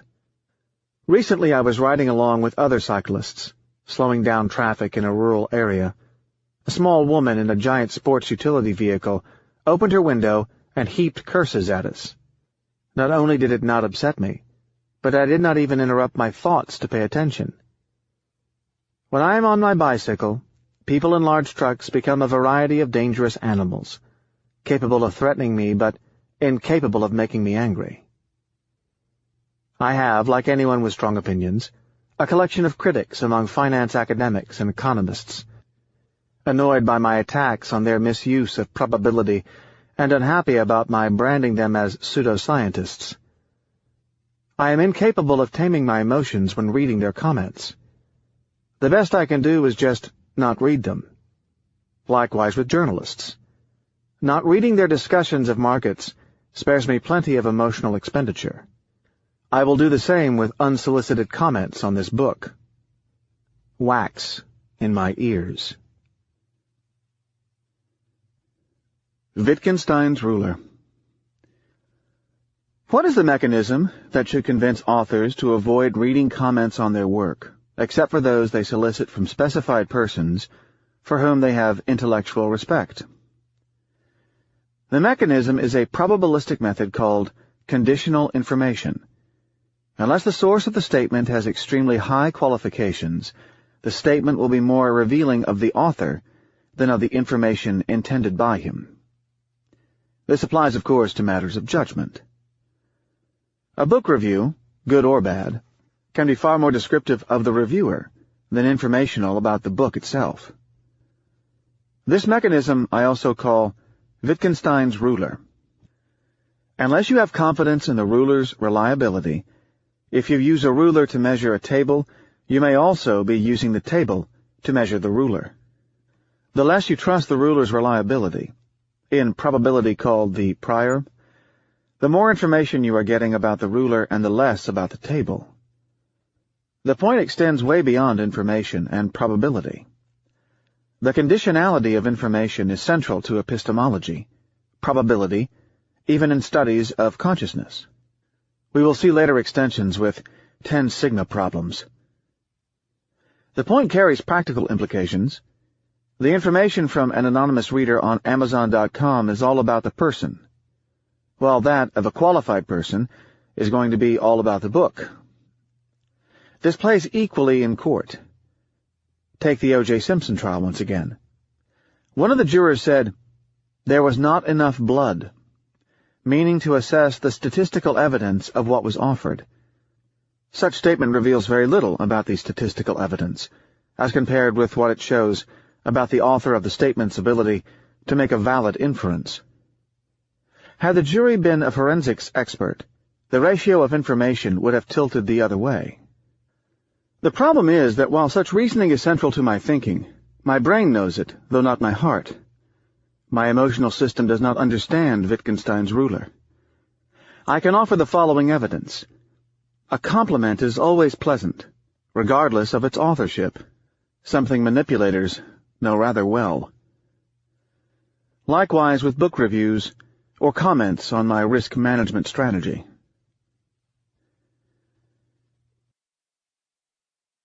The Odyssean Mute Command. Recall that the accomplishment from which I derive the most pride is my weaning myself from television and the news media. I am currently so weaned that it actually costs me more energy to watch television than to perform any other activity, like, say, writing this book. But this did not come without tricks. Without tricks, I would not escape the toxicity of the information age. In the trading room of my company, I have the television set turned on all day with the financial news channel CNBC staging commentator after commentator and CEO after CEO murdering rigor all day long. What is the trick? I have the volume turned completely off. Why? Because when the television set is silent, the babbling person looks ridiculous. Exactly the opposite effect as when the sound is on. One sees a person with moving lips and contortions in his facial muscles, taking themselves seriously, but no sound comes out. We are visually, but not auditorily, intimidated, which causes a dissonance. The speaker's face expresses some excitement, but since no sound comes out, the exact opposite is conveyed. This is the sort of contrast the philosopher Henri Bergson had in mind in his treatise on laughter, with his famous description of the gap between the seriousness of a gentleman about to walk on a banana skin and the comical aspect of the situation. Television pundits lose their intimidating effect. They even look ridiculous. They seem to be excited about something terribly unimportant. Suddenly, pundits become clowns, which is a reason the writer Graham Greene refused to go on television. I had this idea of stripping people of language while, on a trip, I listened, while brutally jet-lagged, to a speech in Cantonese, a language I do not understand, without the benefit of translation. Since I had no possible clue about his subject, the animated orator lost a large share of his dignity. The idea came to me that perhaps I could use a built-in bias, here, prejudice, to offset another built-in bias, our predisposition to take information seriously. It seems to work. This part, the conclusion of this book, presents the human aspect of dealing with uncertainty. I have personally failed in achieving a general insulation from randomness, but I have managed a few tricks. Chapter 12. Gambler's Ticks and Pigeons in a Box. On gambler's ticks crowding up my life. Why bad taxicab English can help you make money. How I am the fool of all fools, except that I am aware of it. Dealing with my genetic unfitness. And no boxes of chocolate under my trading desk.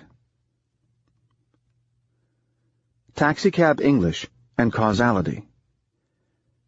First, a flashback in time to my early days as a trader in New York.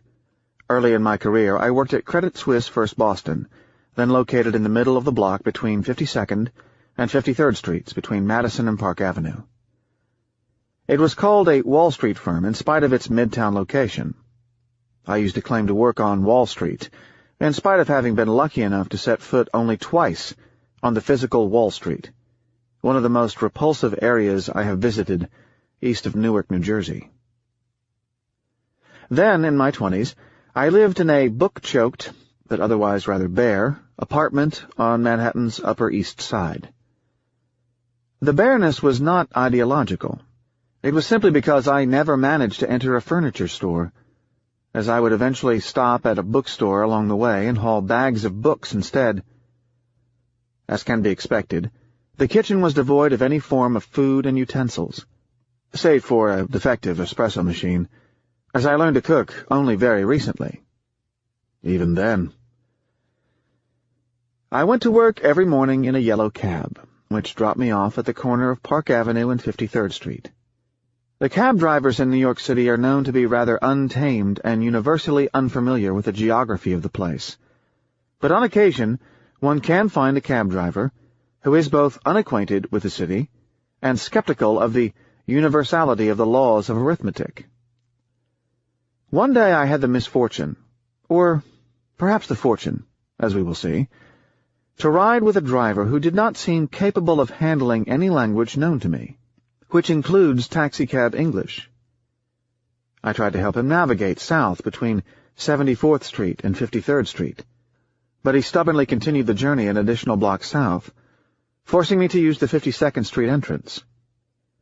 That day, my trading portfolio made considerable profits, owing to considerable turmoil in currencies. It was then the best day of my young career. The next day, as usual, I hailed a cab from the corner of 74th Street and 3rd Avenue.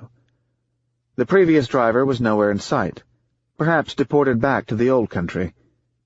Too bad. I was gripped by the unexplainable desire to pay him back for the favor he had done me, and surprise him with a gigantic tip. Then I caught myself instructing the new cab driver to take me to the northeast corner of 52nd Street and Park Avenue, exactly where I was dropped off the day before. I was taken aback by my own words, but it was too late. When I looked at my reflection in the elevator's mirror, it dawned on me that I wore the exact same tie as the day before, with coffee stains from the previous day's fracas. My only addiction is to coffee. There was someone in me who visibly believed in a strong causal link between my use of the entrance, my choice of tie, and the previous day's market behavior. I was disturbed for acting like a fake, like an actor playing some role that was not his. I felt that I was an imposter. On one hand, I talked like someone with strong scientific standards, a probabilist focused on his craft. On the other, I had closed superstitions, just like one of these blue-collar pit traders. Would I have to go buy a horoscope next? A little brooding revealed that my life until then had been governed by mild superstitions. Me, the expert in options, the dispassionate calculator of probabilities, a rational trader. It was not the first time that I had acted on mild superstitions of a harmless nature, which I believe were instilled in me by my Eastern Mediterranean roots. One does not grab the salt shaker from the hand of another person, risking a falling out. One is to knock on wood upon receiving a compliment, plus many other Levantine beliefs passed on for a few dozen centuries. But like many things that brew and spread around the ancient pond, these beliefs I had taken with a fluctuating mixture of solemnity and mistrust. We consider them more like rituals than truly important actions meant to stave off undesirable turns of the goddess Fortuna. Superstitions can instill some poetry in daily life. The worrying part was that it was the first time that I noticed superstitions creeping into my professional life. My profession is to act like an insurance company, stringently computing the odds based on well-defined methods, taking advantage of other people when they are less rigorous, get blinded by some analysis, or act with the belief that they are chosen by destiny. But there was too much randomness flooding my occupation. I detected the rapid accumulation of what are called gambler's tics, surreptitiously developing in my behavior, though minute and barely detectable. Until then, these small tics had escaped me. My mind seemed to be constantly trying to detect a statistical connection between some of my facial expressions and the outcome of events. For example, my income started to increase after I discovered my slight nearsightedness and started wearing glasses. Although glasses were not quite necessary, nor even useful except for night driving, I kept them on my nose as I unconsciously acted as if I believed in the association between performance and glasses. To my brain, such statistical association was as spurious as it could get, owing to the reduced sample size, here a single instance. Yet this native statistical instinct did not seem to benefit from my expertise in hypothesis testing. Gamblers are known to develop some behavioral distortions as a result of some pathological association between a betting outcome and some physical move. Gambler is about the most derogatory term that could be used in my derivatives profession. As an aside, gambling to me is best defined as an activity where the agent gets a thrill when confronting a random outcome, regardless of whether he has the odds stacked in his favor or against him. Even when the odds are clearly stacked against the gambler, he sometimes transcends the odds by believing that destiny selected him in some manner. This shows in the very sophisticated people one meets in casinos where they normally should not be found. I even ran into world-class probability experts who had a gambling habit on the side, throwing all of their knowledge to the wind. For example, a former colleague of mine, one of the most intelligent people I have ever met, frequently went to Las Vegas, and seemed to be such a turkey that the casino provided him with complimentary luxury suites and transportation. He even consulted a fortune teller prior to taking large trading positions and tried to get reimbursed by our employer. The Skinner Pigeon Experiment. At 25, I was totally ignorant of the behavioral sciences. I had been fooled by my education and culture into believing that my superstitions were cultural, and that, consequently, they could be shed through the exercise of so-called reason. Taken at the general level of society, modern life would eliminate them, as science and logic would enter. But in my case, I was, over time, getting more sophisticated intellectually, but the floodgates of randomness were bursting, and I was becoming more superstitious. These superstitions needed to be biological, but I was brought up in an era when the dogma was that it was nurture, rarely nature, that was the culprit. Clearly there was nothing cultural about my link between my wearing glasses and a random market outcome. There was nothing cultural in my link between my use of entrance and my performance as a trader. There was nothing cultural in my wearing the same tie as the day before. Something in us has not developed properly over the past 1,000 years, and I was dealing with the remnant of our old brain. To probe the point further, we need to look at such formations of causal associations in the lower forms of life. The famous Harvard psychologist B.F. Skinner constructed a box for rats and pigeons, equipped with a switch that the pigeon could operate by pecking. In addition, an electrical mechanism delivers food into the box. Skinner designed the box in order to study more general properties of the behavior of a collection of non-humans, but it was in 1948 that he had the brilliant idea of ignoring the lever and focusing on the food delivery. He programmed it to deliver food at random to the famished birds. He saw quite astonishing behavior on the part of the birds. They developed an extremely sophisticated rain dance type of behavior in response to their ingrained statistical machinery.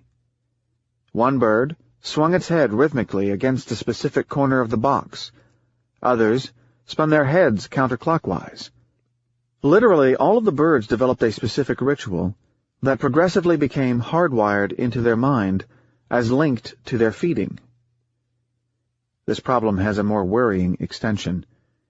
We are not made to view things as independent from each other. When viewing two events, A and B, it is hard not to assume that A causes B causes A, or both cause each other.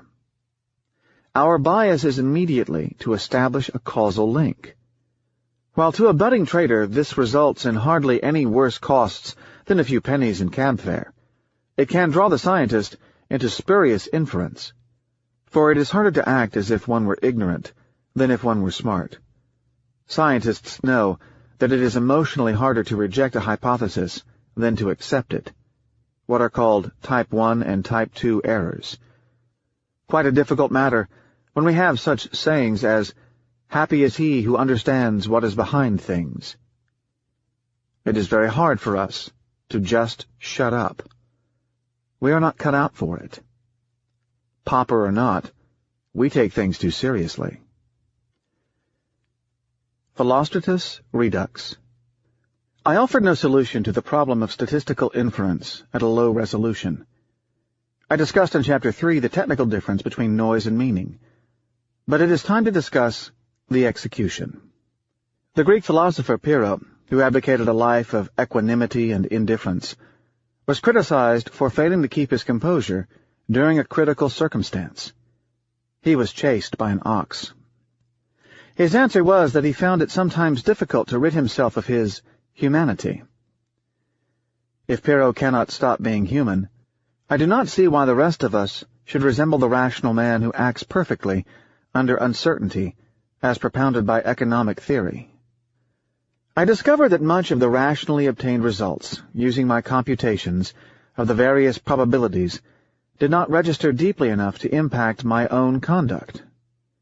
In other words, I acted like the doctor in Chapter 11, who knew of the 2% probability of the disease, but somehow unwittingly treated the patient as if the ailment had a 95% probability of being there. My brain and my instinct were not acting in concert. The details are as follows. As a rational trader, all traders boast so, I believe, as I discussed before, that there is a difference between noise and signal, and that noise needs to be ignored, while a signal needs to be taken seriously. I use elementary, but robust, methods that allow me to calculate the expected noise and signal composition of any fluctuation in my trading performance. For example, after registering a profit of $100,000 on a given strategy, I may assign a 2% probability to the hypothesis of the strategy being profitable and a 98% probability to the hypothesis that the performance may be the result of mere noise. A gain of $1 million, on the other hand, certifies that the strategy is a profitable one, with a 99% probability. A rational person would act accordingly in the selection of strategies, and set his emotions in accordance with his results. Yet I have experienced leaps of joy over results that I knew were mere noise, and bouts of unhappiness over results that did not carry the slightest degree of statistical significance. I cannot help it, but I am emotional, and derive most of my energy from my emotions. So the solution does not reside in taming my heart. Since my heart does not seem to agree with my brain, I need to take serious action to avoid making irrational trading decisions, namely, by denying myself access to my performance report, unless it hits a predetermined threshold. This is no different from the divorce between my brain and my appetite, when it comes to the consumption of chocolate. I generally deal with it by ascertaining that there are no chocolate boxes under my trading desk. One of the most irritating conversations I've had is with people who lecture me on how I should behave. Most of us know pretty much how we should behave. It is the execution that is the problem, not the absence of knowledge. I am tired of the moralizing slow thinkers who pound me with platitudes like, I should floss daily, eat my regular apple, and visit the gym outside of the New Year's resolution. In the markets, the recommendation would be to ignore the noise component in the performance. We need tricks to get us there, but before that, we need to accept the fact that we are mere animals in need of lower forms of tricks, not lectures. Finally, I consider myself lucky for not having a cigarette addiction.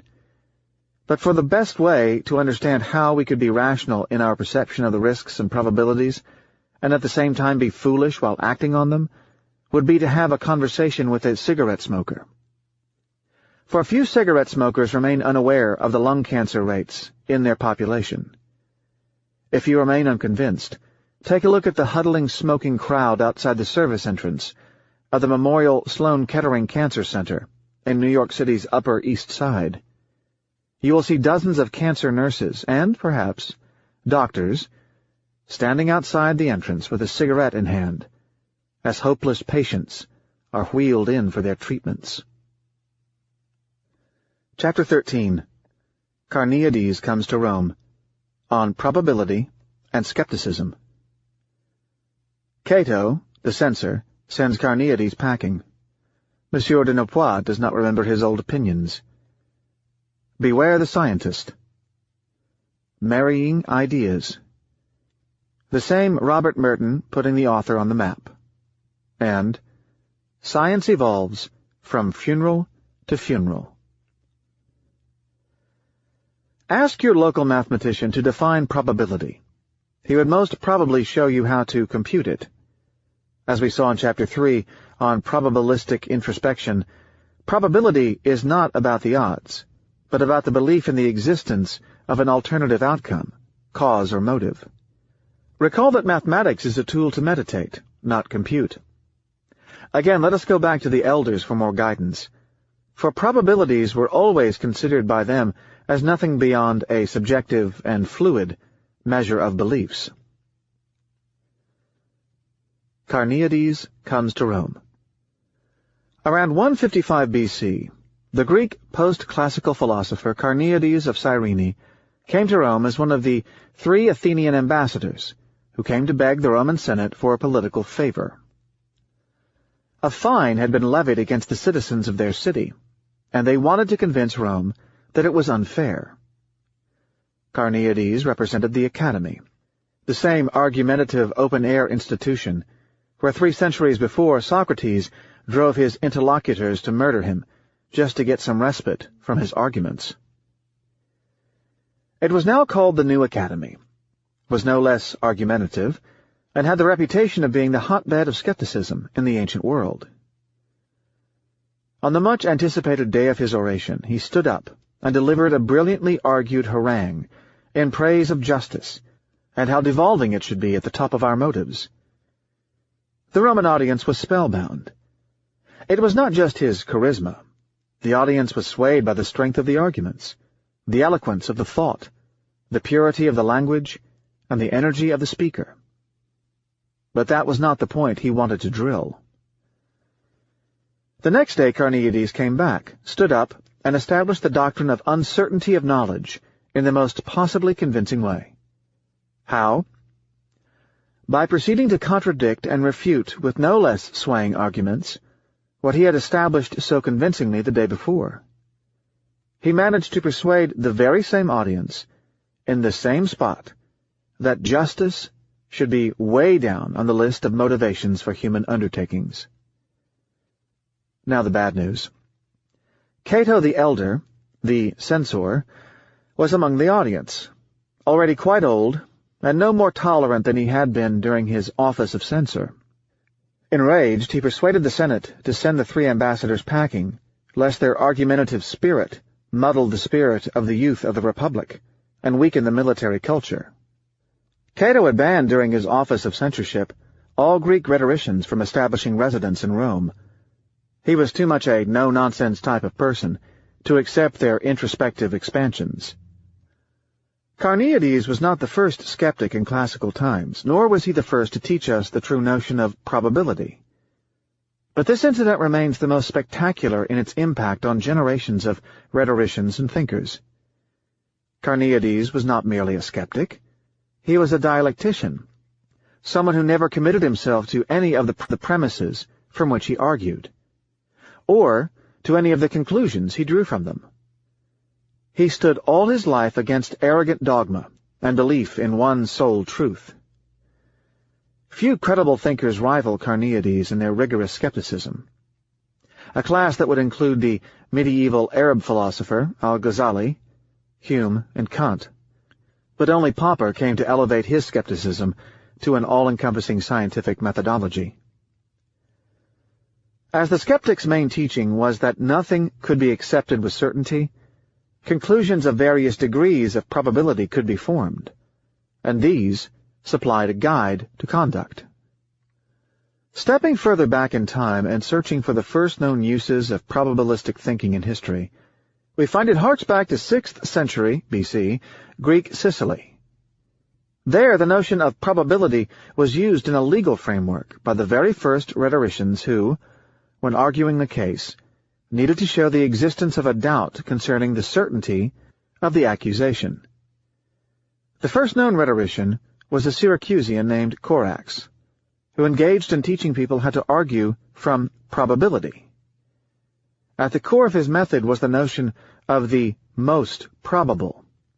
For example, the ownership of a piece of land, in the absence of further information and physical evidence, should go to the person after whose name it is best known. One of his indirect students, Gorgias, took this method of argumentation to Athens, where it flourished. It is the establishment of such most probable notions that taught us to view the possible contingencies as distinct and separable events, with probabilities attached to each one of them. Probability, the child of skepticism. Until the Mediterranean basin was dominated with monotheism, which led to the belief in some form of uniqueness of the truth, to be superseded later by episodes of communism, skepticism had gained currency among many major thinkers, and certainly permeated the world. The Romans did not have a religion per se. They were too tolerant to accept a given truth. Theirs was a collection of a variety of flexible and syncretic superstitions, I will not get too theological, except to say that we had to wait a few dozen centuries in the Western world to espouse critical thinking again. Indeed, for some strange reason, during the Middle Ages, Arabs were critical thinkers, through their post-classical philosophical tradition, when Christian thought was dogmatic. Then, after the Renaissance, the roles mysteriously reversed. One author from antiquity who provides us evidence of such thinking is the garrulous Cicero. He preferred to be guided by probability than allege with certainty. Very handy, some said, because it allowed him to contradict himself. This may be a reason for us, who have learned from Popper how to remain self-critical, to respect him more, as he did not hew stubbornly to an opinion for the mere fact that he had voiced it in the past. Indeed, your average literature professor would fault him for his contradictions and his change of mind. It was not until modern times that such desire to be free from our own past statements emerged. Nowhere was it made more eloquently than in rioting student graffiti in Paris. The student movement that took place in France in 1968, with the youth no doubt choking under the weight of years of having to sound intelligent and coherent, produced, among other jewels, the following demand. We demand the right to contradict ourselves. Monsieur de Napois' opinions. Modern times provide us with a depressing story. Self-contradiction is made culturally to be shameful, a matter that can prove disastrous in science. Marcel Proust's novel, In Search of Time Lost, features a semi-retired diplomat, the Marquis de Napois, who, like all diplomats before the advent of the fax machine, was a socialite who spent considerable time in salons. The narrator of the novel sees Monsieur de Napois openly contradicting himself on some issue, some pre-war rapprochement between France and Germany. When reminded of his previous position, Monsieur de Napois did not seem to recall it. Proust reviles him. Monsieur de Napois was not lying. He had just forgotten. One forgets rather quickly what one has not thought about with depth, what has been dictated to you by imitation, by the passions surrounding you. These change, and with them so do your memories. Even more than diplomats, politicians do not remember opinions they had at some point in their lives, and their fibbings are more attributable to the excess of ambition than a lack of memory. Monsieur de Napois is made to be ashamed of the fact that he had expressed a different opinion. Proust did not consider that the diplomat might have changed his mind. We are supposed to be faithful to our opinions. One becomes a traitor otherwise. Now I hold that Monsieur de Napois should be a traitor. One of the best traitors I ever encountered in my life, Nigel Babbage, has the remarkable attribute of being completely free of any path dependence in his beliefs.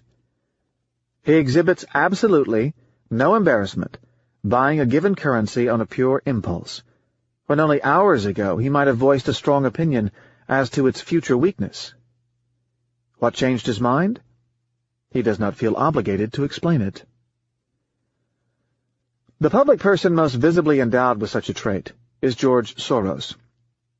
One of his strengths is that he revises his opinion rather rapidly, without the slightest embarrassment. The following anecdote illustrates Soros's ability to reverse his opinion in a flash. The French playboy trader Jean-Manuel Rosin discusses the following episode in his autobiography, disguised as a novel in order to avoid legal bills. The protagonist, Rosin, used to play tennis in the Hamptons on Long Island with Yorgi Saulos, an older man with a funny accent, and sometimes engage in discussions about the market, not initially knowing how important and influential Saulos truly was.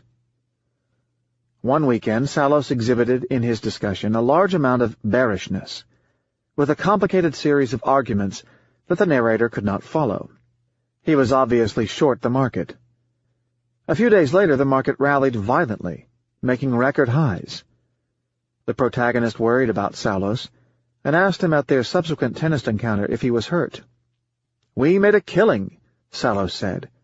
"I changed my mind. We covered and went very long." It was this very trait that, a few years later, affected Rosin negatively and almost cost him a career.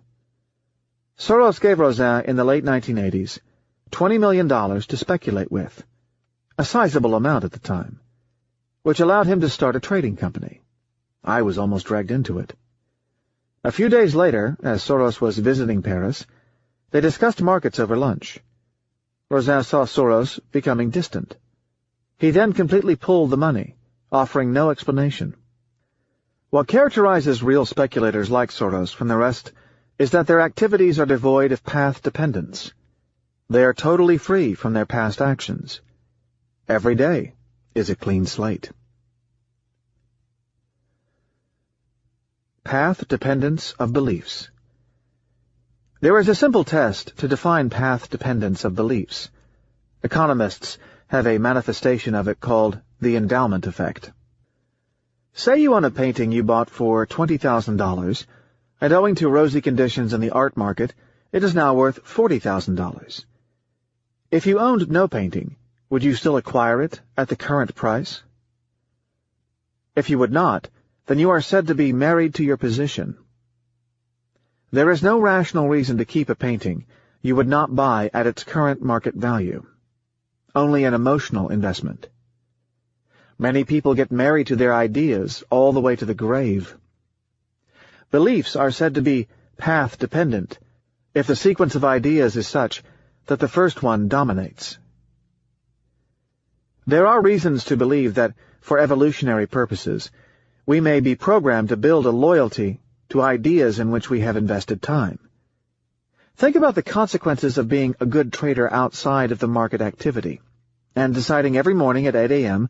whether to keep the spouse or part with him or her for a better emotional investment elsewhere. Or think of a politician who is so rational that during a campaign he changes his mind on a given matter because of fresh evidence, and abruptly switches political parties. That would make rational investors who evaluate trades in a proper way a genetic oddity, perhaps a rare mutation.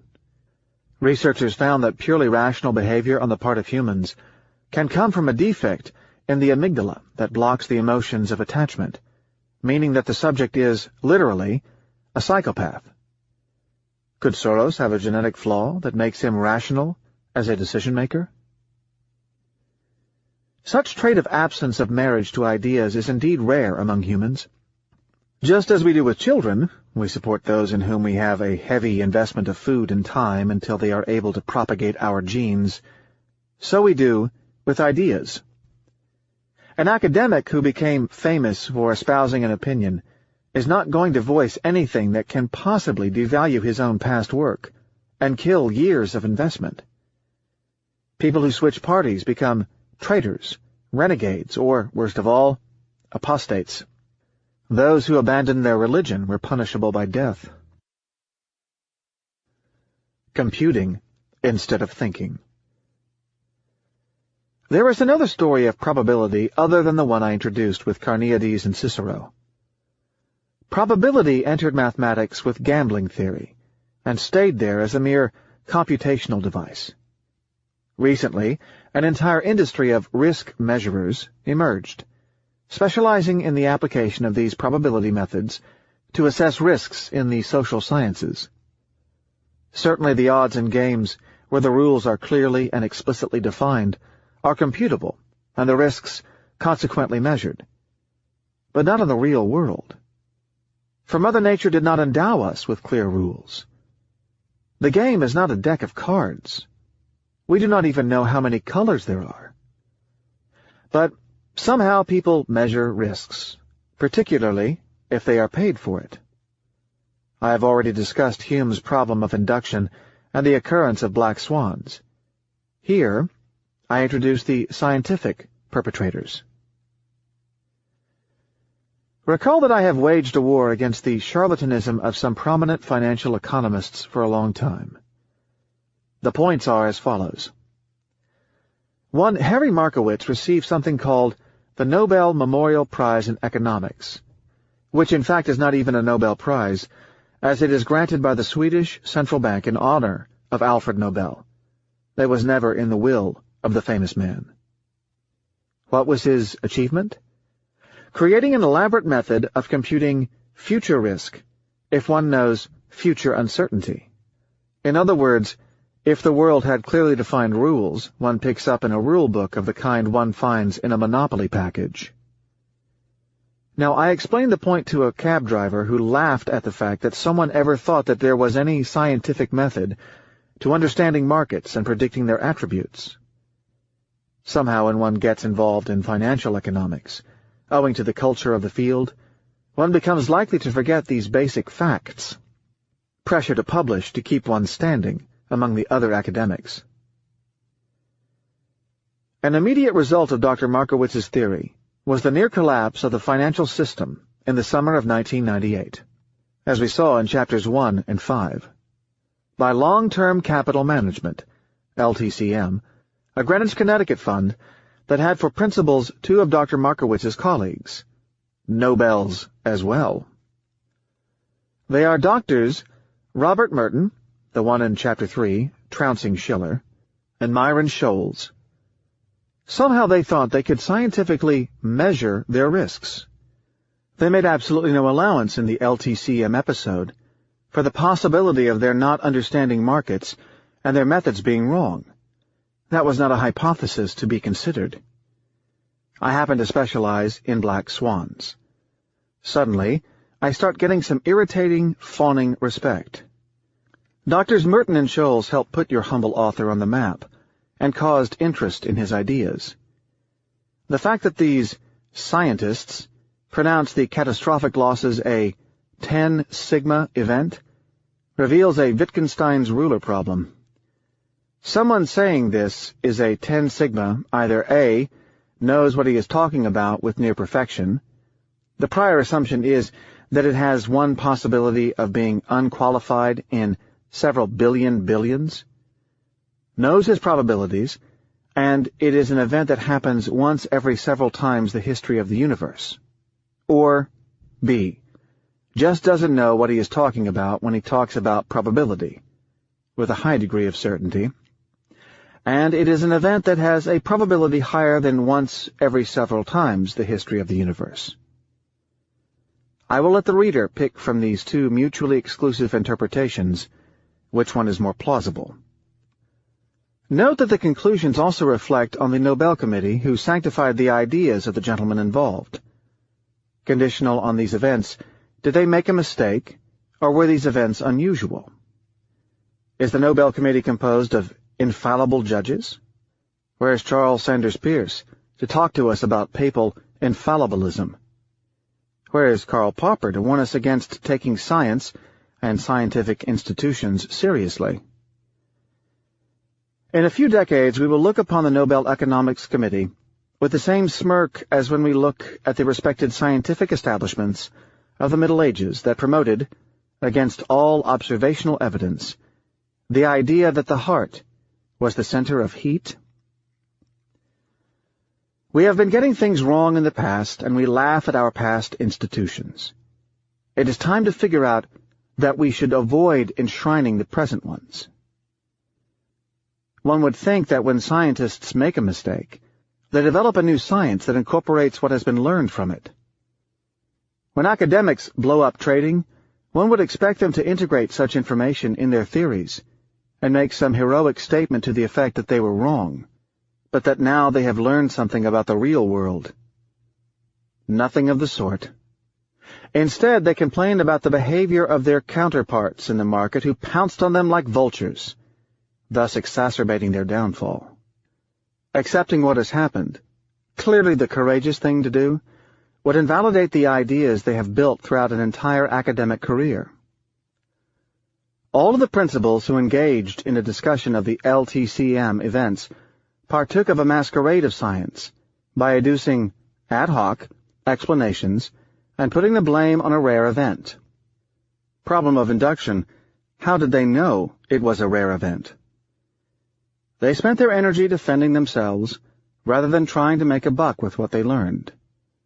Again, compare them with Soros, who walks around telling whoever has the patience to listen to him that he is fallible. My lesson from Soros is to start every meeting at my boutique by convincing everyone that we are a bunch of idiots who know nothing and are mistake-prone, but happen to be endowed with the rare privilege of knowing it. The scientist's behavior while facing the refutation of his ideas has been studied in depth as part of the so-called attribution bias. You attribute your successes to skills, but your failures to randomness. This explains why these scientists attributed their failures to the 10 sigma rare event, indicative of the thought that they were right, but that luck played against them. Why? It is a human heuristic that makes us actually believe so, in order not to kill our self-esteem and keep us going against adversity. We have known about this wedge between performance and self-assessment since 1954, with Meehl's study of experts comparing their perceived abilities to their statistical ones.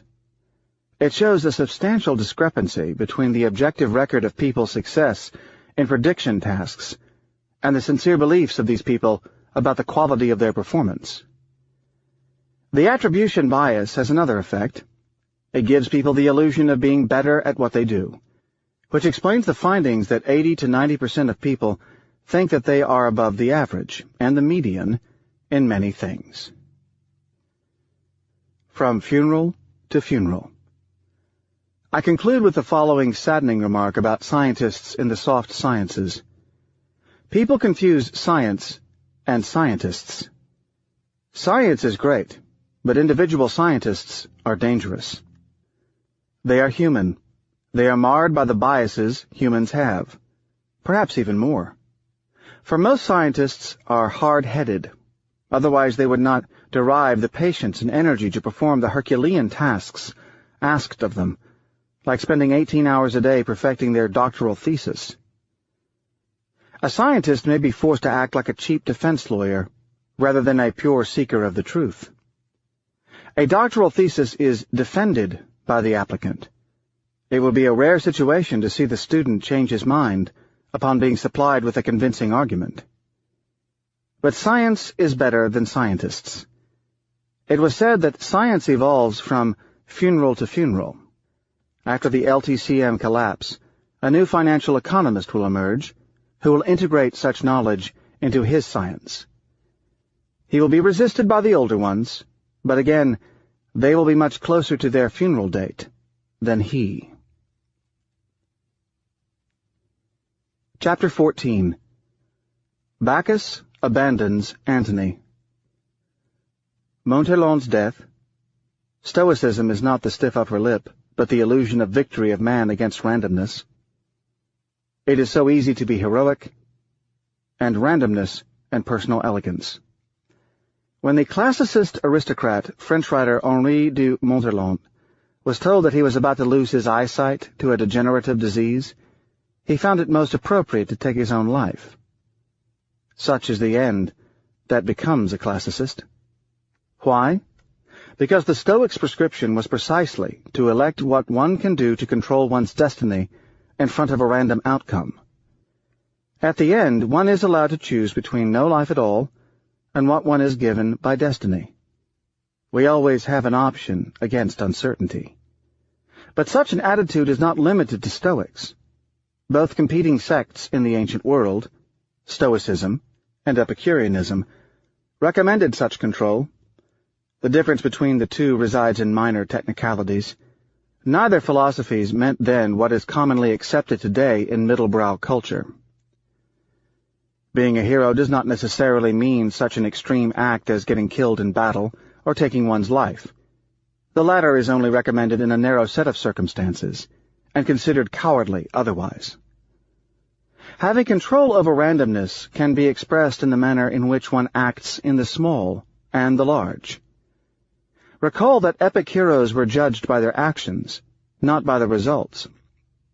No matter how sophisticated our choices, how good we are at dominating the odds, randomness will have the last word. We are left only with dignity as a solution. Dignity defined as the execution of a protocol of behavior that does not depend on the immediate circumstance. It may not be the optimal one, but it certainly is the one that makes us feel best. Grace under pressure, for example.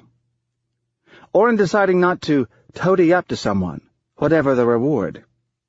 Or in fighting a duel to save face. Or in signaling to a prospective mate during courtship, "Listen, I have a crush on you. I am obsessed with you, but I will not do a thing to compromise my dignity. Accordingly, the slightest snub, and you will never see me again."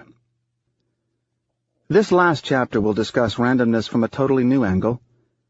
Philosophical, but not the hard philosophy of science and epistemology, as we saw in Part 1 with the Black Swan problem. It is the more archaic, softer type of philosophy, the various guidelines that the ancients had concerning the manner in which a man of virtue and dignity deals with randomness. There was no real religion at the time, in the modern sense. It is worthy of note that before the spread of what can be best called Mediterranean monotheism, the ancients did not believe enough in their prayers to influence the course of destiny. Their world was dangerous, fraught with invasions and reversals of fortune. They needed substantial prescriptions in dealing with randomness. It is such beliefs that we will outline next. Notes on Jackie O's funeral. If a Stoic were to visit us, he would feel represented by the following poem. To many sophisticated lovers of poetry, one of the greatest poets who ever breathed is C.P. Cavafy. Cavafy was an Alexandrian Greek civil servant with a Turkish or Arabic last name who wrote almost a century ago, in a combination of classical and modern Greek, a lean poetry that seems to have eluded the last 15 centuries of Western literature. Greeks treasure him like their national monument. Most of his poems take place in Syria. His Greco-Syrian poems initially drew him to me. Asia Minor and Alexandria. Many people believe it worth learning formal, semi-classical Greek just to savor his poems. Somehow their acute aestheticism, stripped of sentimentality, provides a relief from centuries of mawkishness in poetry and drama. He provides a classical relief for those of us who were subjected to the middle-class valued melodrama, as represented by Dickens's novels, romantic poetry, and Verdi's operas. I was surprised to hear that Maurice Templesman, last consort of Jackie Kennedy Onassis, read Cavafy's valedictory, "The God Abandons Antony," at her funeral. The poem addresses Mark Antony, who has just lost the battle against Octavius, and was forsaken by Bacchus, the god who until then had protected him. It is one of the most elevating poems I have ever read, beautiful because it was the epitome of such dignified aestheticism, and because of the gentle but edifying tone of the voice of the narrator, advising a man who had just received a crushing reversal of fortune. The poem addresses Antony, now defeated and betrayed. According to legend, even his horse deserted him to go to his enemy Octavius. It asks him to just bid her farewell, Alexandria, the city that is leaving him. It tells him not to mourn his luck, not to enter denial, not to believe that his ears and eyes are deceiving him. Antony, do not degrade yourself with empty hopes. Antony, just listen while shaken by emotion, but not with the coward's imploration and complaints. While shaken with emotion. No stiff upper lip. There is nothing wrong and undignified with emotions. We are cut to have them. What is wrong is not following the heroic, or at least the dignified path. That is what Stoicism truly means. It is the attempt by man to get even with probability.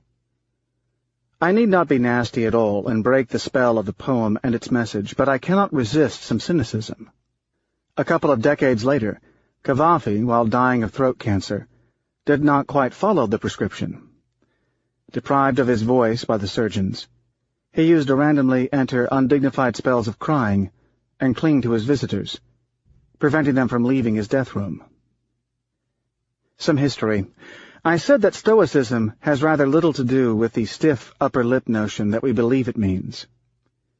Started as an intellectual movement in antiquity by a Phoenician Cypriot, Zeno of Kition, it developed by Roman time into a life based on a system of virtues. In the ancient sense, when virtue meant virtu, the sort of belief in which virtue is its own reward.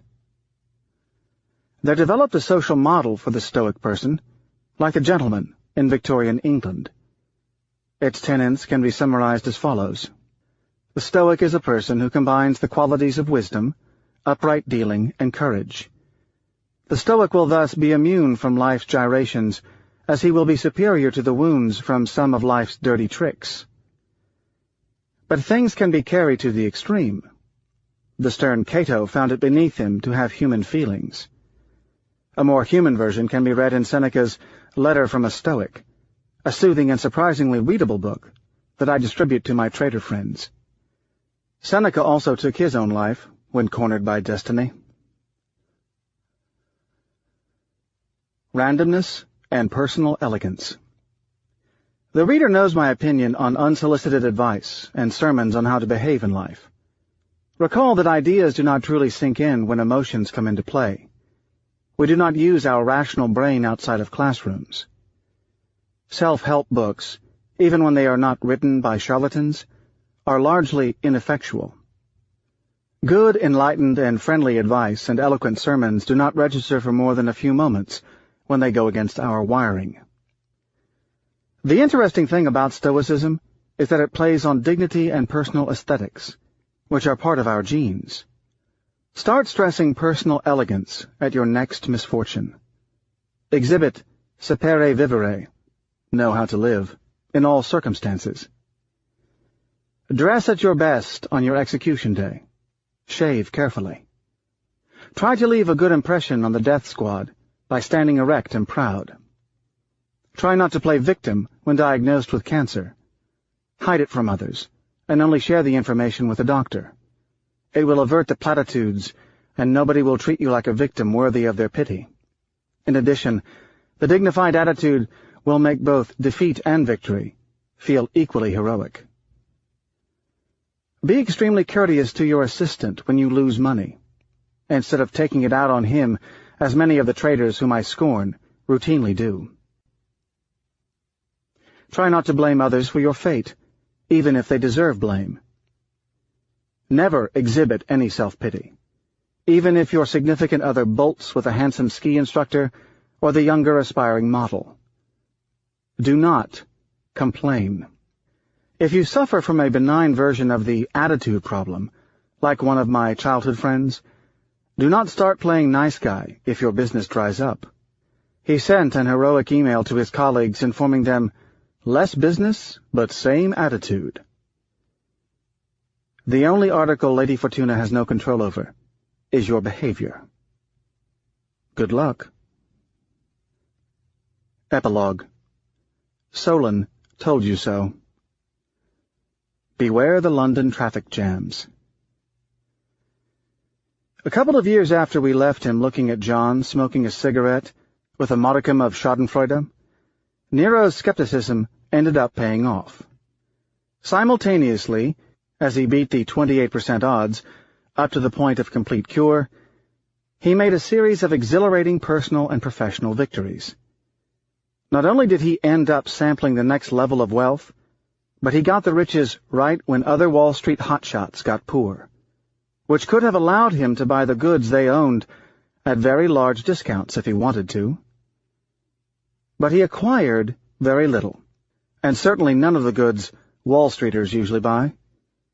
But Nero did engage in occasional excess. Friday afternoon traffic in London can be dreadful. Nero started spending more time there. He developed an obsession with traffic jams. One day he spent 5 hours moving west from his office in the city of London toward a cottage in the Cotswolds, where he stayed most weekends. The frustration prompted Nero to get a helicopter flying license through a crash course in Cambridgeshire. He realized that the train was probably an easier solution to get out of town for the weekend, but felt the urge for a pet extravagance. The other result of his frustration was his no less dangerous commuting on a bicycle between his flat in Kensington and his office in the city. Nero's excessive probability consciousness in his profession somehow did not register fully into his treatment of physical risk. For Nero's helicopter crashed as he was landing it near Battersea Park on a windy day. He was alone in it. In the end, the Black Swan got its man. Postscript. 3 afterthoughts in the shower. Owing to the subject's tentacles and the author's ruminating nature, this book keeps growing like a living object. I will add in this section a few post-thoughts I've had in the shower and in the few boring philosophy lectures I've attended.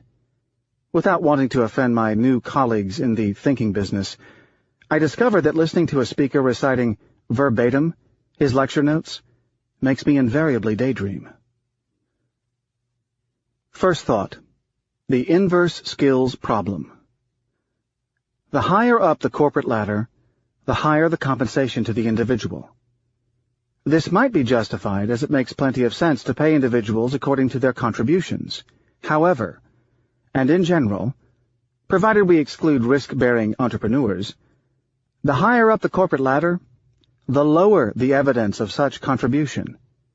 I call this the inverse rule. I will be deriving the point by mere logical arguments. Chapter 2 made the distinction between those skills that are visible, like the abilities of a dentist, and those that present more difficulty in nailing down, especially when the subject belongs to a randomness-laden profession, say, one that includes the occasional practice of Russian roulette. The degree of randomness in such an activity and our ability to isolate the contribution of the individual determine the visibility of the skill's content. Accordingly, the cook at the company headquarters or the factory worker will exhibit their direct abilities with minimal uncertainty. These contributions may be modest, but they are clearly definable. A patently incompetent professional cook, who cannot distinguish salt from sugar, or who tends to systematically overcook the meat, would be easily caught, provided the diners have functioning taste buds.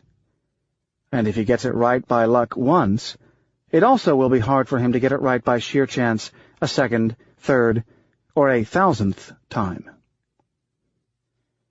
Repetitiveness is key for the revelation of skills because of what I called erudicity in Chapter 8, the detection of long-term properties, particularly when these exist. If you bang $1 million at your next visit to Las Vegas at the roulette table in one single shot, you will not be able to ascertain from this single outcome whether the house has the advantage or if you were particularly out of the god's favor.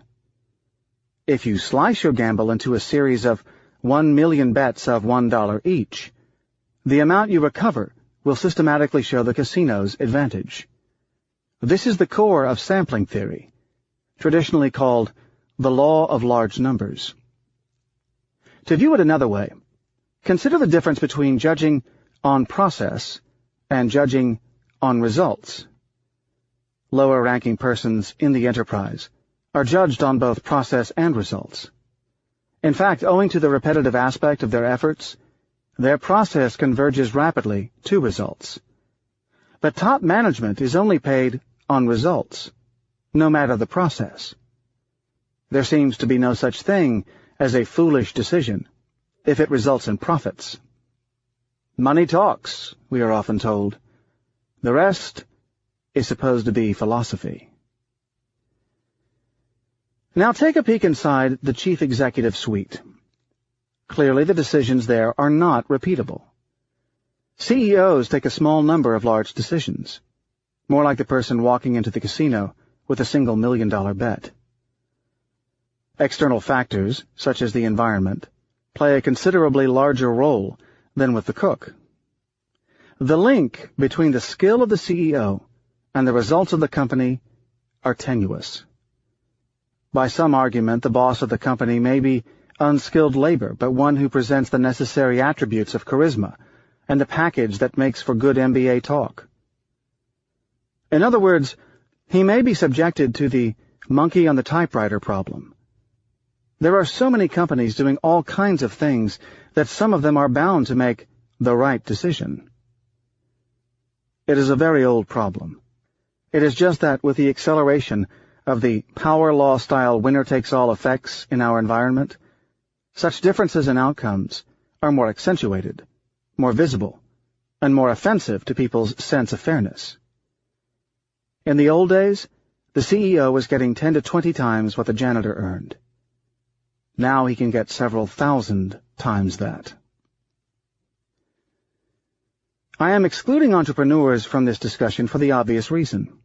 These are people who stuck their necks out for some idea and risked belonging to the vast cemetery of those who did not make it. But CEOs are not entrepreneurs. As a matter of fact, they are often empty suits. In the quant world, the designation empty suit applies to the category of persons who are good at looking the part, but nothing more. More appropriately, what they have is skill in getting promoted within a company, rather than pure skills in making optimal decisions.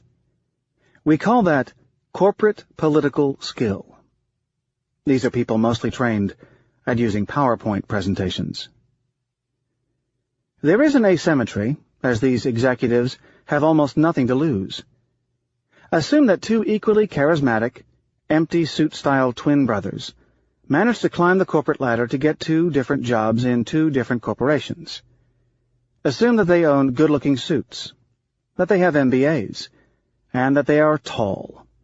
The only truly visible predictor of corporate success is to be taller than average. They flip coins in secret and randomly take completely opposite actions, leading to great failure for one and great success for the other. We end up with a mildly wealthy but fired executive and his extremely wealthy and still operating twin brother. The shareholder bore the risk. The executives got the reward. The problem is as old as leadership. Our attribution of heroism to those who took crazy decisions but were lucky enough to win shows the aberration. We continue to worship those who won battles and despise those who lost, no matter the reason. I wonder how many historians use luck in their interpretation of success, or how many are conscious of the difference between process and result. I insist that it is not society's problem, but that of the investors.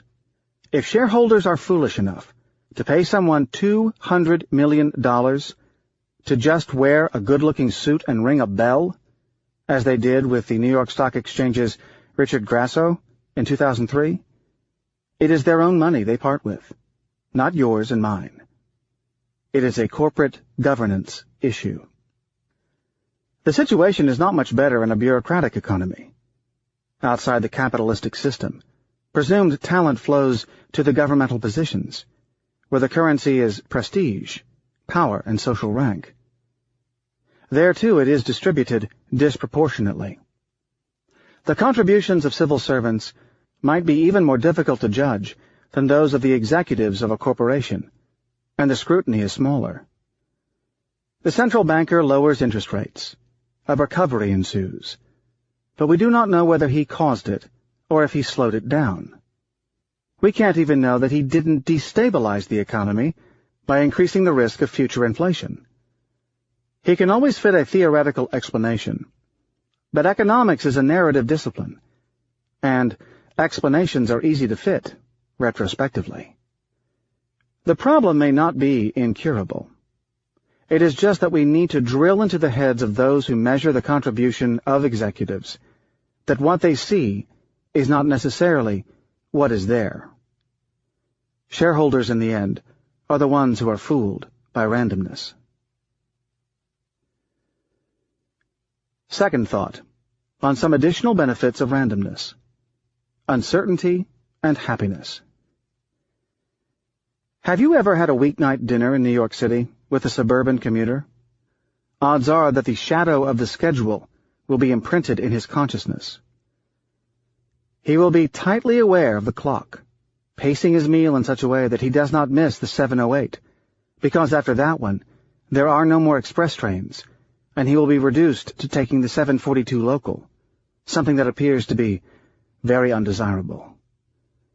He will cut the conversation short around 6:58, offer a quick handshake, then zoom out of the restaurant to catch his train with maximal efficiency. You will also be stuck with the bill. Since the meal is not finished and the bill is not ready, your manners will force you to tell him that it's on you. You will also finish the cup of decaffeinated skim cappuccino all alone, while staring at his empty seat, and wondering why people get trapped by choice into such a life. Now, deprive him of his schedule, or randomize the time of departures of the trains so they no longer obey a fixed and known timetable. Given that what is random and what you don't know are functionally the same, you do not have to ask the New York Area Metropolitan Transit Authority to randomize their trains for the purpose of the experiment. Just assume that he is deprived of knowledge of the various departure times. All he would know is that they operate about every, say, 35 minutes. What would he do under such a scenario? Although you might still end up paying for dinner, he would let the meal follow its natural course, then leisurely walk to the nearby station, where he would have to wait for the next train to show up. The time difference between the two situations will be a little more than a quarter of an hour. Another way to see the contrast between a known and an unknown schedule is to compare his condition to that of another diner who has to use the subway to go home, for an equivalent distance, but without a known and fixed schedule. Subway riders are freer of their schedule, and not just because of the higher frequency of trains. Uncertainty protects them from themselves. Chapter 10 showed, with the illustration of Buridan's donkey, that randomness is not always unwelcome. This discussion aims to show how some degree of unpredictability, or lack of knowledge, can be beneficial to our defective species. A slightly random schedule prevents us from optimizing and being exceedingly efficient, particularly in the wrong things. This little bit of uncertainty might make the diner relax and forget the time pressures. He would be forced to act as a satisficer instead of a maximizer. Chapter 11 discussed Simon's satisficing as a blending of satisfying and maximizing. Research on happiness shows that those who live under a self-imposed pressure to be optimal in their enjoyment of things suffer a measure of distress. The difference between satisficers and optimizers raises a few questions. We know that people of a happy disposition tend to be of the satisficing kind, with a set idea of what they want in life and an ability to stop upon gaining satisfaction. Their goals and desires do not move along with the experiences. They do not tend to experience the internal treadmill effects of constantly trying to improve on their consumption of goods by seeking higher and higher levels of sophistication. In other words, they are neither avaricious nor insatiable. An optimizer, by comparison, is the kind of person who will uproot himself and change his official residence just to reduce his tax bill by a few percentage points. You would think that the entire point of a higher income is to be free to choose where to live. In fact, it seems, for these people, wealth causes them to increase their dependence. Getting rich results in his seeing flaws in the goods and services he buys. The coffee is not warm enough. The cook no longer deserves the 3 stars given to him by the Michelin Guide. He will write to the editors. The table is too far from the window. People who get promoted to important positions usually suffer from tightness of schedules. Everything has an allotted time. When they travel, everything is organized with optimizing intent, including lunch at 12:45 with the president of the company, a table not too far from the window, the stairmaster at 4:40, and opera at 8 o'clock. Causality is not clear. The question remains whether optimizers are unhappy because they are constantly seeking a better deal, or if unhappy people tend to optimize out of their misery. In any case, randomness seems to operate either as a cure or as Novocaine. I am convinced that we are not made for clear-cut, well-delineated schedules. We are made to live like firemen, with downtime for lounging and meditating between calls, under the protection of protective uncertainty. Regrettably, some people might be involuntarily turned into optimizers, like a suburban child having his weekend minutes squeezed between karate, guitar lessons, and religious education. As I am writing these lines, I am on a slow train in the Alps, comfortably shielded from traveling business persons. People around me are either students or retired persons, or those who do not have important appointments. Hence, not afraid of what they call wasted time. To go from Munich to Milan, I picked the 7.5-hour train instead of the plane, which no self-respecting business person would do on a weekday. And I am enjoying an air unpolluted by persons squeezed by life. I came to this conclusion when, about a decade ago, I stopped using an alarm clock. I still woke up around the same time, but I followed my own personal clock. A dozen minutes of fuzziness and variability in my schedule made a considerable difference. True, there are some activities that require such dependability that an alarm clock is necessary, but I am free to choose a profession where I am not a slave to external pressure. Living like this, one can also go to bed early and not optimize one's schedule by squeezing every minute out of one's evening. At the limit, you can decide whether to be relatively poor, but free of your time, or rich, but as dependent as a slave. It took me a while to figure out that we are not designed for schedules. The realization came when I recognized the difference between writing a paper and writing a book. Books are fun to write. Papers are painful. I tend to find the activity of writing greatly entertaining, given that I do it without any external constraint. You write, and may interrupt your activity, even in mid-sentence, the second it stops being attractive. After the success of this book, I was asked to write papers by the editors of a variety of professional and scientific journals. Then they asked me how long the piece should be. What? How long? For the first time in my life, I experienced a loss of pleasure in writing. Then I figured out a personal rule. For writing to be agreeable to me, the length of the piece needs to remain unpredictable. If I see the end of it, or if I am subjected to the shadow of an outline, I give up.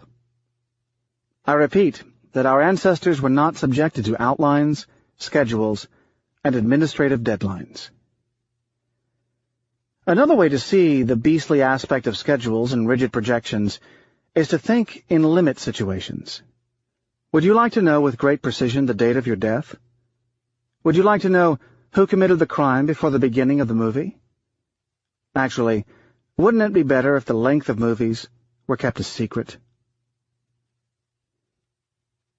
The scrambling of messages. Besides its effect on well-being, uncertainty presents tangible informational benefits, particularly with the scrambling of potentially damaging and self-fulfilling messages. Consider a currency pegged by a central bank to a fixed rate. The bank's official policy is to use its reserves to support it by buying and selling its currency in the open market, a procedure called intervention. But should the currency rate drop a tiny bit, people will immediately get the message that the intervention failed to support the currency and that the devaluation is coming. A pegged currency is not supposed to fluctuate. The slightest downward fluctuation is meant to be a harbinger of bad news.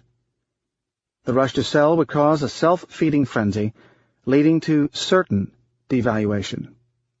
Now, consider an environment where the central bank allows some noise around the official band. It does not promise a fixed rate, but one that can fluctuate a bit before the bank starts intervening. A small drop would not be considered to bear much information. The existence of noise leads us to avoid reading too much into variations. Fluctuate nec mergitur. It fluctuates but does not sink. This point has applications in evolutionary biology, evolutionary game theory, and conflict situations. A mild degree of unpredictability in your behavior can help you to protect yourself in situations of conflict.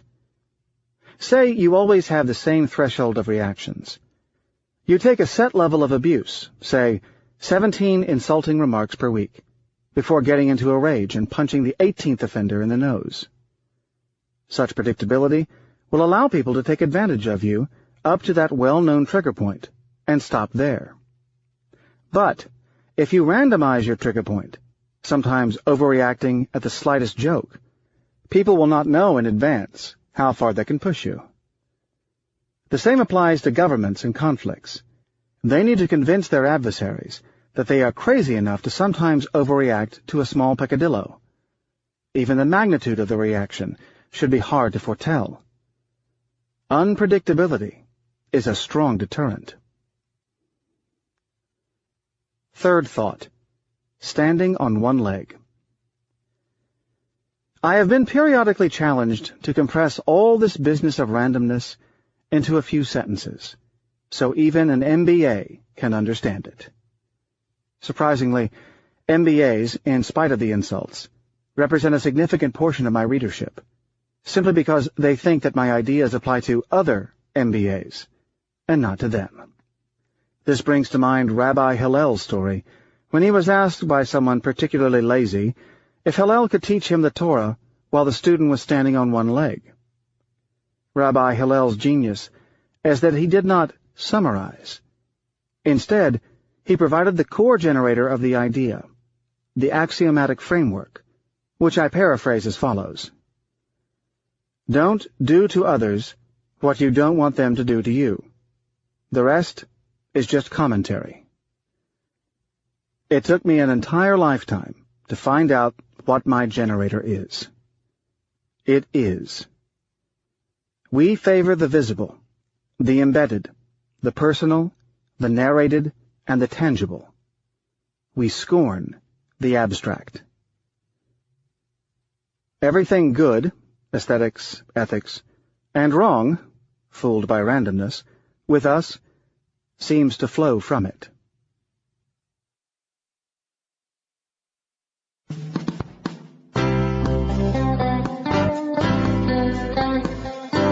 You've been listening to Fooled by Randomness, the hidden role of chance in life and in the markets, by Nassim Nicholas Taleb.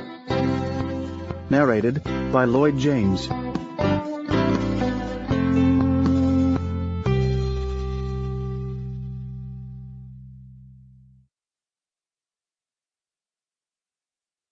Audible hopes you have enjoyed this program.